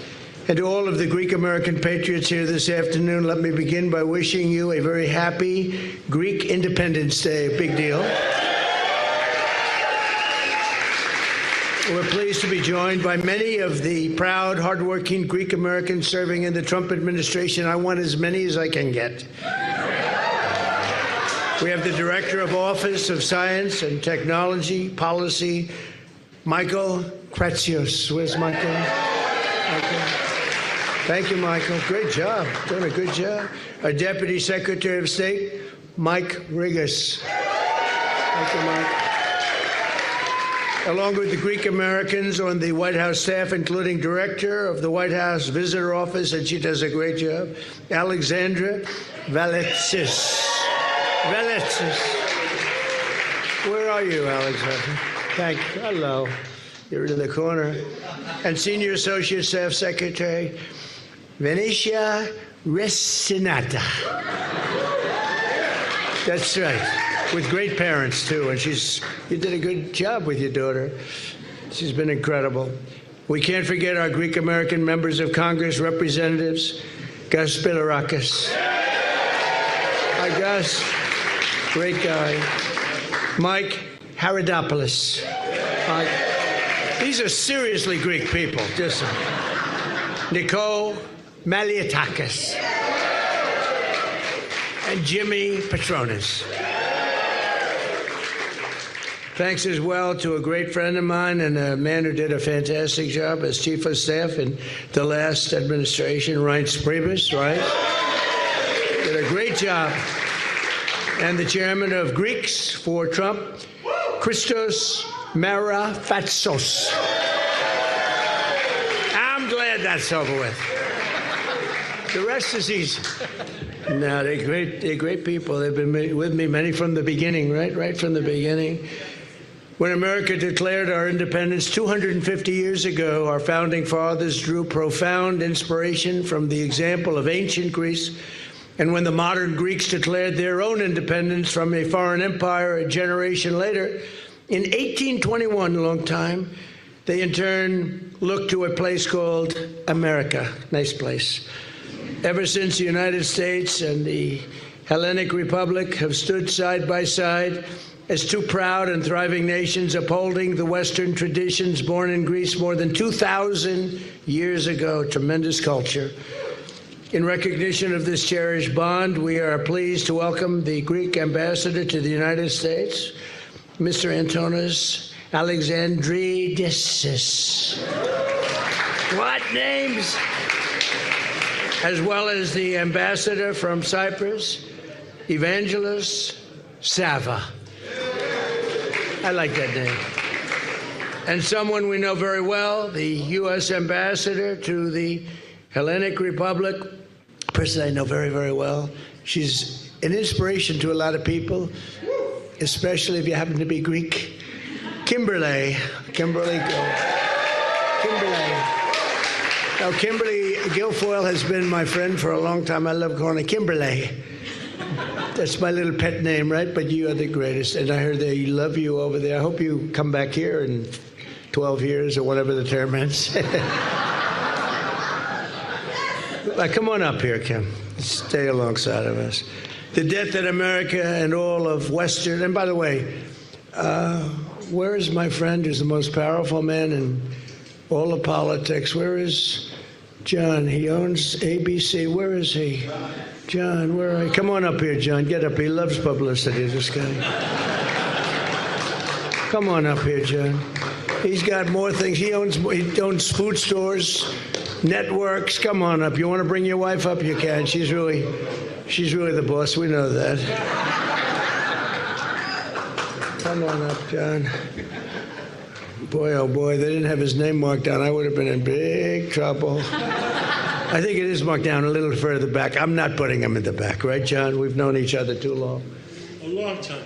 Come here. We used to compete with each other. We used to, but, You won. But never.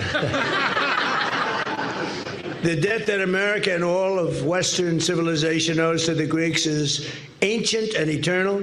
And to this day, American soldiers plunge into combat strengthened by the legends of Spartan warriors.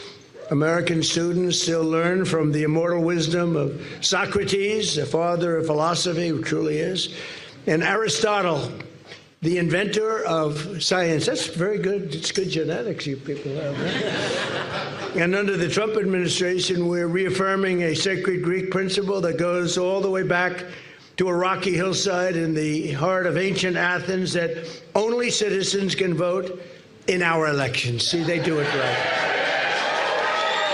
Oh, I love that. Michael, we're going to have to use that phrase a little bit more powerfully. But in Greece, that's what they believe. They've believed it for a long time. It makes a little sense. It's called common sense, isn't it, really? Like so many Americans before us, the Trump administration is also drawing inspiration from the renowned Greek builders and engineers whose works have stood the test of time, incredibly, too.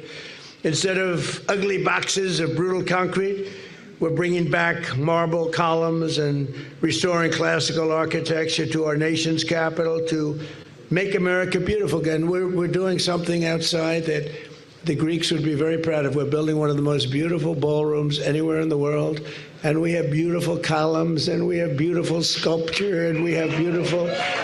And they said it couldn't be done in this modern day, but we have very talented people.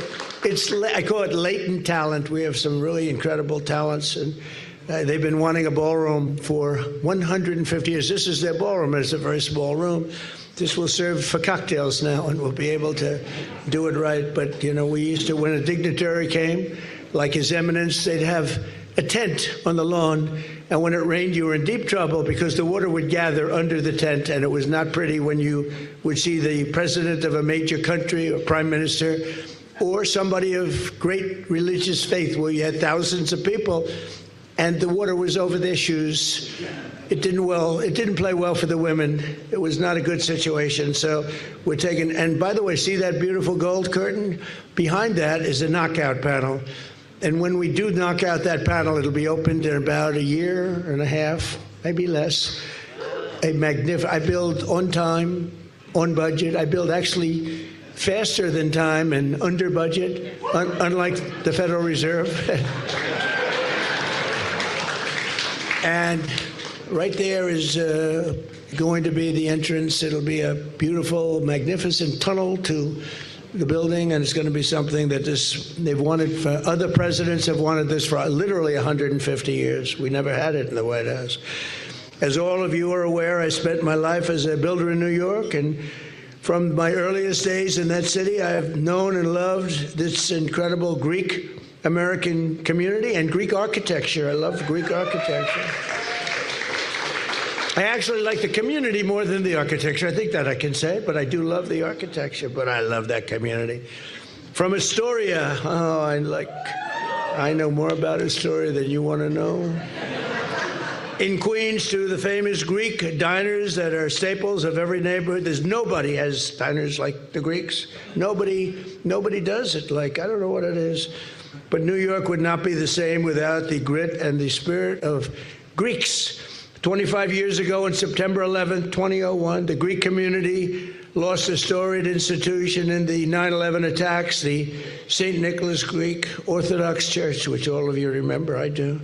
That sanctuary had stood for a long time, 155 Cedar Street, over 100 years, and yet the South Tower fell. It was totally destroyed, but thanks to the men and women of New York's Greek community, the old church was rebuilt, even bigger and better and more magnificent than the one before it, and this time using marble taken from the same quarry used to construct the Parthenon. The church now stands as a house of prayer and national shrine for all of the visitors to that sacred soil and ground zero. Oh boy, what a day that was, right? What a terrible day that was. We're pleased to be joined by one of the Greek titans who helped to rebuild this thing. I got to introduce him again now, John Catsimatidis. And Margot, much more importantly. Margot, I want to thank you. John, he's really a friend of mine. The guy's great. He's a great guy, very successful. And he's a nice person. A lot of people don't think so, but I know so. Okay, we're going to train them. We're going to train them, John. And he's, above all, a great patriot. You really are, too. Yeah. We appreciate it. As America celebrates, As America celebrates our 250th anniversary this year, we're very excited. We also have the Olympics coming, and we also have the World Cup coming. We remember that without the victory at Marathon, we might never have the victory at Yorktown. Without Athens, we might never have had the Philadelphia.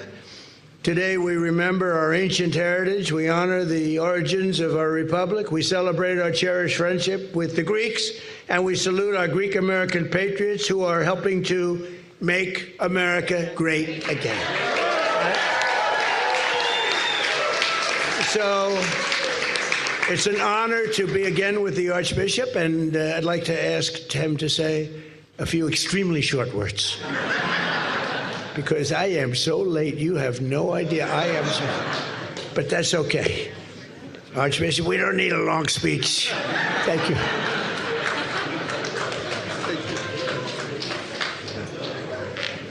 Thank you, Mr. President. I will be brief, I promise. Greeks like to be brief in the words. So today, Mr. President, once again, you bestow a superlative honor upon the Greek-American community by your recognition of Greek Independence Day, March 25th. The annual celebration here at the White House, now in its 40th year, Mr. President, is not only prestigious, but binds America and Greece together in a strategic alliance that goes beyond deep friendship and mutual respect.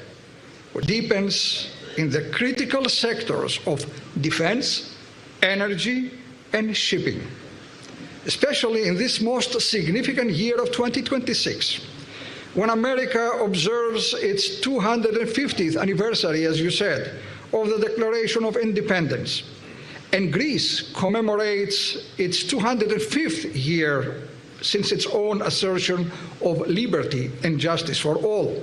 So this year, all Americans are rejoicing over this noble experiment in self-governance. Or, Mr. President, as your most esteemed predecessor Abraham Lincoln stated in his Gettysburg Address, government of the people, by the people, for the people. So, from the world's first democracy, Greece, to the world's greatest democracy, America.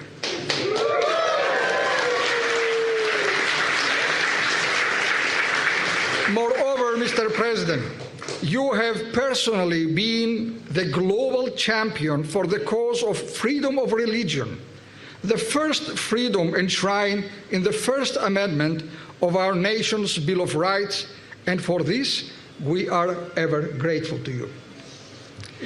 As children of the ecumenical patriarchy, under the longest-serving leader in its history, whom you received here in the Oval Office last September, we thank you, Mr. President, for your unwavering support for the spiritual mission of our Patriarchate and His All Holiness, our Ecumenical Patriarch Bartholomew, and, of course, the ongoing effort to reopen the Theological School of Halki.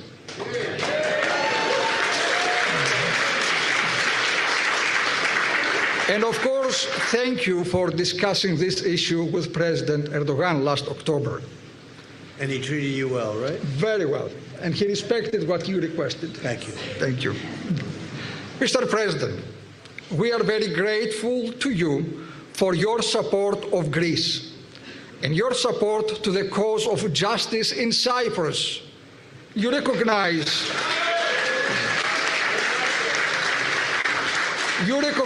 the fact that Greece stands as a beacon of stability and prosperity in the region. We pray that God will always bless you, Mr. President, for in every parish, during every service in our archdiocese, we pray for our country, the President, all those in public service, and our armed forces everywhere.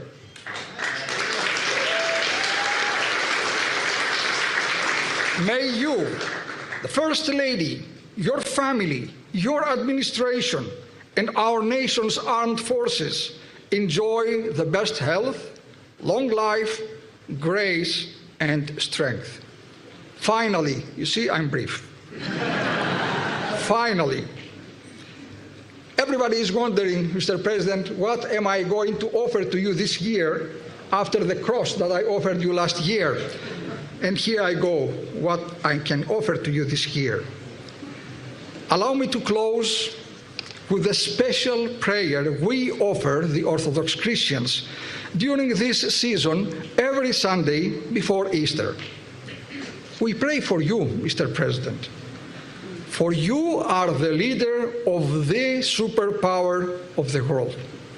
And with this prayer, the prayer of Saint Basil the Great, we say the following, and I ask all of you to pray with me. Remember, O Lord, our pious and faithful President, whom you have allowed to govern on earth, and all those in public service. Equip him with the armor of truth and with the shield of your good pleasure. Protect him in times of war, like now. Strengthen his arm and exalt his right hand. Make his presidency strong and subdue all hostile nations that thirst for war. Grant him profound and lasting peace. Whisper in his heart good things about your church and all your people, so that he may perform his duties in tranquility, and we may live a serene and peaceful life in all piety and modesty. Remember, O Lord, our brothers and sisters in government, and all civil servants, and the armed forces. Preserve in your goodness those who are good. In your kindness, make good those who are evil. For you are the source of life and goodness, and to you we ascribe all glory. Amen. Zito η Ελλάδα! God bless America!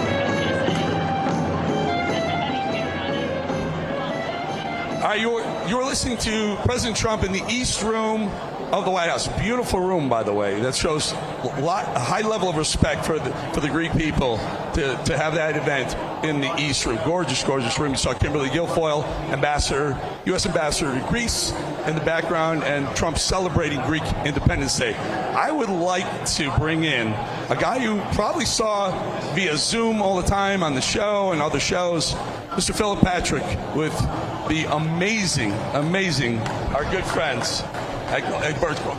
Really good to have you, my friend. Thank you so much for having me. It's an Can honor. we talk a little bit about let's be honest, there's a lot of volatility in the gold, but there's a lot of volatility in all the markets right now. Talk to us about the volatility in the gold, and there's probably buying opportunities in there. Significant buying opportunities, but you're right. We look at the fundamentals. We have war, we have inflation on the horizon, it looks like, and it seems like the perfect storm for gold, yet we've seen a dip in pricing. What I would say is what you've said. This is certainly a buying opportunity. Dips like this are very common. When there's a lot of volatility and confusion happening, short-term people move to cash, which is why we've seen the dollar strengthening, but doesn't look to be a long-term hold. Treasury yields increased, which means people are not looking long-term. For me, it's a buying opportunity. We saw the same thing before 2008, same thing in COVID. It's another opportunity again. So, 15 years on Wall Street, these are called flights to safety. There's a flight to safety. So even though the U.S. dollar has been on a downward trajectory for a couple of decades now, when there's things like war, everyone gets a little nervous and they jump, their currency play goes into the dollar. It's the most stable currency, let's be honest, the most stable currency. That pushes the dollar up. Everything denominated in dollars gets pushed down. But then there's the other flight to safety, which is other markets are now flying out of equity markets. And these are when the gold trade happens to be its best. When it looks the worst, sometimes it's actually the best. It's absolutely correct. That's some real insight there, and you're absolutely spot on. Like I said, nothing has changed in terms of the fundamentals at all. Fundamentals today are stronger than they were 2 or 3 weeks ago. The fact that people move into cash short term, again, very common, but it creates a very strong buying opportunity. Investment banks haven't changed their predictions. They're saying gold over 6,000 by the end of the year. Goldman Sachs. 6,300, I think, if I'm not 63, mistaken. you're absolutely right. So we watch the stock market melting down almost daily now. That's selling in stocks, but that turns into cash, which is buying power. When things start to get a little clearer, when the sky's clear, they're going to come after the things that got hit the hardest. Bitcoin's been crushed. Gold's been crushed. It's almost like textbook buy opportunity in these assets. It's exactly it. Like I said a moment ago, if they were planning on staying in cash long term, they always move to treasuries. We haven't seen that move, which tells us it's a short-term position. They will, in my opinion, move back into gold and move that back into other assets. Once there's a little bit more clarity on the duration of this war, what it's going to look like, people will start making moves again. Phil, most people aren't talking about this, but one of the prime drivers of silver price is the AI boom. You need a lot of silver to meet the demand for our AI infrastructure, right? So that's an automatic floor underneath the silver market. Absolutely. And look, silver has exploded over the last 14 months, and it tied into massive investment in data centers, like $1 trillion in the United States alone. China are rushing to win the race. The United States are. They're going to buy silver no matter the cost. And as you say, huge consumer. A traditional server node needed 60 grams of silver. An AI server node 3 times as much, 180 grams. So a server needs a lot of silver. We need a ton of servers. Elon Musk is talking about putting AI, farms in the sky. It's the future of everything. It's also defense, ballistic missiles. Anyone that wants to secure modern defense, they need physical silver. China have put export controls. They're the second biggest miners in the world. So no physical silver's leaving China now. That's going to put more of a squeeze on volume and ultimately drive prices up. Autos, cars have a ton of silver in them as well. Absolutely. That's the thing about silver. It's used in everything. It's household electronics, automobiles, electric cars, absolutely everything. It's such a broad industrial base, and it cannot be replaced. Would you be more inclined to buy gold or silver at these prices today? It's a really good question. It depends on what people are looking for. For those who are seeking preservation, balance, steady growth, I think it's gold. For me, who needs a little bit more aggressive, longer-term growth, silver will give you that, but it's going to be more volatile. Well, it's always good to have Phil Patrick in studio, as they say, at Cpac. Appreciate your time. Appreciate your sponsorship. Keep crushing it, and I'll still use these guys. They're awesome. All right, Jack Cpac, I hear, is on the main stage, just upstairs, just above us. Let's take a listen. So we thought. She was raped by multiple North African migrants while she was in government care. Following this, she did not receive the help that she needed. She attempted to commit suicide by jumping off a 5th-story window ledge, tried to kill herself. She didn't die. God saved her life even then. But she did become a paraplegic. Well, hold on, folks. Unfortunately, the story does not get better. Because then the government came to her and said, instead of helping her out of this terrible pit of despair through healing, they said that we want to offer you government-backed suicide. Her family fought it. Her mother said to turn it off, said to stop it. They said no. You know why they said no? Because her organs had already been promised to another patient. They took her organs, even before she was dead, while she was still alive.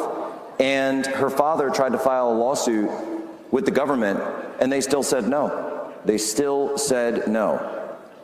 And I'm very sorry to say that that was carried out earlier today. It's atrocious. It is not compassion. It is unhuman, and it is satanic. And when you do not embrace a culture of life, then by default, you become a culture of death. And that just goes to show you that that is the end point of all far leftist socialist politics. It always ends with the deaths of the innocent. Just a tragedy, absolutely tragic, totally preventable as well. Satan enters at every opportunity. We have to be on guard. You have to be able to recognize it at every step. And as a parent, I see it every day with my kids. And it's hard being a parent, especially when so many hours of the day they're actually with someone else. They're not with you. So it's important that in our churches. Pastor Burns, why don't you tell us a little bit about what your mission is? Everybody knows Pastor Burns, know you? Everybody's met him before? Let's give him a hand. Thank you. He's on fire for God. Yes. Well, we're here to talk about canceling Satan. Yeah. And I'm so happy for Matt and Mercedes and Cpac for hosting this very special message. How do we counsel Satan in America? Well, number one, it is time for the church to stop bowing down to culture and start bowing down to Christ. The problem in America is that we have too many weak preachers of the gospel of Jesus Christ that won't open up their mouths and start speaking the truth and truth to power. We have to disciple America. There's a reason why Donald Trump is rededicating America back to the living God coming up soon, because this nation was founded on Christian principles. It was founded with the ideal that Jesus is Lord of America. Do you believe that? Say yes to that. Amen. Yes. And we are becoming too passive, even right now. We're so slow to clap our hands the moment we talk about defeating Satan. The only way we can defeat Satan is with the power and the love of Jesus Christ. We fight not against flesh and blood. I can't hear nobody. We fight not against flesh and blood, but against every principality, wickedness of high places. Our enemy is not Joe Biden, it's Satan from the gates of hell. Amen. I can't hear nobody. That is why we have a nation that is allowing children to change their sex. That's why we have a nation that makes it easy to kill babies. Y'all not talking back to me, but I'm telling you the truth. And until we stop bowing down to culture, until America turns back to Jesus, until America remember why we became the nation that we are, it is because we decided with our founders that we, the United States of America, we pledge allegiance to the flag of the United States of America and to the republic for which it stands, one nation under God, indivisible, with liberty and justice for all. That's how we counsel. Y'all ready to go to church? Good luck following that. Thank you, Pastor, for bringing us to church. Bill is in the media business. His company is the Great American Media. Bill, why don't you tell us your story and how your career has evolved and what you're doing now to change the culture, especially. Well, that was quite a speech going on over there. Folks, we have a special product release to announce to Real America's Voice viewers today in celebration of Cpac 2026. You may have heard us talk about the tumblers that have now hit viral status across America. The tumbler line from Tumblr, TrumpTumbler.com. You've seen their tumblers in black. You've seen Trump on a tank from them. But today is their official release for the MAGA Red Save America tumbler, brought to you by TrumpTumbler.com. Today is the official release for this brand new red MAGA Trump tumbler, and for only $10, find a limited time, by the way, for this promotion. The red Trump tumbler is a stylish and functional daily beverage tumbler forged with food-safe stainless steel that makes it super light and durable at the same time. It's 100% BPA free and keeps the beverage of your choice, whatever it may be, vodka, beer, or Diet Coke, keeps it cold for up to 24 hours or hot for up to 8 hours. Don't miss your chance to claim your very own limited edition MAGA Red Trump tumbler today for just $10. You're not going to find a deal like this anywhere else because it was created solely for Cpac 2026. Don't wait for them to sell out. Head over to TrumpTumbler.com. Secure your red tumbler today. And of course, thank you to Trump Tumblers for being a proud sponsor of this network, Real America's Voice, Bowling Show at 4 o'clock, the whole network, and here at Cpac. All right, we'll be out. Get ready, America. March 25th through 28th, Cpac USA 2026 takes over the Lone Star State. And Real America's Voice brings you wall-to-wall coverage, live shows from the convention floor, exclusive interviews, powerful panels, and live music and entertainment, all from the massive Real America's Voice stage. Hear from Rav's own Steve Bannon. The only way we don't have victory if we surrender. And we're not going to retreat. We're not going to surrender. We're not going to quit. And Jack Posobiec live. Freedom is a responsibility that we must uphold every single day of our lives. Plus Dr. Gina. We always came together because we know what we're fighting for. Rob Schneider and Alex Stein bring the laughs with stand-up comedy. And the music lineup features Natasha Owens, Cpac, Celeste Kellogg, and more. Cpac USA 2026, only on Real America's Voice. Presented by Patriot Mobile, Birch Gold Group, Trump Tumblr, and 1776tumblr.com. Hi, my name is Tracy L. from Arizona. I don't stink around in the kitchen when it comes to the news. I watch Real America's Voice, which always serves accurate and reliable updates that are on point with their amazing hosts. So don't find yourself in a pickle by tuning into the fake news. Stick with Real America's Voice.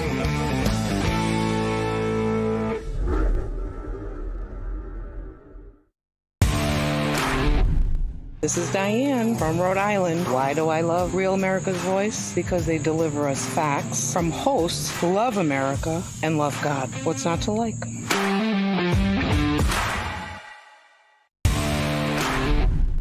When the bacon wants real facts and figures, he goes to Rab.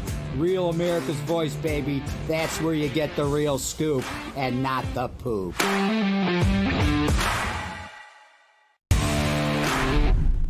I'm Lou, MAGA pilot from Rob's Getter Shot here in beautiful Trump County, Florida. The best place for real news is Real America's Voice.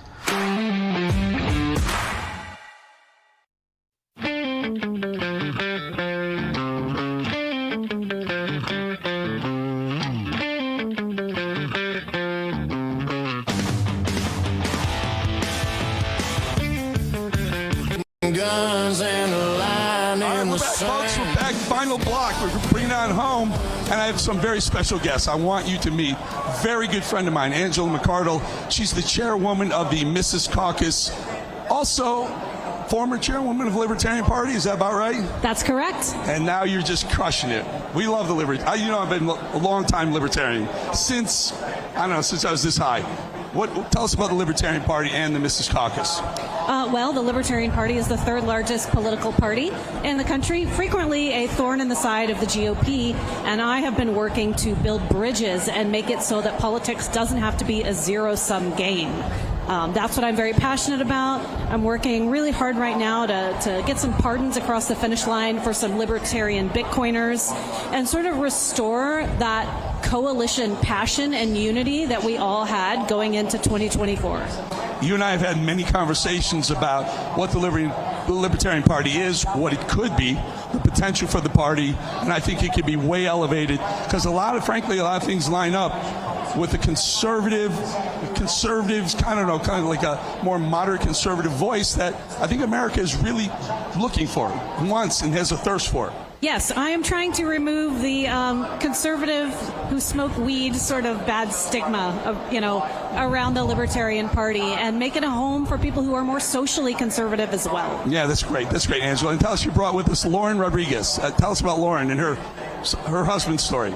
Yeah, this is Lauren Rodriguez. Her husband, Keone Rodriguez, was one of the founders of Samurai Wallet, a Bitcoin privacy tool, essentially a wallet that the Biden administration's weaponized DOJ went after. They put him in prison, and so right now we're working to get his case before President Trump and the administration so that he can continue to undo the horrible work that the Biden administration did. And if you were with us about 5 months ago, when I was in D.C. for a show, we brought your husband on. We brought him on. What a compelling story. Tell us the story, please. Yeah, Eric, thank you so much for having me on, as well as Keone. They developed a wallet. They thought they were staying within guidance, and they were. They operated for 10 years until the Biden DOJ they raided our house at 5 a.m, guns pointed at our chest, laser sights on our chest, again, all over a regulatory pretty much disagreement, and the body FinCEN, the Financial Crimes Network, disagreed with the DOJ and said that they were completely within the bounds of the law, and the DOJ went ahead and brought charges anyways. So the Biden DOJ threw your husband in jail, I would say because they didn't even really understand what he was doing, and it was nothing that was illegal, right? Correct, yeah. Angela, how do we get the folks to get behind Lauren's husband and Libertarian Party to get some justice for Keone? Well, there is a website that has lots of information on them. It's called cryptoprisoners.org, so you can visit that, find out, sign Keone's petition, please. We have to send a strong message to the administration that says, we love everything that you've done so far, but we need to continue on the same trajectory. We've got still more Biden DOJ messes to clean up, so please do it. Help us get that coalition back in alignment. It's a huge cleanup. Clean up on aisle 5 and aisle 1, 2, 3, 4, and up to 50 at least, because they crypto. The Biden DOJ does not understand what it is. It's a tool to keep government out of our wallets, literally. Yes. Well, they don't want that. They want to be in your wallets, right? The Biden administration hates financial freedom. Yeah. Final thought before we got about 10 seconds left. Make a to help you get your husband free. If you would care to learn more about our specific case, you can go to Bill, B-I-L-L, and Keone, KEONNE.org. From there, you can sign the Change.org petition. All right. Deeply appreciate it. We're going to leave it there. Great. Thank you, Angela. Thank you, Lauren. Appreciate you guys. We'll be back here tomorrow, same time, same place. Bandit's coming up next. I'm going to stick around with Steve. We're going to talk a lot about oil and what Iran is doing and what we're doing in response to Iran. Folks, have a great day. Wonderful turnout at Cpac. Looking forward to seeing you tomorrow. Enjoy. And Bannon, Warham coming up next.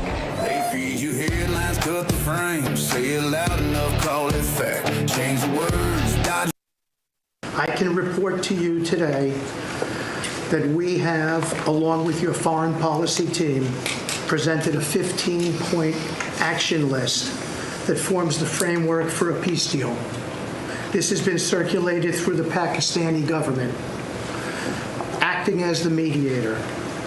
And this has resulted in strong and positive messaging in talks, as you just indicated to the press. But these are sensitive diplomatic discussions, and you have directed us to maintain confidentiality on the specific terms and not negotiate through the news media as others do. I can say this. We will see where things lead, and if we can convince Iran that this is the inflection point with no good alternatives for them, other than more death and destruction. We have strong signs that this is a possibility, and if a deal happens, it will be great for the country of Iran, for the entire region, and the world at large. Your policy of peace through strength is the most effective tool for a diplomatic resolution here, just as this policy was an effective tool in each and every one of all of the other conflicts you settled in your first year. Iran is looking for an off-ramp following your powerful threat on Saturday. Your indications that you are willing to listen to peace proposals have been well received. You have instructed us that your preference is always peace, and that we should make that our priority. We have delivered that message, sir, along with the 15 points for peace. Finally, we have told Iran one last thing. Don't miscalculate again. Good. Thank you very much. Good job. Doing a great job. How are you looking then at these movements of the 82nd Airborne and these 2 Marine Expeditionary Units? I mean, do you think that boots on the ground in some capacity are likely, and what would that look like? Yeah, I think it's very possible in the case of Kharg Island. As you've seen, there's footage of the president talking about that in the 1980s. He's clearly interested in it. He had it bombed 2 Friday nights ago. So I think he may believe that he can take Kharg and take his own hostage, if you will, as a condition for we'll release this once you help us reopen the straits. I still don't know that he's going to do it at the end of the day. I think there are other ways maybe to achieve that type of outcome, maybe by saying no tankers should show up at Kharg Island or we'll target them. So he may find an alternative short of ground troops in order to try and get new leverage over the Iranians. So I don't know that he's made up his mind absolutely to do that. But as you say, these troops coming to the region are certainly capable of doing it. I have a feeling it's going to clean up pretty quickly. I could just say this: they want to make, and I probably hurt our little negotiation. It gives them a little impetus to say, well, I wish you didn't say that. But they said yesterday that we weren't negotiating with them, and now they admit that we were negotiating with them. So they want to make a deal. The reason they want to make a deal is they have been just beat to military perspective. We're seeing this surge, this deployment. What do you think of that? Do we need to escalate to de-escalate, as we heard from some administration officials, at least when it came to the economy over the weekend? And what would those troops actually be doing? We've talked about Kharg. We've talked about other possibilities. What's the reality? Well, they're doing a whole range of operations right now. I think the most important thing for people to understand is there's roughly 50,000 of America's sons and daughters in the region, right? They're all in harm's way. A missile could land on them. There are accidents and other issues. We've already seen 13. Right, and so they're there, and they're going to be there. Even if you were to try to start to pull them out, they're still going to be in harm's way, and I hope that stays front and center with people. There's another issue, too. Trump doesn't care about public opinion. He's hit over 8 countries, all gas, no brakes. Congress hasn't even slowed him down, so I'm going to be the contrarian and say I don't think he cares about public opinion, and I also don't think he has any intention of having free and fair elections in the fall. People think that's going to be a circuit breaker, but Steve Bannon said this week out loud that ICE at the airports is a warm-up for ICE at the election booths, and that is a very real threat that nobody seems to have a plan to combat. Yo! Welcome to Cpac. Come on in here. Has Eric Bolling been doing a great job in describing the markets to us? Well, it's amazing to kind of done what we've done over the last 3 weeks, Steve. You've brought a lot of folks to the stage who are, you don't see them on mainstream media, like legacy media a lot. And some of the stuff you're bringing out is absolutely cutting edge, predictive of what's coming next. And I got to tell you, 10 days ago, maybe 2 weeks ago, I was on Warm 10 o'clock in the morning. And I said, it was about $3.40 a gallon national average for gasoline. I said, it's going to $4. You know what happened just an hour ago? Hit $4 a gallon gasoline nationally. And unfortunately, it's probably going to go to $5 before it gets better. That means diesel will probably be at $6 or $7 before it gets better. Even if it's all clear tomorrow, we're in a bad cycle right now. So the quicker they can resolve this, the sooner Trump can start working the prices down. So of those of you that joined us this morning, almost the entire morning show, we turned it over to the president in the cabinet meeting, right? And the reason we did that is that was like a war cabinet meeting.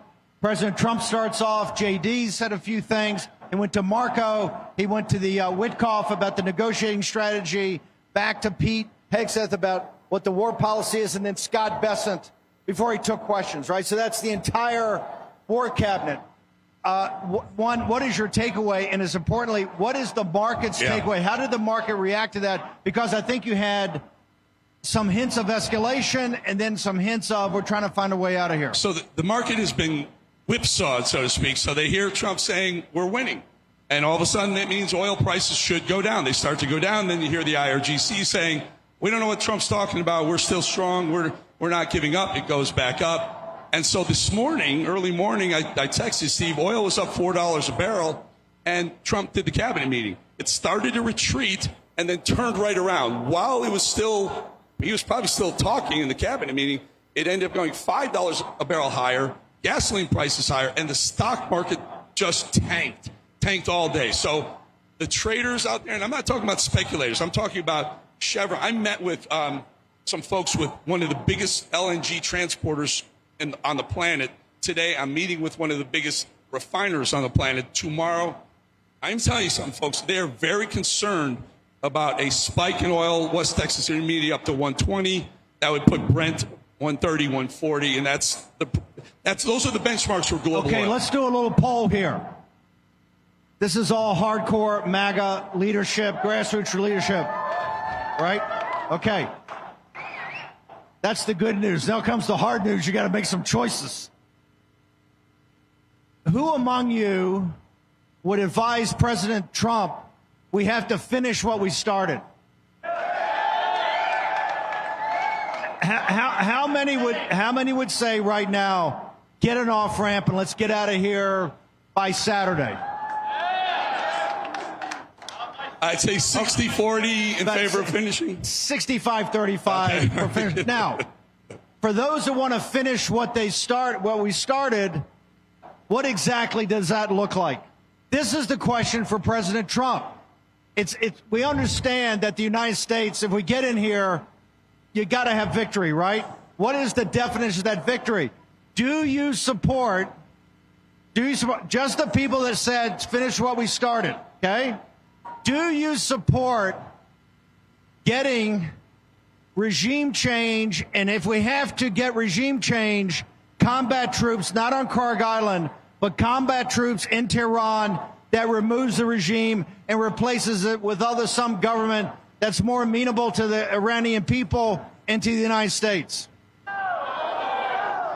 So even the 65% that says that, none of you would any of you say, let's do that, would tell President Trump to finish what we started. Let's go to Tehran. Let's remove the government. If we can bomb them out, we bomb them out. If we can't do that, if we got to send in young American men and women in to go, we got to do that. How many here would say do that? Would advise the president? The president listens to you. Trust me, they will take this clip and show it to the president tonight. So I want to make sure that you thought this through. How many here, just at the 65%, that said finish what we started, does that include going to Tehran, removing this regime, and putting in a friendly government? Hardcore MAGA. You're hardcore MAGA last time I checked? Now, okay, hang on for a second. Those of you that said, let's get the hell out of here and let's do it by Friday, okay, what does that look like? If that entails the American Navy leaving and the American Air Force shutting down, are you comfortable with having the Persian Gulf and the Straits of Hormuz controlled by Iran with diesel at $10 a gallon, gasoline at $8 a gallon, a barrel of oil at 150?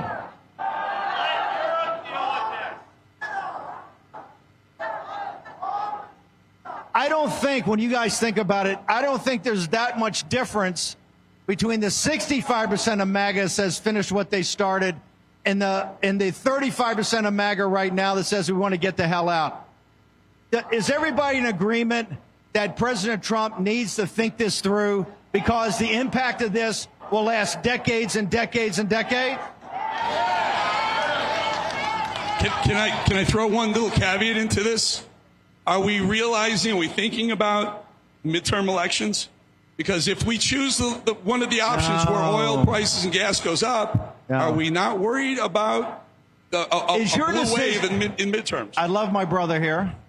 Are you guys, when you think about this, should we think about the midterm elections, or is this a fundamental choice the United States has to make? Do the right thing. Do the right thing. Okay, he says, do the right thing. What is, for the 35% that want to leave now, and quite frankly, I know many of the people I know very well are in your pox on both their house and leave. When you say do the right thing, what would that be?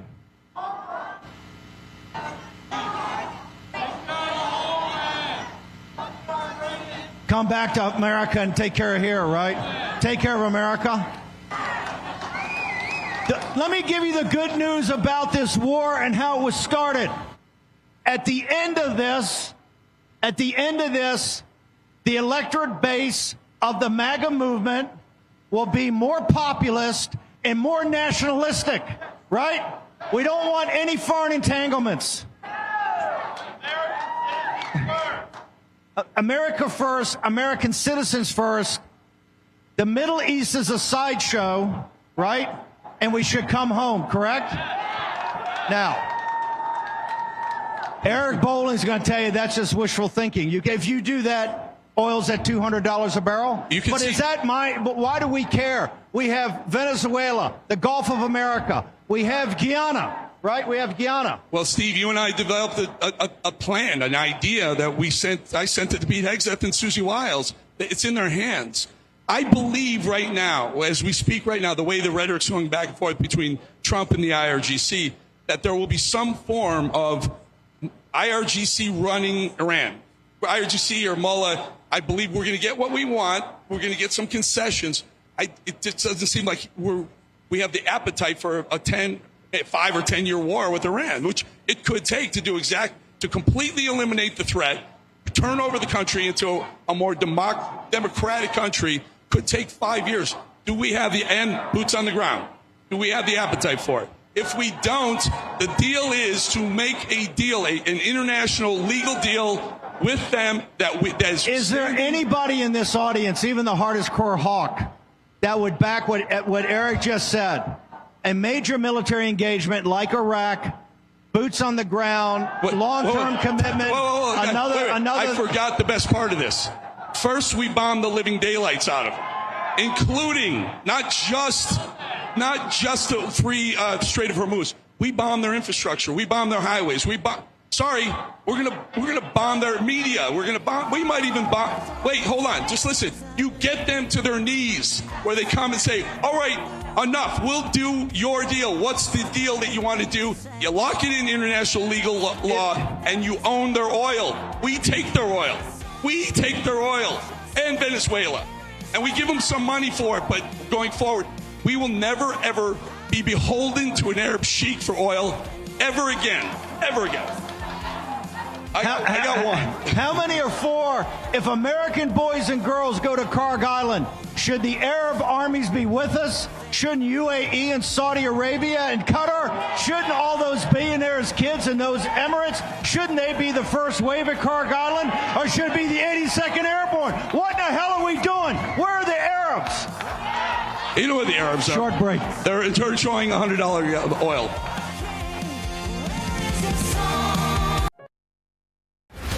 Get ready, America. March 25th through 28th, Cpac USA 2026 takes over the Lone Star State. And Real America's Voice brings you wall-to-wall coverage, live shows from the convention floor, exclusive interviews, powerful panels, and live music and entertainment. All from the massive Real America's Voice stage. Hear from Rav's own Steve Bannon. The only way we don't have victory if we surrender. And we're not going to retreat. We're not going to surrender. We're not going to quit. And Jack Posobiec live. Freedom is a responsibility that we must uphold every single day of our lives. Plus Dr. Gina. We always came together because we know what we're fighting for. Rob Schneider and Alex Stein bring the laughs with stand-up comedy. And the music lineup features Natasha Owens, Cpac, Celeste Kellogg, and more. Cpac USA 2026. Only on Real America's Voice. Presented by Patriot Mobile, Birch Gold Group, Trump Tumblr, and 1776tumblr.com.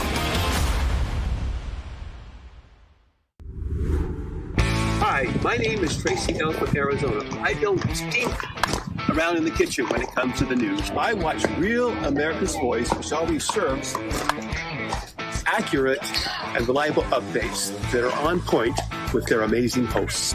So don't find yourself in a pickle by tuning into the fake news. Stick with Real America's Voice.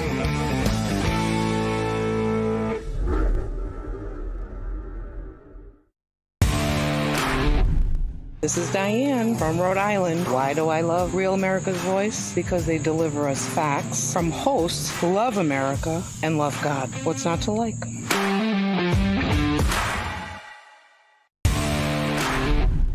When the bacon wants real facts and figures, he goes to Rab. Real America's Voice, baby. That's where you get the real scoop and not the poop.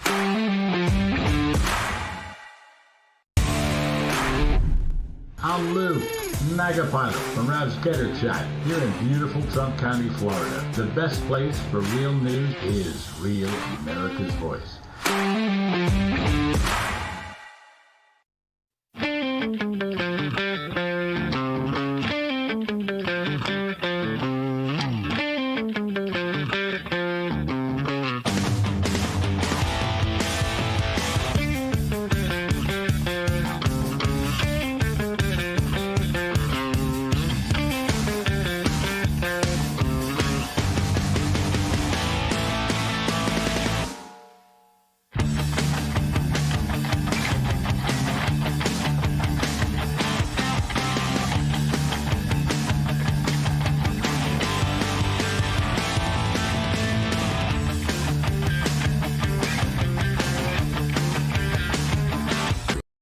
Here's your host, Stephen K. Bannon. Okay, welcome back. I didn't hear you. Not for that. That's those. Okay, are we going to demand the Arabs put combat troops to help us if we got to take Karg Island? Qatar, they're making billions of dollars, aren't they? The Saudis, UAE, do we want combat troops with, in fact, the first wave of combat troops into Karg Island should be Arab? That's kind of half-hearted. Do you think they can hear that down in Fort Bragg, North Carolina? Ladies and gentlemen, we got 8,000 or 10,000 kids, not just in the carrier battle groups. We got 8,000 or 10,000 combat troops heading to the North Arabian Sea and the Persian Gulf right now. Do you have their backs? And what's the better way to have their backs and to make sure somebody else is carrying their load? Are you tired of fighting for the wealth of Arab nations? Are you sick and tired of Sharia-compliant countries that we bail out with American boys and girls who happen to be devout Christians? That message has got to get to Washington, D.C. We've had it. Why are we fighting the world? Now, President Trump is in this because of a host of reasons. And you saw him today. He's going to find a way out. But the way out, as we just heard from Eric, even the easiest way out is incredibly bloody, right? We got to bomb the hell out of them. Okay? Hopefully that works. But right now, I will tell you, the logistics chain to actually have combat troops, and they were very specific today. I don't think Pete Hegseth mentioned it one time, right? Which I thought was very, very important. But the Arab nations, I'm tired of President Trump having to ask the Europeans and the Saudis and the Arabs step up and do more. At the same time, tell Netanyahu, let's do less. That's humor. Okay, we have a group of all-stars here. How many of you are Texans? Did you guys all vote for the Prop 10 to make sure to prohibit Sharia law in the state of Texas?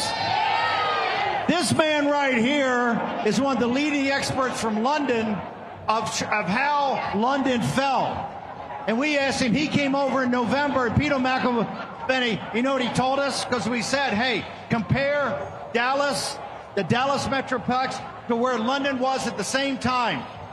And he calls me up and says, are you kidding me? Dallas-Fort Worth in Texas is so much further gone than London was at the time. And you know why? Because the business and the economic community and the political class have embraced Sharia law and embraced a Muslim invasion of Texas. Peter. Well, it's true. We have 85 Sharia courts in the UK, 85 Sharia courts legally operating and have operated for over 30 years. And I was shocked when I came in November thinking Texas doesn't have any. And then I realized where I was staying, there are 2 Sharia courts within a few miles away with 300 cases a year where those women are not getting the rights of American law. And this is wrong. So thank God that the governor has said we are not having Sharia in this country. And thank God that this campaign, bansharia.com, and it means you can go to your representative and you can say, what do you think on Sharia? We don't have this in the UK. We cannot ask our representatives. We don't have a campaign wondering what they think because they're too frightened to say what they think. But you've got an opportunity here to say what you think, to find out what your representatives think.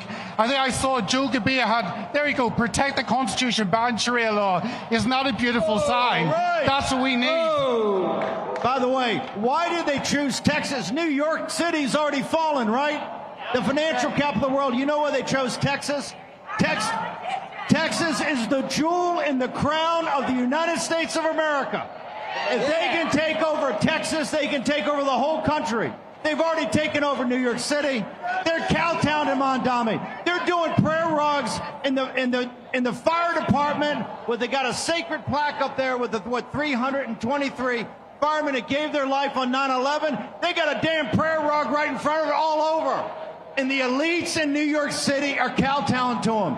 The wealthy in New York City are not putting up a fight. You know why? They're going to leave for Miami or wherever. There's no place to go outside of Texas. This is the United States, and we have to win it here. Amen. Karen, talk about this. Okay, yeah. There's a pledge for you guys to sign. We're going to get every politician to sign. What is it? So we're talking about the front in Iran, but there's a front right here against Islamization right here in Texas. We have seen Manhattan fall. We're seeing candidates in Los Angeles for mayor also. They're very smart. There are many ways of conducting jihad, many ways of taking over a nation that don't all look violent or kinetic. They can be political, and that's what's happening. It's what's happening in Texas, but the great people of Texas had it on their ballot to ban Sharia. 95% of you all took a stand and said, oh, Amen. Hell Amen. No, for Texas. Amen. The rest of the country needs to see the model that you're setting. We've seen throughout Western Europe how they've been taking over city after city, London, Berlin, Amsterdam, country after country. We've seen their playbook. This is our major stand right here in this country, the beginning of our playbook of defending this nation. As goes Texas, so goes America. Amen. We've got to absolutely stand strong. Contact your politicians wherever you are in the country. This isn't only Texas, this is everywhere. Everyone needs to take a stand against this. Defend your country, defend the Constitution against Sharia law. Kevin Freeman, Economic War Room. Yeah, you know, in Texas, I can't tell you how many people have come up to me in the past 6 months or a year and said, what's going on? Why is Sharia happening? This isn't Texas. What's happening? And the answer is there was a concerted effort during the Biden administration to bring people across the border and place them here. we stood up together as Texans and we said no. 95%, 2 million Texans voted on Proposition 10. You know how hard it is to vote on the 10th proposition on a ballot of 72 pages? And they did it. And there were more votes against Sharia than there were for any other thing on the ballot. It was impressive, more than for the Senate race. Brother, okay, that's the top of the first inning. There's so much more we got to do. Muslim Brotherhood terrorist organization, CARE terrorist organization, and run them the hell out of Texas. Why is CARE all over Texas? Why are they suing people? Why are they in your schools? They're either a terrorist organization or they're not. Get them the hell out of here, right? All right. Frank, what's the next step here? I want everybody to, the only way this is going to get done is with massive grassroots pressure, because the business community and the real estate community are not exactly on your side, or the halal food community. What do you got? My favorite line from Steve Bannon is the line that the politicians behave better when they feel the pointy end of the bayonet at their backs. You're the bayonets, folks. All right. We're going to take this the next step. We had a smashing victory, and I want to thank you, Steve, for putting it on the map, coming here and getting every posse member mobilized to get that vote. But it's not enough. Not enough. It's the starting point of a campaign. We have the next 7 months to put the bayonet at their backs, figuratively. And where it starts is by getting every single member of the political class that seeks to represent us to take the Sharia-free pledge. Go to bansharia.com and ask them to sign up that they will not permit Sharia to be imposed on their constituents or the American people. It's that simple. It starts right here. It's not just in Texas, but it starts in Texas. Look, it's across America, and we need your help. The political class think that, oh, we let them pat themselves on the back because they passed the proposition. That's just the first step. That's why almost 2 million, remember, with no money. This campaign had less money than the Paxton campaign. That's hard to believe, right? Nothing. Both of those are massive grassroots victory. By the way, there's going to be an article out tomorrow, I think in Politico. President Trump is not going to endorse Cornyn because of you. We can't allow the politicians to pat you on the head and say, great job, you passed the proposition. We got to take it to the next level and the next level. This is not about propositions or pledges or laws or anything. This is simple. You're going to drive it all out of Texas and get Texas back for Texans. Amen. And as we save Texas, we're going to save the entire country. We're going to march up to New York and throw that group of bums out of there too, right? Right. You think a group of Texans can do that? Guys, so if you want, want one of these, we're going to pass all these out to the crowd. You want one of these? See me over here. We got lots of them, and we need you to help get members of Congress, legislators, and candidates to take the Sharia-free pledge at bansharia.com. Let's give it up for banning Sharia law.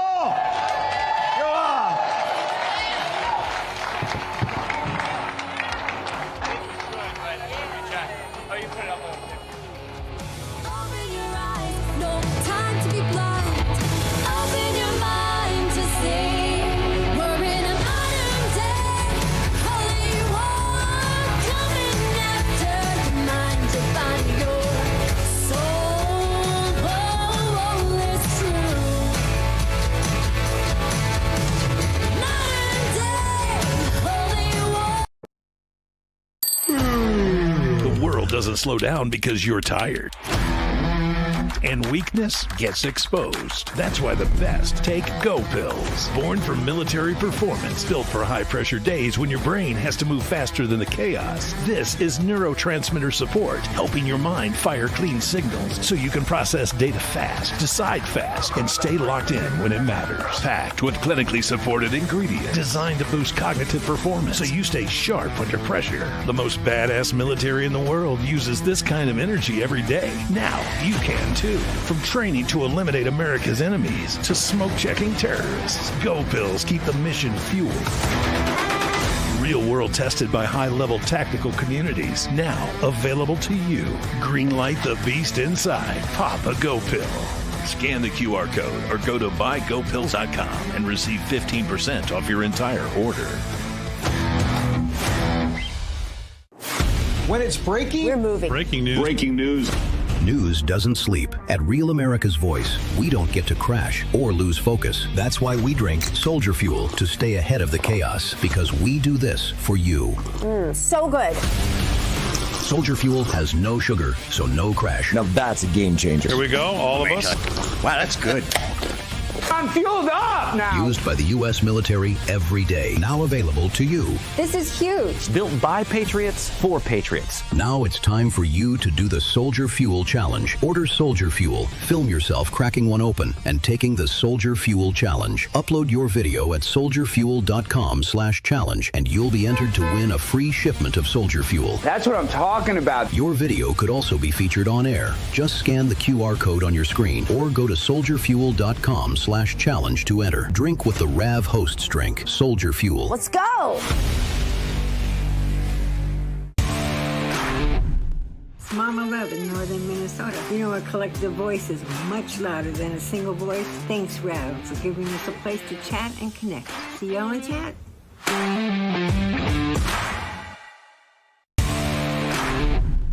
Hi, this is Chris from Colorful Colorado. I'm drawbridge in the Getter Chat. I trust no one for my news except Real America's Voice. So if anyone asks, I was never here.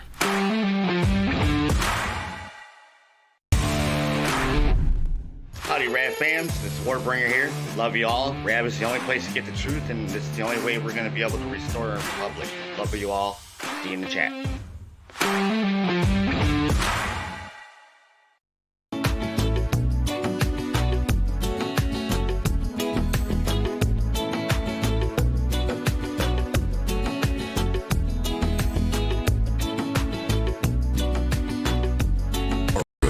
Here's your host, Stephen K. Bannon.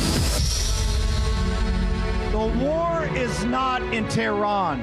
The war is right here in the great state of Texas. And right now, I'm not so sure we're winning. We're turning it around, but they're winning. Dr. Julie Pickering from the Texas State Board of Education, how bad is it? Yes, sir. Well, I've got a terrorist organization testifying before my board for the last 6 months. The CARE, the Council on American Islamic Relations, which Governor a terrorist organization. Which Governor Abbott is. Think about that. A terrorist organization able to round up people and have them vote in front of an election board, and nobody says anything about it. 92 people, how many? 89 were there to testify for Sharia law because they intimidated the good folks in Texas. That's right. 89 people showed up before the Texas State Board of Education to testify in favor of Sharia law being taught in our public schools. Only 2 people showed up to testify against it. Because they put fear in people. They're going to mess with you, and nobody stands up for the citizens, right?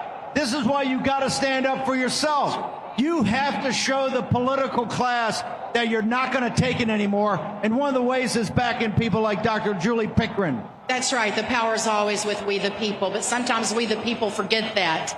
So we need you to show up. We need your voice. April 7th, Texas State Board of Education is the next time we're going to take public testimony, and we will be voting that day on whether we give in to the April 7th. April 7th. How many of you have signed 7th. up? Let me show of hands. Come on, man. We need you to testify. All of you. Texas needs you. Our children need you. America needs you. You're this is like in the Acts of the Apostle, you're witnessing for our Lord and Savior Jesus Christ by doing it. Just don't keep it in a church. Go to this board and say, we're not culture that is feasted off Christian nations forever. We're going to stop it, and you're going to stop it here in Texas. That's right. They're demanding that we remove Western civilization from the foundation of America, that we remove founding fathers, we remove George Washington, we remove the Alamo. They want the Alamo taught that it was designed and built to honor Islam. This is their demands. How many of y'all were going to say, remember the Alamo? It's about symbolic and cultural dominance. In the most sacred space, secular space in New York City, outside of the towers itself, is that fire station. These fire stations, fire headquarters. You saw those guys, those of you old enough. They ran up there and tried to save people because of radical Islam. They're dead and they're buried now, a quarter of a century, and they have the nerve to put a damn prayer rug in front of their memorial. And people in New York City are just accepting it because they're too damn scared to stand up. Well, if you're too scared to stand up, they're going to roll you up in New York City, and they're going to roll you up in the state of Texas. Those Muslims think the Sharia law that you're afraid of them. No, they think you're afraid of them. When they have 89 show up and you have 2, they think you're afraid of them. And then one thing I can tell you in Texas history, Texans aren't afraid of anything. That's right. They're hitting this red, white, and blue wall. I promise you that. My voters gave me a clear mandate when 20% of the vote in Prop 10 to ban Sharia law in Texas, 20% of the vote came from the district that I have the honor of representing. Okay, Julie, where do people go? April 7th when you got to show up to in front of the State Education Board. Where do people go? Yes, and you need to go to the Texas State Board of Education to their website and sign up to testify. April 7th in Austin, all day. We're going to be there. We're going to listen to your voice because it's your voice that matters. The power is with we the people, and we need you to show up. Texas needs to April fight this 7th, fight. sign up now. Go to her website. Okay, I've got one of the great men in this country. You know Sheriff Mack from Arizona? You know what a constitutional sheriff is? You want to tell us? Constitutional sheriffs. Yeah. First of all of your sheriffs should be helping with deportation. Amen. Let them know. Let them know. And we just had a miracle happen in Las Vegas. Sheriff Kevin McMahill, Clark County Sheriff over Las Vegas Metro, told 4 different judges that he would not obey their orders to release career criminal felons. They tried to hold him in contempt. He said, "Where are you going to put me, in my own jail?"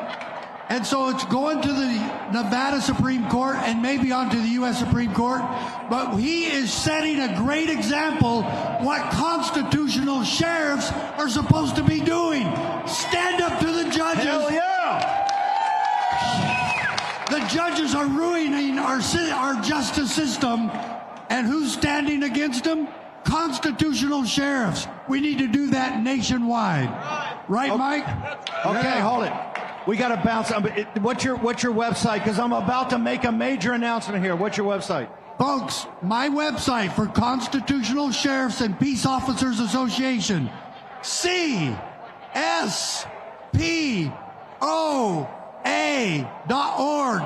Join us. Join us, make a donation, and be part of this great American solution. How many of you folks, hang on, how many are from Arizona? There we go, right there. I'm announcing right now, you've seen that Guthrie situation where Savannah Guthrie's mom got kidnapped or is disappearing, and that incompetent left-wing progressive sheriff has screwed everything up. Well, those folks in Pima County are recalling him. I nominate Sheriff Mack to step in and take. Will you sign up and help Sheriff Mack do that? Okay, you better go to my website, make a donation then. Come on. We'll see. We'll see. We're going to recall a Let's raise the money for him. Guys, thank you so much. Let's hear it for Sheriff Mack, Dr. Julie Pickering. Thanks.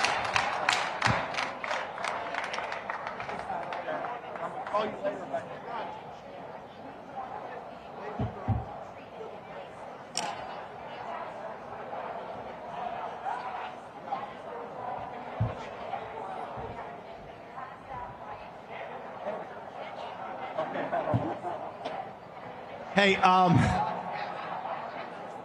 guys know who Philip Patrick is? Hey, Philip, great timing. Gold's had the worst week in 40 years. Talk to me about it. This audience right here, these are gold. These are Birch Gold customers and clients. What do you got? Listen, you know, it's strange. It's hard to put it all together, right? Because the world is fracturing at best. We've got inflation problems domestically, you know, wars in the Middle East. This is in many ways the perfect storm for gold, but we've seen a dip in pricing. I want to say it's not massively unexpected for people in the industry. We often see this when there's global instability, when there's war on the horizon. The short-term move is to move to cash. That's what a lot of people did. They moved Flight to quality, the U.S. dollar. That's it. Short-term, absolutely. What they didn't do was move to long-term debt. Borrowing rates actually increased, which means they're not looking at it as a long-term solution. But what it has... So you're saying the purchasing power of the dollar is still decreasing? Absolutely. Listen, the dollar has issues. It's still the strongest currency on the planet. It is the best currency by far, but it is under threat. The dollar has been losing value slowly, and I think if we can't get our spending under control, it's going to continue to lose value longer term. It won't be linear. There will be things that drive it up and drive it down, but I think long term, that's the trajectory for me. Okay, we have an announcement. We've done End of the Dollar Empire over the last, 4 years?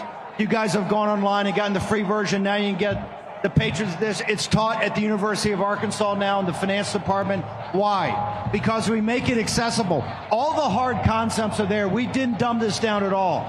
We just kind of expanded out how to explain it, because it's not about the price of gold. It's saying, hey, come on and buy gold. You have to understand the process that drives the value of gold, both as a hedge against financial instability, but also as gold has become kind of a financial class, like back in the 19th century, and these central banks keep buying gold hand over fist. Now, there's a lot of discussion now. Are the Saudis selling gold? Is Argentina selling gold? They have to generate cash for their own accounts to pay for things. But we've got an announcement on the 8th free edition. So if you go online, you got 7 today, 7 here bound, but we got the new 8th edition. Philip Patrick. Yeah, so first of all, you know, for Steve and us partnering, it was about education. And we feel that the more educated people are, the better decisions they can make ultimately. That's why we're very, very proud of the End of the Dollar Empire series. I think it's fantastic. Steve has put a lot of work into it, and it's really an education on the financial system and how we got to the position we are today. The 8th installment is really focusing on the dollar and what would happen potentially in a post-dollar world. This is not to today.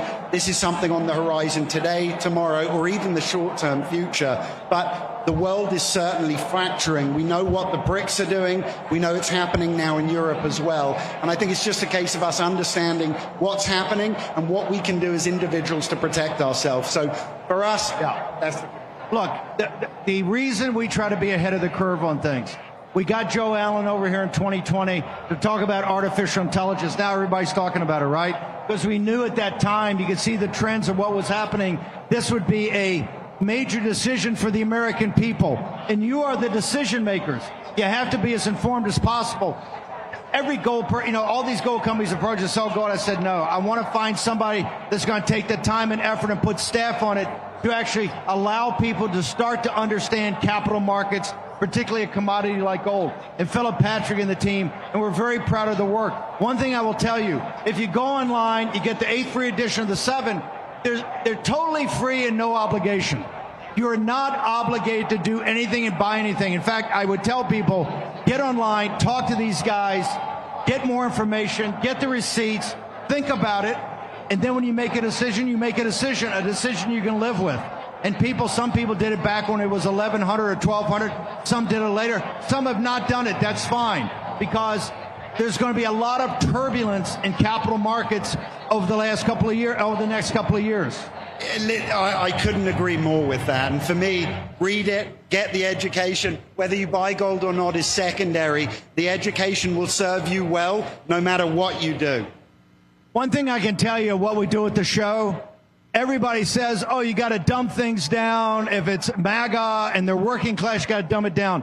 The 2 smartest people I ever saw in my life were my grandfather that went to the 3rd grade and my dad who just got out of high school, right? They read everything. They absorbed stuff. These are people that kept up with the news, could talk about every topic.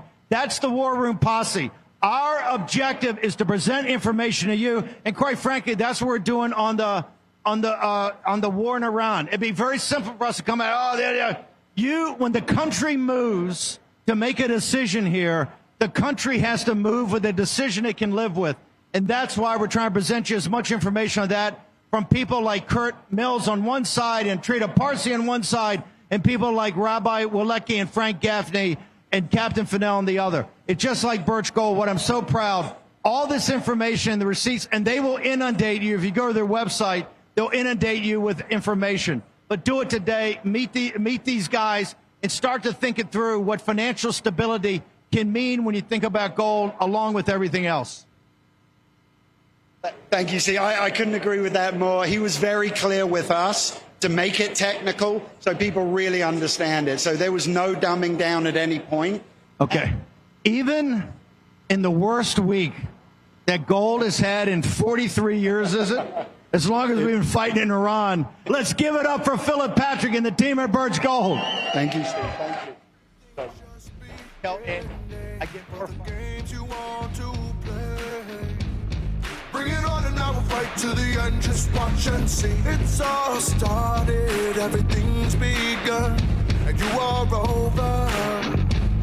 Cause we're taking down the CCP. Spread the word all through Hong Kong. We will fight till they're all gone. We rejoice when there's no more. Let's take down the CCP. The world doesn't slow down because you're tired. And weakness gets exposed. That's why the best take Go Pills. Born for military performance, built for high-pressure days when your brain has to move faster than the chaos. This is neurotransmitter support, helping your mind fire clean signals so you can process data fast, decide fast, and stay locked in when it matters. Packed with clinically supported ingredients designed to boost cognitive performance so you stay sharp under pressure. The most badass military in the world uses this kind of energy every day. Now you can too. From training to eliminate America's enemies to smoke-checking terrorists, Go Pills keep the mission fueled. Real world tested by high-level tactical communities. Now available to you. Greenlight the beast inside. Pop a Go Pill. Scan the QR code or go to buygopills.com and receive 15% off your entire order. When it's breaking, we're moving. Breaking news. Breaking news. News doesn't sleep. At Real America's Voice, we don't get to crash or lose focus. That's why we drink Soldier Fuel to stay ahead of the chaos, because we do this for you. So good. Soldier Fuel has no sugar, so no crash. Now that's a game changer. Here we go, all of us. Wow, that's good. I'm fueled up now. Used by the U.S. military every day. Now available to you. This is huge. Built by Patriots for Patriots. Now it's time for you to do the Soldier Fuel Challenge. Order Soldier Fuel, film yourself cracking one open, and taking the Soldier Fuel Challenge. Upload your video at soldierfuel.com/challenge, and you'll be entered to win a free shipment of Soldier Fuel. That's what I'm talking about. Your video could also be featured on air. Just scan the QR code on your screen or go to soldierfuel.com/challenge to enter. Drink with the Rav Hosts drink, Soldier Fuel. Let's go. It's Mama Love in northern Minnesota. You know, a collective voice is much louder than a single voice. Thanks, Rav, for giving us a place to chat and connect. See y'all in chat.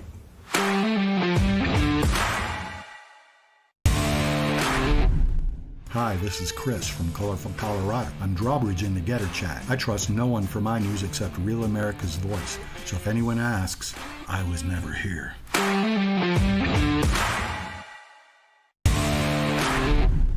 Howdy, Rav fams. It's Warbringer here. Love you all. Rav is the only place to get the truth, and this is the only way we're going to be able to restore our republic. Love you all. See you in the chat.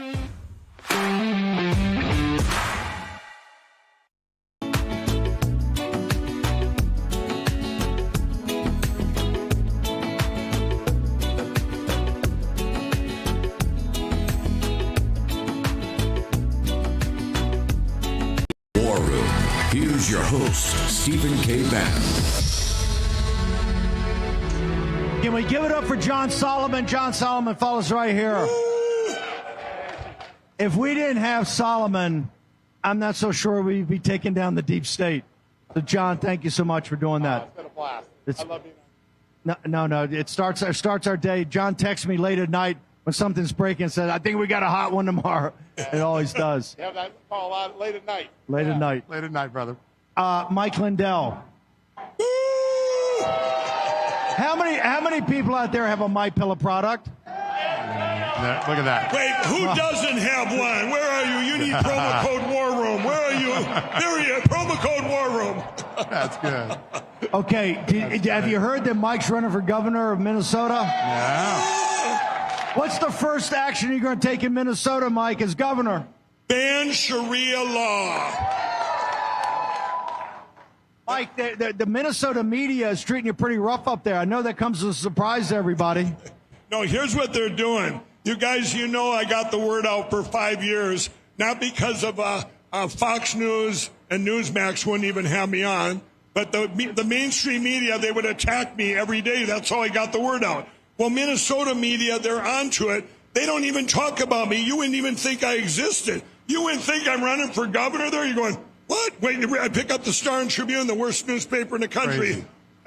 Gee, who's running? Lisa Dameth and Amy Klobuchar. Where's Mike Lindell? It's disgusting. But I've got a plan. What I'm going to do now, I got my team together a week ago. We're going to do rallies just like my great friend, the president, all over Minnesota, every single day if I have to. And we've got teams of people, over 500 people on the ground. Hey, Harry and the Real America's Voice camera crews, Burquam, you ready for that? Right He's on. gonna do rallies all over Minnesota. And I'll tell you what we're going to do. The teams, when I built the Cause of America for 5 years, we had 300,000 people in all 50 states for the election fraud. We're going to do the same thing in Minnesota. Every single Senate district, I talked to them the other day, we're engaging everyone on the ground. We're going to find one person in the county that's not voting for me, and we're going to get them to vote. Hang on. Have you run that by, you're very close friends with the President of the United States. Have you run this idea by the president?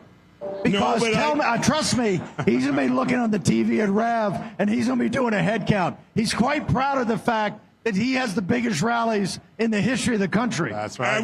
I am going to make the biggest governor rallies in the history of the world. Oh, yeah. And I learned from the best. I went to over 150 of our great president's rallies. Did you know that Lindell was totally apolitical? He's like a lot of you. He was totally apolitical until Trump came. But when the election was stolen in 2020, is the first time he went down and really got engaged. And since that time, what is it, $50 or $60 million? They tried to bankrupt. If you knew what they did, $70 or $80 million. They tried to bankrupt him. Walmart kicked him out, and he was the most profitable on a percentage basis product in Walmart as an SKU. And for those guys that kick you out as that, they hate you, right? Right. We were when lawfare came, which hadn't been done in our country since the 1700s, in January and February of 21, they attacked MyPillow, my employee-owned company, and they went after everything. We had all these box stores cancel, everyone in the country, and like Steve said, we were the #1 selling product in every one of them, including QVC, HSN, you name the box store, Bed Bath & Beyond, Walmart, Kohl's. That's how much they hate you. Right. When they cancel him, it's because they don't want the MAGA movement. Right. They don't want Trump to have any power at all. So when you see Walmart doing it, and you see these Walmart commercials, they're all American. They got the flag and guys on horses. Just understand something. They took out the most profitable merchandise they had to make sure that they would not be there to back a guy who backed Trump. To silence me. And then what happened in January of 2022, it's like passing the batons to the machine companies that sued me to our government. Operation Arctic Frost. You just seen Ted Cruz 2 days ago. He listed MyPillow. They attacked MyPillow. We were the first. MyPillow and Mike Lindell, they attacked us every day. 4 bank cancelizations. They went to our vendors, even our overseas, said, if you do business with MyPillow, we're debanking you. They went after my charities. They went after my merchant servers. That was an all-out attack. We just had a third party do an assessment on that. $460 million it cost MyPillow. If we ever lose again, It's all going to start all over again. It's not going to stop. They're still going to put Trump in prison, right? They're not going to stop. Real quickly, also, he has as a project a Christian-based recovery for addicts, right? Yep. Christian-based on the word of our Lord and Savior Jesus Christ. Right. And they got a radical Muslim terrorist in Minnesota as the Attorney General is trying to shut that down. They're trying. It's Keith Ellison, you guys, one of the most evil people on the planet. He's attacked by LindellRecoveryNetwork.com or .org, either one. It gets people off addiction and gets them to Jesus. It's free. It's online. And he's attacked that full on. And I'm the one that put in all the money. They're going, what are you looking to find? Mike, it's unreal. Mike, it's late in the day. The War Room Posse wants a deal. Enough happy talk about this and that. They want a deal. Here's what we're doing. By the way, if you want to help on my government run, it's easy. You go mygovernor.com. That's easy to remember. Mygovernor.com. But with My Pillow, what's going on right now in Minnesota as we speak? We had a woke company buy our building about a year and a half ago, and they would not renew our lease. I swear they were brought in on purpose. Our long-term lease we've had. So we had 8 weeks now to move factories. This is a task that would take 4 months. My employees did it in the last 6.5 weeks. In the factory, we have all this product, so we don't have to move it twice. These are our mattress toppers, our mattresses. I said, you know what?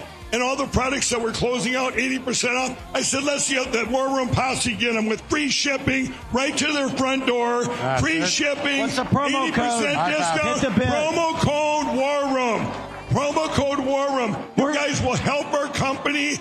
And you go to mypillow.com/War Room, and you're going to see all these products that were made for the retail stores. We have clothing lines. We have couch dime pillows. You name it, we have it, but we're closing them out, and you get the 80% off and free shipping. John Solomon, what do you got for us in the next hour? You and Amanda Head. Well, just like this man is going to bypass the media and get his governorship one, Natasha Owen, someone that went around the traditional Hollywood media. #1 songs time and time again. Rav, a big part of that. You're all a big part of it. She's going to join us and tell us how that secret happened. We got Matt Schlapp to tell us what's ahead on Cpac, a big couple weeks ahead. And we're going to dive in a little bit on Goshen, that Chinese plant in Michigan that the people rose up and blocked, just like you guys. So that's the best of it tonight. Let's give it up for John Solomon and Mike Lindell. Just the News is next. Here are Real America's Voice. We'll see you tomorrow morning.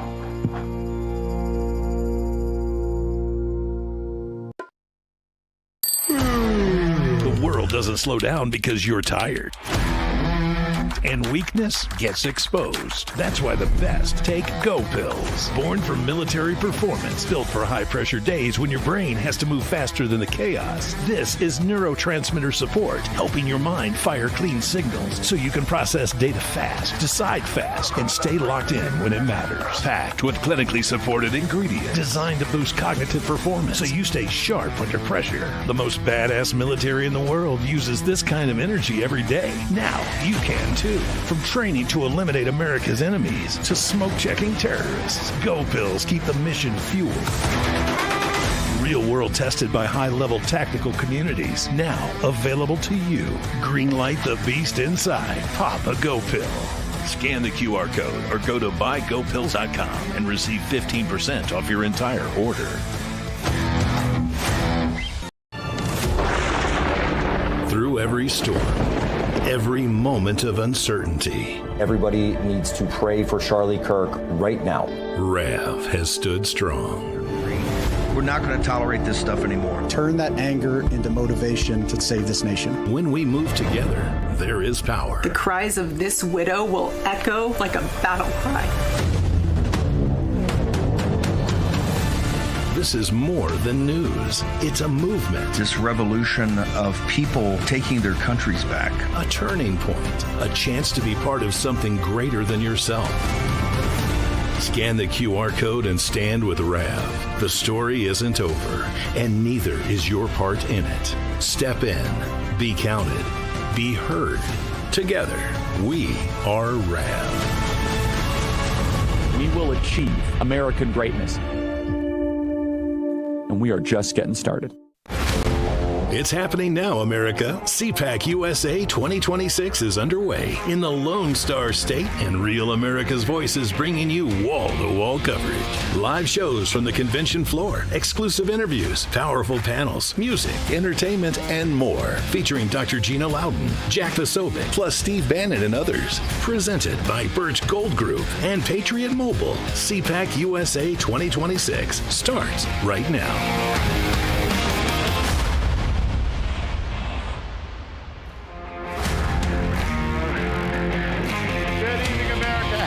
Thursday. Welcome. We're at the Just the News Noise booth here at Real America's Voice at Cpac 2026 in Grapevine, Texas, the beautiful Gaylord Resort Hotel. In a few seconds, the man who made this all possible is going to join us, Matt Schlapp, who's been putting these things together. They get bigger and better every year. He's sitting right next to me. We're going to get him in here in a second. I want to turn to one news story. By the way, Amanda's up in Washington. She's in the pool with President Trump right now, so we're not going to get her on the show tonight. But we're going to cover one thing we broke overnight. A lot of you probably heard about it over the course of the day. The United States government, the National Security Agency, intercepted conversations of President Zelensky's government in Ukraine in 2022, late 2022, conspiring with federal workers at the USAID to come up with a plan to take $200 million of USAID money. That is your money, folks, taxpayer money, route it through a series of transactions, move it into the United States, and launder it into Joe Biden's 2024 campaign and the Democratic National Committee. We have the intercepts for the first time. Tulsi Gabbard's team was willing to declassify them. There is now an investigation underway, beginning with USAID, to look at who was involved, whether any crimes were committed, and if that is the case, to refer that to the FBI in the next few days. Those declassified documents up at justthenews.com. You can go check about it today. Members of Congress have been clamoring all day to get their hands on the documents. I expect Tulsi Gabbard to make a statement later tonight on where things are evolving in her investigation. But we've gone from the era of weaponization, where the primary tool was using prosecutors and FBI agents to disable Donald Trump and his followers and all the good people around him, to now potentially conspiring with foreign powers to have an impact on our elections. We had the Ukraine stuff this morning, and remember what we told you 3 weeks ago. Proof from the FBI that China sent tens of thousands of driver's licenses to the United States with fake names to get fake ballots to vote for Joe Biden in the 2020 election. Those aren't my words. Those are the words of the FBI informant in the FBI documents that we made public a few months ago. So China possibly conspiring with Joe Biden and the Democrats, and now possibly Ukraine. 2 investigations underway. We're going to keep you apprised of that right now. Meanwhile, an incredible day here in Grapevine, Texas at Cpac. The energy in this room is off the charts. People are energized. People say now the Republicans are complacent. Not any of them are here. I'll tell you, the complacent ones aren't here. This is a get-it-done crowd. Joining us right now, the man who makes this event possible every year, plus all the Cpacs around the world, the chairman of Cpac, Matt Schlapp. Matt, great to have you on. John, thank you. Look at that. Great to have you back at Cpac. We love it. You just keep breaking news. There's a lot of truth to be told. Journalism is alive. It is. It is. Yeah, Sean and I disagree. I think it's still alive a little bit. Yeah.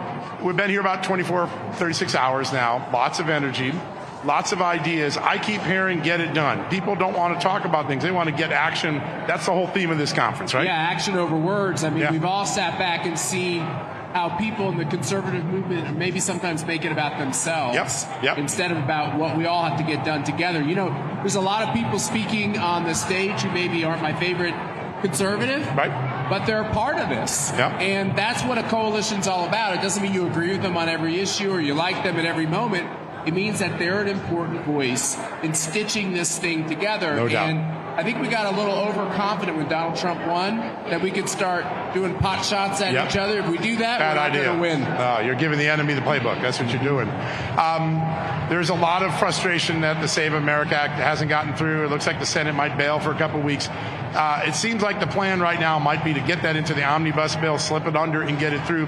Are you confident the American people will get the election integrity they want in time for 2026? I'm not confident that the Senate process, the Senate parliamentarian will let that Save Act survive. Right. And we've had Lucy in the football with the Senate parliamentarian, which really just means the Senate. That's right. Republicans say, That's we want to do it, but we can't because of the law. Yeah. So we have to pass this the old-fashioned way. We got to make those old octogenarian, enfeebled senators who say that it's racist to have voter ID, make them hold it in their bladder, make them stand on the floor of the Senate, make them take a nap on a cot. I don't think they can do it. I don't think they can hold their forces together. No, I don't think they can. That's why they fear it. What's the key to doing that? You've made a lot of powerful movements over the years that got things through Congress, got things through the American people. What do people here need to do to start to apply that pressure? Well, on the Save America Act, everyone's got to call their Senate offices. And you got to tell them that you expect a filibuster comes from either the Greek or Latin. John's more educated than me. He'll know. But it means literally talk a bill to death. Right. And instead, what happens in our United States Senate is someone just has to say, I think I might do a filibuster, and our side says, we're doomed. I guess we just have to give in. And we have to make them earn it. That's part of earning it is show us why you're so opposed to voter ID. By the way, something like 168 countries have voter ID. Every other country we have a Cpac in all these continents has voter ID. No, there's no doubt. It's such a common sense thing. 85%, 90% popular here.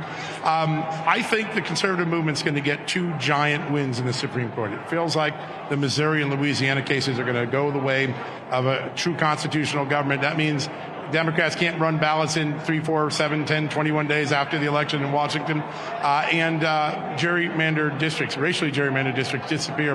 How consequential is that for the 26th election?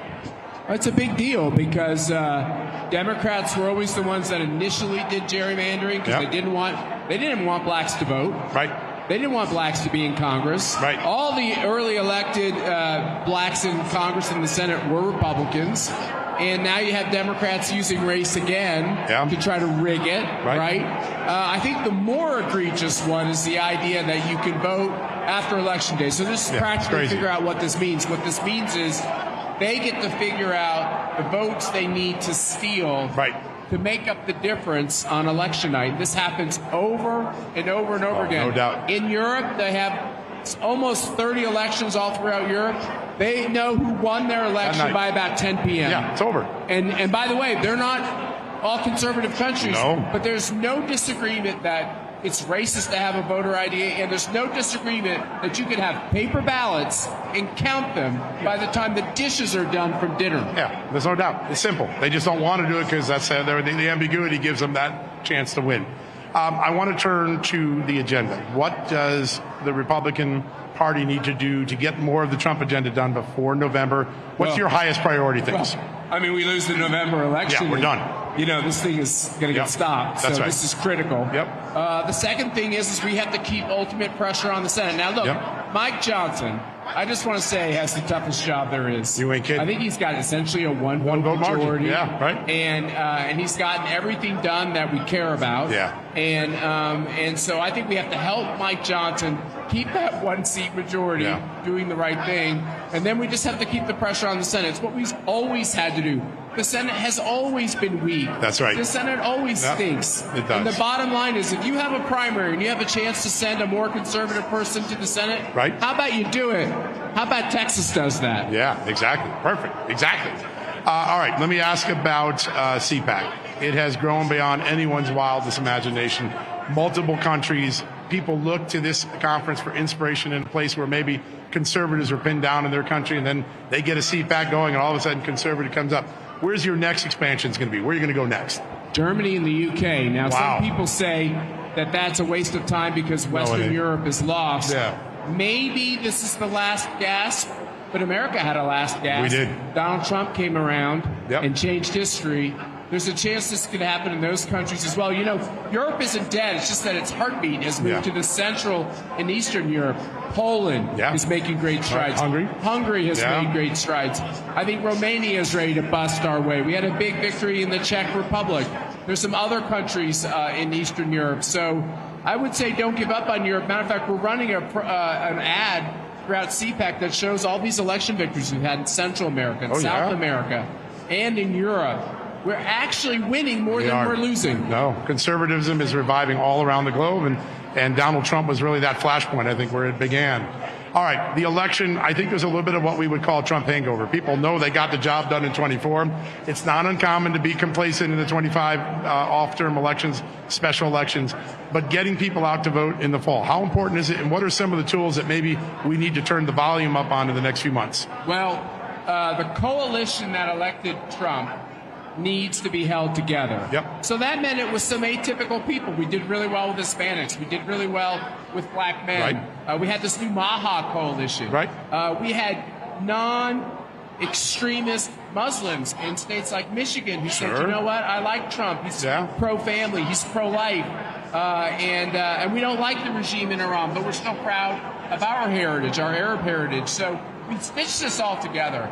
We've got to do that to win. So what Cpac will do, last cycle everyone said, we got to make it too big to rig. We got to have all this early voting.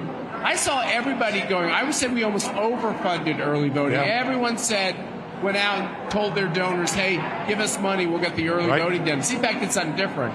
We decided to watch ballot boxes that were unprotected, and we stopped the hanky-panky in states like Wisconsin and Pennsylvania.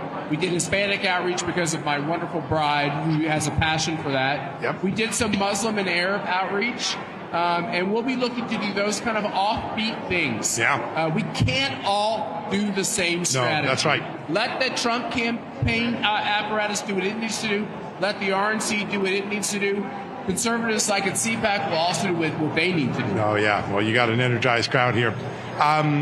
When people go into that ballot box and they pull that lever, they fill out that punch card in November, what do you think is the one question that's going to be in the back of their mind when they vote? What's that question that this election turns on? It needs to be about the Trump agenda. Yep. If they think about the Trump agenda and we get the Trump voters to turn out again, we're going to win. We're going to be fine. Yeah. If they stay home because they say, yeah, the Republican is good, but he isn't great, and I'm not really going to go out of my way to vote for him, we're going to lose these majorities. Then we won't get another Antonin Scalia on the Supreme Court, and all we'll have is impeachment hearings, one after the other. I think they'll impeach them all. Yeah, they will. Yeah, it's crazy. Looking out over the next year, a lot of the people here are younger. You're seeing a new generation on stage. Younger than you and me? Oh, way younger than you. Unless they're way younger than me, at least, yeah. Younger than me. There is this incredible new young conservative walking around here, and they're engaged in ways that I couldn't imagine. In faith, in family, in politics. What's been the key to attracting that audience, and what's the key to growing it and activating it so that it's a force in the fall? For the young people? Yeah, young people. You know, I got 5 kids, and my youngest is in 8th grade. And I feel like I spend all my time with young people because I spend a lot of time with my children. And what I noticed about the move from the swamp to Texas is it was an organic people reaching out from young people and organizations that have an approach to young people. Look, I think the murder of Charlie Kirk had a very devastating effect on this cause, on young people. And, you know, for many of them, they're kind of searching, you know, where's my home? And I think there's several great conservative groups that could be a home for those people. But by and large, all of us need to understand that we've done a crappy job of turning a beautiful country over to the young people. I don't blame them for being mad at us. I agree with you. And we also have done a crappy job of mentoring young people in what builds civilization, what builds virtue, what builds joyfulness. And I think we've woken up to the fact that that must end. Oh, yeah. We made a very depressed young generation, and they don't celebrate the greatness of America because they were told it was a bad country. It's a We're bad reversing. country. It's racist. The world's going to end next week because of global climate change. Right. I mean, you're not really the right gender. Nope. I mean, look what we've done to these kids. No wonder they're mad. Yeah, I would be mad, too, if I had been put through all of that. What do you think is the biggest surprise ahead for the Trump agenda? Donald Trump, you know, I think Cuba looks like it may fall. Iran certainly is demolished. Venezuela's in better leadership than it was a few months ago. Where do you think the next big surprise comes in the Trump agenda? You know, overseas, if Cuba falls, I think it's a matter of time. I don't know. That's so much in a short period of time. It is. I'd It's be amazing so what's done. pleased with that, and my wife is Cuban American, and so this is a very special thing that's happening. Her dad spent time in prison there, didn't he? Yeah, he tried to assassinate Castro, and He was tortured, and most of his friends were killed, and he somehow survived, and he's in his 90s in Miami, and everyone's in a little state of shock that this is really happening. But what I'd like to see happen more than anything else is for the American people to understand that the Trump policies are making the economy stronger, that we must have strong families in order for our country to prosper. And I think the midterms are so critical, because if the midterms turn into a repudiation of all that, that's a problem. It's a big setback. Yeah, it's a big setback. And like you said, it'll be impeachment, and impeachment again.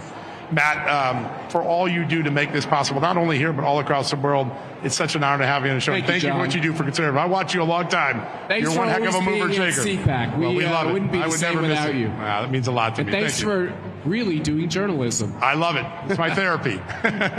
Thanks, everybody. All right, we're going to take a quick commercial break. When we come back, Natasha Owens, another #1 hit on her resume, going to join us right after these messages. How are you, sir? More Cpac USA 2026, only on Real America's Voice. Hey folks, President Trump has a plan to correct the greatest financial injustice in our nation's history. In 1933, Franklin Delano Roosevelt seized America's gold and artificially set its official value at $35 per ounce. Now, nearly 90 years later, our national gold reserves are still officially valued at just $42.22 per ounce, while gold trades for, get a load of this, over $5,000 in the real world. This math error has undervalued America's gold reserves by over $1.3 trillion. Now, Trump's plan to revalue our gold to market prices could trigger the biggest wealth transfer event in a generation. But here's the urgent part.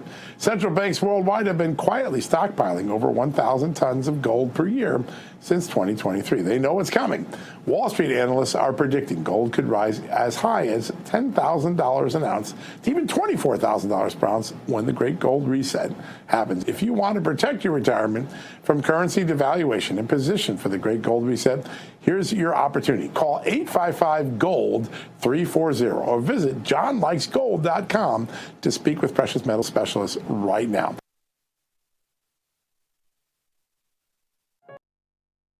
The world doesn't slow down because you're tired.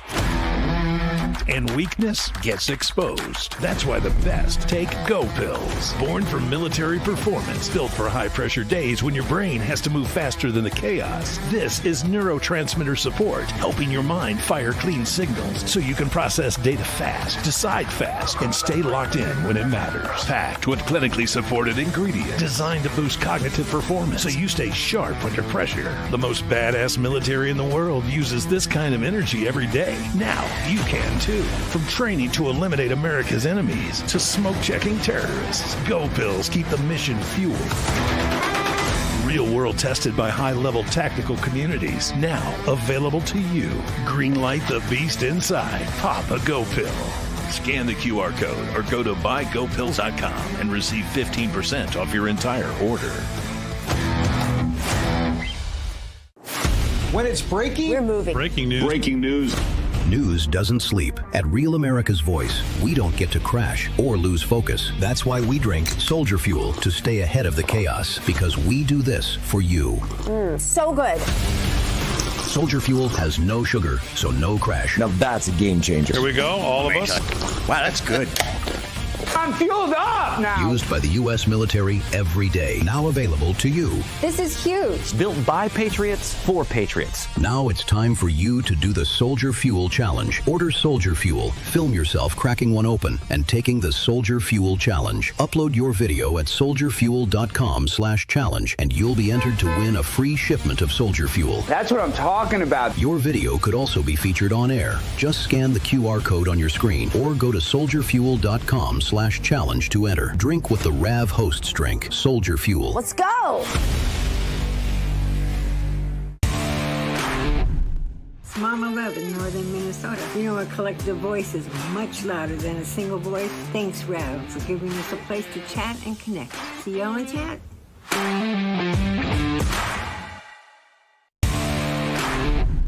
Hi, this is Chris from Colorful Colorado. I'm drawbridge in the Getter Chat. I trust no one for my news except Real America's Voice. So if anyone asks, I was never here.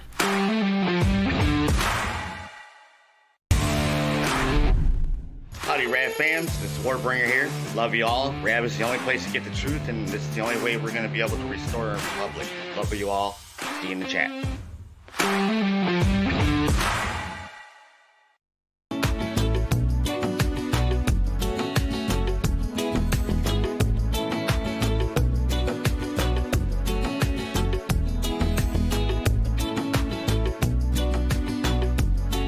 America's Voice, live from Cpac USA 2026 in the Lone Star State.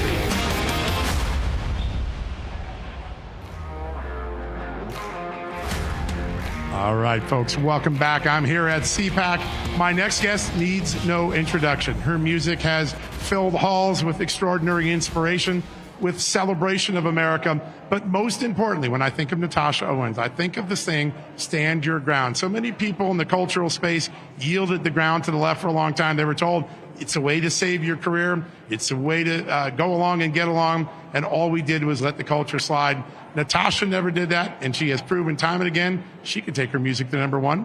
We're lucky to be joined by her right now. Natasha, great to have you on the show. Thank you so much for having me. And congratulations on everything. I mean, every time I look around, you got another number one song. It's amazing. What's the biggest lesson? There's so many people in the entertainment industry. They're afraid of their label. They're afraid of their audience. They're afraid of the social media trolls, and they back down. You've proven leaning in is a better strategy, isn't it? It is. People are so hungry for truth. Yeah. And they want somebody that's courageous and that has backbone and that can give a voice back to them. Yep. And so people respect that. When you don't know who you are and you waver. Yeah. No, you're right. You don't feel authentic to people. Yeah. You do a lot of your writing of your own songs. You do a lot of telling a story to the American people. And I think of the young people in this generation that grew up in schools and their teacher told us we're a racist, misogynist, troubled, bad society. And that's all that was fed to them. And then they get to meet one of your songs and they get to celebrate the people that you celebrate. What's the key inspiration when you sit down and say, I'm going to write something right now. I'm doing something. Well, there's a topic that always comes up that I think that needs truth. Yep. That's something that's being censored. We're not allowed to talk about it. So let's give a song to the people to be able to sing about it. Right. And so that's usually the first motivation. But then to see how people are thanking me, not only to standing up, but giving them the words to fight back in this culture war that they never would have had the opportunity to say. They feel like that they're a part of this movement now. Yeah, no, you've invited them in. You said to me during the break that you feel like this helps people get their voice back or give them their voice. That seemed to be a big problem. The 5 years before Donald Trump won, there was so much censorship in this country. It was almost unrecognizable. Do you feel it's easing a little bit, that we're winning a little bit of that free speech, that free expression back? On one side, yes. Yeah. Because they're a little bit more afraid and more reserved, but they're still playing the games. For a song of mine or anyone's to get to the number one spot in this conservative movement takes so much more effort. Yeah, that's right. Because we're not allowed to advertise. We're not allowed to buy our way to the top. It's just people hitting. If they can see the music, they'll censor it. That's the key. If they can get to it and buy it. So it means the world to us for the support. But just know that it's 5 times harder for us than anybody else. It's just and it crazy. shouldn't be that way. It shouldn't. And it was not that way for a long time. I mean, the last 20 years, it just has gotten worse and worse. What's been the biggest lesson you've learned? I mean, taking on the music industry, taking on a left that hates your values, your spirituality. What's been the biggest lesson on this journey? My goodness. I guess just not, you have to have thick skin, right? Yeah, that's important, we right? get death threats. It's a spiritual warfare. This is not between left and right or Democrats and Republicans. This is between good and evil. Yeah. And you have to know that my God is bigger and that he will protect me, and just do not be afraid. Do not be afraid to be out there. Faith is so important, not only to your songs, but just the way you conduct yourself. When I watch you on stage or I hear one of your songs, there's just a voice of God flowing through you. What do you do to keep you're on the road, you're chugging at 100 miles an hour, 7 days a week. How do you keep connected with your faith when you're that busy? Well, like I said, there's a spiritual warfare that comes with this. And I have to fight my battle every day on my knees. Yeah. And if prayer is not a part of my foundation, then it just makes me so much weaker. Right. It's God that gives me that strength. Yeah. Every day. every day. It's an amazing thing. You have a lot coming down the pike. You've had an incredible start to this year. What's the next big project that you got coming down that's going to get everyone excited? Well, now it is America's 250 anniversary. So we are on the 250 tour, and I was asked to write the song for America and for that tour. So we're about to launch America 250. We've also got a Charlie Kirk song that we're putting out in September. Wow. It's going to be really a good tribute and a sentimental to him. It's pretty awesome. To remember him, yeah. Such an amazing moment for our generation to celebrate this country and to reverse some of the false narratives that have been out there for the last few years. And you're doing that. As you've been on the tour for a little now, what's the biggest surprise when you get out in the field, you meet someone, and you have a moment or two that says, this is what America's all about? My goodness. 98% of this country loves freedom, loves God, and loves everything that we are fighting for. Yeah. And to see people like-minded in unity and singing maybe a song that I wrote, and they've got tears streaming down their face. Yeah. With all the sacrifice, with all the fighting, it's worth it. That moment, it's worth the sacrifice of what we're doing, what we're trying to do. Stunning. It's amazing. All right, before we let you go, there is a lot of young people. They're coming up on YouTube. They're trying to get their voice. They're trying to break into the industry. They probably are more conservative than they've been allowed to be in their circle or sphere. What's the best advice we have for some young budding artist out there who wants to break through but doesn't want to lose the authenticity of who they are and where they come from? Well, they cannot forget, with all the pressure, what they're doing, who they are, and why they're doing it. You just stay true to yourself, right? This is a grassroots movement to where you don't have to go to a record label and get their attention. They will follow you if you can put out good content and make it go viral. And they will follow you. And now with Rav Music, isn't that amazing? They're offering opportunities for artists like us to have a chance to get our music out there. So just stay strong, get a YouTube channel, a website, and put out as much content as you can. This extraordinary family that is the Rav family, all that they do to support, they really care about those who want to tell the truth, that want to express faith, that want to give inspiration to a new generation of children. It's really remarkable. All right, I was coming in here, someone heard you were on the show, and they asked me to ask you this question. What's on your playlist? Tonight, we're going to do Trump One. Oh, yeah. Somali Waltz. I love it. And The Boss. Wow, The Boss. I like that. All the new songs. Does The Boss like The Boss? The Boss does not like it. So I knew it. Bruce Springsteen, we received an email from my team, or to my team, where they did not like the song, and they let us know with very four-letter words that they didn't like it. Wow. So classy, huh? That makes me smile. Our response back was, anytime you want us to do a duet, you just let me know. I love it. I love it. Yeah, I don't think he wants to pick a fight with you and this crowd either. Natasha, congratulations on everything, and thank you for what you do. America 250 is going to be much richer because of what you've contributed to it. So good to have you here. Thank you, Frank. God bless you. It's such fun. All right, folks, we're going to take a quick commercial break. More around the corner right after these messages. I danced to Rosalita. I shouted out Thunder Road. I used to believe you sang for me in those glory days of old. Where is your song for justice? Where is your song for the working man? I was born in the USA and you spit on my promised land. You preach from your mansion, but you don't know the cost. I thank God you're not the boss. What about Lake and Riley? Is Charlie too hard to say? What about when you took your shot at the one you call king? Where is your song for justice? Where is your song for the working man? I was born in the USA and you spit on my promised land.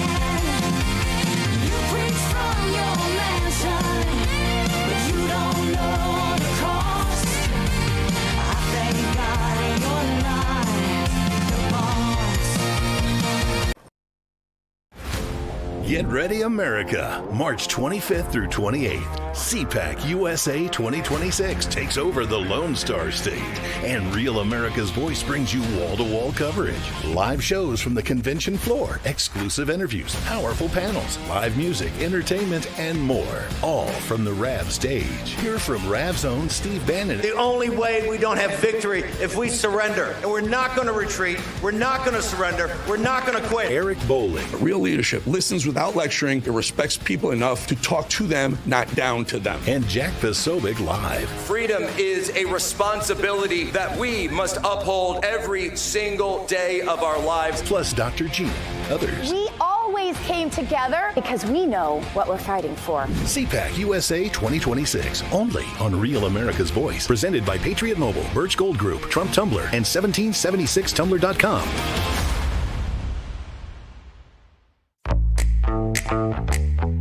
Now is the moment to put your brand in front of an engaged, loyal audience through Real America's Voice.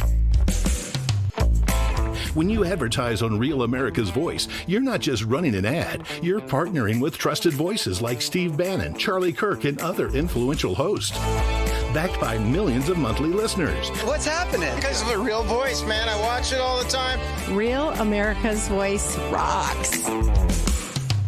Real America's Voice gives sponsors the chance to put their product front and center, displayed on screen and highlighted by our anchors during exclusive segments and live events. Head to freetrumpknife.com. This means your brand becomes part of the conversation as it happens. Secure your spot before it's too late. Join us today and make your brand part of the news conversation that America's viewers trust. Real America's Voice, where your message is seen, heard, and remembered.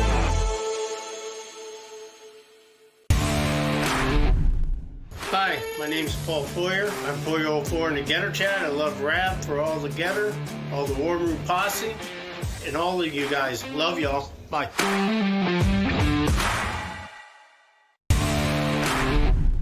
Florida Sun Goddess here. Let me tell you why I love rap. They let my voice be heard. They give me a platform for community so I don't feel alone. Thanks so much. God bless.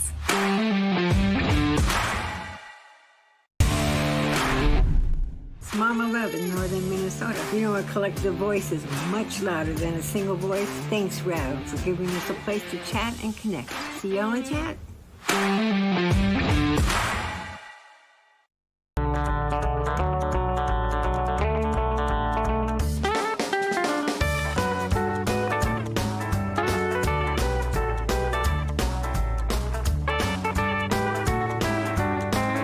Cpac USA 2026 in Texas. This is Real America's Voice.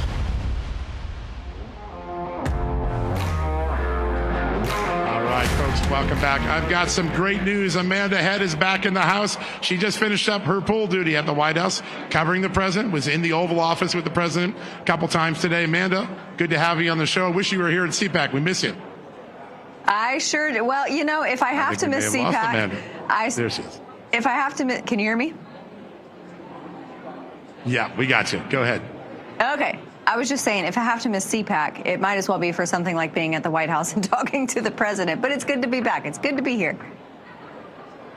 Yeah, we love having you. We miss you. Oh, you have so many people that have been asking about you the whole time I've been walking around here, so you're very well loved here.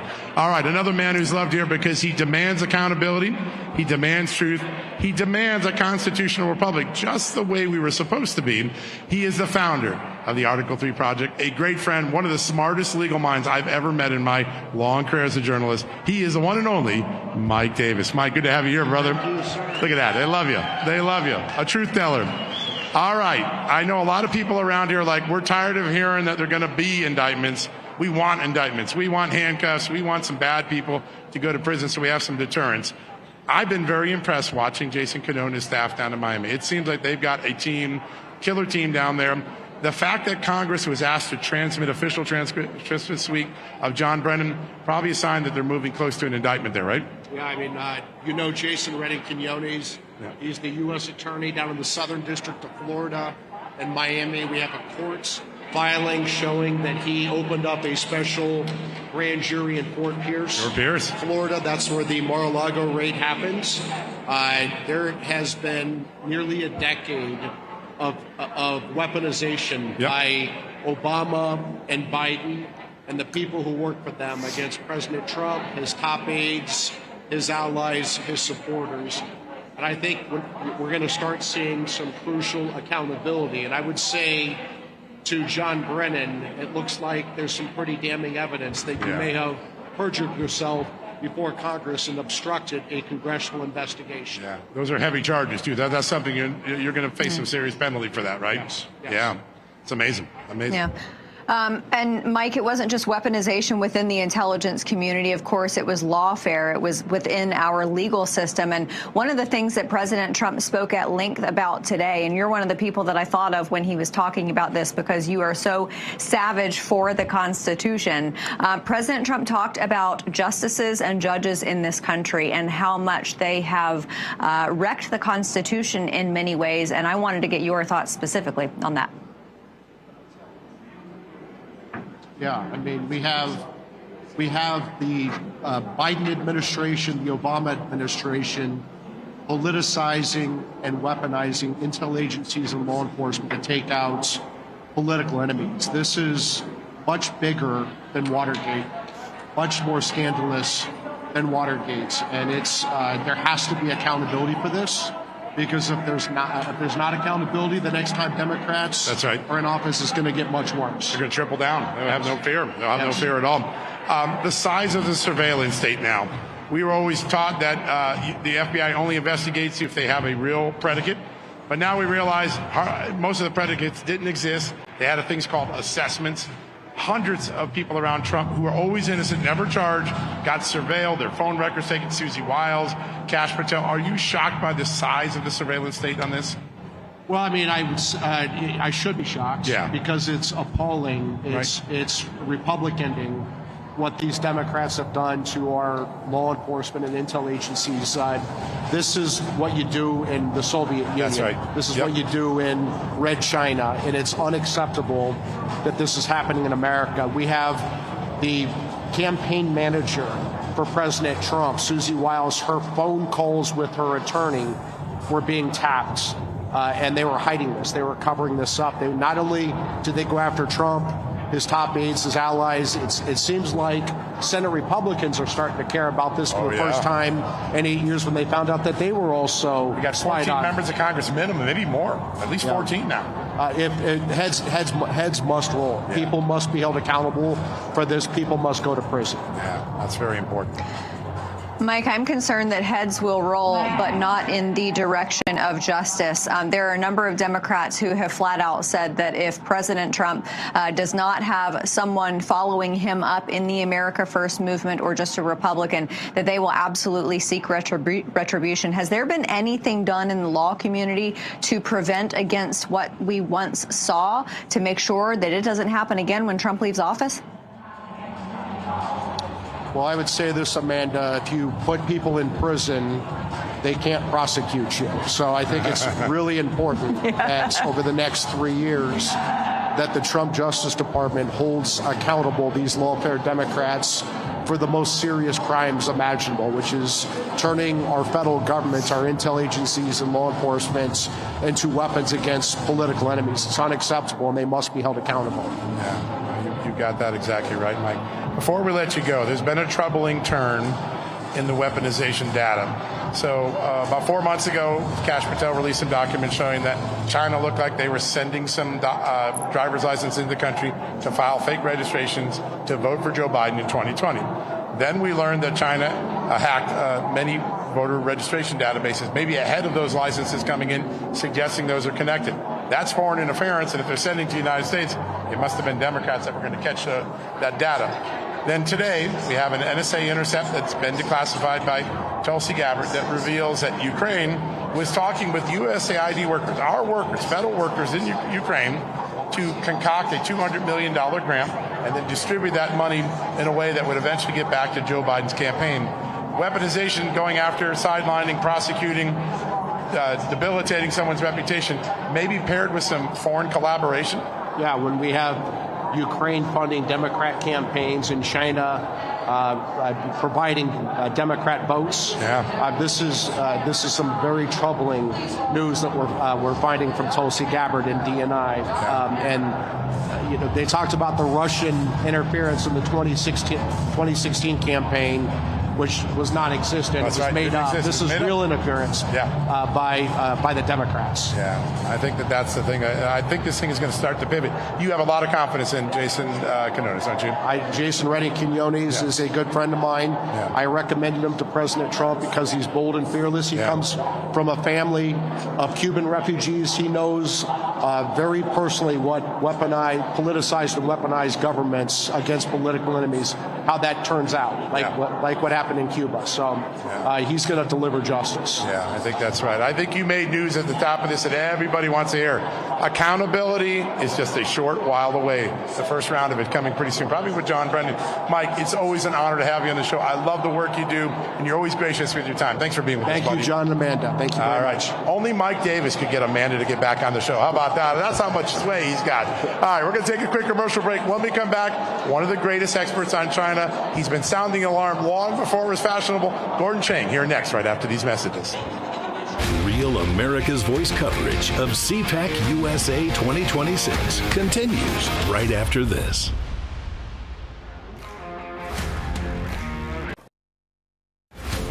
Get ready, America. March 25th through 28th, Cpac USA 2026 takes over the Lone Star State, and Real America's Voice brings you wall-to-wall coverage. Live shows from the convention floor, exclusive interviews, powerful panels, live music, entertainment, and more. All from the RAV stage. Hear from RAV's own Steve Bannon. The only way we don't have victory if we surrender. And we're not going to retreat. We're not going to surrender. We're not going to quit. Eric Bowling. Real leadership listens without lecturing. It respects people enough to talk to them, not down to them. And Jack Posobiec live. Freedom is a responsibility that we must uphold every single day of our lives. Plus Dr. G, others. We always came together because we know what we're fighting for. Cpac USA 2026, only on Real America's Voice. Presented by Patriot Mobile, Birch Gold Group, Trump Tumblr, and 1776tumblr.com.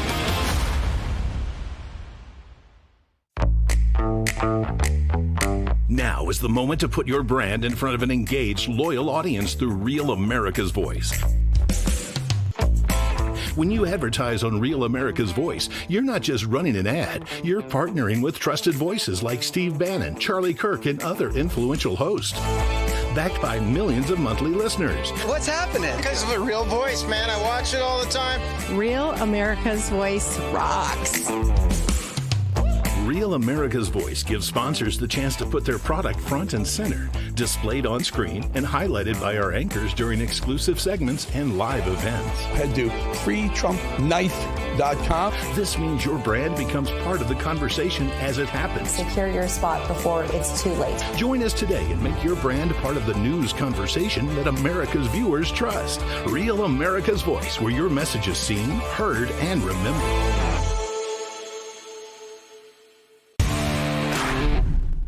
Hi, my name's Paul Foyer. I'm Foyer04 in the Getter Chat. I love rap for all the Getter, all the War Room Posse, and all of you guys. Love y'all. Bye.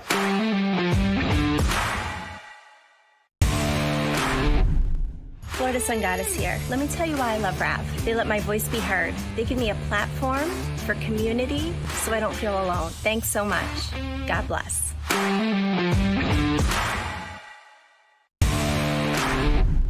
It's Mama Love in northern Minnesota. You know, a collective voice is much louder than a single voice. Thanks, Rav, for giving us a place to chat and connect. See y'all in chat.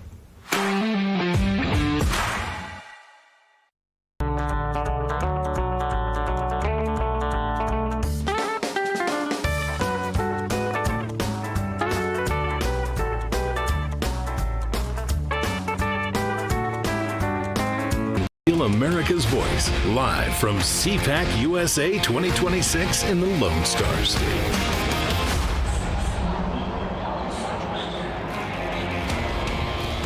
Welcome back, America. I'm here in Grapevine, Texas at the Cpac 2026 convention. Yep, the Conservative Political Action Convention.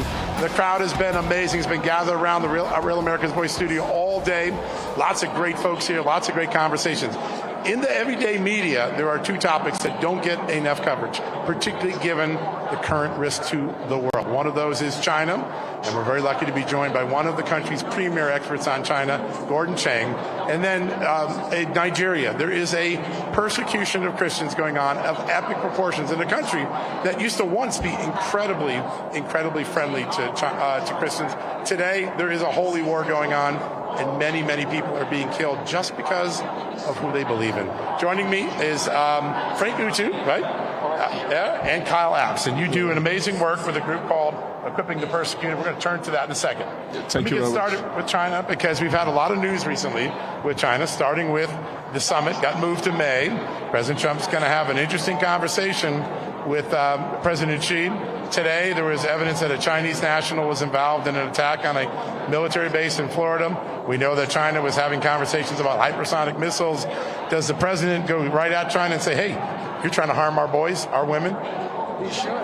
You know, we know on March 1st, that drone that killed 6 American service members in Kuwait, that drone was 100%, well, maybe 99.99%. First of all, a Chinese shell, but also the components inside virtually every Iranian drone is Chinese. And we also know those supersonic anti-ship cruise missiles fired at the Abraham Lincoln, those were Chinese, 100%. Wow.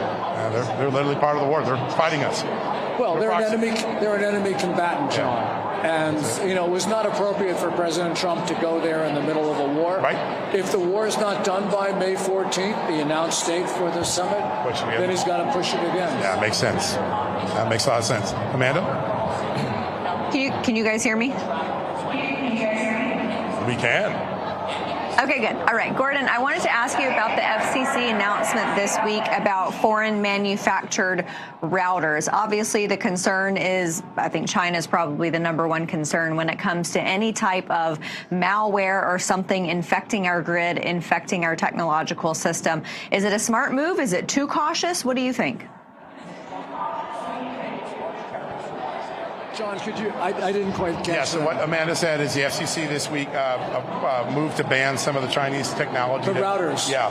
How important is that, and how severe is that threat? How pervasive is that threat? Yeah, it's really important, because when you have the Chinese in your network backbone, it means that they can filch information, and it could very well mean that they could manipulate that background as well, which is an even greater threat. So I'm glad that the FCC, Brendan Carr, chairman, has moved to get China out of our routers, and we also need to get them out of our rural networks. That is a rule, but it's also a rule which is being delayed because it takes some time to do that. But we don't have very much more time left, Amanda. That's a really extraordinary vulnerability we allowed to grow for a long time in our networks. We have evidence now that China makes the precursors that kills people who take fentanyl in this country. We have evidence that they were complicit today in an attack on a military base, that they provided military gear to our enemy in Iran. Over the last few weeks, we've been developing evidence here at Just the News that the intelligence community has known that China, accessed large numbers of voter registration databases. Now, when that happened in Great Britain, it was a national crisis in 24. Here, the intelligence community kept quiet.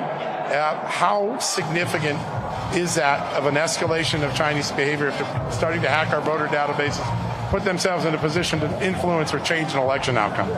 Essentially, the Chinese voted in 2020, and they had the only vote that counted.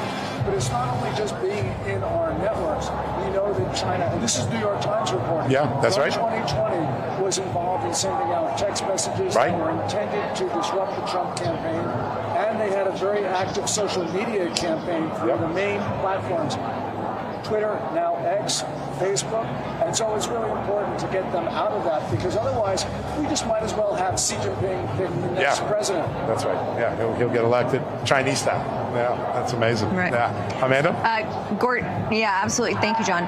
Gordon, this makes me think of the myriad items that China is allowed to do to us and we are not allowed to do to them. And it makes me think of the organized protests and the riots that take place here that are organized. We see that they have Chinese backing.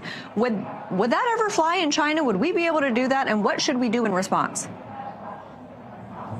Sorry, John, could you? Yeah, so Amanda was talking about all the things that China's allowed to do on our soil to destabilize us, the collaboration with the Singham Network and fomenting violence and protests on our street. We don't do any of that against them right now. What should be the consequence for Chinese intervention on that? Well, there's a number of things that we can do because we know they need access to our markets. Right. We have all sorts of things that they absolutely determine on. And although, we hold the high cards in the trade talks, President Trump has not used many of our cards against China. Xi Jinping has used all of his cards but one. And one that he hasn't used is pharmaceuticals. Right. So, you just pick from the menu. But clearly, with China involved in all of these things, including killing Americans with fentanyl, I mean, the consequences absolutely have to be severe. Otherwise, the Chinese will feel they can just do it again and again and again. Very tragic. And we have, for too long, been an excuse maker for China. I think we finally have someone who doesn't make excuses anymore. The question is, what's that path to escalation? What do you expect to be the biggest thing President Trump can potentially achieve with Beijing in the summit? I imagine it must be trade, and I suspect that what they'll do is they will extend the one-year trade truce that was negotiated last October in South Korea. But, we have so many issues of disagreement and concern and worse with the Chinese. So it's going to be a very contentious summit because Xi Jinping, I believe, sees a closing window of opportunity. He thinks he's got to move against us fast, and he realizes that President Trump is close to midterms. So they're going to really press the advantage. And one more thing, we see some very belligerent Chinese activity in the South China Sea right now against the Philippines this very hour. Yeah, no, it's scary stuff. Amanda, I want to just slip in one thing real quickly with Gordon, and then I want to turn to Nigeria, which is just as an important issue. When you look at the last 4 months of achievements in foreign policy by President Trump, Venezuela off the map, Iran severely disabled, Cuba maybe about to fall. China could very well have an energy crisis and need us to get bailed out. How much leverage does that give the president? Well, that certainly gives the president more leverage. And now, of course, the Chinese, they have that very large strategic petroleum reserve, perhaps 1.2 billion barrels, which, if that's true, has 140 days of import cover. Plus, they can buy a lot of stuff from the Russians. But nonetheless, it's one more knock on an already fragile Chinese economy. So that's why it's important. It may not be big in itself, but it's the proverbial straw on the camel's back. It's funny how much the dynamics change in a very short period of time. Trump has a lot more cards to play than he did a while ago. Amanda, I'm sorry. I didn't want to cut in on you there. All good. No, important conversation. I know that you wanted to switch over to you two, the gentleman from Nigeria. You two, I'll start with you. I think that a lot of Americans, they see what's happening in Nigeria and they don't necessarily grasp the horror that is taking place there. How bad has it gotten? That's for you, Jim. How bad has it gotten in Nigeria? Nigeria has become a failed state. It's corrupt from the presidential administration down to local politics. We need to have more eyes, more attention on it, and that's what the U.S. government has done. When Trump enacted the country of particular concern, a designation from the United States International Religious Freedom, and now they have to respond to that accusation, or sorry, that designation, and now we'll see what happens. But it's gotten bad. It's probably one of the worst countries to be a Christian in the world. Yeah, it's really scary. Frank, if someone hears a group like Equipping, the person can this is a job for you, but for you, this is personal. Your own home community is right in the center of all of this persecution and killing, right? Correct. So my community of Yorota and the entirety of the middle belt of Nigeria is the center of gravity of the killings by the Islamists in Nigeria. Today, 70% of the killings of Christians anywhere in the world because of their faith is committed in Nigeria. Wow. 70%. An average of 35 Christians are killed every day in Nigeria because of their faith. And this has been going on for the past 12 years. So the case in Nigeria is a slow motion genocide. Unfortunately, the world is not quite aware of it. maybe primarily because of the fact that we are from a forgotten corner of the world, and again because of the fact that the people killing the Christians in Nigeria are not the Jews. Because if they were the Jews, they could have made the news. But the Islamists are responsible for killing Christians in Nigeria. And today, by the latest Global Terrorism Index released 2 days ago, Nigeria is placed as the 4th most terrorized country in the whole world. The 4th most terrorized country in the whole world. And Nigeria is housing the 5th largest terrorist organizations in the world. Only in Nigeria we have the Boko Haram, which is operating in the northeast, and the ISWAP, which is operating in the northeast and the northwest. Then you have the Ansaru, which is operating in the northwest and the middle belt. And then you have the Lakurawa, which is operating in the middle belt and the south-south. And then you have the most dangerous, the most vicious, the most evil of all these terrorist organizations. It is known as the militia. That is a militia that was designated by the bill that was recently passed in the Congress, recently introduced in the Congress by Representative Riley Moore and Representative Chris Smith. We had him on the show talking about it. Yeah? Correct. So that was a bill where they designated this particular group, the Fulani ethnic militia, as a global terrorist organization. That ethnic militia is more dangerous than even Hamas and Hezbollah. Unfortunately, the world is not aware because it is happening in Nigeria. Yeah. It's a blackout. There's just no coverage. You don't see the coverage. Frank, Amanda, for believers in, thank you. For believers in Nigeria, are they at a place, or do they feel like they're at a place where they could rise up if they had proper support from other nations? And if so, what do they need? Can believers rise up if they had proper support in Nigeria to resist this movement? Yeah, I mean, they can. The evidence is Trump, first time when he had Buhari, the former president, in the office, he confronted him, said, what's happening in Nigeria? Here they're killing our Christians. That's got to stop. I was in Nigeria the next day in the governor's office of his state, and he says, all hell's breaking loose because of what your president said yesterday. And Christmas, December 25th, last year, was the best day for Christians in Nigeria ever, in the last 20 years, sorry. Because when Trump sent missiles in, the terrorists started to shy away, flee. So we know when Trump speaks, when the U.S. speaks, things happen. Gordon, we got about a minute left. This has been a vexing problem. We have a problem of killing Christians in Syria. Difficult thing there because we're trying to keep the Middle East calm. And then you've got this incredible onslaught in Nigeria, in a country that used to be Western-friendly, wealthy, and friendly to Christians. What are the best policy prescriptions that President Trump and his team have right now? Yeah, it's as described. I mean, President Trump has to use force because, it's unfortunate, but there's no other way to stop the persecution of Christians. We have tried everything up to the use of force, and it's only failed, and the terrorists have gotten worse and worse over time. Yeah. Before we let you go, guys, we got about 10 seconds. What's the best way if someone wants to get involved in what you're doing? How can they get involved and help?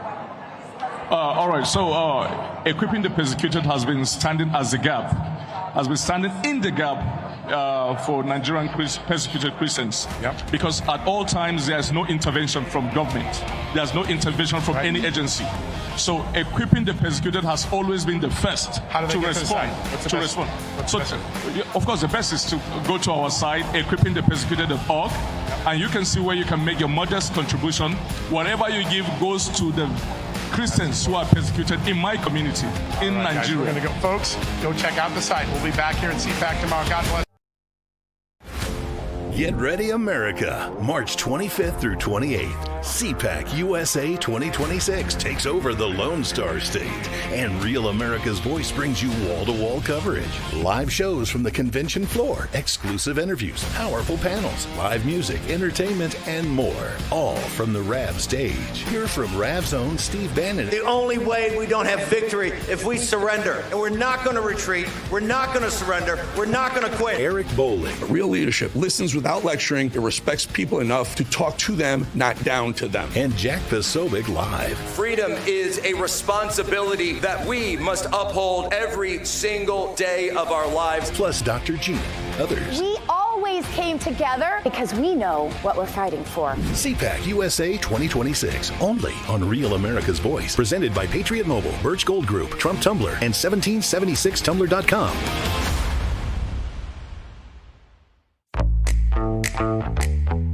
Now is the moment to put your brand in front of an engaged, loyal audience through Real America's Voice. When you advertise on Real America's Voice, you're not just running an ad, you're partnering with trusted voices like Steve Bannon, Charlie Kirk, and other influential hosts. Backed by millions of monthly listeners. What's happening? Because of a real voice, man. I watch it all the time. Real America's Voice rocks. Real America's Voice gives sponsors the chance to put their product front and center, displayed on screen and highlighted by our anchors during exclusive segments and live events. Head to freetrumpknife.com. This means your brand becomes part of the conversation as it happens. Secure your spot before it's too late. Join us today and make your brand part of the news conversation that America's viewers trust. Real America's Voice, where your message is seen, heard, and remembered.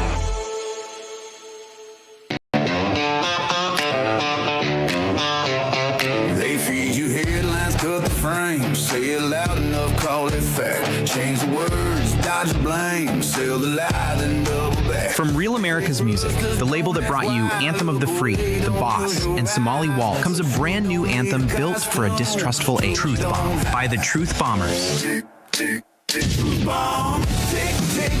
Talks about distrust of institutions, media manipulation, shifting government narratives, big tech censorship, cancel culture, and ideological silencing. The culture needs a truth bomb, and this track delivers. Download it now. Scan the QR code or search Truth Bomb by the Truth Bombers on iTunes. We've broken records before. Let's do it again together.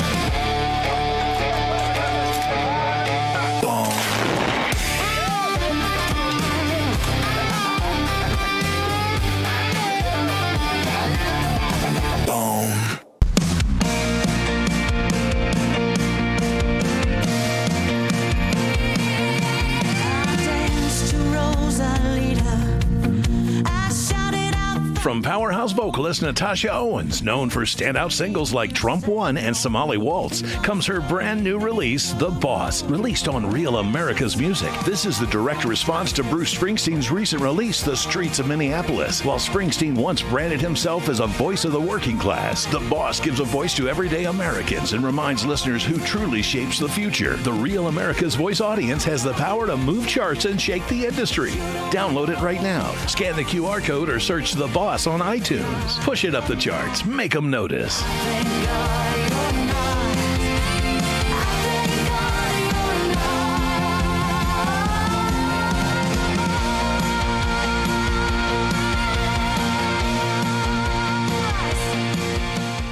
Kill Americans. If you threaten Americans anywhere on earth, we will hunt you down without apology and without hesitation, and we will kill you. Don't hate nobody, I just won't kneel. I don't chase headlines, I live what's real. I raise my kids to think and pray, to know the cause before they say, I don't scare easy, I don't scare fast. It's God, grit, and guns, no fear in my chest.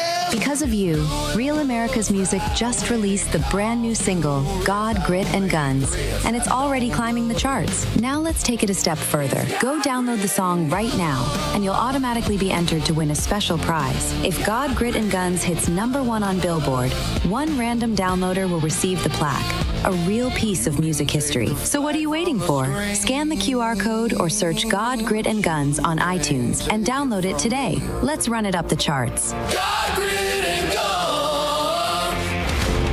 It's happening now, America. Cpac USA 2026 is underway in the Lone Star State. Real America's Voice is bringing you wall-to-wall coverage. Live shows from the convention floor, exclusive interviews, powerful panels, music, entertainment, and more. Featuring Dr. Gina Loudon, Jack Posobiec, plus Steve Bannon and others. Presented by Birch Gold Group and Patriot Mobile. Cpac USA 2026 starts right now.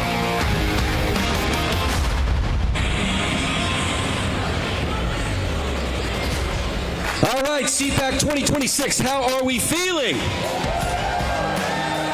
Guys, we've got an amazing, amazing hour planned for you. This is something that's never been done before, so I want you to take a look at this beautiful long runway stage that we have. This is Real America's Voice, and we also have Real America's Music. We are taking back the culture. That's what's important. This is why this hour is so important. We're going to be bringing to you artists like Rob Schneider, Alex Stein, Natasha Owens, Cpac, some amazing, amazing artists that are going to be singing for you, performing for you, doing stand-up comedy. And so this hour, we just really want to entertain you and show that woke culture is over, that entertainment has a new chapter, that Real America's Voice has a new chapter.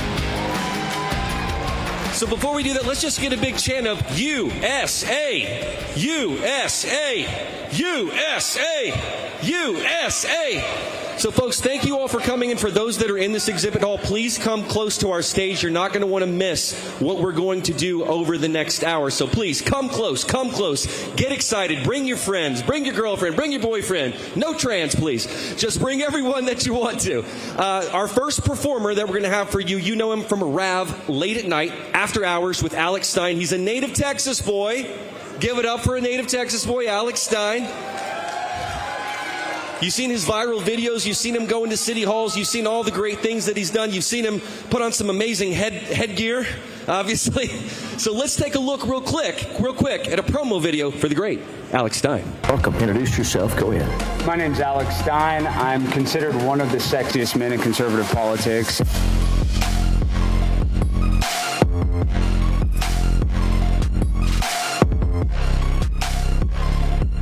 You think you're a girl.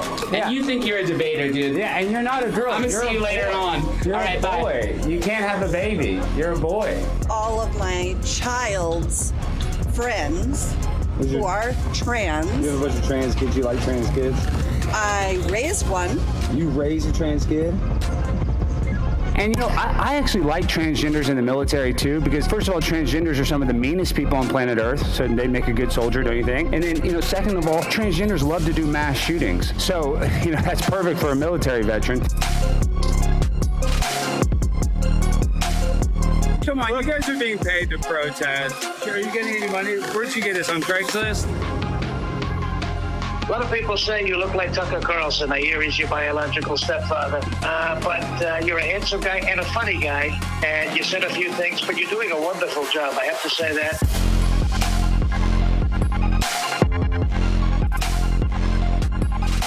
Y'all give it up for the great Alex Stein. How we doing, Cpac? Let me make some noise. Okay, so for some of you that might not know me, I'm primetime Alex Stein. I'm also Tucker Carlson's biological stepson, and things are tough ever since we got fired from Fox News. We've had to start working for Qatar, but, you know, at least it pays a little bit better.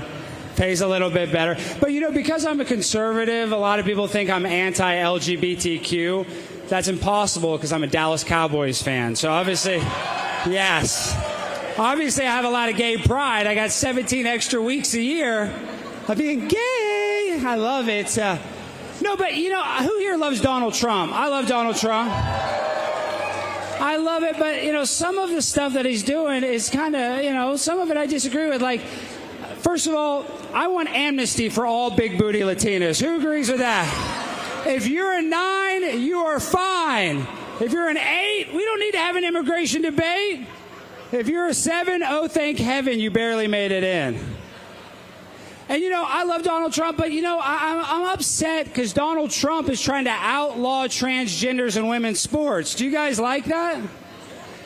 Okay, listen here, you idiots. We can gamble on these transgenders and win money.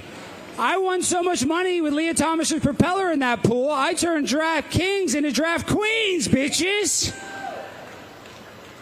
And even though you saw it already, I believe transgenders should be in the military. Let me tell you why. First reason, they're mean as hell. Second reason, they love to do mass shootings.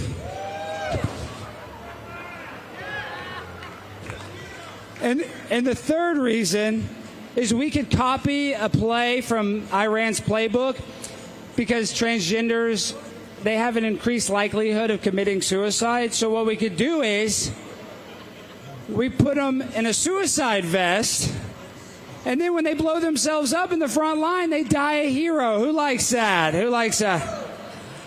And I know a lot of you guys were on Facebook not that long ago sharing a bunch of COVID misinformation. I can tell, you know. I know you guys were. You guys got your accounts shut down. But I want to say I'm guilty, too, because I told people that if you got the vaccine, it would turn you gay.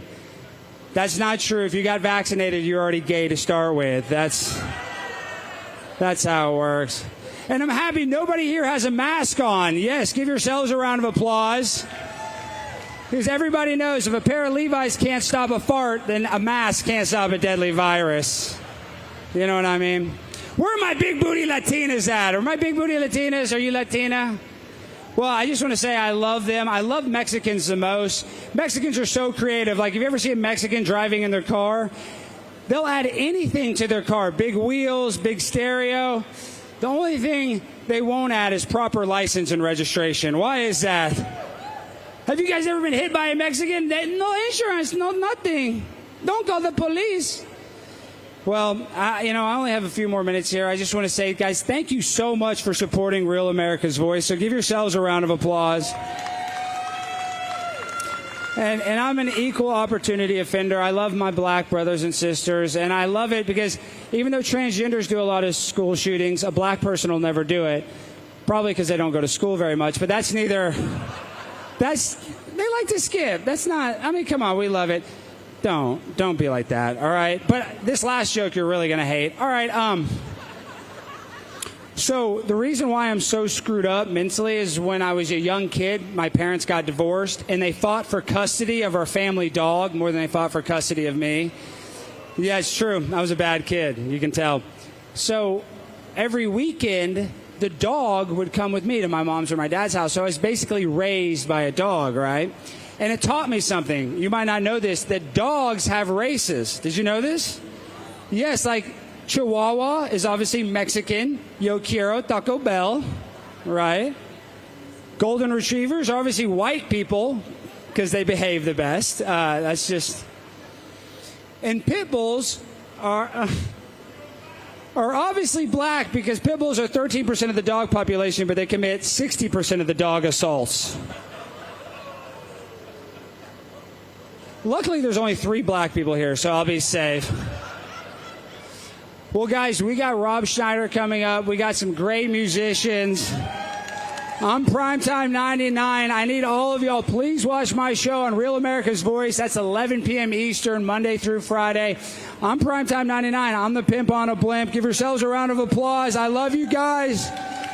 God bless Texas. God bless the Cowboys.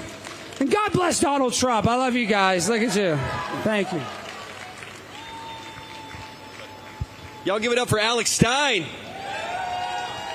So again, this is kind of what we're doing, okay? This is looser. This is not what we got in the exhibit hall upstairs. This is Real America's Voice. This is Real America's Music. You're going to be hearing a lot coming out about this network and the great things that it's doing, including taking back the culture. That's what's so important. You heard it from Alex. His show is obviously 11 p.m. Monday through Friday. You're seeing it on TV. You're going to be hearing it through music as well. Now, the next guy we've got coming up is a very special treat because this has never happened at Cpac before, certainly not happened on a stage like this, but we're very, very proud of it. And you know who he is. His name is Rob Schneider.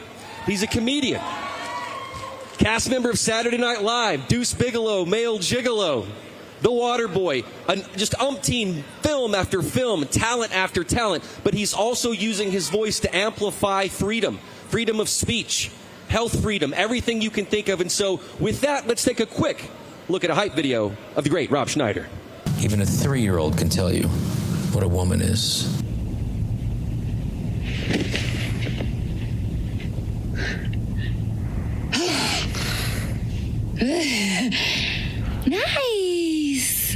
Nice. Comedian Rob Schneider has taken aim at Hollywood for becoming too political. In a new Fox op-ed, Schneider says go woke, go broke is becoming the reality in his industry. You have to make fun of the people in power, and I'm glad that they're doing it because that's what needs to happen. Now, free speech is all speech. And the agreeable stuff and the stuff that everybody likes is not what needs protection. If you are under 25 years old, they don't even let you rent a car in this state. What does Avis, Enterprise, and Hertz know that the medical establishment seems so blissfully ignorant about? Excuse me, I just had pudding an hour ago. Dear God. Not being welcome in Hollywood anymore has been the greatest thing that ever happened, because for me, this country and a chance to speak up for and stand up for continued freedom and for your young voices and your opportunities so that you can live in the freest country, the freest experiment in history, in the history of the world, that is worth me not ever making Deuce Bigalow 3, 4, and 5. You can do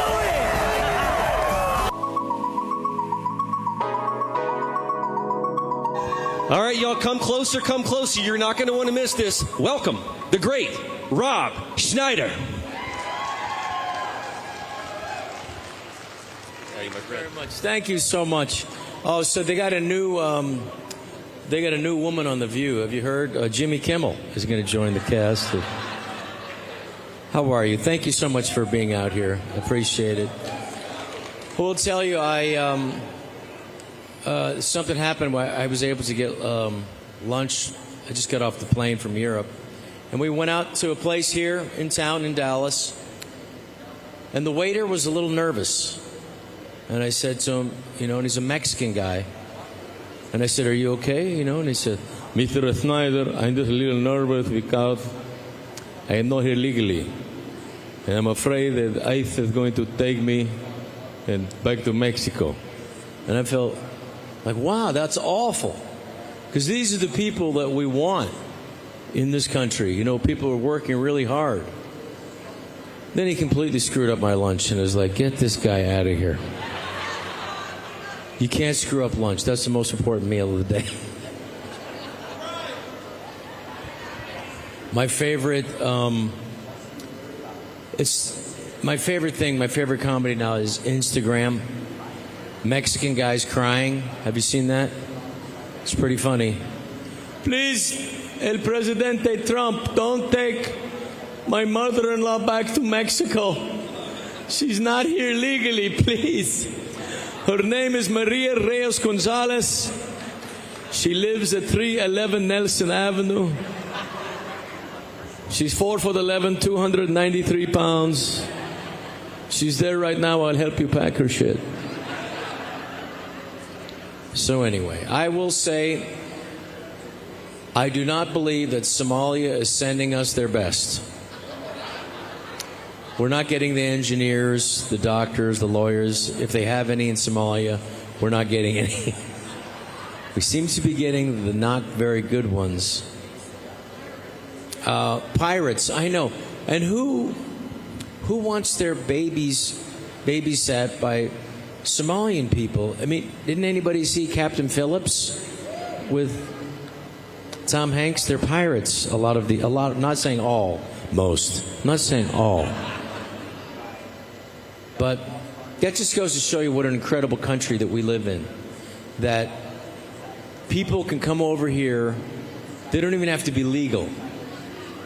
From Somalia, they can just come over here, marry their brother, and then open up a Leering Center. And the next thing you know,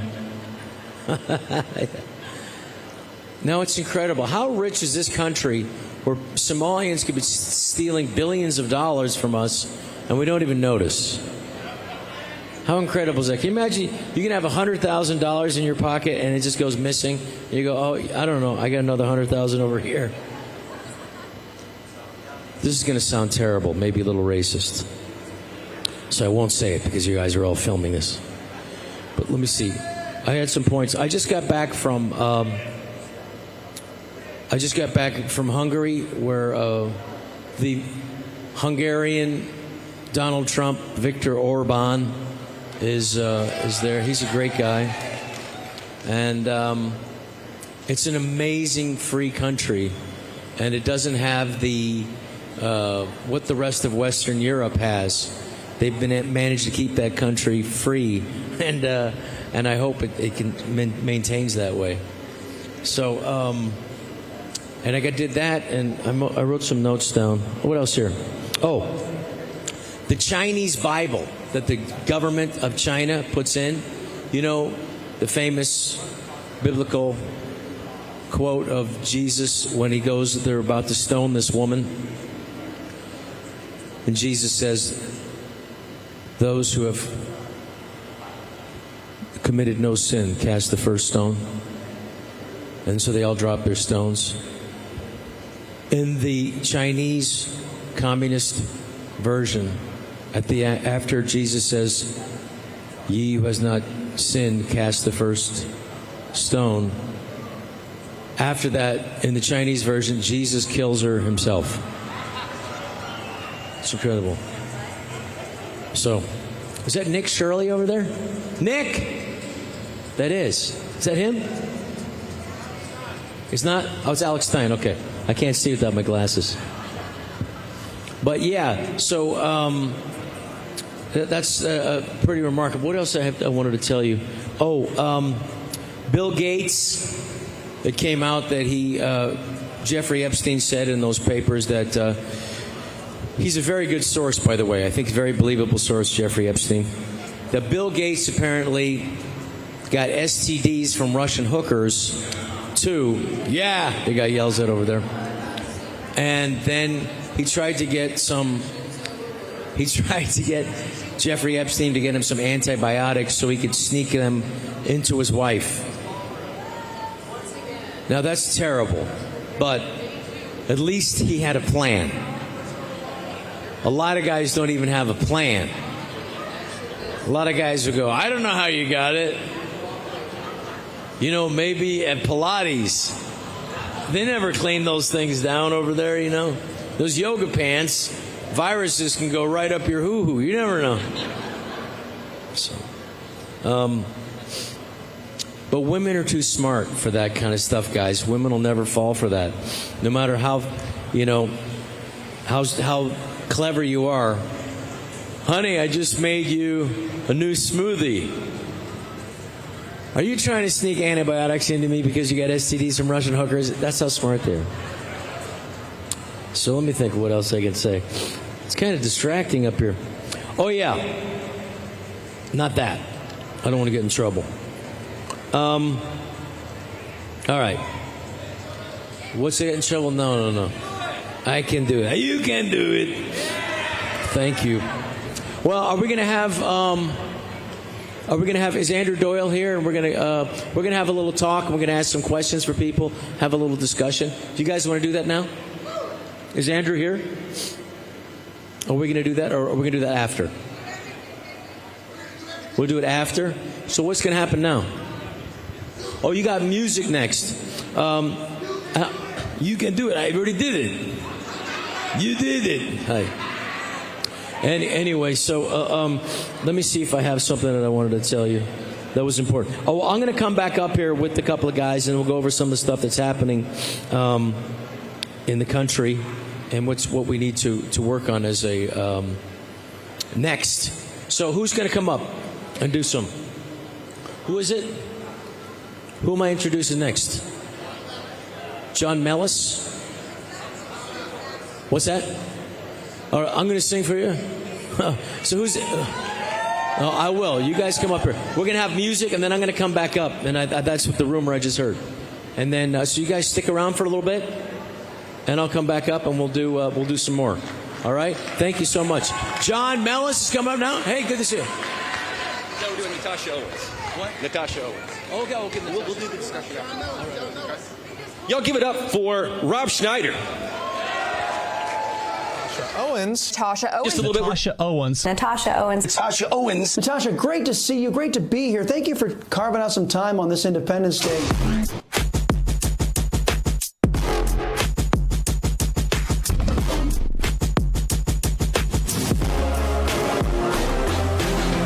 For years, we were censored. We were taken down on Facebook. We weren't allowed to say it. Right. So we just thought, you know what? Let's sing it. Let's give a voice back to the people who is not allowed to say it. Right. They can just sing it, right? And I get a lot of flack for this song because people say I'm selfish for saying it. But you know what? 95% of our giving throughout the world comes from America. Our charity giving comes from the Christians. And so if we're not healthy, we can't help others. And I don't apologize for that. I think if someone is supposed to lead our nation and is voted in by the people, then they should be making decisions to make Americans first. And if they can't, they don't deserve to lead.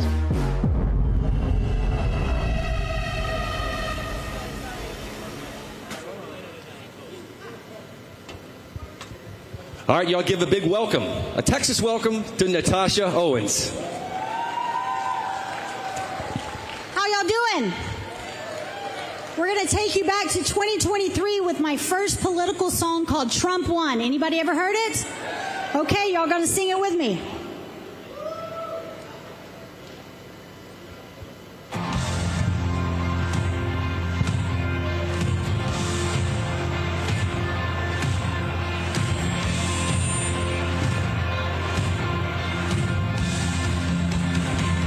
Trump won and you know it. Trump won and you know it. The fake news will never show it, 'cause it's true.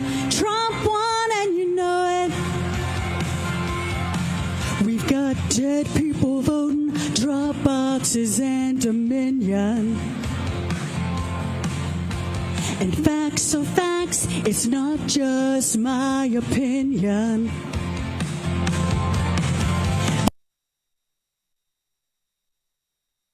I'm on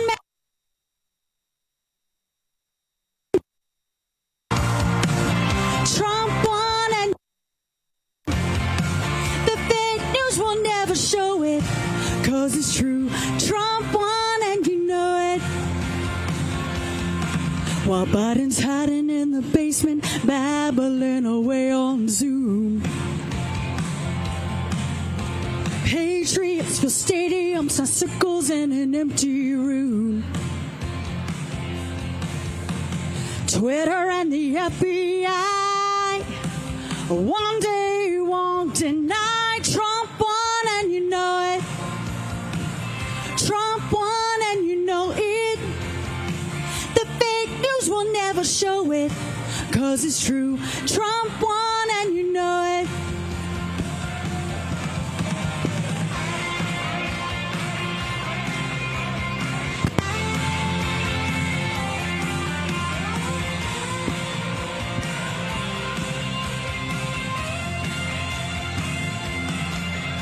The thing about truth, time is always gonna tell. I bet he took New York and carried California as well. He's done it twice before, and he's gonna win again for the third time in 2024. Trump won and you know it. Trump won and you know it. Fox News won't even show it. It's true. Trump won and you know it. Trump won and you know it. If there's a line, they're gonna tow it. It's true. Trump won and you know it. I know it, you know it, we know it, they know it. Everybody knows Trump won. I know it, you know it, we know it, they know it. Everybody knows Trump won. I know it, you know it, we know it, they know it. Everybody knows Trump won. Thank y'all.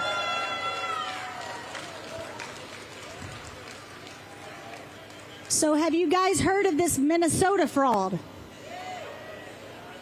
My husband said, we need to do a song about it. And I said, I'm not touching that with a 10-foot pole. Well, I got a 10-foot pole. This is Somali Waltz.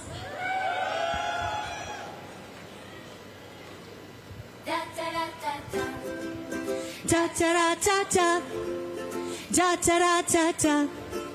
The Somali Waltz.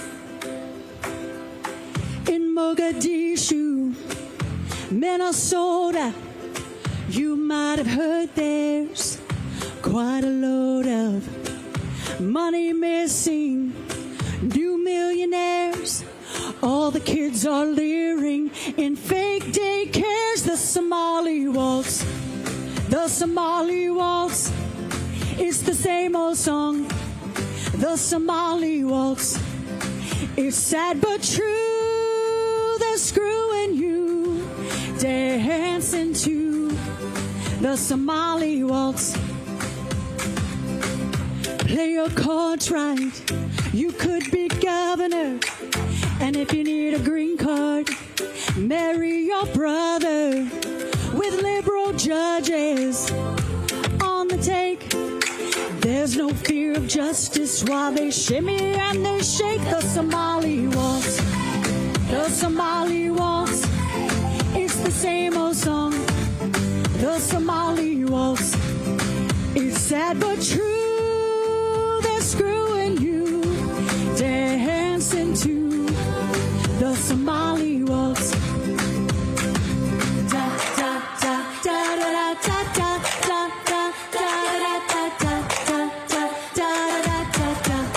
da. The Somali waltz, the Somali waltz.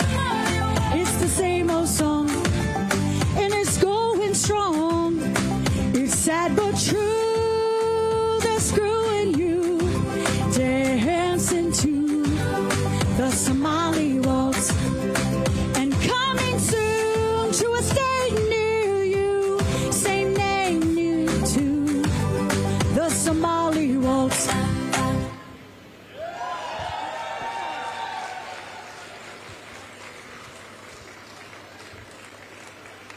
Thank you all. We put this song out, and this next day, Bruce Springsteen put out Minneapolis Streets. Have you heard that song? Oh, it made me so angry. So I said, we got to do a song.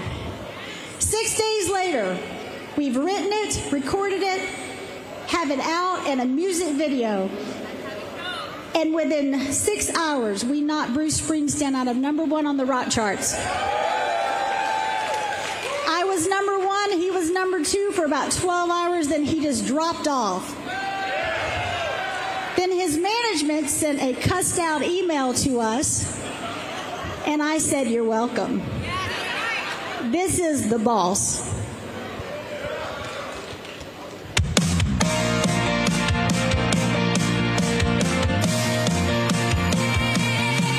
I danced to Rosalita, I shouted out Thunder Road.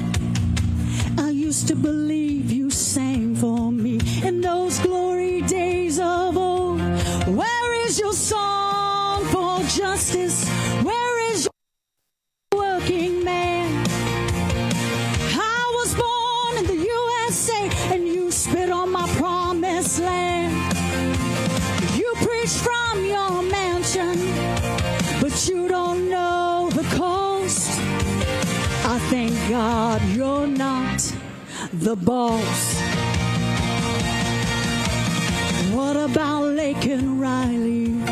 Is Charlie J?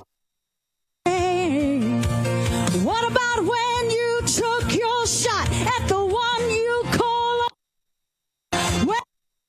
on for justice? Where is your song for the working man? I was born say, and you spit on my promised land. You preach from your mansion, but you don't know the cost. I thank God you're not the boss. Still believe in freedom, 'cause I've got a higher hope. I'll keep singing for America.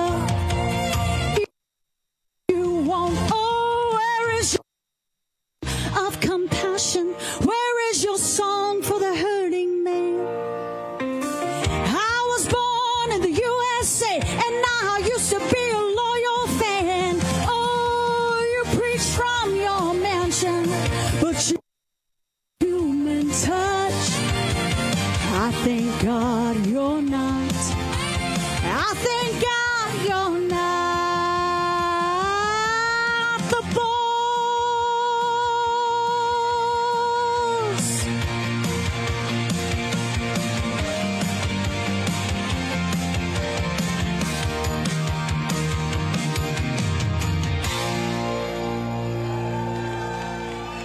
God bless you guys, and God bless this great country of America.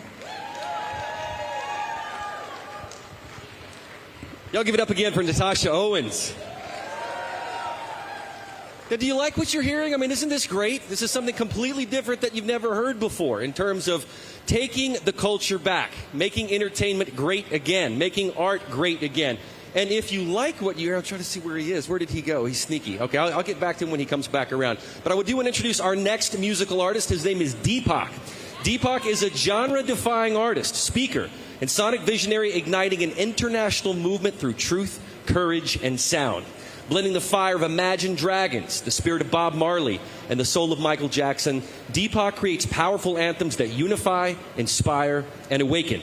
He's performed with icons like Rihanna, India Ari, and Jason Mraz. He's helped create 45 songs for Disney as an orchestrator, arranger, and co-producer, and brought his music to major brands including Fox, Apple, Cadillac, and Toyota. As the musical force, I didn't know this, behind the viral Plandemic series and the creator of the international unity anthem, Together We Rise, Cpac's voice has become a rallying cry for millions seeking healing, hope, and human freedom. And in 2025, guys, he was personally invited by President Trump's inaugural team to perform at the official Starlight Presidential Inaugural Ball, and honored by Robert F. Kennedy Jr.'s team with a featured performance at the Maha Ball. So that's who Cpac is. Let's take a quick look at a video about the great artist, Cpac. I think coming to something like this, I can meet a lot of people and let them know that I'm here to serve, here to help in the places that are needed the most, and also hope that my music and my message, the powerful lyrics that are meant to be uniting, not about taking sides and creating enemies, but bridging the divide.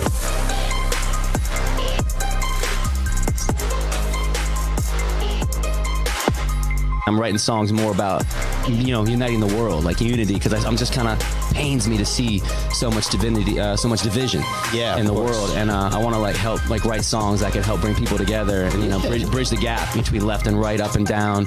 A lot of polarization happening, so I'm kind of motivated by that at this point.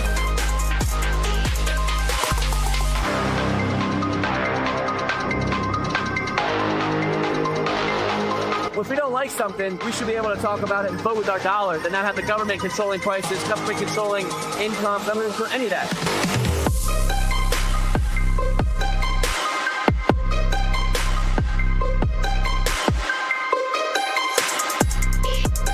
I think in this world, people aren't seeking to understand. They're just seeking to judge, seeking to make conclusions, seeking to already put someone in a box and be triggered and have an enemy. And I think if we go, instead of going, this person's like this, be like, why do they believe this? Let me understand where they're coming from first before making a judgment.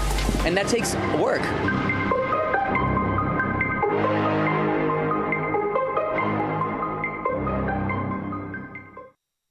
All right, everybody, give a very warm Texas welcome to the great artist, Cpac.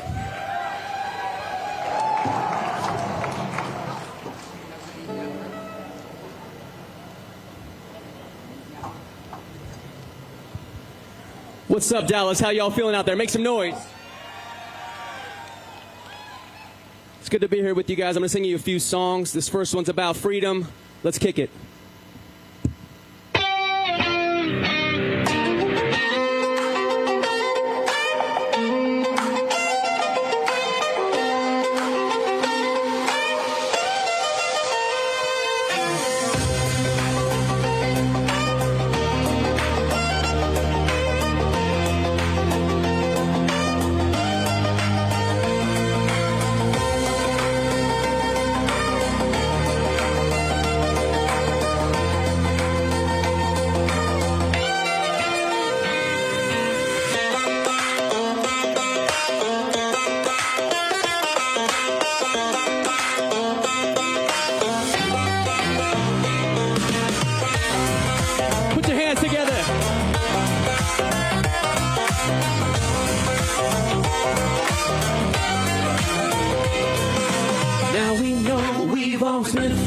Love each other, even if we disagree. It's all inside. Shine the light and sing. Let the freedom ring. Now we know we've all stood free.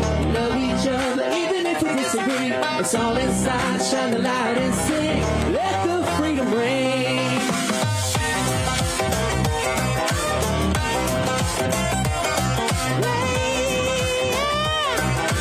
Let the freedom ring.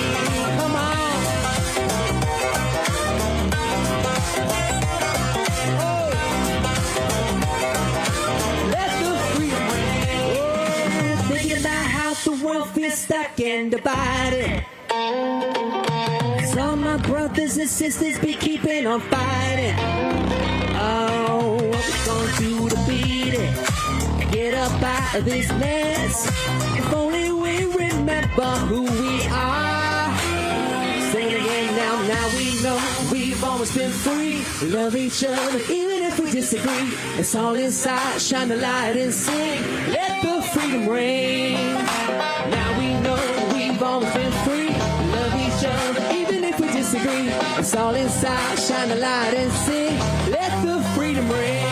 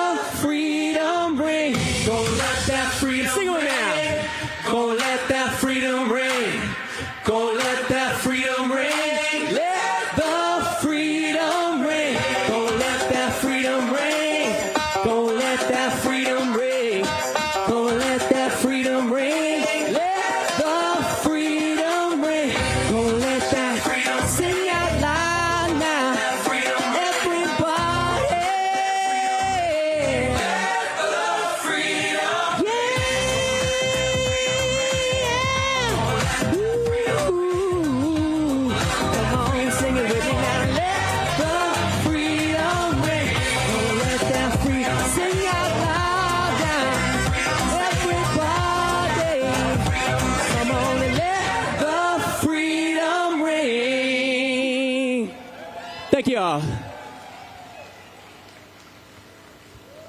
Is everyone feeling good out there? So good to be back here at Cpac again. I love this vibe. I love the feeling of freedom. I love the feeling of liberty. That's what brought us all here together. I want to give a special thanks to my friends at Real America's Voice for making this possible for us artists. Real America's Music is a place where, you know, as I told you in my bio, I came, you know, I was in Maryland originally, but I was out in Los Angeles doing my thing. Ended up out there in Hollywood, of course. And then I realized, like, you know, it's a good time. I learned some good things. I made some good music and did the Plandemic series, by the way. Everyone see Plandemic out there? Beautiful movies exposing truth. I realized the mission of truth is more important than anything else. And, you know, I had to give up a lot of stuff to do that because obviously I got canceled. My Instagram was taken down. But we're fresh. We're independent. And thanks to Real America's Voice, Real America's Music, we have the opportunity to stay true to our values, stay true to truth, and focus on that and make sure that we're staying honest, staying true, staying with God, and staying with love, and staying with family. And now we have a way to get that out there and not worry about being stuck in an industry that doesn't necessarily have our best interests at heart. So I'm going to sing you guys an acoustic song, a little more intimate, called King of the Moment. And it's all about the fight that we're in right now to know who we are. The song is called King of the Moment. This is who we are.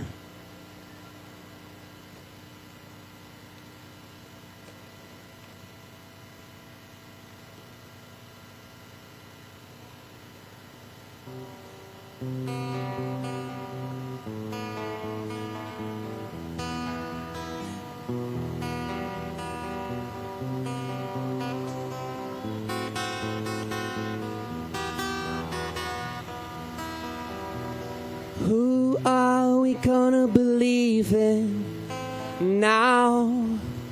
Now, don't you see where it's leading? Haven't you had enough? Pain without reason why.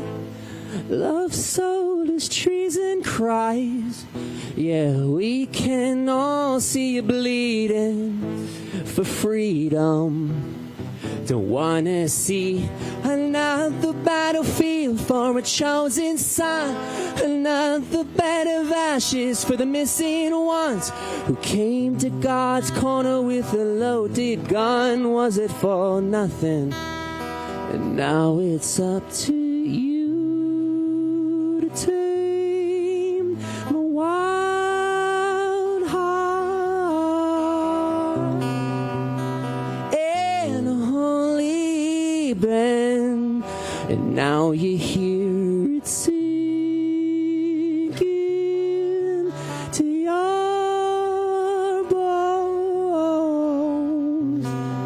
It's not the real thing, let it go.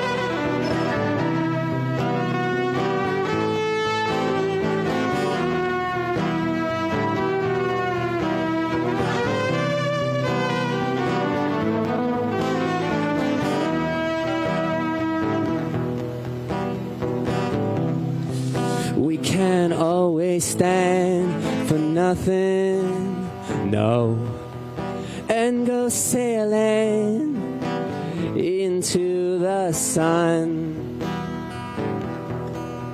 So choose all your colors and you put them on. We'll see who you are when you're standing strong. A king of the moment honors everyone. I honor everyone. And now it's up to you to take my walk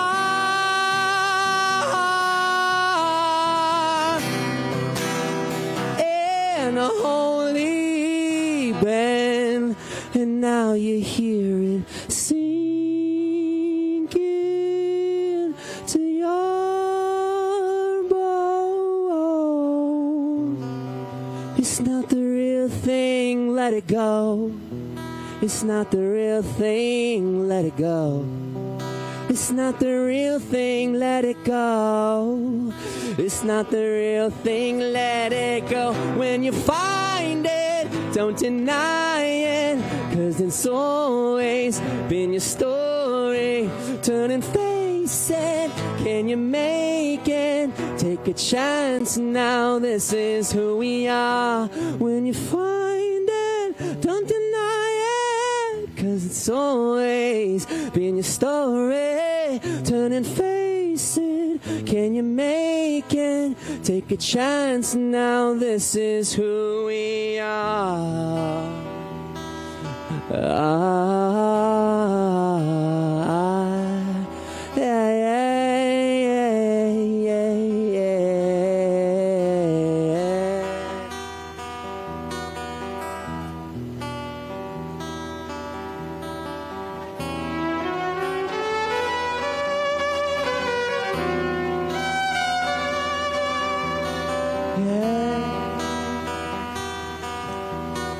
King of the moment honors everyone. A king of the moment honors everyone. A king of the moment honors everyone. A king of the moment honors everyone. A king of the moment honors everyone.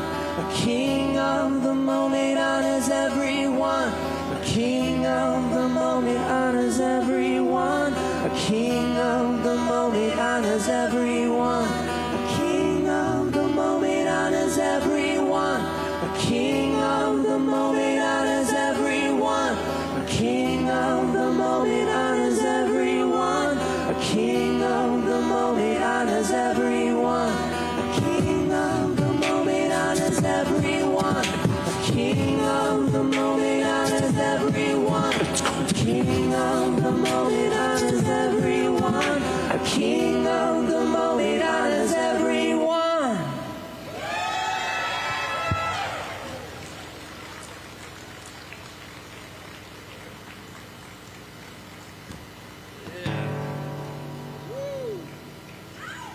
How's everybody feeling out there? Good?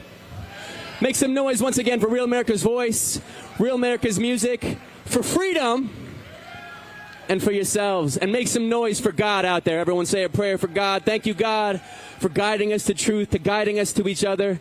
And this final song right here I want to announce is called Together We Rise. It's going to be launched soon, the album version. There's a version out there that I did for Plandemic the Musical that's already out. This was a song that I performed at the inauguration and a lot of events for truth, for freedom at rallies. And this is a unity song about the time that we're in, where we're standing up finally, we're making our voices heard, and at the end of the day, it's up to us, the people, to make that happen. Is that not right?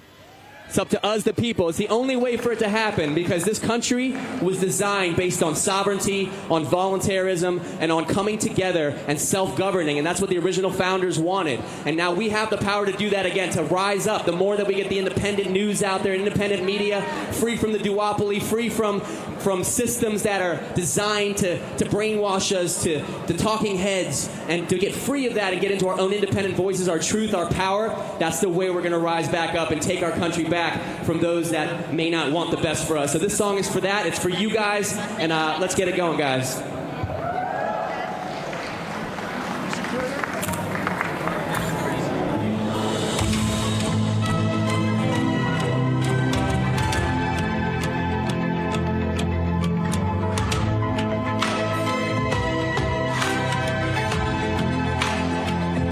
Rise up from the ashes, rise up from the flames, standing in the wreckage, watching everything we made.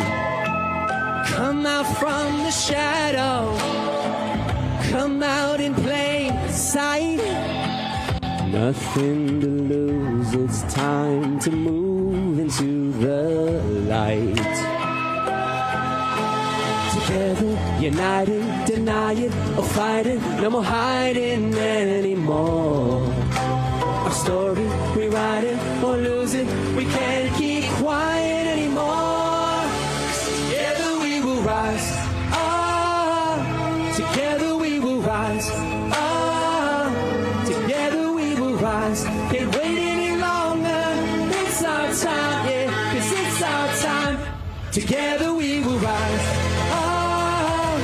Together we will rise, together we will rise. Can't wait any longer, it's our time, yeah, 'cause it's our time.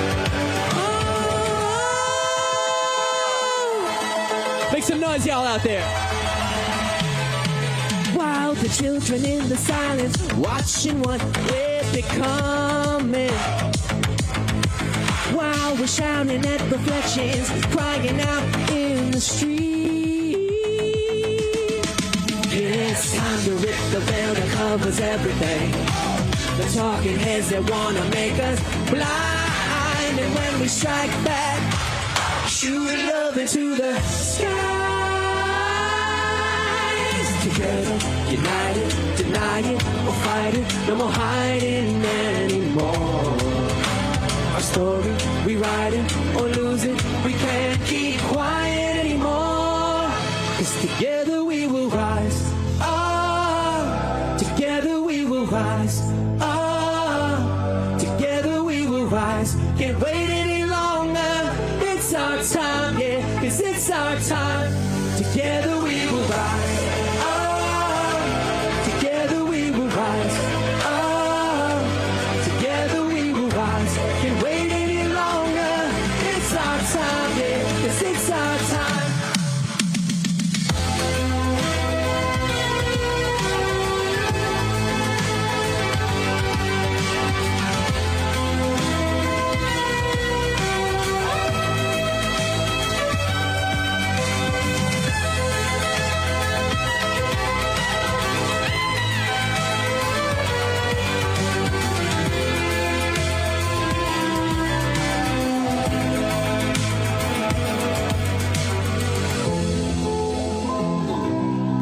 Make some noise, y'all.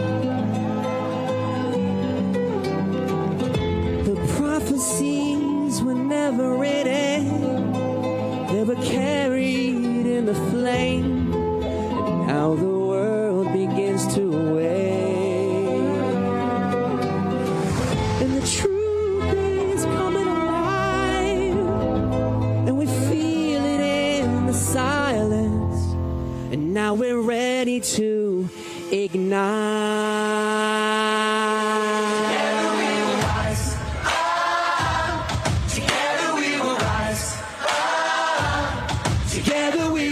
eyes. Can't wait any longer. It's our time, yeah, 'cause it's our time. Together we will rise. We are stronger than ever. It's our time, yeah, 'cause it's our time.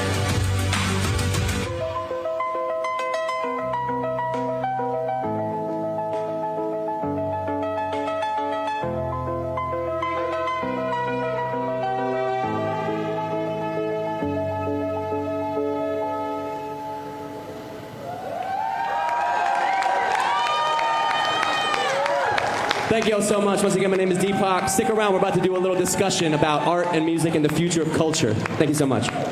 Everybody give it up for Cpac.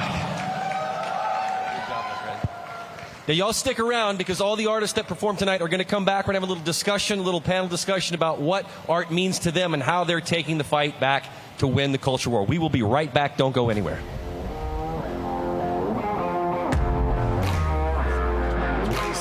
Only on Real America's Voice. When it's breaking, you're moving. Sleep. At Real America's Voice, we don't get to crash or lose focus. That's why we drink Soldier Fuel to stay ahead of the chaos, because we do this for you. So good. Soldier Fuel has no sugar, so no crash. Yep. Nice. Here we go, all of us. Wow, that's good. I'm fueled up now. Used by the U.S. military every day. Now available to you. This is huge. Built by Patriots for Patriots. Now it's time for you to do the Soldier Fuel Challenge. Order Soldier Fuel, film yourself cracking one open, and taking the Soldier Fuel Challenge. Upload your video at soldierfuel.com/challenge, and you'll be entered to win a free shipment of Soldier Fuel. That's what I'm talking about. Your video could also be featured on air. Just scan the QR code on your screen or go to soldierfuel.com/challenge to enter. Drink with the Rav Hosts drink, Soldier Fuel. Let's go.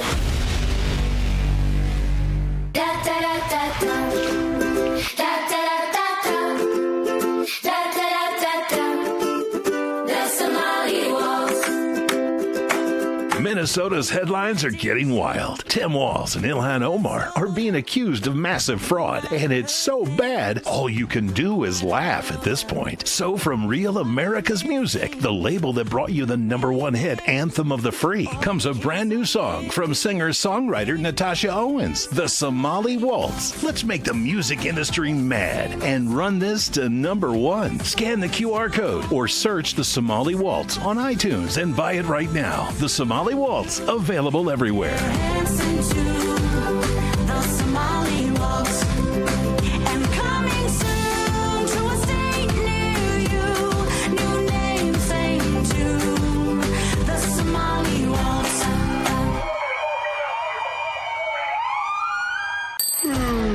The world doesn't slow down because you're tired.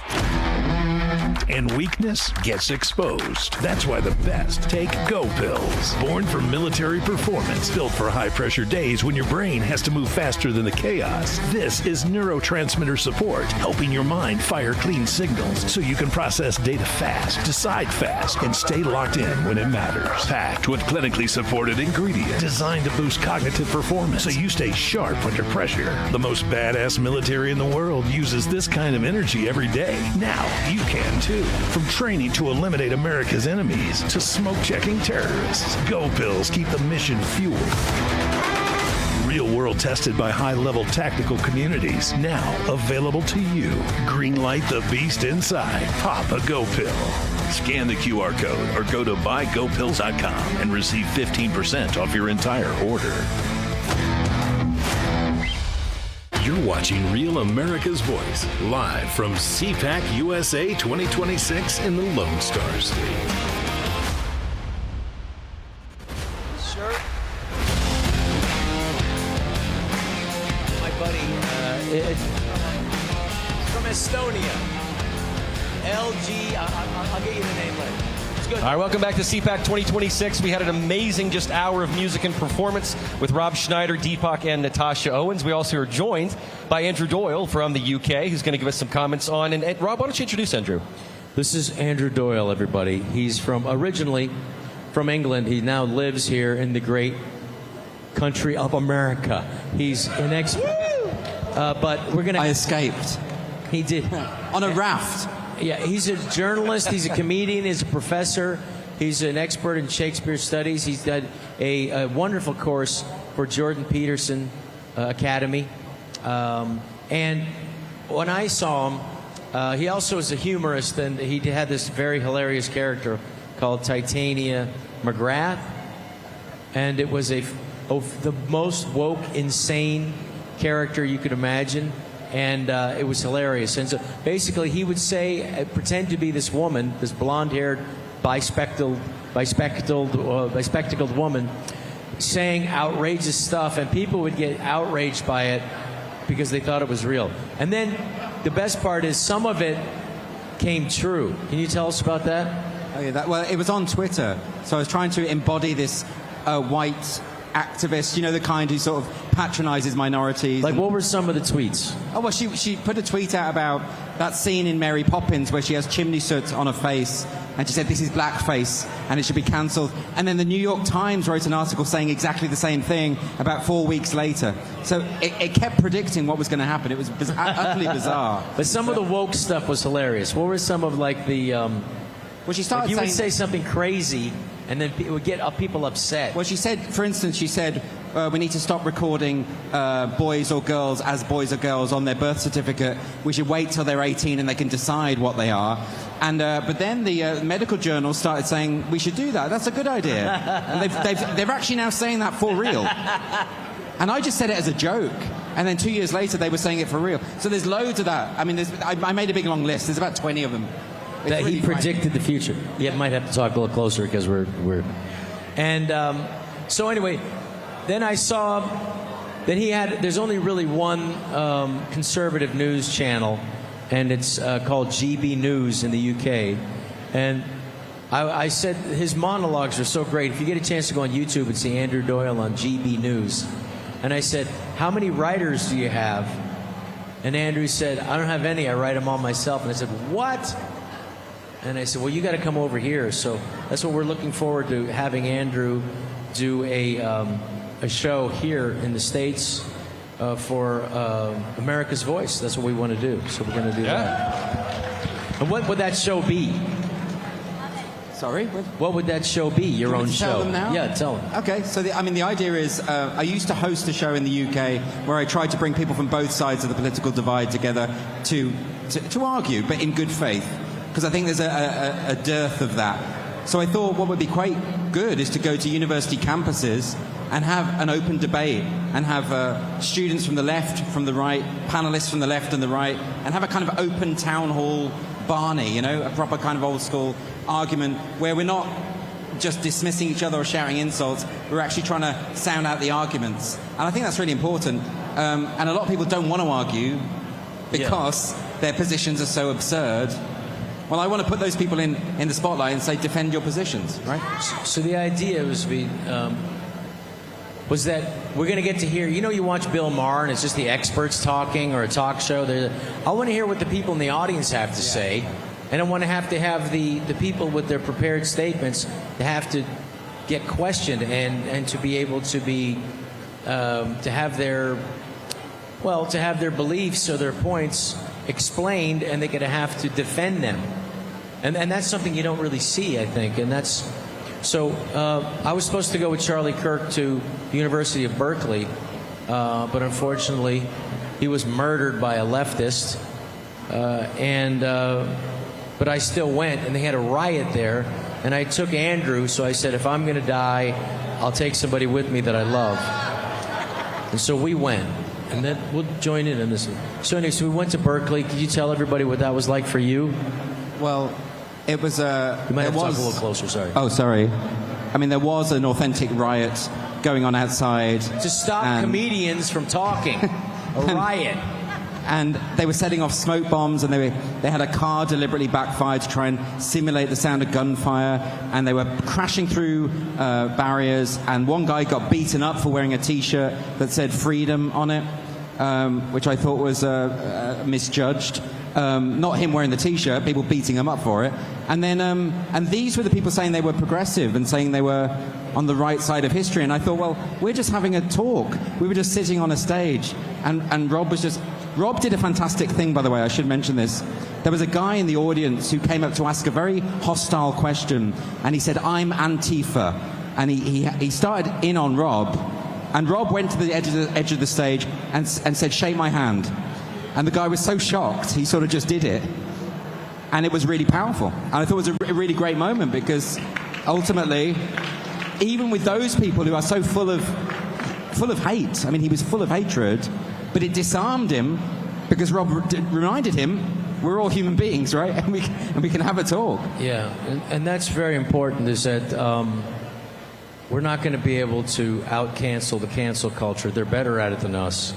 So we're going to have to appeal to people that are not as extreme, and meet people in the middle and have conversations. And that's what Charlie stood for and died for, was the idea that, we got to have the conversations. We must keep the conversations going. When the conversations stop, that's when the violence begins. And unfortunately, it's only one side shooting. Not that I want our side to start shooting, but we had to have security and police, and that's a very telling thing, where the other side won't debate you, won't talk to you. They didn't debate us. They wouldn't talk to us. They wanted to silence us and prevent us from speaking and use violence. So that's very telling, that their point may not be very rational, or there may not be a lot behind it. I love you too. So, well, Rob, I would like to ask you and Cpac and Natasha individually, at what point in your career did you realize you needed to break with the herd and do something with your talent that aligned with your values? What was that moment for you? You want to go first? No, Rob, that's all you. What use is a successful career if your culture is crumbling? What if we have... I mean, the idea of... and I remember being with Robert Kennedy when he was running for president, and he said, "There are some things worse than death. Having your children live in slavery is one of them." So there's some things worth dying for. There really are. And preserving this great nation and the freedoms that we were given, it's pretty darn important to keep that going. And I remember being at the military cemetery, the American military cemetery outside Rome. I was there a couple of years ago. And these people, what Lincoln called, they gave the last full measure of devotion for our country, for our freedoms. Our founding fathers, the people who signed the Declaration of Independence, they did not get to enjoy the freedoms that they gave to us. They lost everything. They were hunted down. They would have been hanged if they were caught. Some of them never saw their families again. They lost everything. Some of them donated everything they had to the revolution. Some of them, they died in poverty. Some of them, they died in prison, or their wives, and they never saw their children again. And it's important that wasn't something that was done in vain. And freedom, all it takes for this country to lose it is for one generation to just let it slip away. And I felt we were pretty close a few years ago. And I know it's very popular. I'm hearing people say, I heard on Megyn Kelly, Josh Duhamel saying, like, I don't want to get involved in politics. I was like, what? Politics is the roads you drive on. It's the schools your kids go to. It's the food you eat, the air you breathe. And if you have a chance to keep your freedom. So I think politics, if you avoid politics, politics is going to catch up to you. Cpac? Thank you. Thanks, Rob. Yeah, for me, it was always seeing that things were weird. From a young age, I always looked at the media and was like, what is this? This seems very bizarre. So I think just seeing everything weird was a way kind of where things started for me, I think, early on.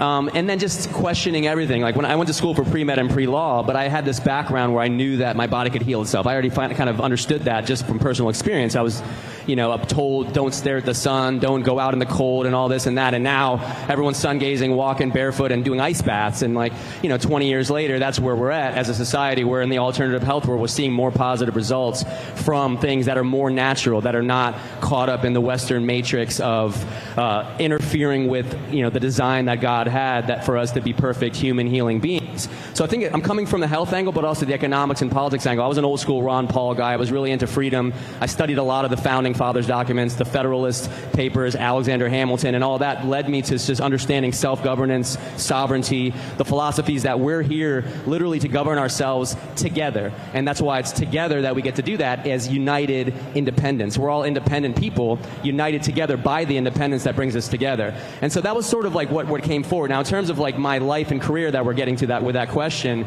I always kept those things separate. I was always very political in one side, doing Ron Paul, doing this, that, studying economics, studying politics, health and wellness. But music was always separate for me. I went to Hollywood to do music, to be an artist, to perform, and I was always told by my managers, you can't talk about politics. You got to just do your music. It's off-brand. My managers were always getting on, yelling at me because I'd post stuff online about politics and everything like that. And they're like, we can't book you. And I was like, at some point, I think it was like 2016, I started getting a little bit more stopping caring about what my manager was saying. And really 2020 is when it hit. That's actually when I met Rob, was on the Maha tour, all these events where we were doing stuff for Bobby Kennedy. And we were just like, you know what? We got to do this thing. We got to actually connect the two worlds together. We got to connect the art world, the entertainment world with the politics world, because that's our gift. And we're speakers. We're people that get to speak, to express, to communicate. And comedians and musicians have always been the jesters historically throughout history. We've been the ones that get to break through the mold because of the universal language of entertainment. It breaks down the walls. It breaks down the heart. And from there, we can actually have conversations with both sides and disarm people, just like Rob was saying, just like he was saying about Rob disarming someone. And I think we have the ability to disarm people with our art, and then we can actually get in there almost like a Trojan horse, using vibration, music, love, and comedy to reach the people. So that's when things happened for me in 2020. I just said, I'm done with keeping my stuff compartmentalized, and I worked on the Plandemic series, did all the music with Mickey Willis, and we moved on to make tons of films now that have exposed truth. I kind of pretty much left Hollywood at that point. That movie, by the way, the first time when that came out in early 2021. Yeah. Well, 2020 is when the first one came out. I worked on 2, 3 in the musical. I'm telling you, that was going to be silenced everywhere. People were outraged that somebody was saying something in 2020. Yes. The end of 2020, when was that? That was 2020, May 4th. May the 4th be with you. So that's when we dropped it. That was the earliest, somebody that was very ballsy to be able to. I mean, I remember how dark that